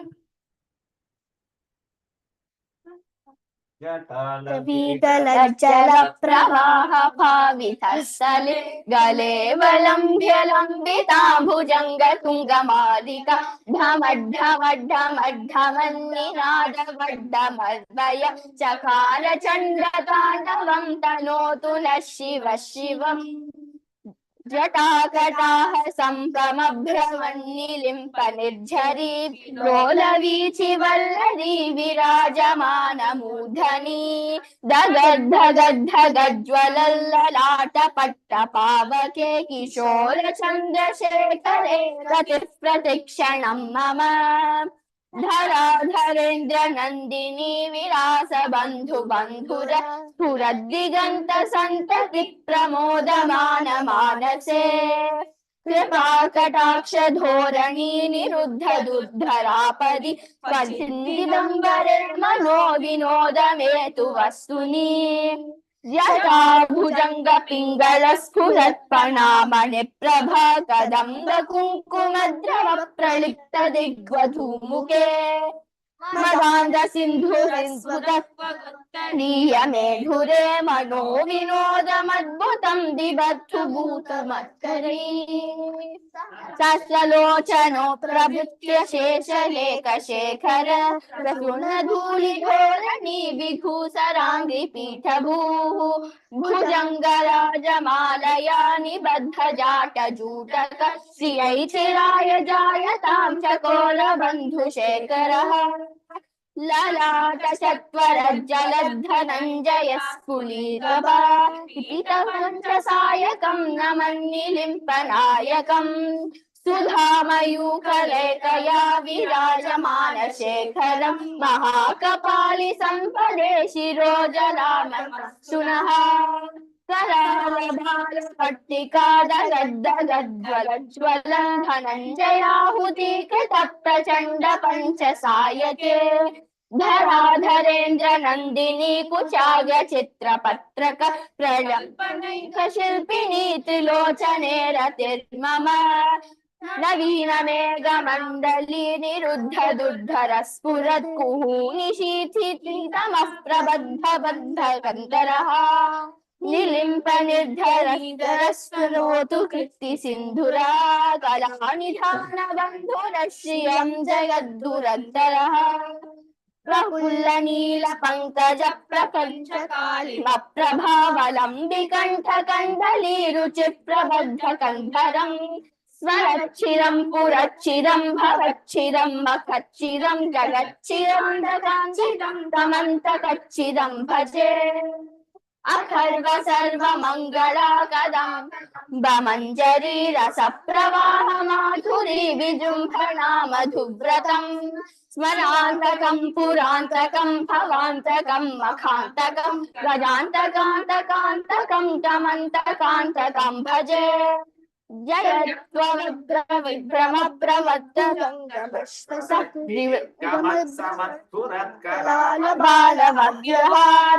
दिग्धिमिद्धिमिध्वनन्दङ्गतुङ्गमङ्गल घनक्रम प्रवर्तिनि प्रचण्ड ताण्डव शिवः दृशद्विचित्रतल्पयोर्भुजङ्गमौक्तिकस्रजोर्गरिष्ठरत्नलोष्टयोः सुहृद्विपक्षपक्षयोः तृणारविन्द्रचक्षुषो प्रजामहि महेन्द्रयोः समप्रवृत्तयम् कदं सदाशिवं भजे कदा विलिम्पनिर्जरीनिकुञ्जकोटके वसन् तदुर्गः सदा शिरस्समञ्जवल्वहन् विमोक्तलोललोचनो ललामभाललघ्नः शिवेति मन्त्रमुच्चरन् कदा सुखी भवाम्यहम् निलिम्पनाथनागरी कदम्बमौलमल्लिका दिगुम्फनिर्शरन् दुर्निका मनोहरः तनोतु नो मनो मुदन्दिरोधिनिशं परिश्रयः परं तरुं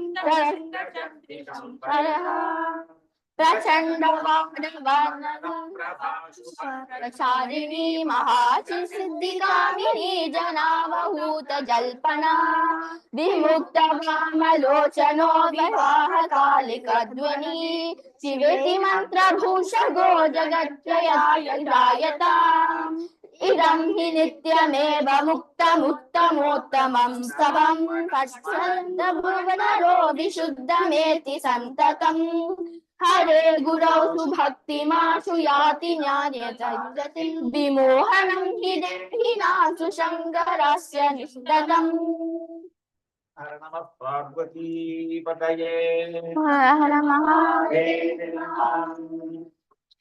So, give the microphone and then you can go back or go and stay together with minimum amount of noise. Okay. Give us 2 seconds. The adults will join. Come in front and then we'll start. Gautama, come. அப்புறம் வந்து நமஸ்காரம் பண்ணிக்கலாம். Okay, you can all come and do நமஸ்காரம் later. Go. Just gonna go through this slide.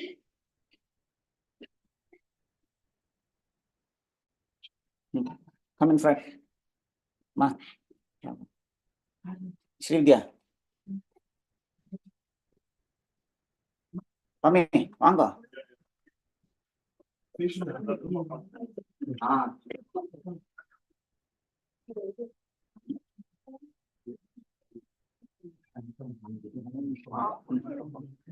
Hey, dah.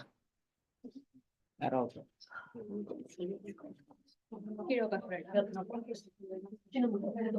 Hey. ஒரு intro சொல்லிட்டு நான் சொல்லுமா. Hey.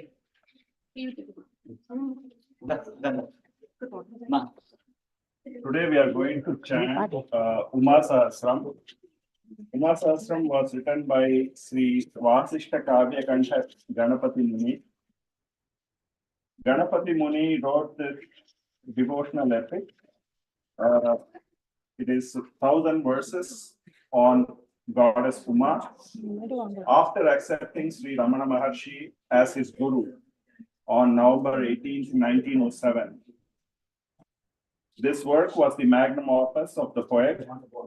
He never wrote for name or fame, but composed poetry as a form of tapas. He composed Uma Sahasram in gratitude to the great goddess Uma for granting him Maharshi as his master.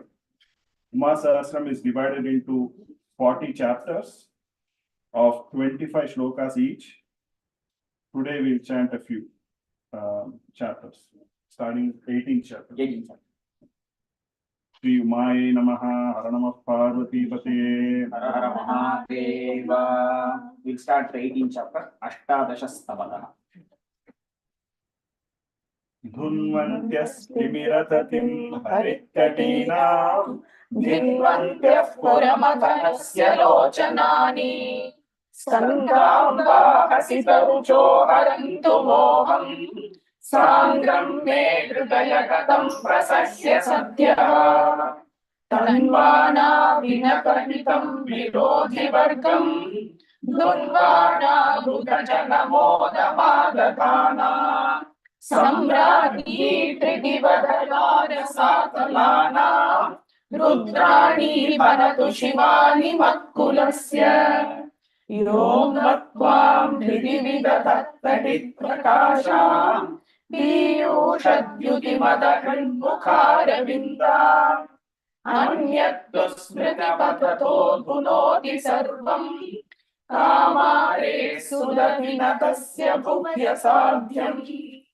कालाभ्रद्युतिमसमानवीर्यसारम् शद्योर्निद्रमकरशुक्लघोरदंष्ट्रा यो धीरो मनसि दधाति भद्रपत्नी वामस्य प्रभवति सङ्गरेषु शस्त्रम् यः प्राज्ञस्तरुणदिवाकरोज्ज्वलाङ्गी धन्वाङ्गीं त्रिपुरजितो विचिन्तयेद्वाम् तस्याज्ञां ददति शिरः सुफुल्लजाली मालां वा धरणिजुषो वशे भवन्तः यो रागाशशधरकान्तिसारशुभ्रां बिभ्राणां करकमलेन पुस्तकं त्वाम् भूकेशं प्रभुमसकृत्प्रबोधयन्ति ध्यायेद्वाग्भवति वशेऽस्य नाकदूती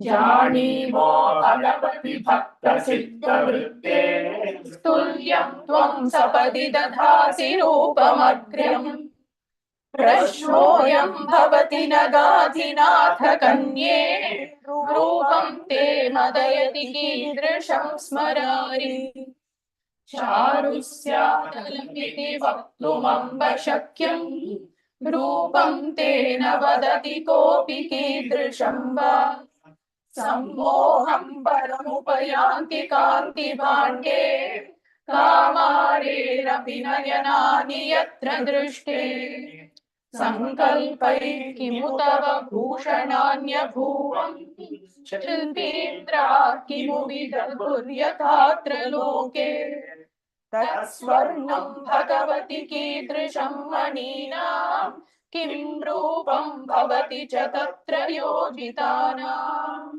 यान्यङ्गान्यखिलमनोज्ञसारभूतान्येतेषामपि किमु भूषणैरुमेते आहोस्विल्ललिततमानि भान्ति भूयो भूषाभिर्विकृततमाभिरप्यमूनि मुक्ताभिर्भवति तवाम्ब किन्नुहारः पीयूषद्युतिकरसारनिर्मलाभिः मुण्डैर्वाघलकलशब्दमाददद्भिः सङ्घर्षात् त्रिभुवनसार्वभौमभामि वस्त्रं स्याद्यदि तव सर्वशास्त्रगम्ये क्षौमासं दिवि च तदुद्भवो मुमेयः क्षौमं चेद्भगवति तस्य हेतुभूता कीटास्युर्गगनजगत्यपीति वाच्यम् रुद्रस्य प्रियदैतेऽथवासुरद्रुर्भूषाणां मणिकनकप्रकल्पितानां वस्त्राणामपि मनसे परं हितानां कामं ते भवति समर्पकः समर्थः सुस्कन्धो बहुविटः प्रबालशोभी सम्पुल्लप्रसवसुगन्धवासिताशः वृक्षः किं भगवति कल्पनामकोऽयं सङ्कल्पः किमु तव कोऽपि देवि सत्यः सङ्कल्पान्न भवति कल्पपादयोन्यः स्वर्गो पुनरितरानकुण्डलिन्याः यः कुर्याद्वयमिदमुद्गतात्मवीर्यम् कारुण्यात् तव भुवि चास्य नाकभाग्यम् आपीनं भवति सहस्रपत्रपञ्जम् वत्सोऽस्याः पटुतरमूलपुण्डवह्निः दोग्धात्मा दहरसदोरुहोपविष्टो मौनं स्यात् सुरसुरभेस्तनूषु दोहः दोग्ध्यास्ते भगवति दोहनेन लब्धम् वत्साग्निः प्रथमनिपानसद्रवाय दुग्धं स्वार्थमृतमयं पिबन् ममात्मा संतृप्तो न भवति दुर्भरोऽस्य कुक्षिः वत्सोऽग्निस्पिबति दृढाङ्घ्रिरम्ब पश्चात्तश्रान्तं पिबति दुहन् पुरोऽन्तरात्मा वृद्धिं च प्रजतिपयः प्रतिप्रयोगम् दोभ्यासे द्रवैः कुण्डलिन्यपारः सोमस्य द्रवमिममाहुरम्ब केचिद्दुग्धाभेरमृतरसं गदन्ति केऽपि बाष्पं केऽप्यभिदधते तु कौलकुण्डम् पीनोदस्रवमितरे भणन्ति धेनोः मूले त्वं जलदलनप्रकाशरूपा वीणायां प्रबलमहामदोष्मरूपा शीर्षाब्जे सततगलद्रवस्वरूपा भ्रूमध्ये भवसि लसत्तटे स्वरूपा हार्दे चेदवतरसीह पुण्डरीके छायावत्सकलमपि प्रपश्यसि त्वम् आरूढा दशशतपत्रमद्रिपुत्री स्याश्ये त्वं हरसि जगत्सुधा समुद्रम्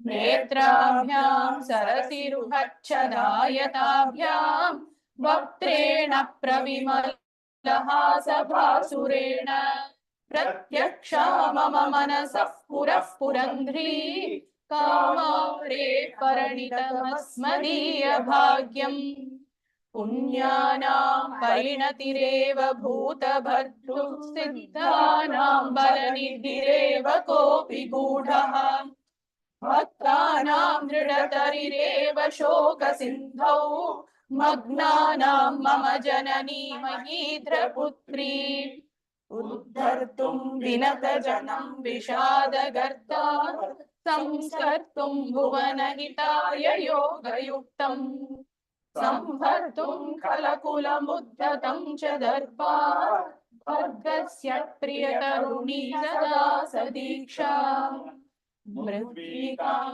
मधुरतया सुधां महिम्ना गाम्भीर्या सुरतटिनीं च निर्जयन्ती शर्वाणि चरितपरा प्रहर्षिणीनां श्रेणीयं जयतु गणेश्वरेण बद्धा पार्वतीपतये हर हर Mahadev एकोनविंशस्तवतः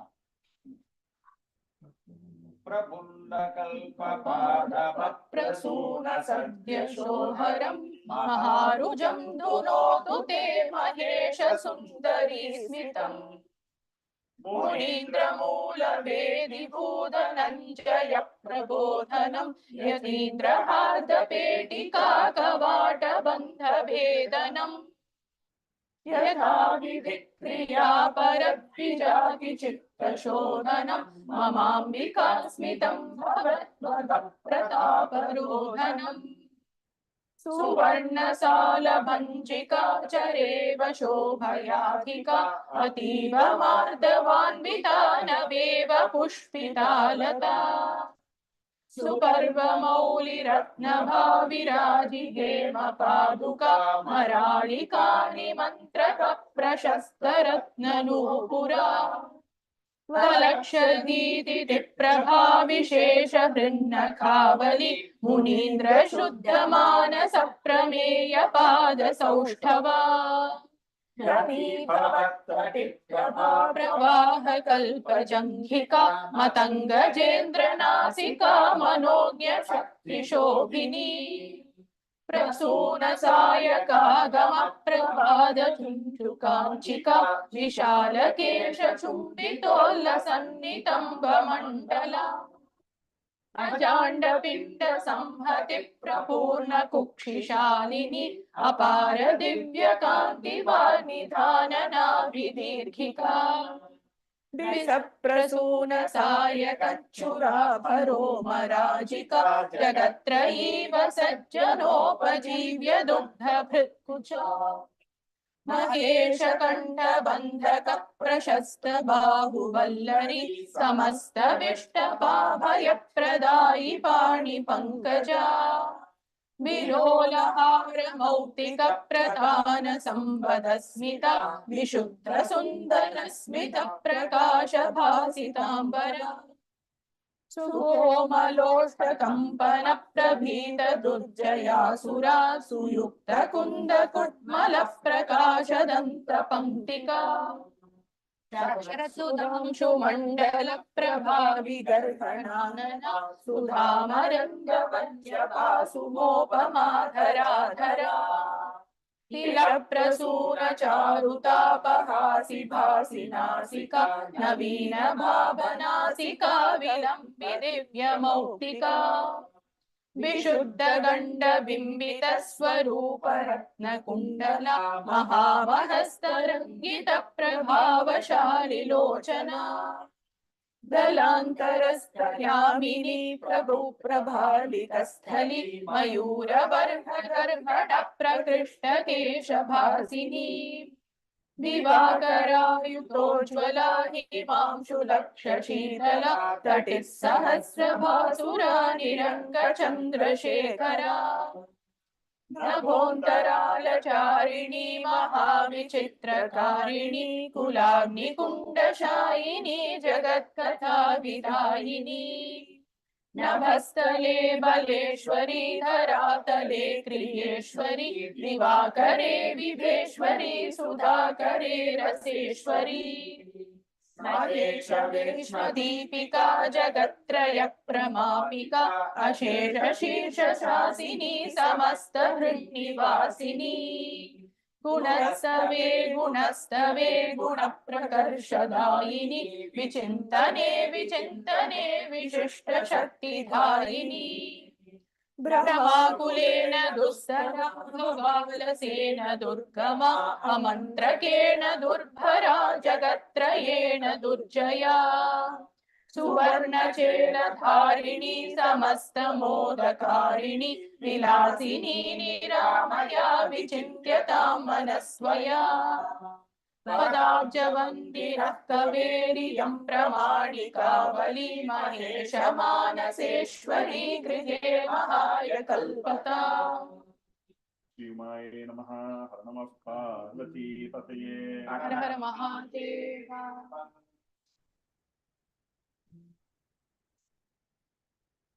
Is the volume still low or is it better? It's better. Okay. Next is Vimshastabakah.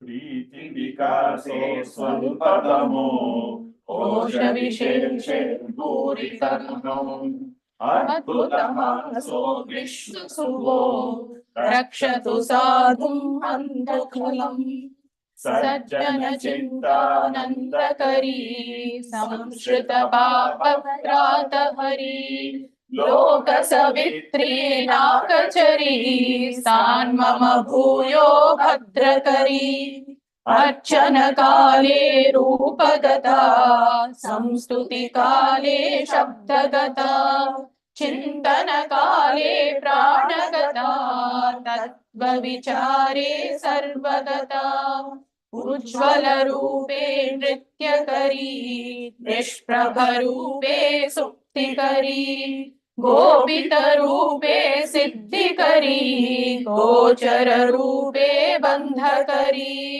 अंबर देशे शब्दवती पावकता ते स्पर्शवती कांचन वीर्ये रूपवती सागर कांच्यां गंधवती अप्समलासु स्पष्टरसा चंद्र विभायां गुप्तरसा संस्कृति भोगे सर्वरसा पूर्ण समाधावेकरसा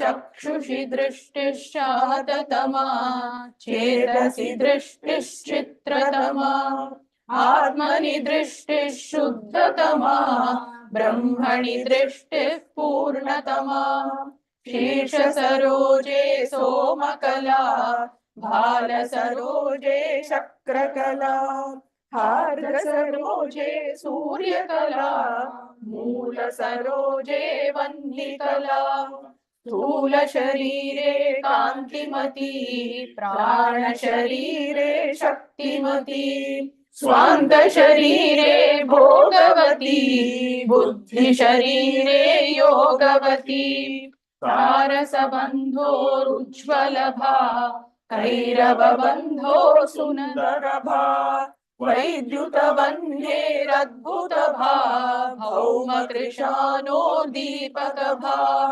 योधवराणामायुधभा योगिवराणामीक्षणभा भूमिपतीनामासनभा प्रेमवतीनामाननभा शस्त्रधराणां भीकरता शास्त्रधराणां बोधकता यन्त्रधराणां चालकता मन्त्रधराणां साधकता गानपटूनां रञ्जकता ध्यानपटूनां मामकता नीतिपटूनां भेदकता धूतिपटूनां क्षेपकता लीतिधारा लोकयतां जीवितधारा वर्तयतां व्यापकधारा चिन्तयतां मादकधारा द्रावयतां मन्त्रपराणां वाक्यबलं योगपराणां प्राणबलम् आत्मपराणां शान्तिबलं धर्मपराणां त्यागबलम् सूरिवराणां वादबलं वीरवराणां बाहुबलं मर्त्यपतीनां सैन्यबलं राघवतीनां हासबलं वैदिकमन्त्रे भाववती तान्त्रिकमन्त्रे नादवती शाबरमन्त्रे कल्पवती सन्दतमन्त्रे सारवती ब्रह्ममुखाब्जे वाग्वनिता वक्षसि विष्णो श्रीललिता शम्भुशरीरे भागमिता विश्वशरीरे व्योम्नितता भूग्रहलोलै कन्दुकिनी विष्टपधाले कौतुकिनी यावदनन्तं वैभविनी प्राणिषु भूयः सम्भविनी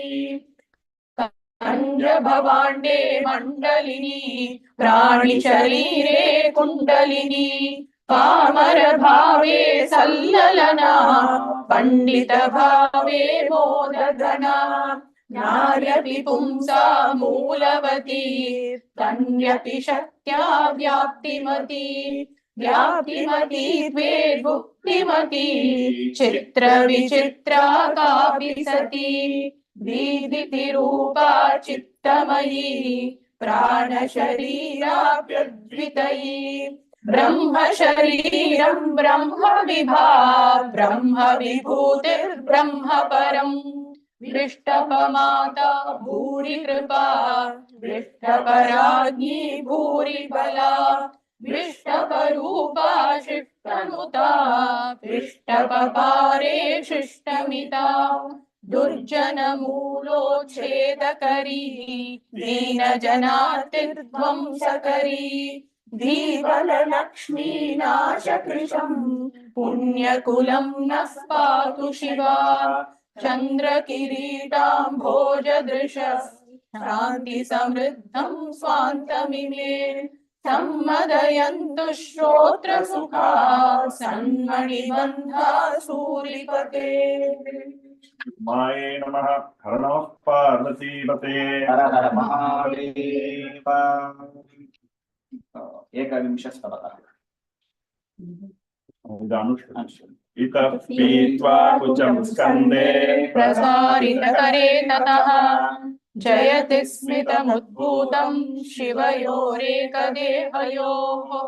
एकतो मणिमञ्जीरक्वाणाहूतसि तच्छदम् अन्यतो नूपुराहीन्द्रः फूत्कारकृततद्वयम् गीर्वाणपृतनापालं बालं लालयते ततः उत्सङ्गे गणसम्राजमर्पकं बिभ्रदन्यतः विडम्बित ब्रह्मचारी गोकैकस्तनमेकतः कवाटादनिभं बिभ्रद्वक्षः केवलमन्यतः सेनान्यास्वादितस्तन्यमनुकुर्वतैकतः भूकारमुखरं नागमुग्रं जाग्रतमन्यतः एकतो दोर्लतां बिभ्रन् मृणालश्रीविडम्बिनीम् शक्रशुण्डालशुण्डाभं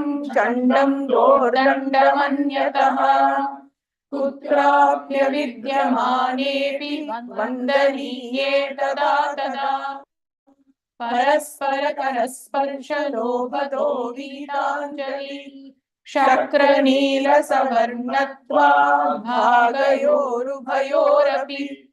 ऊर्ध्वाधराङ्गसापेक्षसन्धिज्ञानगलस्थलम् एकतः कैरवश्रेणी निद्रामोचनलोचनम् अन्यतः कमलाभासक्षणाधायकवीक्षणम् एकतश्चक्षुषा चारुतारेणातीतविभ्रमम् अन्यतः पाणिपातो जेभेदतो मृगबालतः एकतो भालफलके काश्मीरेण विशेषितम् अन्यतोऽध्यक्षणेनैव रतिभ्रूविभ्रमद्रुहाः एकतः शीतलालोकं साधुलोकशिवङ्करम् अन्यतः प्रज्वलत्प्रेक्षं दुष्टगोष्ठीभयङ्करम् एकतो मणिताटङ्कप्रभाधौतकपोलकम् अन्यतः कुण्डलीभूतकुण्डली एकतः कुन्तलान् बिभ्रतीन्द्रनीलोपमद्युतीन् अन्यतः पावकज्ज्वाला पाटलां शुच्छटाजटाः एकतः केशपाशेन कीर्णेनोरसिभासुरम् अन्यतो लम्बमानस्य भोगिनो हरताश्रियम्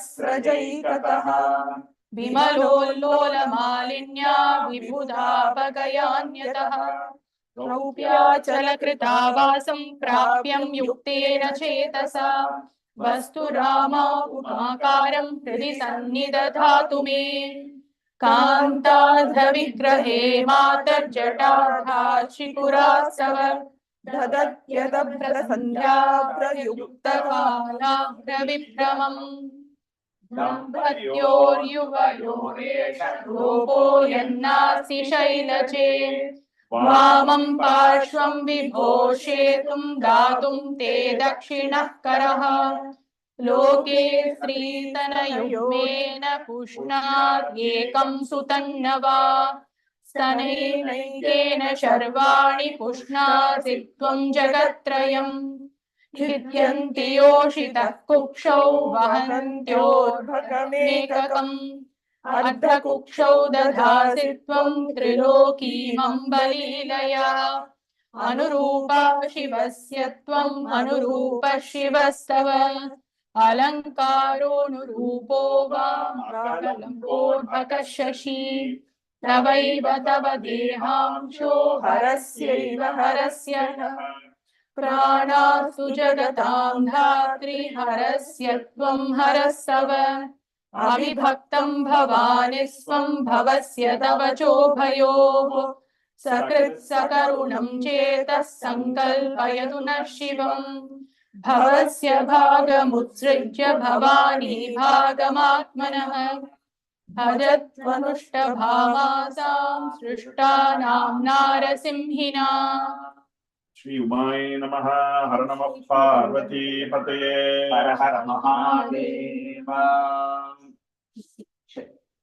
So shall we continue for one more stabakam, or do you want to, because you are running late for 10 minutes, I just want to check before we start the next stabakam. I think we can stop here and move to the next one. It's 18 minutes absolutely past the hour. Thank you so definitely. much for the chanting. Thank you. Ito mamatma babhitsvamev tato navachyam mama kinchitasti yadadavettam guruman tadaiva tvam atmanatham ramanam bhajami. 1 minute, Vaidyanathan. We started late. You can still continue for 10 more minutes. I'm sorry about it. You can continue. I'm sorry. Okay, no problem. No problem.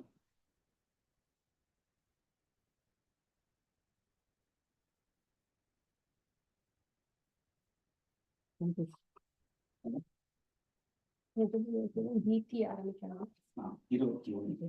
22. ಗೀತಿ ಪರಿಚಯ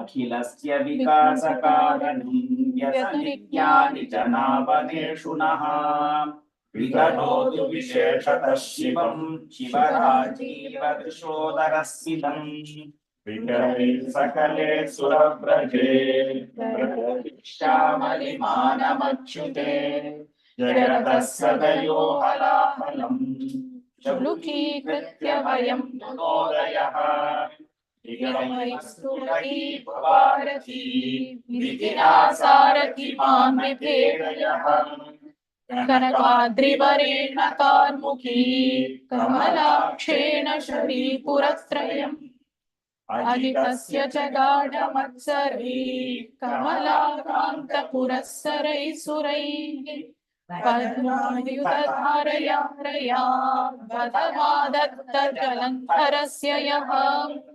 कमलासनकञ्चलोचनौ चललिङ्गस्य शिरोग्रीवीक्षितुम् बतहंसवराह भूमिकौ यतमानावपि यस्य न प्रभुः नयनं निटलान्तरस्थितं विघटयेष दिवान्वितोषा भुवनत्रयनिर्जयोन्नतं मदनं गाढमदं ददाहयः सकलेधवलः कलेवरे हरिनीलोपलमञ्जुलः क्वचित् अमृतांशुरिवादधाति यः परमामक्षिमुदं प्रपश्यता अवतं सदुषारदीतिद्युतिभिर्यस्य यशोभरैरपि सममच्छतरीकृतो दिशामवकाशः सुतरां प्रकाशते गगनानलजीवनादिदक्षितियो मारुण सोमयाजिभिः महतो बत यस्य मूर्तिभिर्भुवनं क्रान्तमिदं समस्ततः सह तेन धवेन राजते वसुधाधारिणि कापि राजते वनिता भवतापनाशिनी चरणप्रेष निवेदिताशिनी वनिता पुरुषौ पुरातनौ विमले व्योमनिदेवदम्पती भुवनत्रितयस्य तौ विभूरजताविह सिद्धदम्पती गजचर्मधरः कपालभृत् गृहनाथो गृहिणीतु कालिका रुधिराविलमुण्डमालिनी कथितौ तौ बत पण्डितैः शिवौ सखिमिन्दुकला शिरोमणिः किमुताश्लीलकपालभूषणः किमु मे भवती कपालिनी किमु विभ्राजितरत्नमालिनी रमसेऽम्ब कपालमालिनी क्वचिदीशेन कपालमालिना अतुलप्रभनिष्कमालिना क्वचिदत्युत्तमरत्नमालिनी युवयोर्मरुतस्तनुः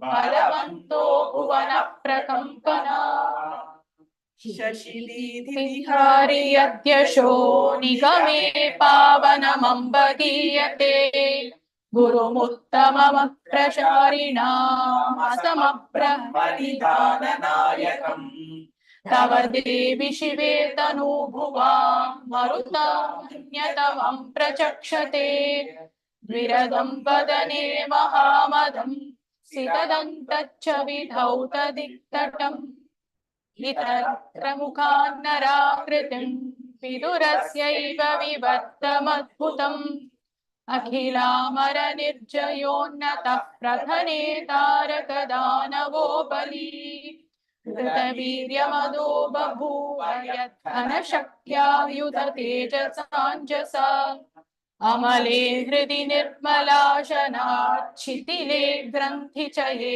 नराययः परिपक्वधिये प्रदर्शये तमसः पारमपारवैभवः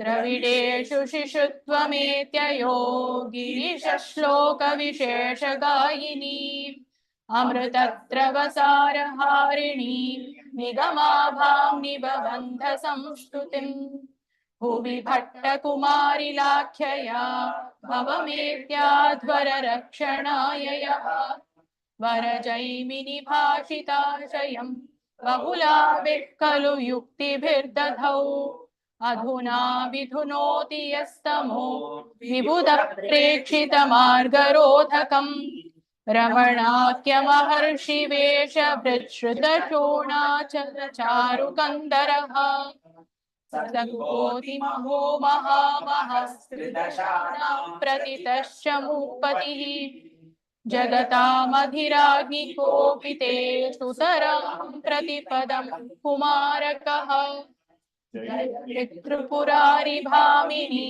गणपत्यादिमरुत्प्रसूनुमा तमसूतसुरारिधूतये त्रिदशानामपि याचमूपतिम् स्वकुटुम्बकथाभिदायिनी गणनाथस्य वियोगिनीरिमाः अवधारयतु प्रसन्नया नगनाथ प्रियनन्दिनी धिया नमः पार्वतीपदये Om Namo Bhagavate Sri Ramana. So handing over back to the next chapter. Thank you for giving us an opportunity to offer it at the lotus feet of Bhagavan. Thank you, Sri Ram, and the entire Ramana Satsang there. Thank you.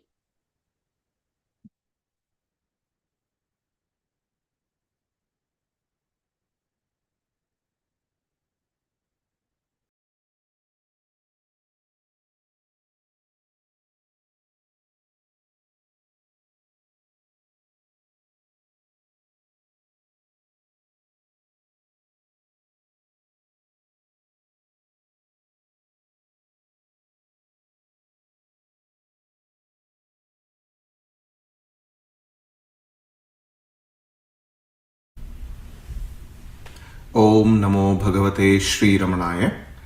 The Georgia's Satsang Group is delighted to participate in the global Satsang to celebrate the 74th Aradhana of Bhagavan Sri Ramana Maharshi. We will start our offering with a song on surrender by Adrit and Anikit.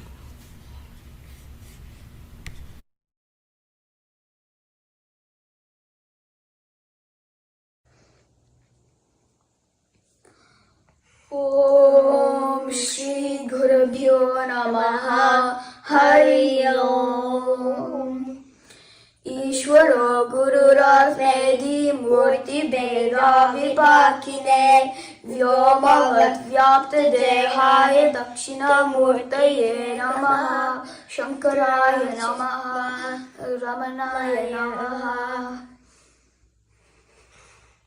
Om Namo Bhagavate Shri Arunachala Ramanaya Arunachala Ramana Arunachala Ramana Arunachala Ramana Seek refuge, oh deep in my heart I do believe that He shines in all glory. There's not much else to do. There's not much else to do. There's not much else to do. Really, let's seek the light and be that light, for that light will set us free. Arunachala Ramana, Arunachala Ramana, Arunachala Ramana, seek refuge. Oh, deep in my heart, I do believe that He shines in all glory. Let's unburden at His feet. Let's unburden at His feet. Let's unburden at His feet devoutly. With His light in our heart, no problems to sort. Let's go through life forever carefree. Arunachala Ramana, Arunachala Ramana, Arunachala Ramana, seek refuge. Oh, deep in my heart, I do believe that He shines in all glory. That He shines in all glory. Om Shanti Shanti Shanti.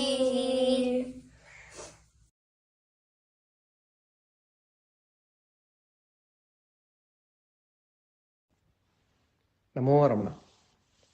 நமஸ்காரம். பகவானோட ஆராதனா முன்னிட்டு ஒரு பாடல் ஒன்று சமர்ப்பிக்கலான் இருக்கேன். இந்த பாடலோட பின்னணி என்ன அப்படின்னா, திரு ஸ்ரீராம் பார்த்தசாரதி அவர்களோட யூடியூப் சேனலில் பல சிறப்பான பாடல்களை அவர் பாடிக்கொண்டு வரார். அதில் அருணாச்சலம் வந்து பாரு அப்படிங்கிற ஒரு பாடல் எனக்கு ரொம்ப மிகவும் பிடித்தமான ஒரு பாடல். அதில் அவர் ரொம்ப அழகாக அதில் சொல்லியிருப்பார், அருணாச்சலம் வந்து பாரு, இங்கே குருநாதர் வடிவில் இருக்கிறது யாருன்னு பார்த்து தெரிஞ்சுக்கோ, அது குரு ரமணர் தான், உலகத்தில் எங்கே இருந்தாலும் அருணாச்சலம் வந்து பாரு அப்படின்னு ரொம்ப அழகாக அதில் அவர் சொல்லியிருப்பார் அந்த பாடலில். அந்த பாடல் அடிக்கடி பாடும் பொழுது ஒரு தடவை அருணாச்சலம் வந்து பாருங்கிறதுக்கு பதிலாக ரமணாசிரமம் வந்து பாருங்கிற அந்த வரிகள் எனக்குள்ளே எழுந்தது. அதுக்கு காரணம் என்ன அப்படின்னா, திருவண்ணாமலைன்னு சொல்லும் பொழுதே ரமணாசிரமம் எனக்கு மிகவும் முக்கியமான ஒரு இடம். ஏன்னா பகவான் 54 வருஷம் அங்கே இருந்து பல பொன்மொழிகளை நமக்கு கொடுத்து, உபதேசங்களை கொடுத்து, உலகத்துக்கு பக்தியை கொடுத்து, உண்மையான அறிவு எதுங்கிறத சொல்லிக் கொடுத்து அங்கே இருந்த இடம், பகவானை சிறப்பிக்கும்படியாக அமைந்துள்ள அந்த ரமணாசிரமங்கிறது நமக்கு ரமண பக்தியை ஊட்டக்கூடிய இடம். அதே சமயத்தில் பல நல்ல காரியங்களையும் செய்து கொண்டு வருகிற ஒரு ஆசிரமம். அதனால் அந்த ஆசிரமத்து மேலே ஒரு பக்தியும் அன்பும் இருக்கு நம்ம எல்லோருக்கும் இருக்குது. அதனால் எழுந்த இந்த வரிகள் அது ஒன்று. இன்னொன்று இந்த பாடலில் இன்னொரு பகுதி பகவான் நமக்காக மலை வடிவமாக உள்ள அந்த அண்ணாமலையார் மனித வடிவம் எடுத்து ரமணராக நமக்கு தவம் செய்கிற முறையை எளிமைப்படுத்தி கொடுத்தார். இதை தெரிஞ்சுக்கிறதுக்கு அங்கங்கே ஓட வேண்டிய அவசியம் இல்லை. இதை யார் வேணாலும் எப்போ வேணாலும் உடனே ஆரம்பிக்கலாம். இதுக்கு தேவை பக்தியும் அதில் ஒரு ஈர்ப்பும், தவம் செய்கிறதுக்கு உள்முகமான அந்த நாட்டமும் இருந்ததுன்னா அவ்வளோதான் வேணும் அது பண்ணுறதுக்கு அப்படின்னு சொல்லி, நம்மளால் முடியும் அப்படின்னு சொல்லி பகவான் நமக்கு சொல்லி கொடுத்த அந்த தவம் செய்கிற முறையை இந்த பாடலில் சேர்க்கப்பட்டிருக்கு. இப்போது இதோ இந்த பாடல். ரமணாஸ்ரமம் வந்து பாரு, ஸ்ரீ ரமணாஸ்ரமம் வந்து பாரு, இங்கு குரு ரமணர் நமக்காக காத்திருக்காரு, ரமணாஸ்ரமம் வந்து பாரு. கைலையிலோ மயிலையிலோ எங்கிருந்தாலும் ரமணாஸ்ரமம் வந்து பாரு. பகவானின் பக்தர்கள் கோடி, பகவானின் பக்தர்கள் கோடி சத்சங்கம் செய்யவே எல்லோரும் கூடி. பகவானின் பக்தர்கள் கோடி சத்சங்கம் செய்யவே எல்லோரும் கூடி. வேதமும் நாதமும் முழங்க, வேதமும் நாதமும் முழங்க, அழகம்மையும் ரமணரும் ஜோதியாய் விளங்க. அம்மையும் ரமணரும் அருஜோதியாய் விளங்க. ரமணாசிரமம் வந்து பாரு, ஸ்ரீ ரமணாசிரமம் வந்து பாரு. திருத்தவ கோலம் நீ பூண்டாய், திருத்தவ கோலம் நீ பூண்டாய், எண்ணங்களில்லா நிலையை அடைந்தாய். திருத்தவ கோலம் நீ பூண்டாய், எண்ணங்களில்லா நிலையை அடைந்தாய். அண்ணாமலையோடு கலந்தாய், திருவண்ணாமலையோடு கலந்தாய். தவம் செய்கின்ற முறையை நீ உலகிற்கு தந்தாய், தவம் செய்கின்ற முறையை நீ உலகிற்கு தந்தாய். ரமணாசிரமம் வந்து பாரு, ஸ்ரீ ரமணாசிரமம் வந்து பாரு. இங்கு குரு ரமணர் நமக்காக காத்திருக்காரு. ரமணாசிரமம் வந்து பாரு. மயிலையிலோ கையிலையிலோ எங்கிருந்தாலும் ரமணாச்சலம் வந்து பாரு. ஸ்ரீ ரமணாசிரமம் வந்து பாரு. ஓம் நமோ பகவதே ஸ்ரீரமணாய.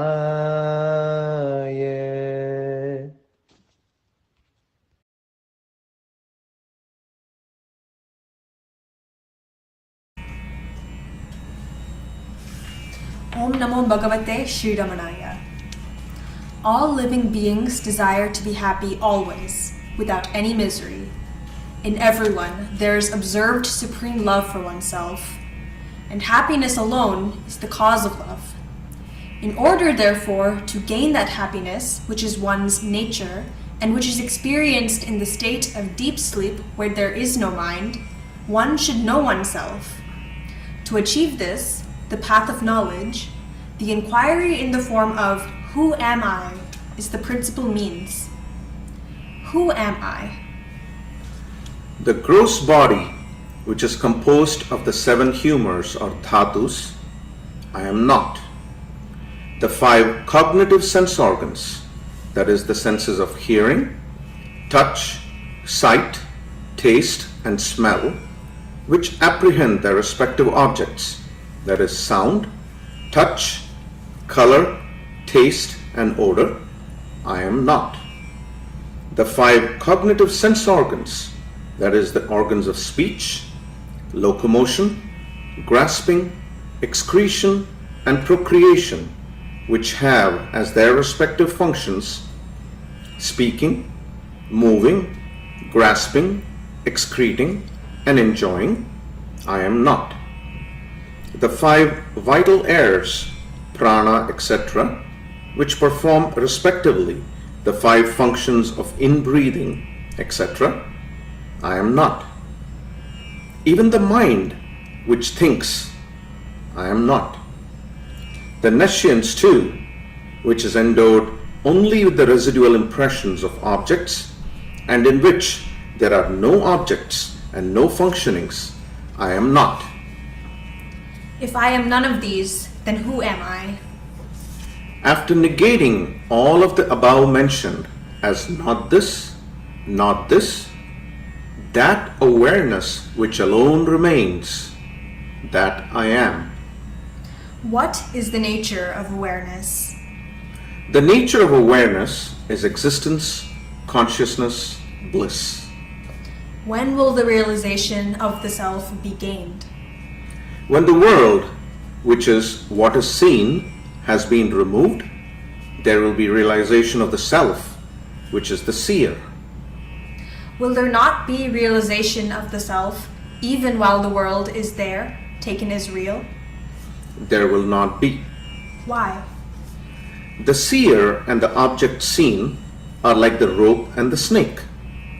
Just as the knowledge of the rope, which is the substratum, will not arise unless the false knowledge of the illusory serpent goes, so the realization of the self, which is the substratum, will not be gained unless the belief that the world is real is removed. When will the world, which is the object seen, be removed? When the mind, which is the cause of all cognition and of all actions, becomes quiescent, the world will disappear. What is the nature of the mind? What is called mind is a wondrous power residing in the self. It causes all thoughts to arise. Apart from thoughts, there is no such thing as a mind. Therefore, thought is the nature of the mind. Apart from thoughts, there is no independent entity called the world. In deep sleep, there are no thoughts, and there is no world. In the states of waking and dream, there are thoughts, and there is a world also. Just as the spider emits the thread of the web out of itself, and again withdraws it into itself, likewise, the mind projects the world out of itself, and again resolves it into itself. When the mind comes out of the self, the world appears. Therefore, when the world appears to be real, the self does not appear. And when the self appears or shines, the world does not appear.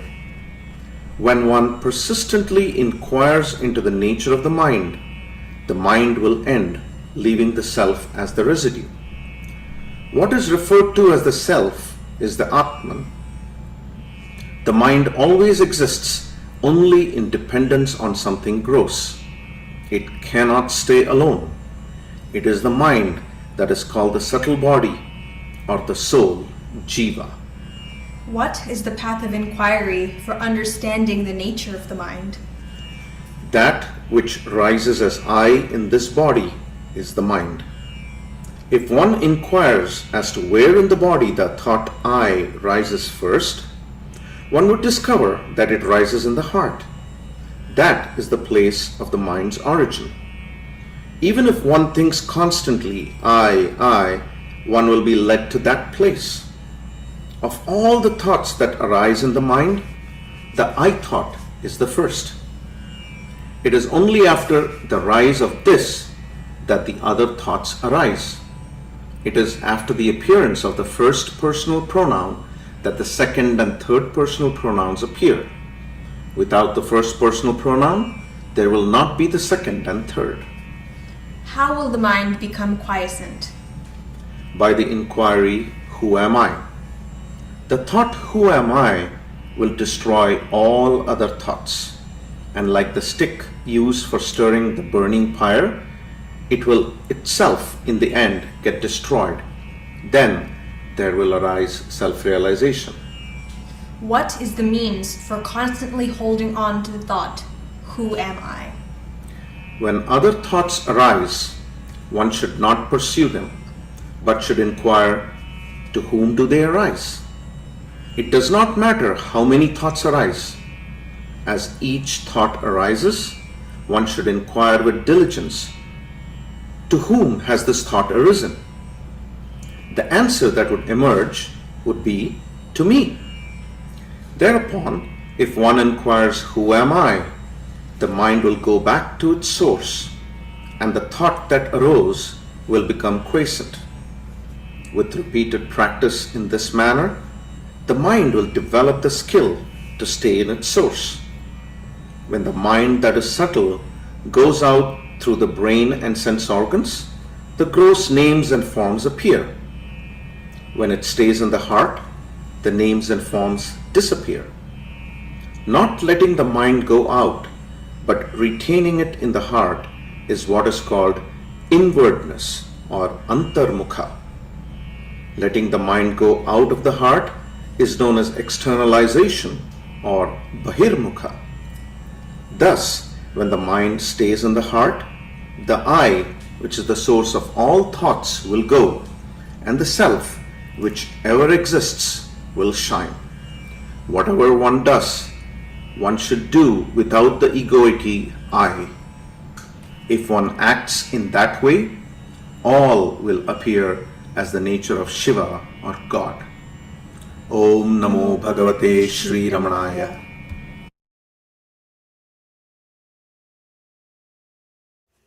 ஓம் நமோ பகவதே ஸ்ரீரமணாய.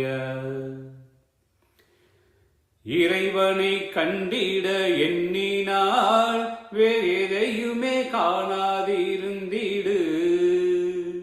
இறைவன் உன்னை காண வேண்டுமேல் வேறெவரும் காணாமல் இருந்திடு. இறைவனை கண்டிட எண்ணினால் வேறெதையுமே காணாதிருந்திடு. இறைவன் உன்னை காண வேண்டுமேல் வேறெவரும் காணாமல் இருந்திடு. இறைவன் சொல் கேட்க விரும்பினால் வேறெதையுமே கேளாதிருந்திடு.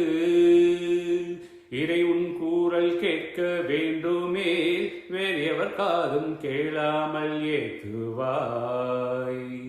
இறைவனை நீ தோட எண்ணினால் வேறெதையும் தோடாமல் இருந்திடு. இறைவன் உன்னை தோட வேண்டுமேல் வேறெதுவும் உன்னை தோட விட்டிடே. இறைமனம் முகந்திட இச்சையே வேறெதையுமே நீ முகராதிரு. இறை உனை முகந்திட வேண்டுமே வேறெதனாலுமே முகராதிரு. தெய்வ ருசியை நீ தேடினால் நாத்தின் சுவை தேடாதிருந்திடு. தெய்வம் உன்னை சுவைத்தே கொள்ள வேண்டில் ஜெகத்தா சுவைக்கப்படாதிரு. வெயிலில் ஓட விரும்பினால் நிழல் வீட்டை விரும்பிலை என்று தான். வெயிலில் ஓட விரும்பினால் நிழல் வீட்டை விரும்பிலை என்று தான். பொருள் பொய்யுலகில் மனம் போகுமே ஈசன் போகட்டும் என்றே பொருள்படும். சொப்பன பித்தம் இருந்திடில் இன்னும் தூக்கம் விடவில்லை என்று தான் பொருள். இப்புவி நீமை என்றெண்ணினால் ஈசன் என்பது பொய் என்ற எண்ணமே.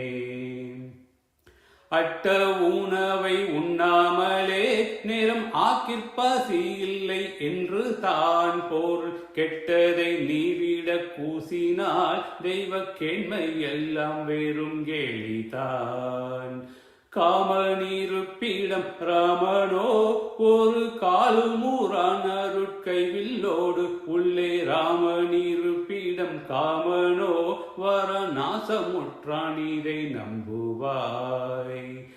ஐம்புலனாலும் ரமணனை நன்கு அனுபவிக்க எண்ணில் ஆகுமே. ஐம்புலனாலும் ரமணனை நன்கு அனுபவிக்க எண்ணில் ஆகுமே. விரைந்து எம்பெருமானருள் கூடும் நீ இனி ஏனும் முயன்றே எழுந்திரு. ஐம்புலனாலும் ரமணனை நன்கு அனுபவிக்க எண்ணில் ஆகுமே.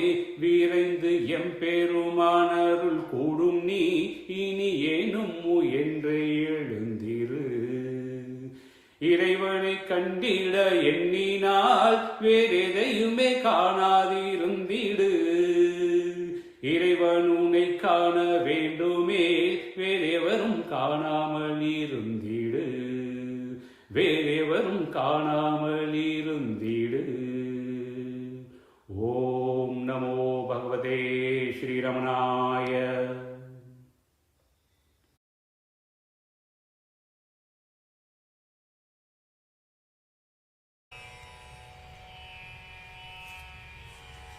ஒளியாய் வந்து ஒளியாயிருந்து ஒளியாய் மறைந்து ஒளி எங்கும் நிறைந்தாயே சத்குரு ரமணா ஒளியாய் வந்த ஒளியாயிருந்து ரமணா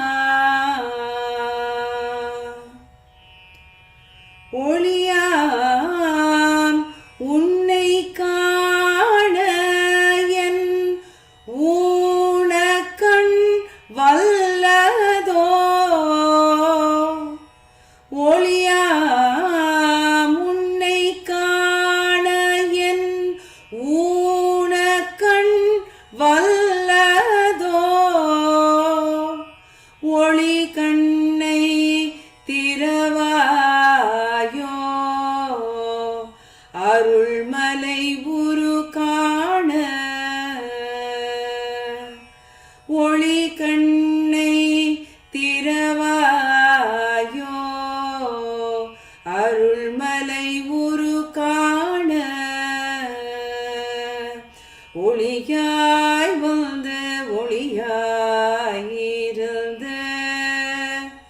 ரமணா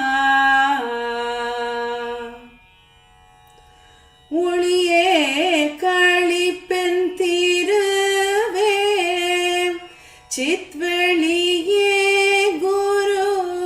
குருமணியே உள்ளும் புறமும் எங்கும் பாயும் அருள் வெள்ளமே உள்ளும் புறமும் எங்கும் பாயும் அருள் வெள்ளமே ஒளியாய் வந்த ஒளியாயிருந்த ரமணா ஒளிமறையே அருள் கொன்றே மணிமலையே குரு ரமணா ஒளி கண் தாராயோ அருள் ஒளி கடலே ஒளி கண் தாராயோ அருள் ஒளி கடலே ஒளியாய் வந்த ஒளியாயிருந்த ஒளியாய் மறைந்து ஒளியாய் எங்கும் நிறைந்தாயே Sadhguru Ramana Sadhguru Ramana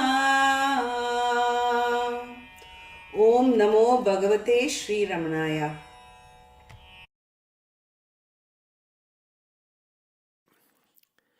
One of the great epics is finished. One of the supreme manifestations of divine grace, when God wore a human body and moved and talked with men, as Bhagavan Sri Ramana called Maharshi, the great Rishi. Bhagavan was a man abiding in constant, unwavering consciousness of identity with the Self, which is God, or to express the same from the other side, he was God wearing a human body and submitting deliberately to human limitations. For 54 years, his wearing the body was one long sacrifice for our redemption, and at the end the sacrifice became a martyrdom. When he consented to wear the human form after transcending the human and all other states, Bhagavan accepted all its limitations, to feel heat and cold, to suffer pain and sickness, to be bound by ignorance of events. Had he worn a human body but set himself free from its conditions of pain and sickness and ignorance of events, people would have said, it is easy for him to tell us to abide in the heart, unperturbed by events, because he has no pain or uncertainty and we have. So he accepted pain and uncertainty as features of the human form and showed that they cannot touch the equanimity of the jnani, who remains fixed immovably in the real. Just as Bhagavan accepted the limitations of human knowledge, so did he accept the limitations of human powers. There have been spiritual masters who have worked miracles to exhibit the supremacy of spiritual over physical laws and to show what a resplendent birthright was theirs for the taking. But the purpose of Bhagavan was different. It was to remain fixed in the self amid all the limitations of human life. Therefore, he used no powers that others do not use. On April 14th, the doctors and attendants knew that it was the last day. In the morning, he bade them go and meditate. About noon, when his liquid food was brought, he asked the time, punctual as ever, but then added, "But henceforth time doesn't matter." In his delicate way of expressing recognition of service, he said, "The English have a word, thanks, but we only say santosham." The devotees also, passing in long line that morning, silent with grief before the doorway where he lay, saw an almost lifeless body, the face pinched, the stomach sunken, the ribs protruding. And after the evening darshan, they felt that it was the end. Instead of dispersing to their homes as they usually did, they hung about in small groups or stood silently waiting or sat in grief along the temple ramp facing the little room where Bhagavan lay. There was an air of foreboding. Many eyes were fixed on the window of the room and the two fans gently waving inside, the sign that there was still a living body to fan. A group of sadhus and devotees sat together on the temple ramp just opposite the little room and began singing Arunachala Siva, the supreme song of divine love that Bhagavan has given us. More joined in. The singing swelled louder to drown murmurs and cries of grief. Inside the room, Bhagavan bade them sit him up. The pain must have been intense, but he found it appropriate to die sitting as our Guru. At the sound of Arunachala Shiva, he opened his luminous, untroubled eyes with a brief smile of indescribable tenderness, and a tear of bliss trickled down from the outer corner of his eyes. And then, at 8:47, breathing stopped. There was no struggle or spasm, no other sign of death, only that the next breath did not come. For a few moments, people stood bewildered. The singing continued. A French press photographer who had been pacing the road outside came quickly into the throng and asked a devotee at what precise moment it had happened. The devotee, taking it to be journalistic carelessness, answered briskly that he did not know, and then, recalling Bhagavan's unfailing courtesy, gave as precise an answer as he could. And the photographer thereupon declared that at the very moment an enormous star had passed slowly across the sky. Many had seen it, even as far as Madras. Many who were not present felt what it portended. After the first numbness, there was a wild burst of grief. The body was carried out to the balcony of the room, and the men and women crowded near and wept aloud. The body was interred next day with divine honors in the ground between the old hall where Bhagavan had sat so many years and the north wall of the temple. It is hoped eventually to erect there a hall of silence where devotees from far and near can come and sit in meditation as they did before the living Ramana. Even now, those who sit there before the Samadhi find the grace of Bhagavan as powerful and as sweet and subtle as during his body's lifetime. Some who lived there have remained. Some who went their way returned. Many more will come, for according to his promise, he has not left us. He is here in our hearts. He is here at Arunachala. Om Namo Bhagavate Sri Ramanaya. The Georgia Satsang thanks the organizers for giving us the opportunity to make our humble offerings at the holy feet of Sri Bhagavan. Now on to the North Carolina Satsang. Om Namo Bhagavate Sri Ramanaya. Welcome to the offering by the North Carolina Ramana Satsang Group. First, we have the bhajan Sadanandaya sung by Shama Mahesh. Om Namo Bhagavate Sri Ramanaya. Sadanandaya Namo Ramana. Sadanandaya Namo Ramana. Gambiraya Namo Ramana.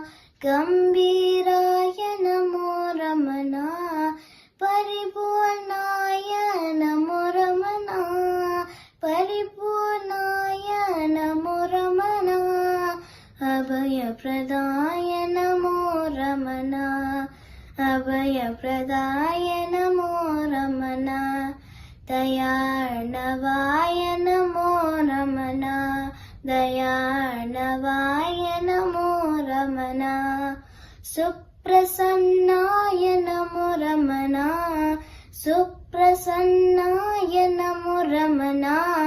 Sonachalaya Namo Ramana. Sonachalaya Namo Ramana.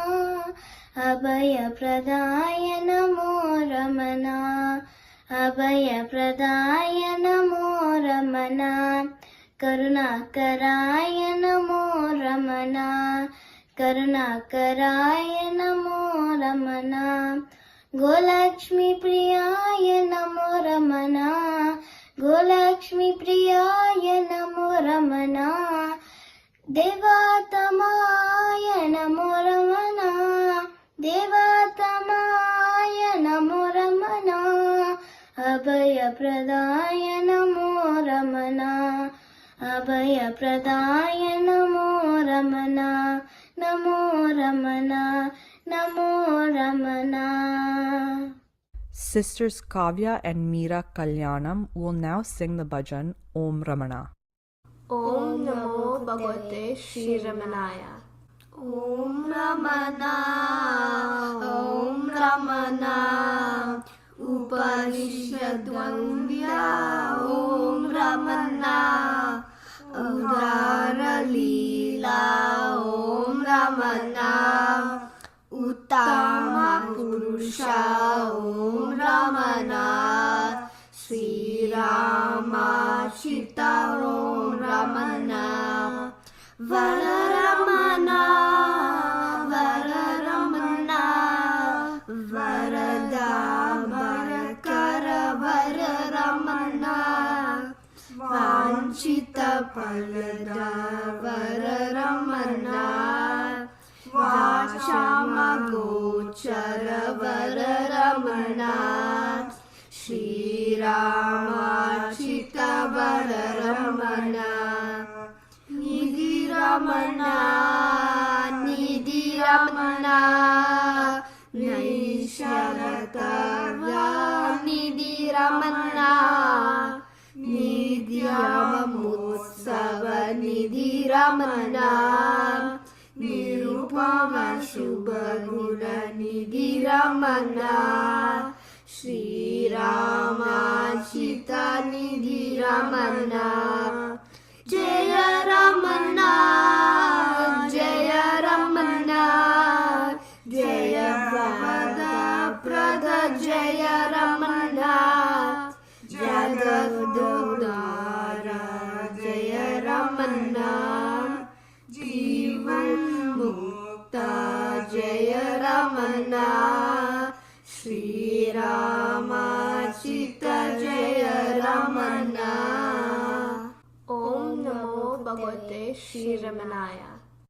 Next, Srimati Saroja Ramanan will sing Anandam Anandam, composed by Dr. R. Padmanabhan.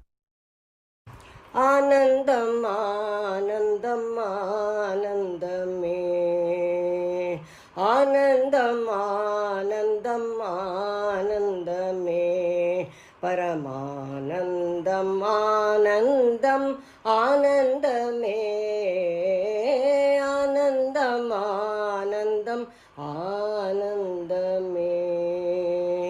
Sanda Samudramam ஆசிரமம் தன்னிலே சாந்த சமுத்திரமாம் ஆசிரமம் தன்னிலே சிந்தைகளற்றினான் மூழ்கி கிடக்கையில் ரமணராம் ரவியின் ஜோதி ஒளி தன்னில் ரமணராம் ரவியின் ஜோதி ஒளி தன்னில் பக்த ஹிருதய கமலம் விரிகின்ற ஆனந்தம் ஆனந்தம் ஆனந்தமே சமரசபாவமே உடனாய் சமைந்த பின் சமரசபாவமே உடனாய் சமைந்த பின் சாந்த குணமது முகமாய் ஜொலிக்கின் கருணையாம் கண்களால் பக்தர் தன்னை பார்த்து கருணையாம் கண்களால் பக்தர் தன்னை பார்த்து சரணமடியார் களிக்கும் தன்மையே ஆனந்தம் ஆனந்தம் ஆனந்தமே காமக்ரோத லோப மோக குணங்களும் காமக்ரோத லோப மோக குணங்களும் அகமெனும் பாவத்தில் அடிமையாய் இருப்பதும் ஒரு தரம் பகவான் ஸ்ரீரமணரை தரிசித்தால் ஒரு தரம் பகவான் ஸ்ரீரமணரை தரிசித்தால் இரவும் முன் பனி போல் ஓடும் சோதரர்காள் ஆனந்தம் ஆனந்தம் ஆனந்தமே பரமானந்தம் ஆனந்தம் ஆனந்தமே ஆனந்தம் ஆனந்தம் ஆனந்தமே பரமானந்தமே பரமானந்தமே. Continuing from our last offering, Vidya Venkat will now chant verses 21 through 35 of Sri Arunachala Aksharamanamale. Each verse will be followed by its English meaning read by Lata Sivakumar. Om Namo Bhagavate Shri Ramanaya. அருணாச்சலவரர்க்கேற்ற Aksharamanamalai சாற்ற Karunakara கணபதியே கரமருளி காப்பாயே.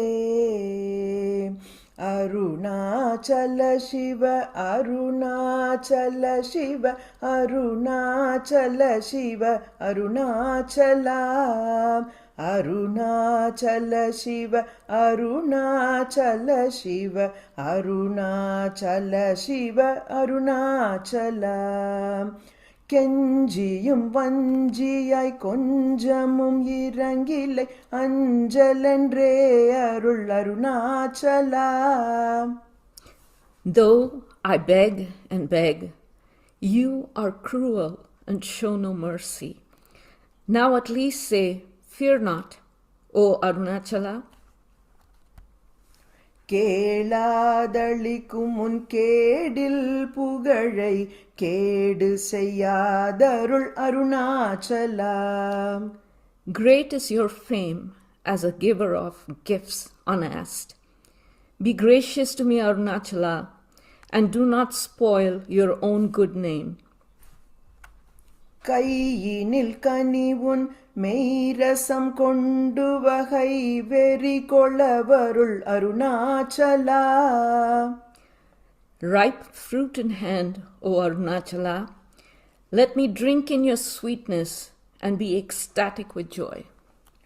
கொடியிட்டடியரை கொல்லுனை கட்டி கொண்டெங்கன் வாழ்வேன் Arunachala.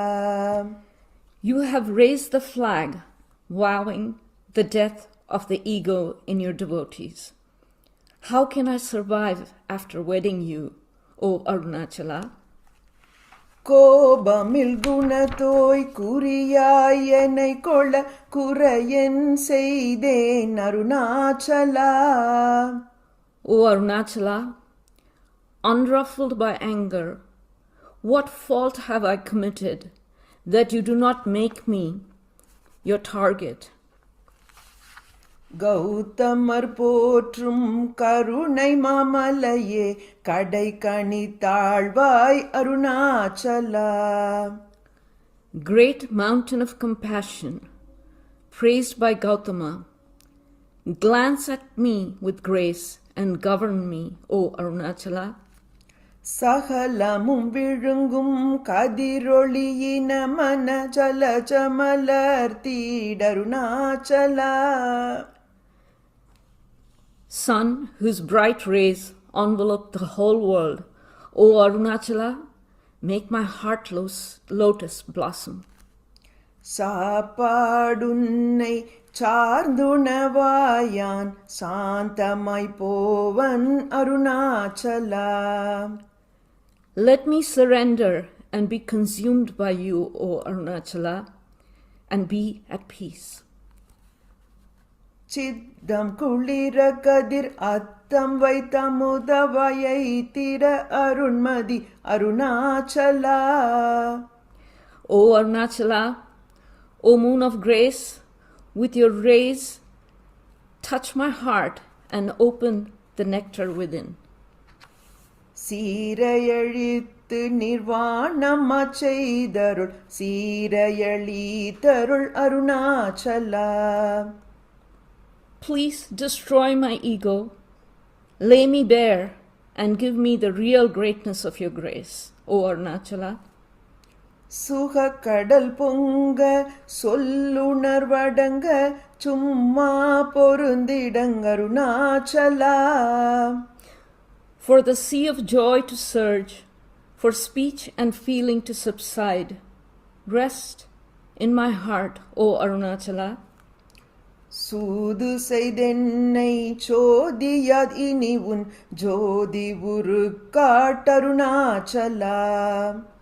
Stop deceiving me and testing me, O Arunachala, and henceforward reveal to me instead your bright light. செப்படி வித்தை கற்றிப்படி மயக்கு விட் உருப்படு வித்தை காட்டருணாச்சலா. Reveal to me true formative knowledge, so that I may give up this delusive worldly knowledge. சேராயே நின்மை நீராய் உருகி கண்ணீராற்றழிவேன் Arunachala. Unless you join me, O Arunachala, this body will melt away in a river of tears, and I shall die. சையென தள்ளில் செய்வினை சுடுமலால் உய்வகையே துரை Arunachala. If you scorn me, O Arunachalam, my past deeds will torture me, and where is there hope of life for me? சொல்லாது சொல்லி நீ சொல்லற நில்லென்று சும்மா இருந்தாய் Arunachala. In wordless silence, you told me to abide in silence. And you too abide still and quiet, O Arunachala. சோம்பியாய் சும்மா சுகமுண்டுறங்கிடில் சொல்வேரென் கதி Arunachala. Resting in quiet repose, enjoying the bliss of being, is there a higher state? Tell me, O Arunachala. Sowriyam காட்டினை சழக்கற்றதென்றே சலியாதிருந்தாய் Arunachala. With your sun-like splendor, you revealed your prowess and grace and destroyed my illusions. Now you remain unmoving as a mountain. ஞமலியில் Kheda நானென் உறுதியால் நாடினின் உருவேன் Arunachala. I am worse than a dog. With what strength can I trace you and reach you, O Arunachala? ஞானமில்லாது உன் ஆசையால் தளர்வர ஞானம் தெரித்தருள் அருணாச்சலா.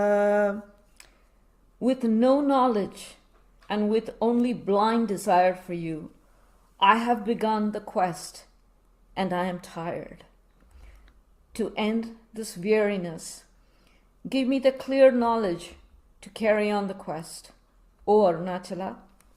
அருணாச்சல சிவ அருணாச்சல சிவ அருணாச்சல சிவ அருணாச்சலா. அருணாச்சல சிவ அருணாச்சல சிவ அருணாச்சல சிவ அருணாச்சலா. அருணாச்சலம் வாழி அன்பர்களும் வாழி அக்ஷரமணமாலை வாழி. Srimati Mangalam Kalyanam will now sing Sri Sadhu Om's composition Idaya Varvu.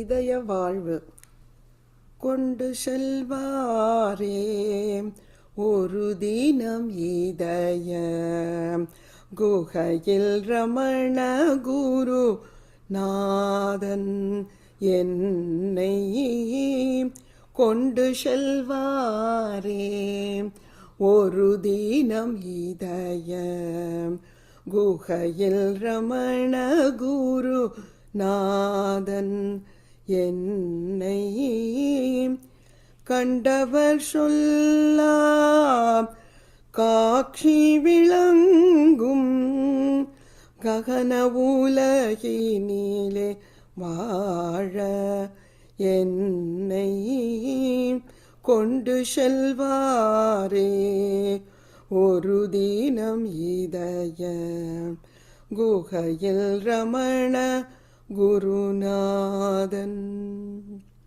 தாகமும் பசியும் தன்னல பகையும் தமசுமில்லா பரவெளியில் ஞான மோகன ரமணன் மோன முரளியே முடிவிலாதுலவிடும் அங்கே என்னை கொண்டு செல்வாரே நனவுடன் தூயிலும் கனவும் இல்லாத ஞான ரவியொளிரும் நாட்டில் அங்கே மனமுடல் அகன்றே அவருடன் ஏக மங்கள வாழ்வினில் வாழ என்னை கொண்டு செல்வாரே குறைபிணி துயரும் மரணமும் காம குரோத உல்லோபமும் அணுகா தங்கே அறிவொளி நிலவில் ஆனந்தமாக ஆத்மரமண குரு நாதன் என்னை கொண்டு செல்வாரே போனவர் திரும்ப புது நகரத்திலே பொன்மய மாளிகை உள்ளே அங்கே ஞானமை ரமண சபை நடுவதிலே நாதனவருடனே வாழ என்னை கொண்டு செல்வாரே ஒரு தினம் இதய குகையில் ரமண குருநாதன் என்னை கொண்டு செல்வாரே ஒரு தீனமிதய குகையில் ரமண குருநாதன். Next, we have an excerpt from S.S. Cohen's book Guru Ramana, read by Vijay Iyer. It is the author's diary entry from April 14th, 1950, Bhagavan's Mahanirvana Day. Om Namo Bhagavate Sri Ramanaya. Friday, 14th April. Maharishi is in a very precarious condition. The whole morning has been spent by devotees in hushed gloom and with bated breath. After evening darshan, the unanimous verdict is that it is positively the last. The master is now propped on the large pillows, almost in a sitting posture, the head resting backwards with open mouth, and two attendants briskly fanning him to enable him to breathe freely. The battle for air has thus started. At 7 p.m., oxygen is administered to him for about 5 minutes, but seeing it gave him no relief. He feebly asked that it should be stopped. The situation was tense. About 500 devotees were outside, in sad expectation of the solemn last moment. Blood relations, ashram workers, a few old disciples, and some new aspirants went in by turn to have a last sight of him. When the end was known to be approaching, the whole congregation with one voice started chanting the Tamil hymns he had many years ago composed in praise of Lord Arunachala. Arunachala Shiva, Arunachala Shiva, Arunachala, till it came about 8:47 p.m.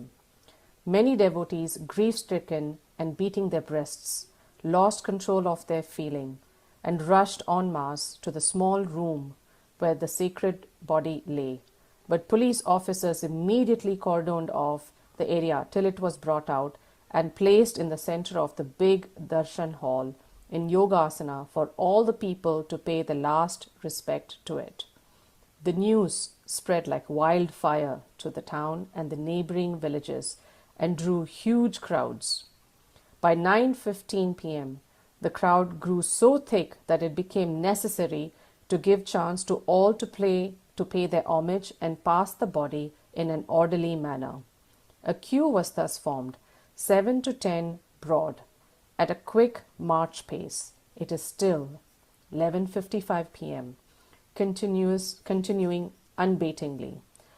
Around the sofa sat dozens of disciples, some chanting Maharishi's verses and other devotional hymns, but the others remained in silent contemplation. Sandalwood paste and jasmine flowers now cover the body, and incense burns by its side.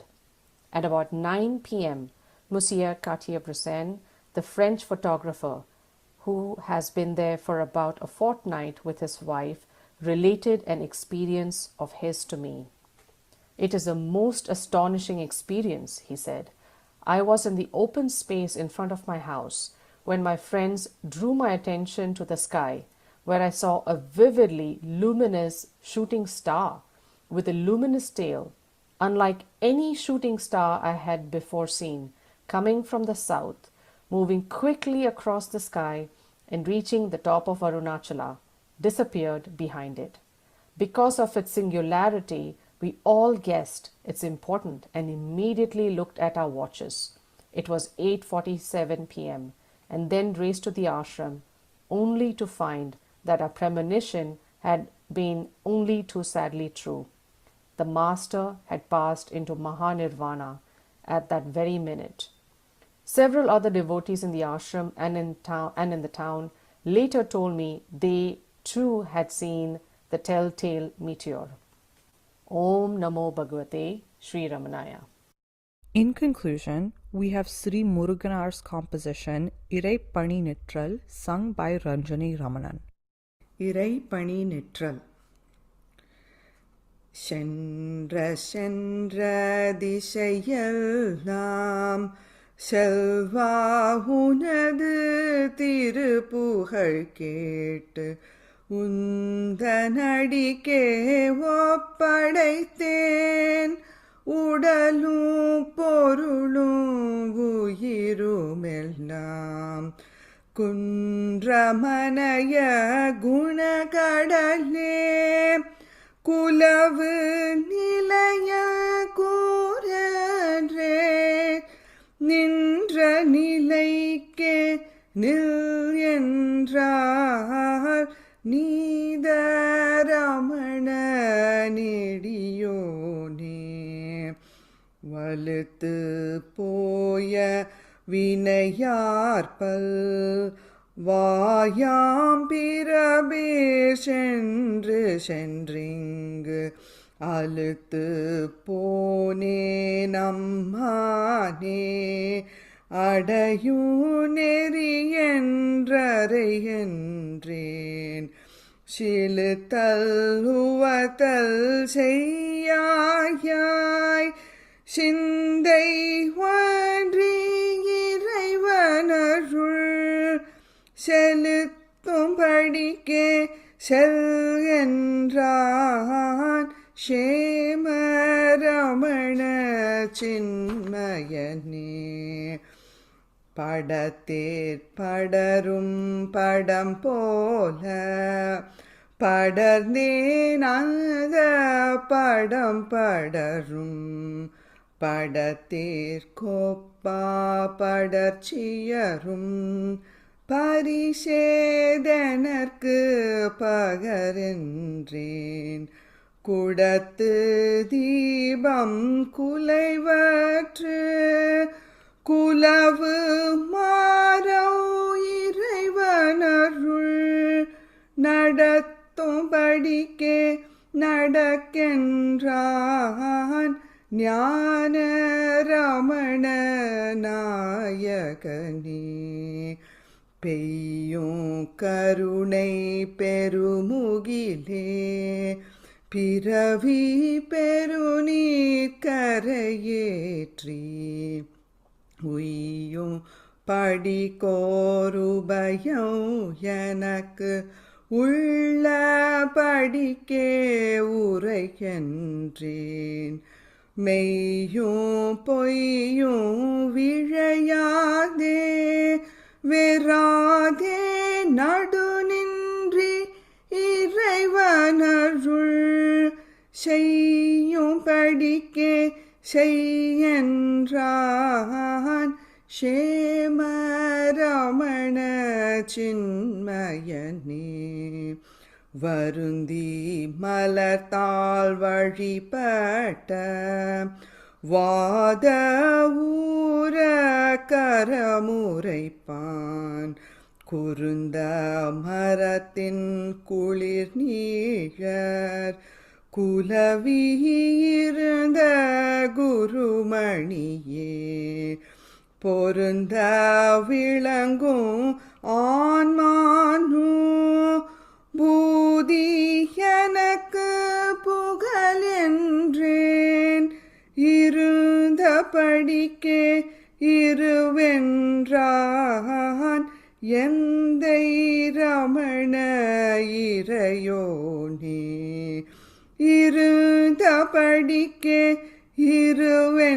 இருவென்றான் எந்தை ரமண இறையோனே எந்தை ரமண இறையோனே எந்தை Ramana இறையோனே. This brings us to the end of the offering by the North Carolina Satsang Group. Om Namo Bhagavate Sri Ramanaya. Guhaye, set to music by Sri L. Krishnan. Om Namo Bhagavate Sri Ramanaya. Nashville, Tennessee, Ramana Satsang welcomes you all to our offering for 74th Bhagavan Ramana's Aradhana celebration. It is well known in Skanda Purana that Lord Subramanya made Lord Shiva his disciple and gave him Brahmopadesha and killed Tarakasura and other demons. Out of compassion for mankind, Lord Subramanya has taken human form as Bhagavan Ramana and came down to earth as our beloved Sadguru to destroy Taraka, the ego in all of us, and teach the Omkara Tattva to everyone who seeks refuge at his feet, says Kavyakanta Ganapati Muni.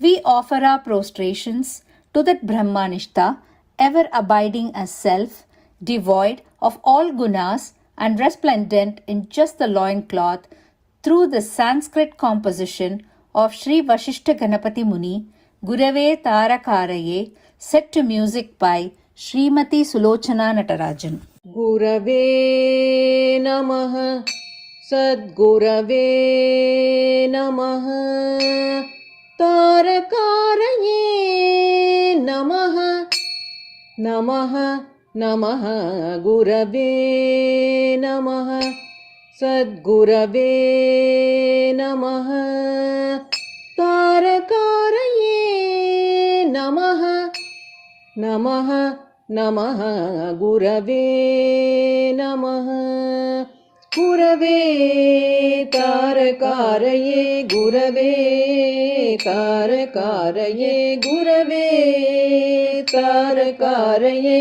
Gurave Tarakaraye Gurave Tarakaraye Gurave Tarakaraye Paradeshineva Dhavalena Vasasa Shakalena Veshtita Kati Vishobhina Paradeshineva Dhavalena Vasasa Shakalena Veshtita Kati Vishobhina Paradeshikena Naraveshadarina Shikivahanena Guru Majjagad Bhave Paradeshikena Naraveshadarina Shikivahanena Guru Majjagad Bhave Gurave Tarakaraye Gurave Tarakaraye Gurave Tarakaraye Gurave Tarakaraye Gurave Tarakaraye Gurave Tarakaraye Atita Gunajalaya Naishtika Brahmacharine Namo Maya Manushaya Gurave Tarakaraye Atita Gunajalaya Naishtika Brahmacharine Namo Maya Manushaya Gurave Tarakaraye Gurave Tarakaraye Gurave Tarakaraye Gurave Tarakaraye Gurave Tarakaraye Gurave Tarakaraye Gurave Tarakaraye Gurave Namaha Sadgurave Namaha Tarakaraye Namaha Namaha Namaha Gurave Namaha Sadgurave Namaha Tarakaraye Namaha Namaha Namaha Gurave Namaha. Lord Shiva drew his son, Venkataraman, physically to Arunachala on September 1st, 1896, and did not let him out of his sight until Mahanirvana on April 14th, 1950. For 54 years, Bhagavan not only lived to show what it means to be self-realized, but also showered his boundless grace and compassion to millions of people who came to him from all walks of life. We present to you a reading of a very moving article written by Professor K. Swaminathan, Mahanirvana of Sri Bhagavan, where he brings out what that physical presence of Bhagavan meant to him and countless other devotees, and the pain of that physical separation after Mahanirvana. Mahanirvana of Sri Bhagavan, Professor K. Swaminathan. We are meeting today under the shadow of a great calamity, the greatest that could have befallen us, the passing away of our Master Sri Ramana Maharshi. And though it is exactly a month now since it happened, we have hardly recovered yet from the shock of that blow, the poignancy of such grief. It was no small thing, no ordinary good fortune that it had been given to us to move in close contact for several years with the most remarkable man that ever trod this earth in recent times, one who, though he lived in our times, was a direct linear descendant of the Vedic sages and Upanishadic seers, one who was the Vedas personified, one who was an outstanding example of the type described in our scriptures as the Sthita Prajna, Trigunatita, Jivan Mukta, etc. One human to all appearance, and yet one with the divine by reason of that attainment of jnana, which, only according to Gita and all our scriptures, burns out all karma and takes one beyond the endless sea of births and deaths into that heaven of mukti, bliss, liberation, where all is peace and blessedness. Now, if he was only this, a great walking monument of spiritual perfection, standing aloof and apart on the heights of jnana, inaccessible to common folks like me who know little or nothing of the spiritual life, it might have been easier for us to bear this separation. But as you know, he was more than a great spiritual giant. He was the highest master that one could get on earth, who kept up the best traditions of gurus in this country. He was not only our teacher, but our father, mother, friend, one who loved us whether we deserved it or not, whether we were able to make use of it or not. Among the thousands who became his devotees, there were all sorts of and conditions of men with varying degrees of evolution on the spiritual path. All of them got whatever they needed and went satisfied that Bhagavan was looking after them. In this great crowd of his followers, there were certainly some who could establish mental or spiritual contact with him, and who, wherever they were and whether they could obtain physical contact with him or not, were still satisfied and sure that his influence was theirs to draw upon whenever they wanted. To such, the trial that has come upon us all in the shape of Bhagavan's physical separation from us may not be hard to bear. But there was a very big class of followers to whom it was a real solace to run up to Bhagavan for physical company, and to whom the mental and spiritual contact, though nonetheless important or effective, seemed to be in some unaccountable way dependent on his physical frame. Whatever our troubles, whether they were ills of body, financial worries, family quarrels and complications, official oppressions or injustices, or any of the 1,001 things that have been devised by the desire to harass people, some of us had only one way of dealing with them all whenever they became unendurable. We just ran up to Bhagavan and basked in his presence, and somehow the problem had been solved, the position eased, or anyhow you did not seem worried anymore. Where and to whom can we run up now? Gone is that beaming smile with which you used to be welcomed into his presence. Gone is that kind mood which you used to take for an assurance that Bhagavan has taken cognizance of your matter and all will be well with you thereafter. With what affection would he not sometimes enquire about your journey?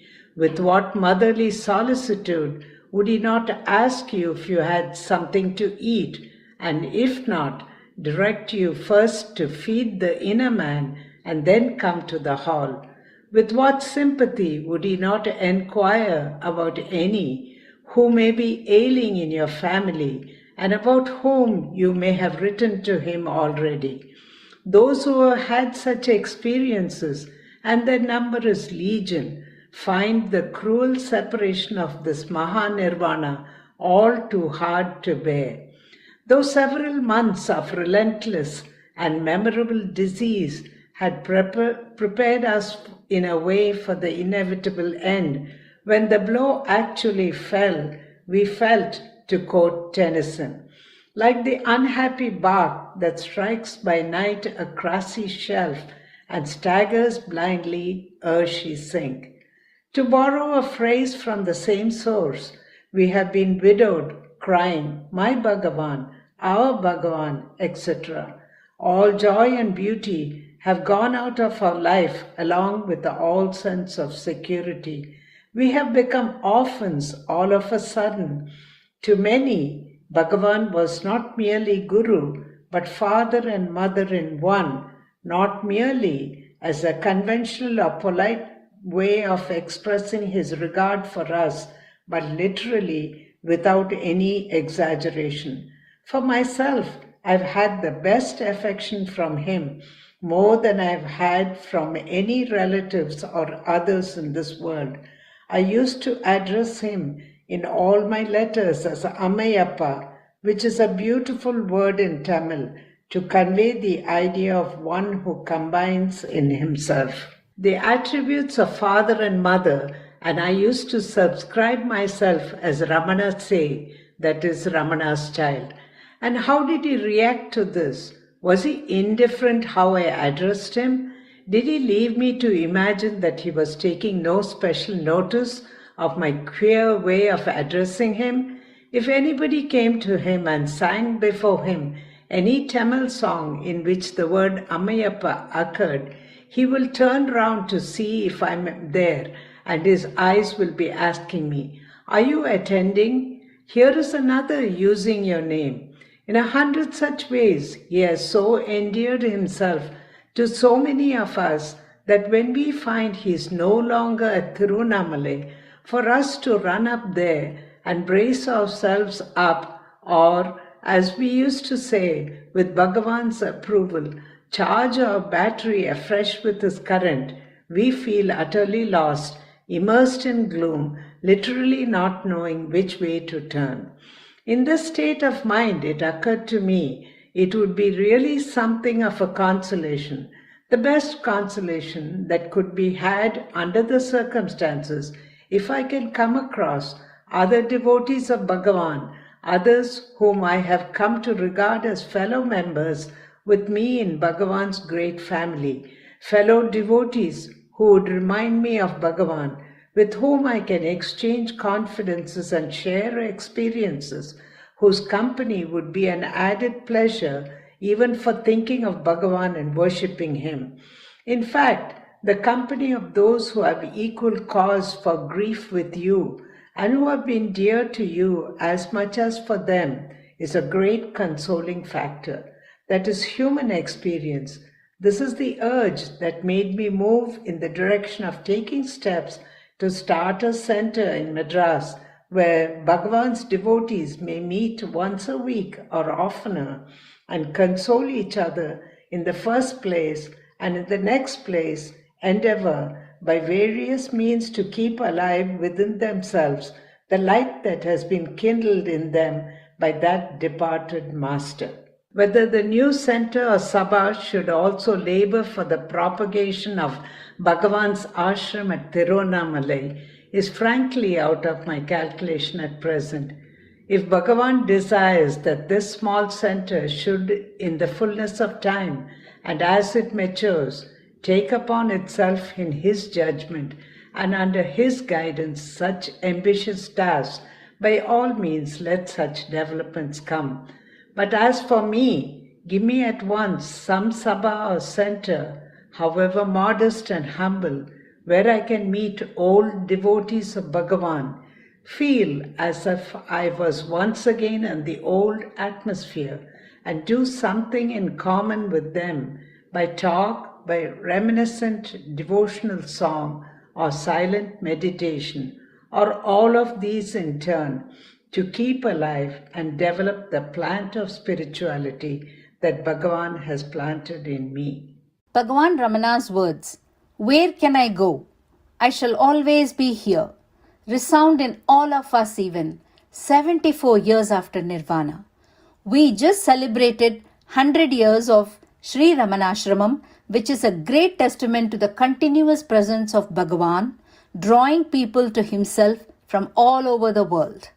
Swami Shuddhananda Bharati in this composition reminds us that Bhagavan Ramana is the breath, speech, thoughts, thought-driven action. He is in everything and is everything. He is awareness, grace, love in the heart of all beings that lights up the whole world. Presenting to you a song, Idaya Guhaye, set to music by Sri L. Krishnan. இதய குகையே இருப்பிடமாக உதய கதிர் போல் உலகெல்லாம் ஒளிரும் அறிவே அருளே அன்பே ரமணா அறிவே அருளே அன்பே ரமணா இதய குகையே இருப்பிடமாக உதய கதிர் போல் உலகெல்லாம் ஒளிரும் அறிவே அருளே அன்பே ரமணா அறிவே அருளே அன்பே ரமணா ரமணா ரமணா ரமணா ரமணா ரமணா ரமணா ரமணா ரமணா பேச்சிலும் ரமணன் மூச்சிலும் ரமணன் நினைப்பதும் ரமணன் நெஞ்சினில் ரமணன் பேச்சிலும் ரமணன் மூச்சிலும் ரமணன் நினைப்பதும் ரமணன் நெஞ்சினில் ரமணன் மனத்திலே ரமணன் அனைத்திலும் ரமணன் மனத்திலே ரமணன் அனைத்திலும் ரமணன் மனத்திலே ரமணன் அனைத்திலும் ரமணன் மனத்திலே ரமணன் அனைத்திலும் ரமணன் அறிவே அருளே அன்பே ரமணா அறிவே அருளே அன்பே ரமணா ரமணா ரமணா ரமணா ரமணா ரமணா ரமணா ரமணா ரமணா கற்பது ரமணன் நிற்பது ரமணன் இருப்பது ரமணன் புஜிப்பது ரமணன் கற்பது ரமணன் நிற்பது ரமணன் இருப்பது ரமணன் புஜிப்பது ரமணன் உடுப்பது ரமணன் நடப்பது ரமணன் படுப்பது ரமணன் விழிப்பது ரமணன் உடுப்பது ரமணன் நடப்பது ரமணன் படுப்பது ரமணன் விழிப்பது ரமணன் அறிவே அருளே அன்பே ரமணா அறிவே அருளே அன்பே ரமணா ரமணா ரமணா ரமணா ரமணா ரமணா ரமணா ரமணா ரமணா மந்திரமணி மருந்தெந்திரம் அவனே சிந்தையும் அவனே செய்கையும் அவனே மந்திரமணி மருந்தெந்திரம் அவனே சிந்தையும் அவனே செய்கையும் அவனே அவனவனது நீ நான் என உலவும் அவனியும் அவனே ஆருயிர் சிவனே அவனவனது நீ நான் என உலவும் அவனியும் அவனே ஆருயிர் சிவனே அறிவே அருளே அன்பே ரமணா அறிவே அருளே அன்பே ரமணா இதய குகையே இருப்பிடமாக உதய கதிர் போல் உலகெல்லாம் ஒளிரும் அறிவே அருளே அன்பே ரமணா அறிவே அருளே அன்பே Ramana Ramana Ramana Ramana Ramana Ramana Ramana Ramana Ramana Ramana Ramana Ramana Ramana Ramana Ramana Ramana Ramana April 14th, 1950, at 8:47 p.m., Guru Ramana, the embodiment of light and enlightenment, left his mortal coil, witnessed by many people as a luminous shooting star moving across the sky and merging with his father, Arunachala. We conclude our offering by presenting a song composed by Muruganar Swami in praise of Shiva Arunachala and his son Bhagavan Ramana. He says, "Glory to Arunachala Hill and Guru Ramana, destroyer of births and deaths and bestower of self-knowledge. Glory to being our father and mother, shining taller than earth and sky in the heart of every being." The Telugu translation of this song is by Y.V. Venkateshwar Rao and the music by Dr. S. Rajeshwar Rao. Giri kirtim sumu guru kirtim sumu jnanadata mana prabhu kirtim sumu Giri kirtim sumu guru kirtim sumu jnanadata mana prabhu kirtim sumu Janana marana bhaya roga nivarini Divyaushadamani madikirtim sum Janana marana bhaya roga nivarini Divyaushadamani madikirtim sum Venkataramanuni pogadumu pogadum Bhakti kolumu marunachalaramanun వెంకటరమణుని పొగడుము పొగడుం భక్తి కొలువు మరుణాచలరమణుని తల్లిదండ్రులను తగకొనియాడుము జ్ఞానరూపునన వరదముదల్చుం తల్లిదండ్రులని తగకొనియాడుము జ్ఞానరూపునన వరదముదల్చుం గిరి కీర్తిం సుము గురు కీర్తిం సుము జ్ఞానదాత మన ప్రభు కీర్తిం సుము జనన మరణ భయ రోగ నివారిణి దివ్యౌషధమని మది కీర్తిం సుము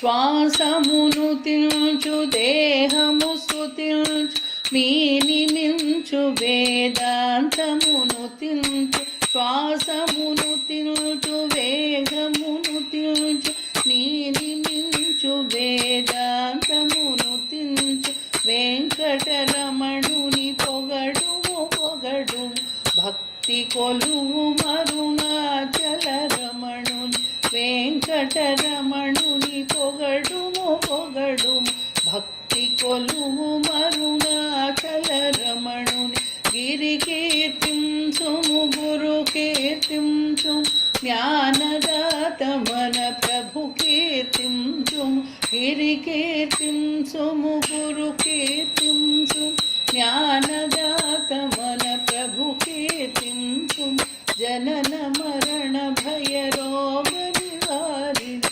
దివ్యౌషధమని మది కీర్తిం సుము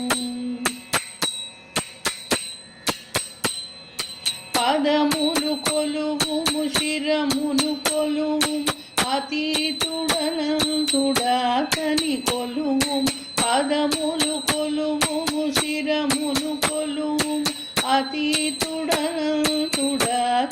కొలువుము భువిని నుతించుము దివిని స్మరించుము దివి భువి లేలెడు దొరను జపించుము భువిని నుతించుము దివిని స్మరించుము దివి భువి లేలెడు దొరను జపించుము వెంకటరమణుని పొగడుము పొగడుము భక్తి కొలువు మరుణాచలరమణుని వెంకటరమణుని పొగడుము పొగడుము భక్తి కొలువు మరుణాచలరమణుని గిరి కీర్తిం సుము గురు కీర్తిం సుము జ్ఞానదాత మన ప్రభు కీర్తిం సుము జనన మరణ భయ రోగ నివారిణి దివ్యౌషధమని మది కీర్తిం సుము గిరి కీర్తిం సుము గురు కీర్తిం సుము జ్ఞానదాత మన ప్రభు కీర్తిం जनन मरण भय रोग निवारिणि दिव्यौषधमणिमदिकीर्तिं सुं जनन मरण भय रोग निवारिणि दिव्यौषधमणिमदिकीर्तिं सुं. Immense thanks, as always, to Arunachala Ashrama and Bangalore Ramana Center for our humble offering today. Om Namo Bhagavate Sri Ramanaya.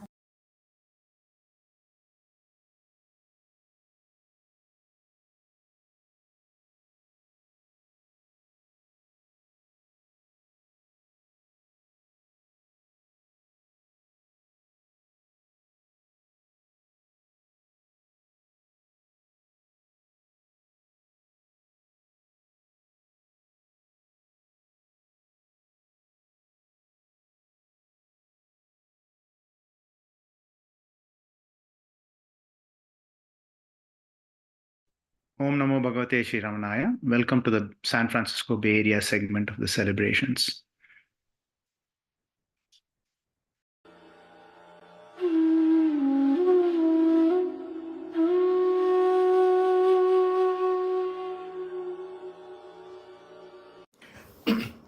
शान्तिर्निधान्तमधिका परमास्य शक्तिः वैराग्यमद्भुततमं करुणातु सान्द्रा ज्ञानं निरस्तकुहनं मधुरं च वृत्तं नृणां निदर्शनमयं रमणो महर्षिः. My humble pranams.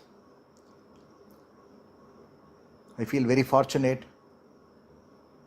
to take part in this global satsang in connection with Bhagavan's Mahanirvana Aradhana Day. According to the Tamil calendar, it falls on the Tamil New Year Day. So as we all know,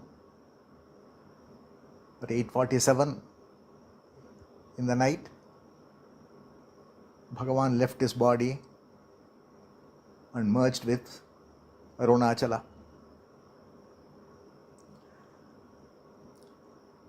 The verse that I recited, Kavya Kanta says, Madhuram Chavrittam, which means his life story is a very sweet one. His childhood stories, the way he gained self-realization, and the days after that, when he left Madurai and reached Arunachalam, stayed in various parts of the temple, giving himself up totally to the newly found awareness, totally immersed in the bliss of the self,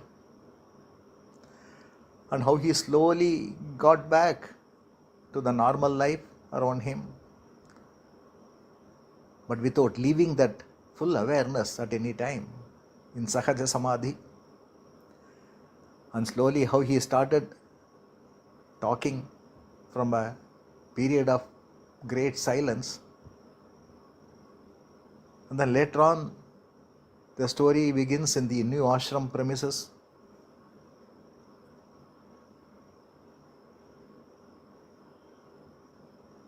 And all through, every incident that was associated with his life is a very sweet one. That's why he says, Madhuram Chavrittam.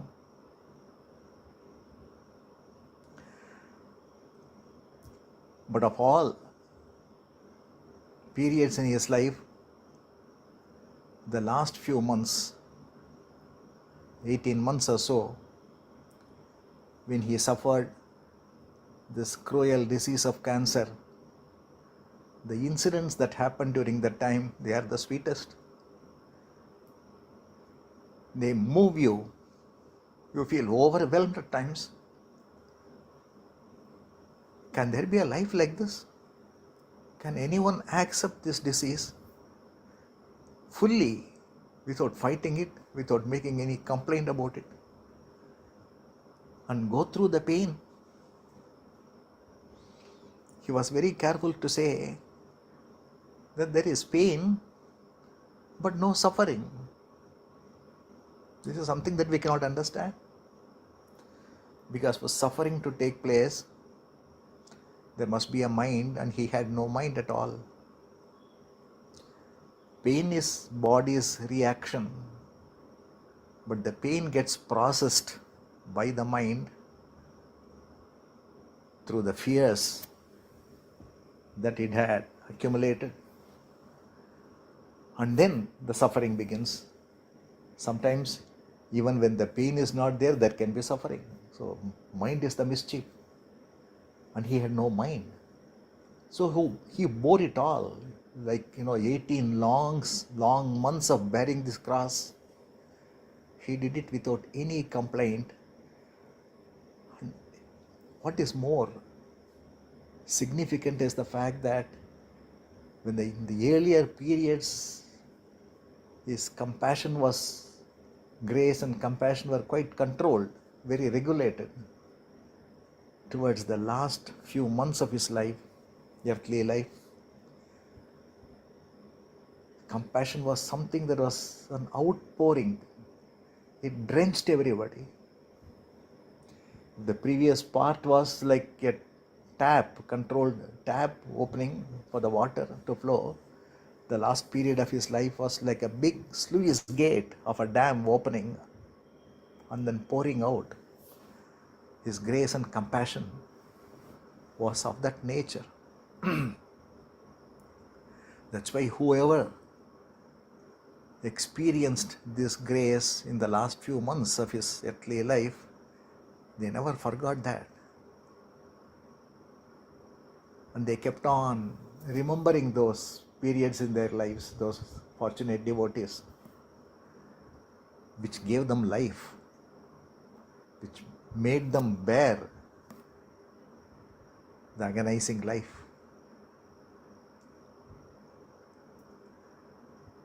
Nearly about a month before Bhagavan's Mahanirvana, Suri Nagamma met him. Every Telugu New Year day, they call it as Yugadi. It's a lunar-based calendar for the Telugu people. So normally it occurs, the New Year happens a few days before the Tamil New Year.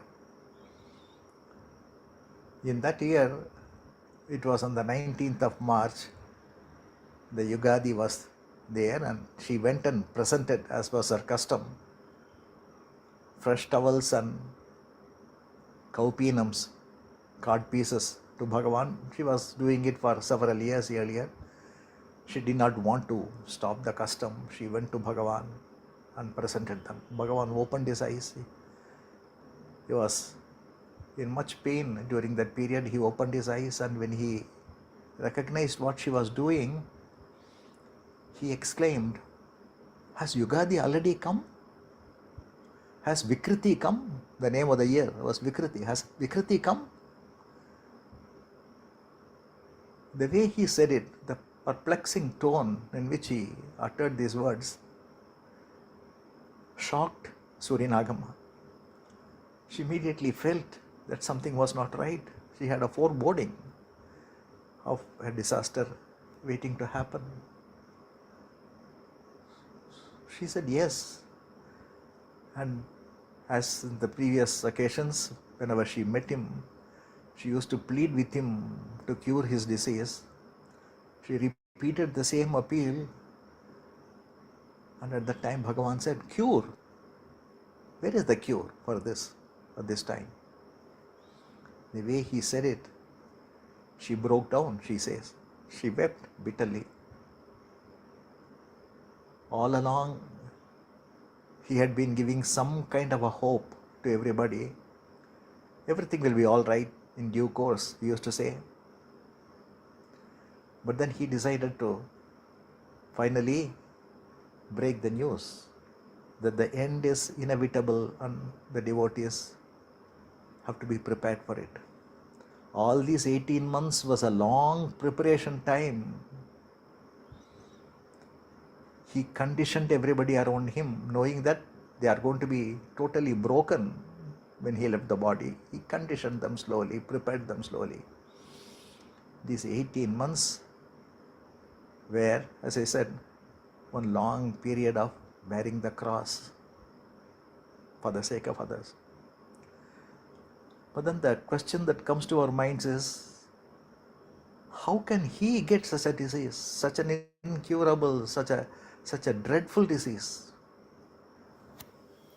Person with absolute purity in his life, someone who had no grief at all, no care at all, because the mind, which is the mischief maker, is totally absent. He was of robust health till the last moment, the last 18 months, except from occasional diseases here and there. He was basically healthy. How could he have got this? We do a lot of bad things in life. All karmic effects are on us. But what kind of a karmic effect can be there on him? Why did he get it? It's a question that at some time or other all of us would have had. The fact is that he was not suffering his karmic effects. He was suffering the karmic effects of the devotees around him. He took all their karmas on himself. And then this disease happened because of that. This is known as Parecha Prarabdha Karma. Parecha is what others have accumulated, the kind of desires they have had, causing the prarabdham. All those karmic effects caused by others, that is known as Parecha Prarabdha. That's what has happened. He took on himself, like Lord Shiva did. The Puranic story says that he swallowed poison so that he could save the universe, and Bhagavan did the same thing. There is this interesting incident that is reported. In one of the Tamil journals it appeared. A devotee by name Krishnamurti, it seems he suddenly got a terrible pain in his index finger. Sudden pain, and he did not know what to do. He was feeling helpless. The pain was also terrible. He did not know what to do. So he decided to go and sit in front of Bhagavan. So he went to the meditation hall and sat in front of him. And after some time he noticed that Bhagavan was rubbing the same index finger on Bhagavan's hand. Bhagavan was rubbing his own hand, his index finger, where the pain of this devotee was going on. He was rubbing that finger. He continuously rubbed the finger, and then this devotee noticed it. And as Bhagavan was rubbing, the devotee's pain reduced and disappeared. Bhagavan did not even look at him, not even a glance was exchanged, not a word was spoken, and nobody else would have understood or seen or noticed anything at all. But because this devotee was suffering that, he noticed, and to his great surprise, his pain went away, and after some time Bhagavan also stopped rubbing his finger. This is what is reported. So it very clearly shows, like this, so many hundreds and thousands of incidents must have happened, unknown to everybody else. Maybe the devotee who is fortunate enough to know what is happening, to him it is shown that he is actually taking on the other's pain on himself, and this is what he did. And it was all very natural and spontaneous. There was no sankalpam on his part to do this. He did it very naturally. So those of us who had this doubt as to how he got this because of the sins that we committed. There is no other explanation. But he bore it. He did not talk about it. He accepted it fully. He used to joke about it also. And his face was very clear. In the face, one did not see any suffering at all. The body could be seen. He used to sometimes, there used to be some reactions of the body. Some moan will escape from him. But then he did not care about it. It seems he told somebody, even the pain is not apart from the self. So what is it that we should withdraw from? The pain is also the self. Who can say this? Only a Bhagavan can say such a thing. In fact, the last 18 months was a clear demonstration of the supreme Vedantic truths on his part. Vedanta says that you are not the body, you are not the mind. Whatever is happening is just an appearance. The only thing that is there is consciousness, and everything else is just imagination. This truth was being demonstrated by Bhagavan to prove that Vedanta is not just a dry philosophy. It is not just a philosophy. It is something that is experiential in nature. One can experience that bliss even when the body is going through such an unbelievable amount of pain. Bhagavan used to, towards the end, translate some of the verses from Yoga Vasishtam and other books, Bhagavatam and other books, which talked about a jnani's attitude towards the body. He wrote a Tamil verse which begins with Tanu Nilai Iladam. This body is not stable. And that was from Srimad Bhagavatam. Whether the body is moving about or is at rest, it is not the truth. It is not real. The body is not real. It may be engaged in some activity or the other. It may go about or it may rest. But the body will not be experienced by the jnani. And this shlokam in Srimad Bhagavatam gives the example of a person who is drunk.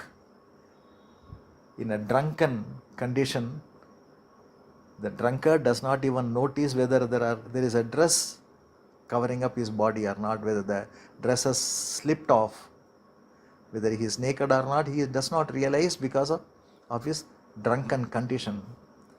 So this verse compares a jnani to a drunkard, but the jnani is drunk with a different kind of a bliss, the atmic bliss. And in that state, a jnani, just as a drunkard not aware of his own dress, jnani is not aware of the dress that he wears as a body. And he also translated another verse which said that even if you cut a sugar cube, either you hammer it, crush it, or you cut it and make it into a powder, each piece of the sugar cube that is crushed will continue to be sweet. Similarly, even if this body is cut into pieces, the jnani still continues to be blissful because his identity with the body is totally broken. So like this, he used to translate verses just for the benefit of the others, just to tell them that they may look on him as being a sufferer. They may look at him and then feel that Bhagavan is suffering so much. But in truth, he does not have any suffering at all because he has no body consciousness whatsoever. So this is the demonstration that he was giving in so many different levels and so many different ways. He was giving this kind of a demonstration. He used to say that body itself is a disease. Why are you worried about the body? The disease of a disease has got no significance at all for a jnani. This is what he used to say. Or the husband writes about another interesting thing that he noticed. He says that even as he weakened, his face grew gentler. Even as his body weakened, his face grew gentler, more gracious, more radiantly beautiful. At times, his beauty was almost painful to behold. What beautiful words. The surgeons who operated upon him, they were not able to believe the total acceptance, the serenity in his face as he bore it all so well. There are so many stories like this. Balarama Reddy Garu said this in one of his conversations, that he would, in the Nirvana room, the place where Bhagavan spent the last few months of his, this final period, when he entered the Nirvana room, Balarama Reddy Garu noticed a diffused light in the whole room. He was actually wondering where from that light was coming, and he concluded that it must be coming from Bhagavan himself, because he could not identify the light source. And in fact, he said he felt that because of his familiarity with Bhagavan, because of his knowledge of many of the scriptures and other things, maybe this light was seen by him and identified as coming from Bhagavan. But then he had a relative who was a minister in the Madras presidency, as it was known at that time. He wanted to see Bhagavan. He had not seen Bhagavan before. When he came to know that he was not going to be around any longer, he wanted to make a visit. And because Balarama Reddy Garu was a relative of his, with his help, Balarama Reddy took some permission from the ashram authorities and took this minister who was seeing Bhagavan for the first time into the Nirvana room. Bhagavan opened his eyes and looked at them very graciously, and these people stood there for some time, prostrated before Bhagavan, and returned. On the way back, this minister asked Balarama Reddy, "What is that light in his room that I saw? What is that light?" he asked. Then Balarama Reddy knew that it was not something that is imagined by him because of his scholarship or because of his association. It was a visible light seen by total strangers around Bhagavan. Then Balarama Reddy, being Balarama Reddy, he suddenly remembered, the flash of memory, he remembered years earlier Kavyakanta had written about this in his Chatvarimsat verse. The very second verse, he says, Ghana Gudha Sahasra Karena Yata Tanu Kanjuka Gupta Maha Mahasa. So he says, like the sun concealed by a cloud, he hides his great effulgence in his body, which acts as an armor, as a kavacham, as a shield. He has been all along hiding the splendor within himself and acting like a normal person. But then as the body started crumbling, this light came out more and more, became more visible. He could not hide it any longer. That is the explanation that Balarama Reddy Garu taught. And it was the light that left the body, was visible throughout the country. Those who were lucky, many of them may not have even known what it was. They could see this meteor-like thing slowly rising from the ground, going up very slowly, seen all around, slowly going behind the hill and disappearing there.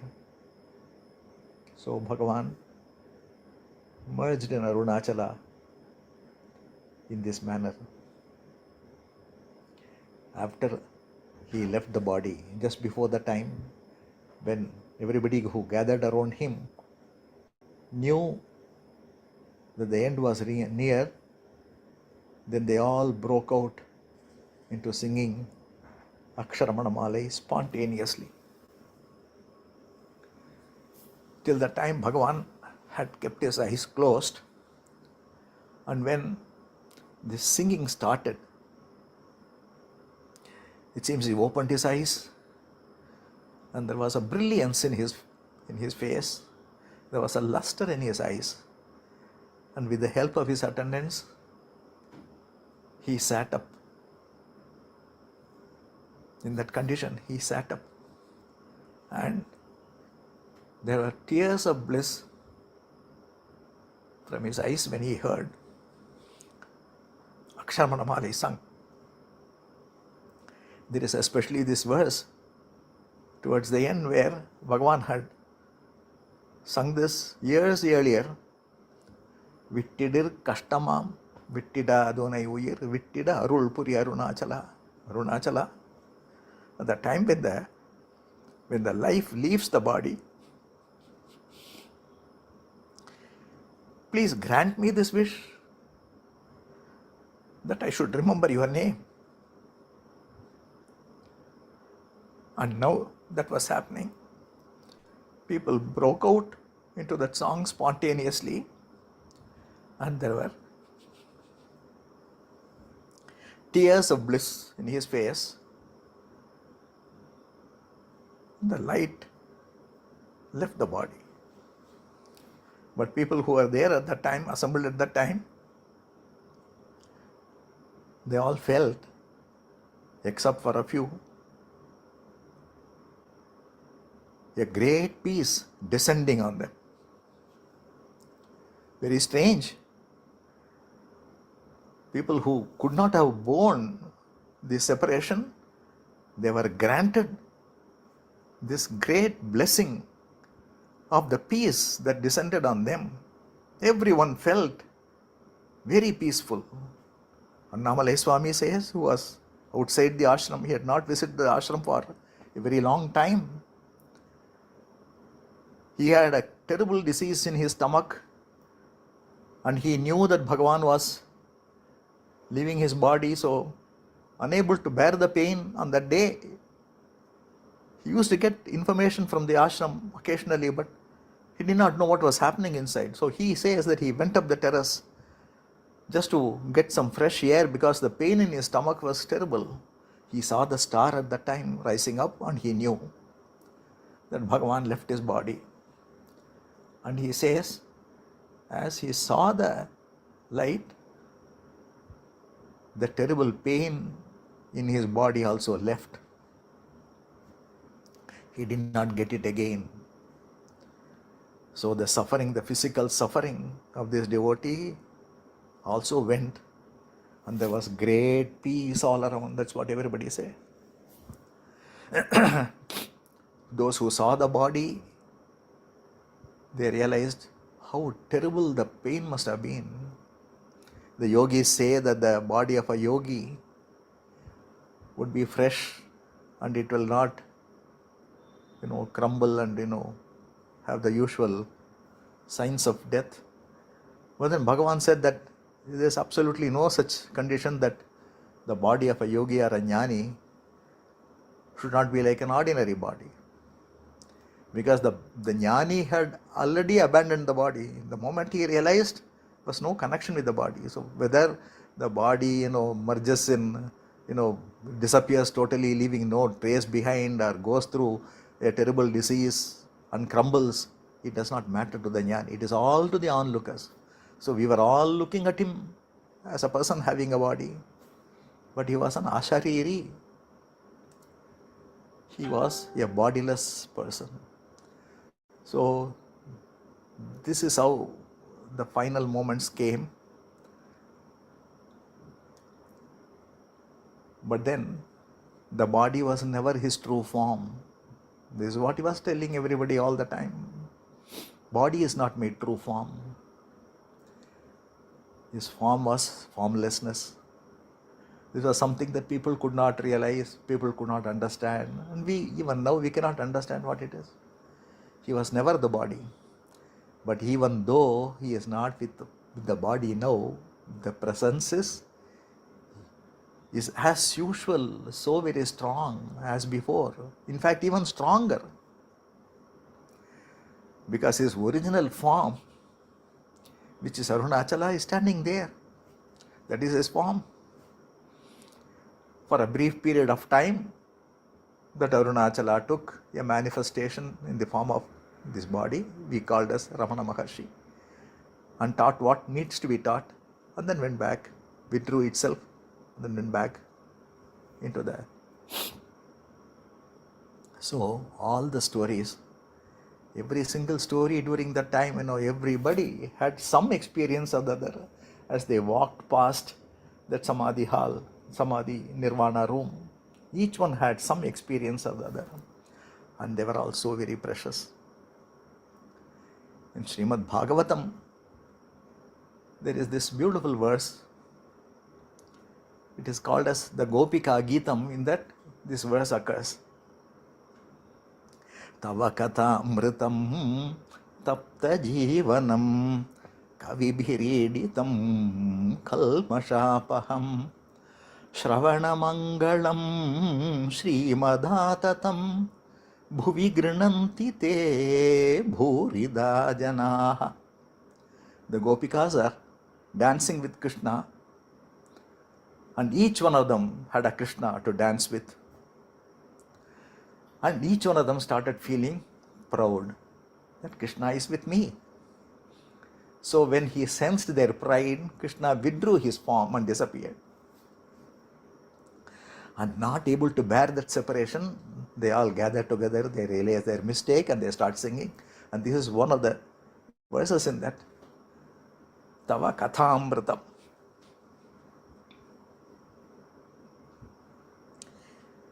Each one of your story is nectarine in nature.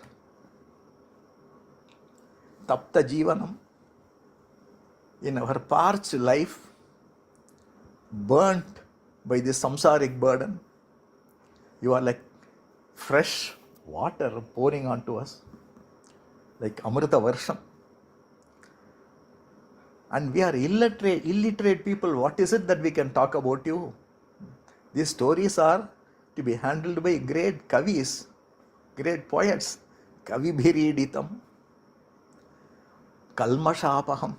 This is the most important thing. Kalmashapaham. Our sins are taken out. We are cleansed. Our mind is cleansed when we hear these stories. Shravana Mangalam. So auspicious to hear. Listen to these stories. And they are the greatest of wealth.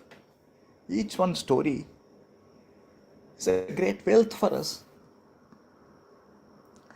So this verse that was sung thousands of years back by Shuka Brahmam so aptly describes Bhagavan and the last months of his life.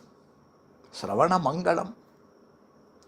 Bhuvi Grinanti Te Bhurida Janaha. Bhurida Janaha. We are all saturated with the bliss of listening to this story. So, this is the effect of reading about Bhagavan or listening to his stories. Our sins are washed off, and he has not left us. He was never with the body. A Jivan Mukta, yes, a Mukta, even without a body, Jivan Neva Muktaha. And how can a non-existent body can disappear? This is what we should think. He is there, his presence is there, and it is becoming stronger and stronger, and is spreading all around. In its own pace, it spreads all around, it attracts maybe not all the people, but there are fortunate few who feel attracted to him, who come to him from all parts of the world. This global satsang proves that. From all parts of the world they come to him. just reading one book or the other, just looking at one photograph or the other, they all come to him. And all of them, they derive this immense satisfaction. Bhurida janaha, saturated with the bliss of knowing about his presence. So with this I will conclude. Thank you.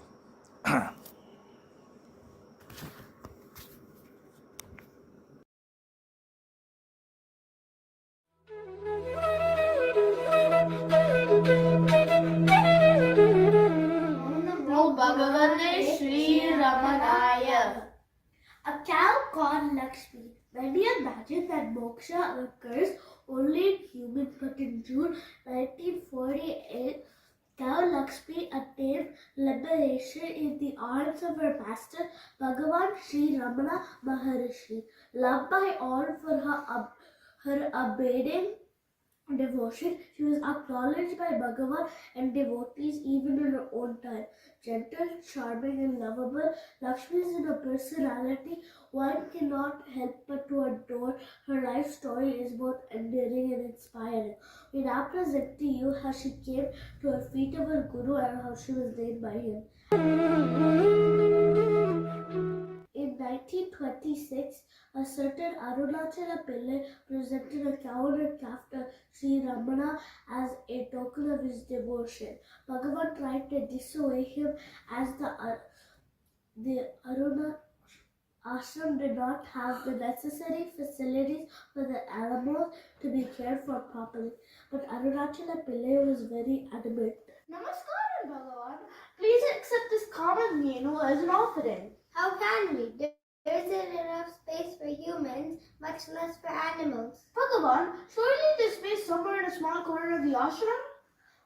Would a small corner be enough? Besides, we need a shed. Besides, there needs to be someone to look after them. Somebody will come who can look after them. Bhagavan, all that's required is a place in Bhagavan's heart.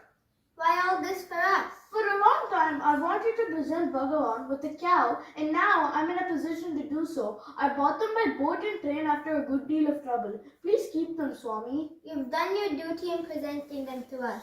But who is there to look after them? Please, take them away and keep them with you on our behalf. Please, Bhagavan, I cannot. I will not take them away, even if you cut my throat. All right. Bhagavan smiles, chuckling as he goes inside the ashram as the cow and the calf begin a new life at the holy feet of Arunachala. A year passed until one eclipse day in December. The caretaking Pasupati visited the ashram, bringing with him the mother and her calf. The calf, nearly full grown, fixed her attention on Bhagavan. Bhagavan, in turn, gazed at her. Bhagavan, in my past life, I must have earned some merit to be entrusted with this cow and calf. You were good, very good. You was taking care of them very nicely. The calf has developed well and is quite beautiful. Oh, look, what a sight! The calf is so excited to see Bhagavan and it's going around him with such devotion. Don't say it's going around, say she is going around. Aren't animals living beings and reality the self? Forgive me, Bhagavan, a slip of the tongue. The golden hand of Bhagavan has touched this calf. How blessed he is! You are actually named Pasupati, meaning the Lord of Animals. Where are you coming just now? Pali Tirtham. Today being a solar eclipse, we came to have our baths to show Bhagavan his cow and calf and to have his darshan. While Bhagavan and Pasupati talk, the calf explores the ashram and then returns. Finally, Pasupati prostrates with reveration to Bhagavan and departs with the mother and the calf. The following day, to everyone's surprise, the little calf came bounding into the ashram and up into the entrance of the hall. Bhagavan was in the hall correcting a text and Ramaratra Brahmachari was next to him. She entered and made her way towards Bhagavan as others looked on. Little girl, what's the matter? Look how happy she is to see Bhagavan. It's as though she was saying, I've come back, Bhagavan, I've come back. There, see, she's licking Bhagavan's hand. My child, what makes you so happy? Bhagavan pets her as she licks his hand. This continues for some time. Finally, as a result of the natural roughness of the calf's tongue and her affectionate licking, the skin of Bhagavan had reddens, which causes the devotees to be concerned. But Bhagavan is not bothered. He hugs the calf fondly and pats her head. The mother is nowhere to be seen, Bhagavan. Neither is Pashupati. Little girl, after you've been here for a while, you return home like a good girl. All animals know the way they come from and then know where they come back. The calf's visit became more frequent. Most mornings she turns up at about the same time to visit Bhagavan, spent the whole day at the ashram and returns with a great reluctance in the evening. One morning, on the day of Bhagavan's birthday celebrations, when all the devotees were engaged in the preparation, Ramana Brahmachari saw Bhagavan and the calf descending the mountain path. She's grown up, hasn't she? She seems to know that today is Bhagavan's Chanting celebrations. She's come to receive Bhagavan's blessings. Oh, little girl, I can't just keep calling you little girl, can I? Yes, Bhagavan. Should she be given a name? Yes. All the girls and boys here have names. She came here on a Friday she was born on a Friday and came to us on a Friday. As Friday is the day of the Mother Goddess, shouldn't we call her Lakshmi? Yes, Bhagavan. That's a perfect name. She's so magnificent. Besides, we're celebrating Bhagavan's birthday today. All the more auspicious. Good. Now our beloved caste is Krishna Lakshmi. Lakshmi reverently rests her head on Bhagavan's feet. Bhagavan reaches down and pats her gently. Like a mother and child, the two remain like this for some time.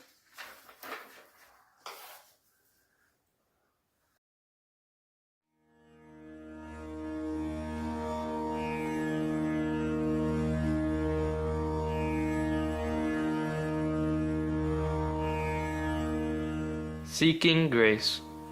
Sri Arunagirinathar is an unparalleled poet who had composed thousands of heart-melting devotional songs on Lord Muruga, his guru. They are compiled under many collections. The most important collection among them is Tirupugar, which packs not only the praises of Lord Muruga, but stories from Bhagavatam, Ramayana, Mahabharatam, Shiva Puranam, and also the Upanishadic and Vedic teachings. The poems are rhythmic compositions in all possible meters that expound the ultimate truth. Bhagavan Ramana Maharshi was believed to be the incarnation of Lord Muruga by many, including Kavyakanta Ganapati Muni. Bhagavan himself mentioned in his letter when leaving Madurai that he was undertaking a journey in search of his father, Lord Arunachala. Here is a maiden attempt to sing the praises of Bhagavan, son and disciple of Arunachala, following the footsteps of Sri Arunagirinathar. We are presenting these poems in the tune set for Arunagirinathar's Tirupugar by Tirupugar Gana Ratnam Guruji A.S. Raghavan. Om Namo Bhagavate Sri Ramanaya.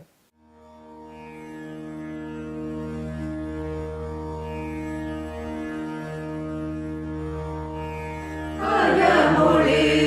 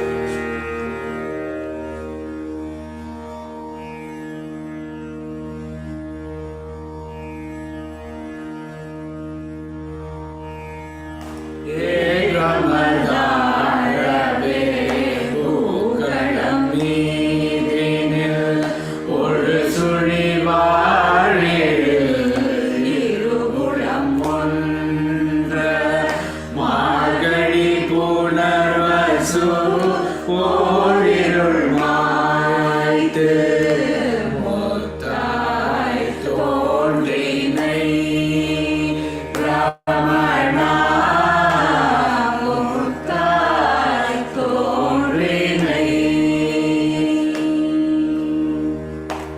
முதியில் பொலிவி பார்வையில் ஒருவளுக்கு ஓர் சுரம் பரவியே ஈர்க்கவும்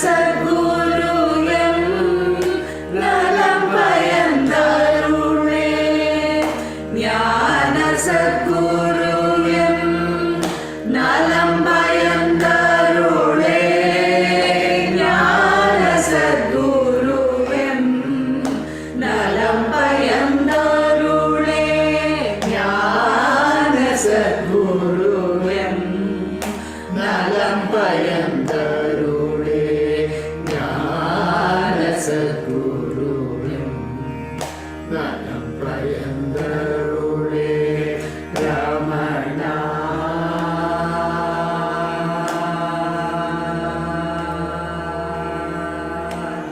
Ramana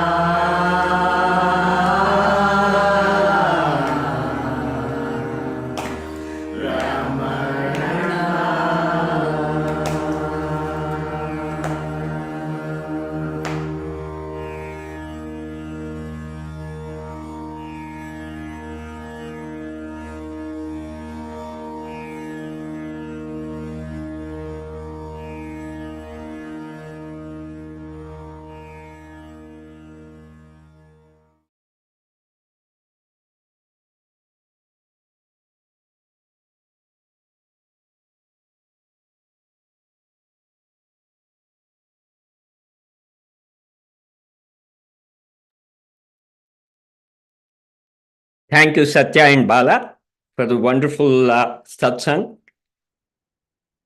Now, I like to introduce Brahmachari Soham Chaitanya, who is the key speaker for today's event.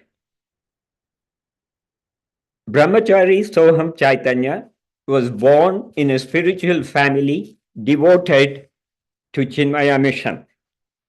The opportunity to listen to satsangs from various Swaminis and Brahmacharis introduced him to spirituality from a very young age. An engineer by background, Sohamji worked as a research engineer in Colorado after graduating with a master's degree from the University of California, Berkeley. Listening to the Bhagavad Gita discourses by Puja Gurudev, Swami Chinmayanandji, and Ramayana discourses by Puja Guruji, Swami Tejomayanandji, brought him to Sandipani Sadhanalaya in Mumbai. He completed the 17th Vedanta course under the guidance of Puja Swami Swarupanandji and under the tutelage of Puja Bodhatmanandji. Prior to joining Sandipani in 2017, Sohamji served at the Chinmaya Mission Centers in San Jose, California and Los Angeles, California for 5 years, facilitating youth and adult study group. Sohamji loves playing the harmonium, singing bhajans, and dwelling on the scriptures which talk about the nature of happiness. Pranam Swamiji, please. He is going to talk for about 50 minutes, and there will be question and answer after that for 10 minutes. Hari Om Swamiji, pranams to you. Hari Om Mohanji, thank you for that warm introduction. Hari Om everyone. Happy to be here, and I seek the grace and blessings of Bhagavan Ramana Maharshi ji on his Aradhana Divas for us to have a fruitful satsang and reflect on his glories. We'll start with an invocation. Om.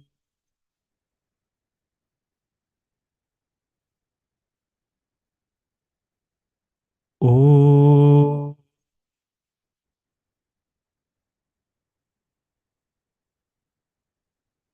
Om.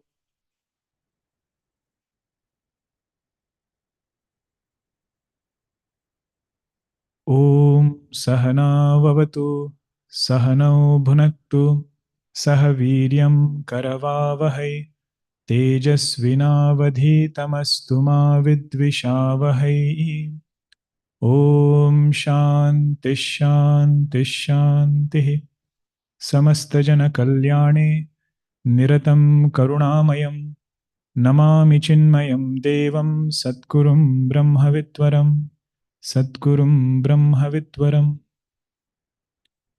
अन्तर्यश्च बहिर्विधूततिमिरं ज्योतिर्मयं शाश्वतं स्थानं प्राप्य विराजते विनमताम् अज्ञानमुन्मूलयन् पश्यन् विश्वमिपीदमुल्लसति यो विश्वस्य पारे परः तस्मै श्रीरमणाय लोकगुरवे शोकस्य हन्त्रे नमः.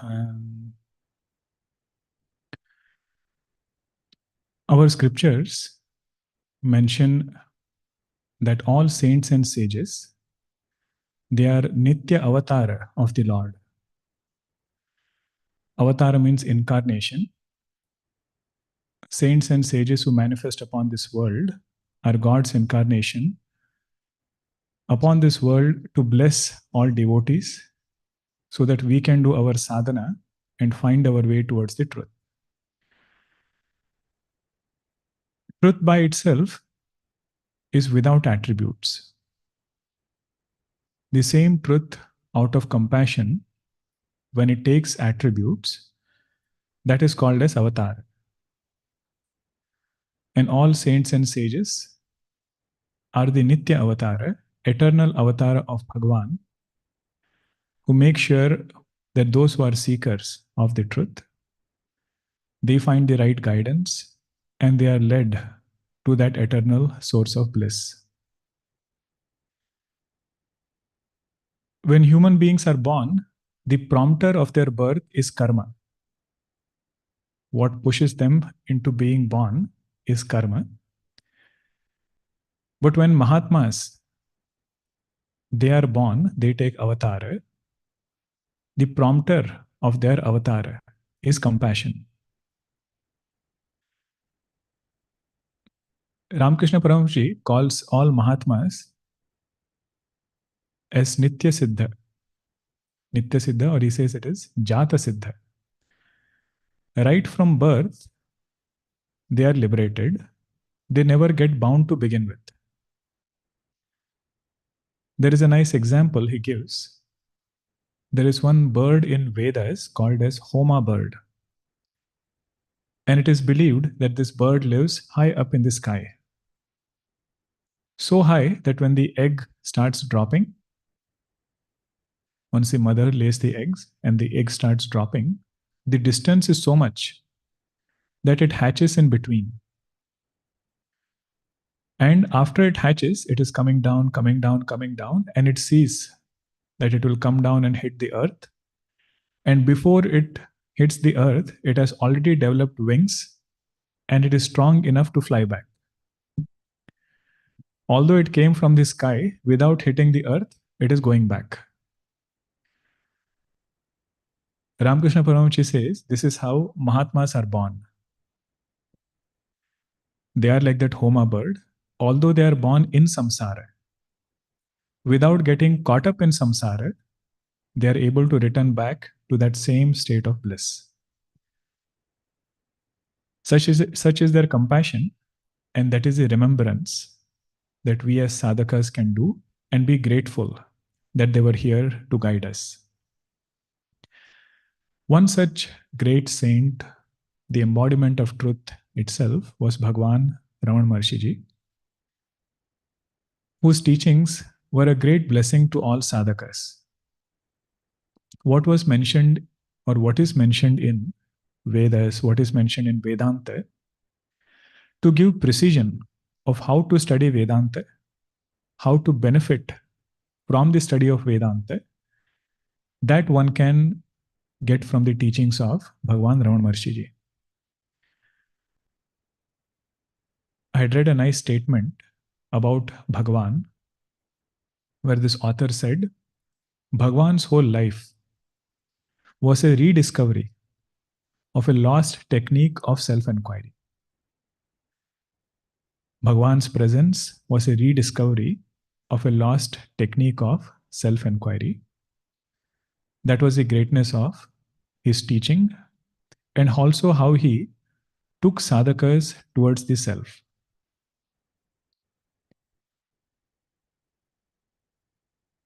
All Vedas, they elaborate about that one truth alone. Shankaracharya puts it in a very simple statement. He says, Brahma Satyam Jagan Mithya. That truth alone is real and everything else is just an appearance.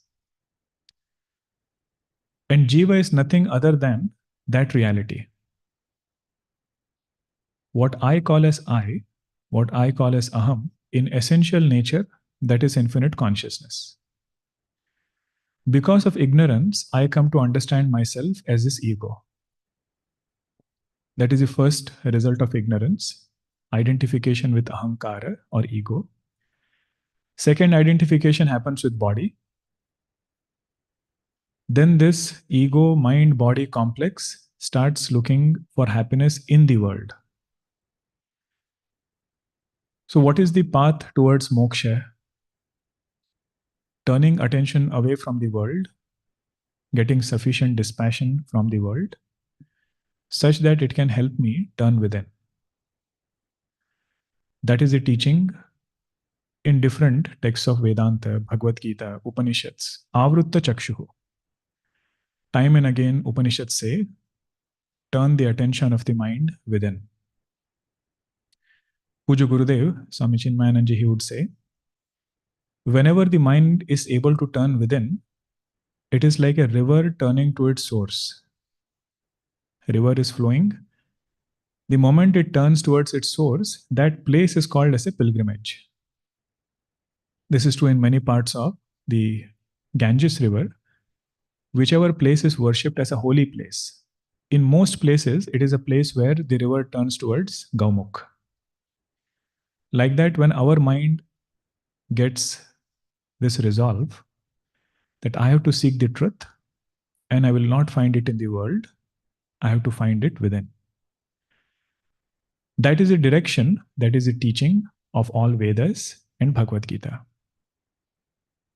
The beauty or the uniqueness about this truth is such, although it is that truth because of which this whole universe exists, it is that consciousness alone because of which every thought is known, world is known.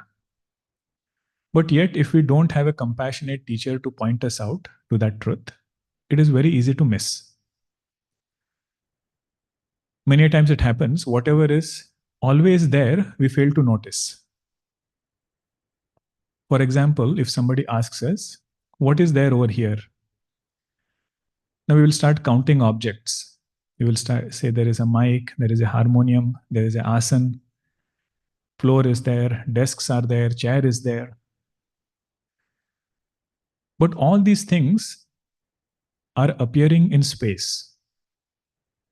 The substratum of all these objects is space. But unless I shift my attention to space, it is very easy to miss it. If my attention is on name and form, the substratum of that name and form, unless I pay special attention, I might end up missing that substratum. Substratum of the names and forms over here, the support of names and forms is space.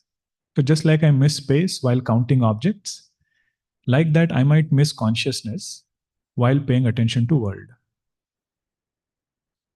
Although it is that consciousness alone which is illumining my thought, I am able to see because that consciousness illumines thought and eyes. But how do I shift attention there? This technique was something Bhagavan taught in a very unique way. Bhagavan Ramana Maharshi ji, either it is through his talks that he gave, short question answers that he did, or through texts like Upadesha Sara and Saddarshanam, the main point that he emphasized was to shift attention to the self in the midst of all other transactions, making sure that we don't lose sight of the truth. That is this Atma Tattva, called by different names. In Sat Darshanam, it is pointed out as Sat, that existence from which alone this whole universe borrows existence. This ego, this mind and body borrows existence. That truth is called as Sat. But while we do this inquiry, how do we keep focused? How do we make sure that our inquiry is very focused and I don't lose sight of this truth? That technique, Bhagavan Ramana Maharshi ji introduced to all sadhakas.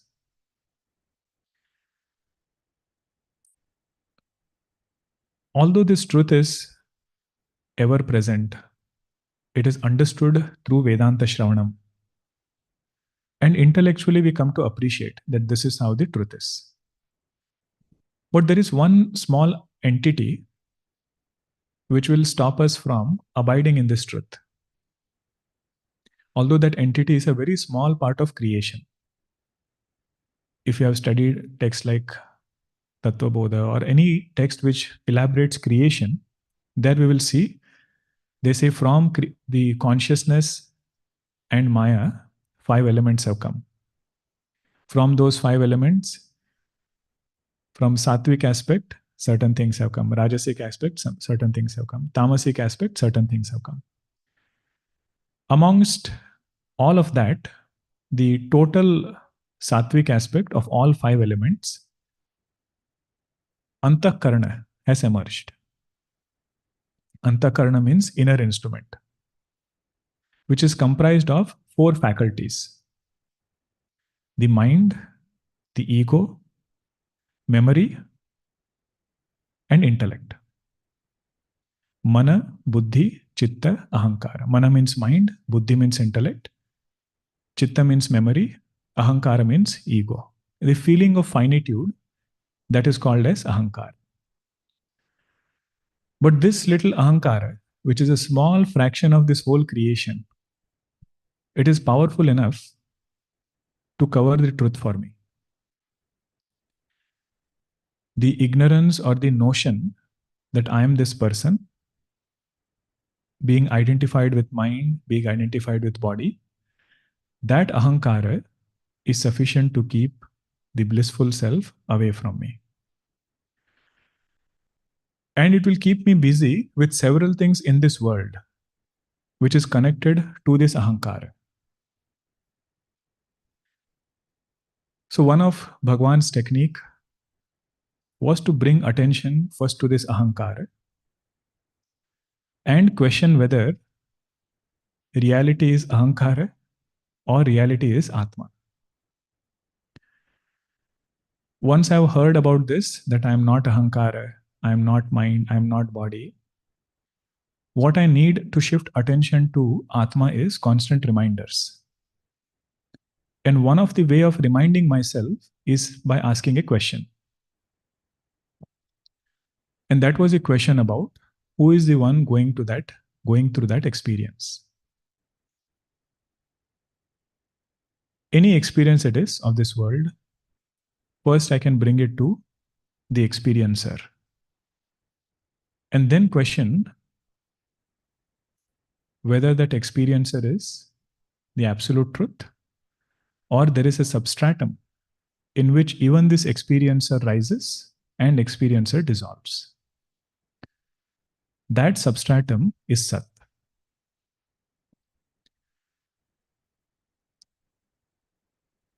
This negation of ego will become the major step towards owning up our own infinitude.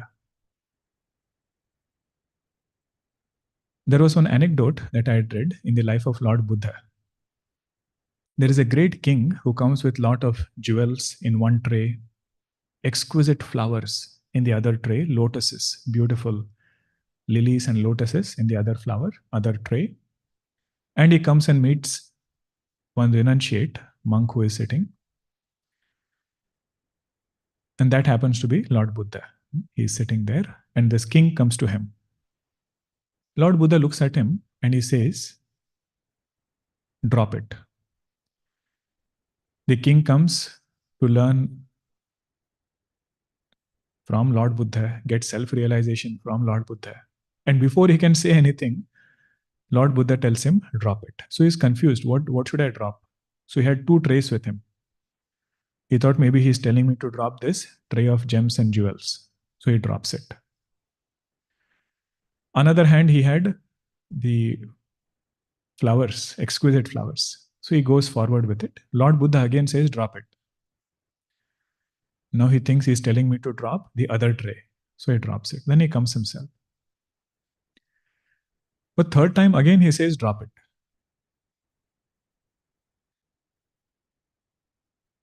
Now this king was a wise king. He had heard a lot of teachings before. Through his own reflection, he understands what Lord Buddha is telling him to drop. He says the third drop it is referring to his ego. The third drop that Lord Buddha said was to drop his notion of finitude. He says right then and there is realization for you, O king. The symbolic meaning of the first drop was drop all attachments to the world outside. Nothing is worth getting over-attached to outside. Second drop it was drop impurities of the mind. Whatever limitations this mind might have, those impurities one should drop. But third drop it is to drop that ahankara, which helped in dropping the first 2. That ahankara which helped in dropping outside world and removing impurities of the mind, that ego itself is understood as an appearance in the light of that consciousness. Sanskrit, there is one statement, Yena tyajasi tat tyaja. That by which you give up that. That by which you gave up means ahankara was that thing I used to become a good sadhaka. That by which I give up that means that ahankara itself I have to give up. What will remain with me when I give up this ahankara? What remains is that blissful self. That is this Yena tyajasi tat tyaja. Bhagavan in Saddarshanam emphasizes this point. Unless this ahankara is negated, whatever we might learn, either it is knowledge of the world or it is sacred knowledge. Moksha demands negation of this ahankara. Liberation demands negation of this ego in the light of knowledge. That alone will bring Jivan Mukti for a sadhaka. Bhagavan Ramana Maharshi ji gave many metaphors. And every metaphor was a powerful tool to understand what point, what message Bhagavan was trying to communicate. So one place he's answering some questions with a devotee where he says that our quest for negating this ahankara has to be thorough. Means we cannot leave it halfway. We have to take it all the way to the end and make sure that this ahankara is removed for good and we are able to hold on to our essential nature as blissful self. By the way, we are saying removal of ahankara, removal of ahankara. Removal doesn't mean any physical removal. Because in Advaita Vedanta, this ahankara is not a real entity. It is not a real entity that I can remove by some action. It is an appearance in consciousness which I have to remove through knowledge. The very classical example, popular example is illusory snake appearing in the rope. Now if I have to remove that illusory snake, I cannot remove it through some action. If I say I have removed it through some action, then it's an incorrect statement. I have not understood what is really there. The only way I can remove that illusory snake is by bringing light. Because it was semi-dark in that area, I started seeing that snake on that rope. And the way I can remove that snake, or way I should remove that snake, is by bringing light. That bringing of light is Jnana Marga. And Bhagavan says this inquiry into the nature of ego, nature of mind, is the simplest path.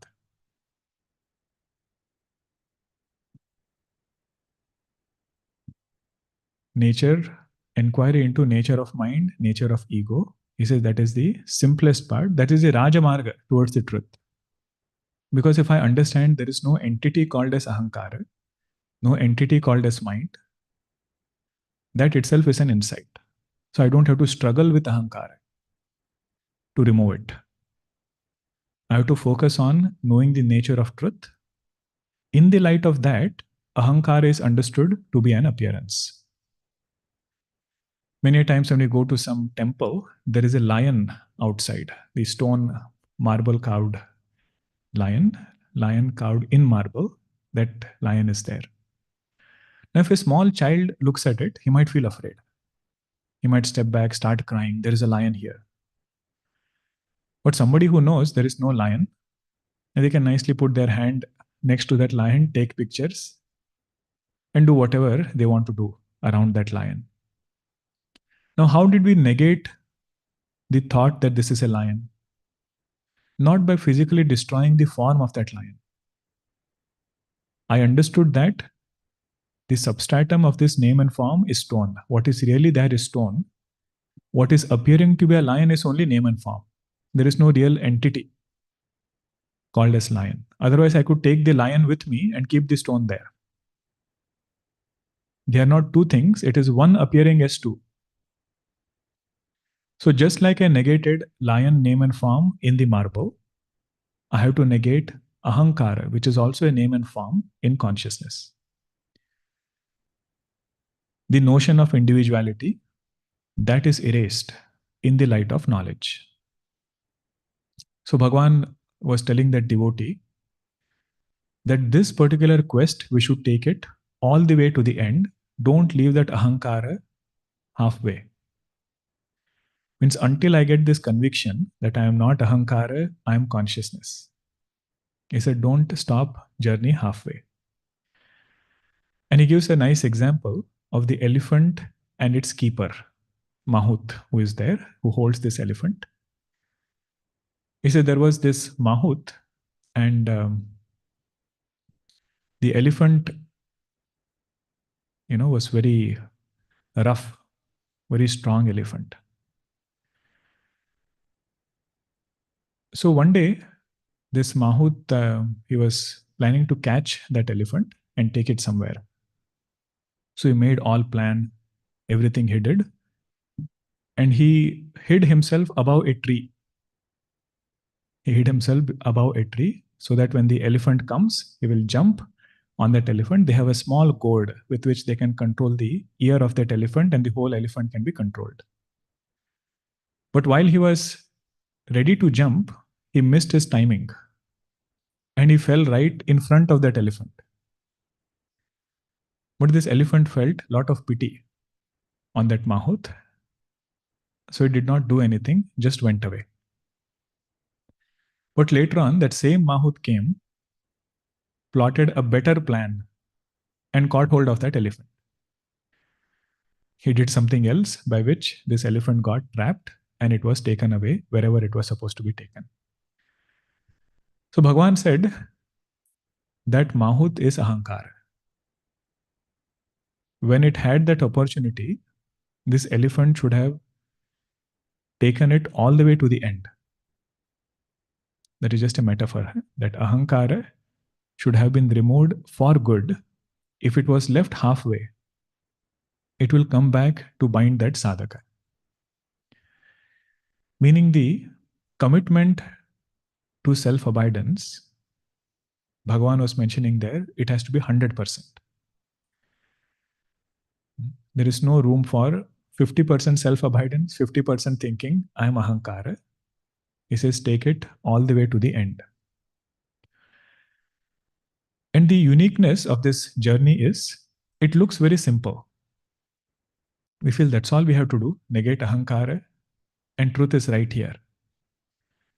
Sometimes, because it is this simple, a sadhaka might not do it sincerely. He might think, no, liberation is not this simple. Maybe I should do something more. I should do something else, by which I can get that bliss, by which I can get liberated. So Bhagavan gives another example of Chintamani. He says one person, he started doing tapasya, started doing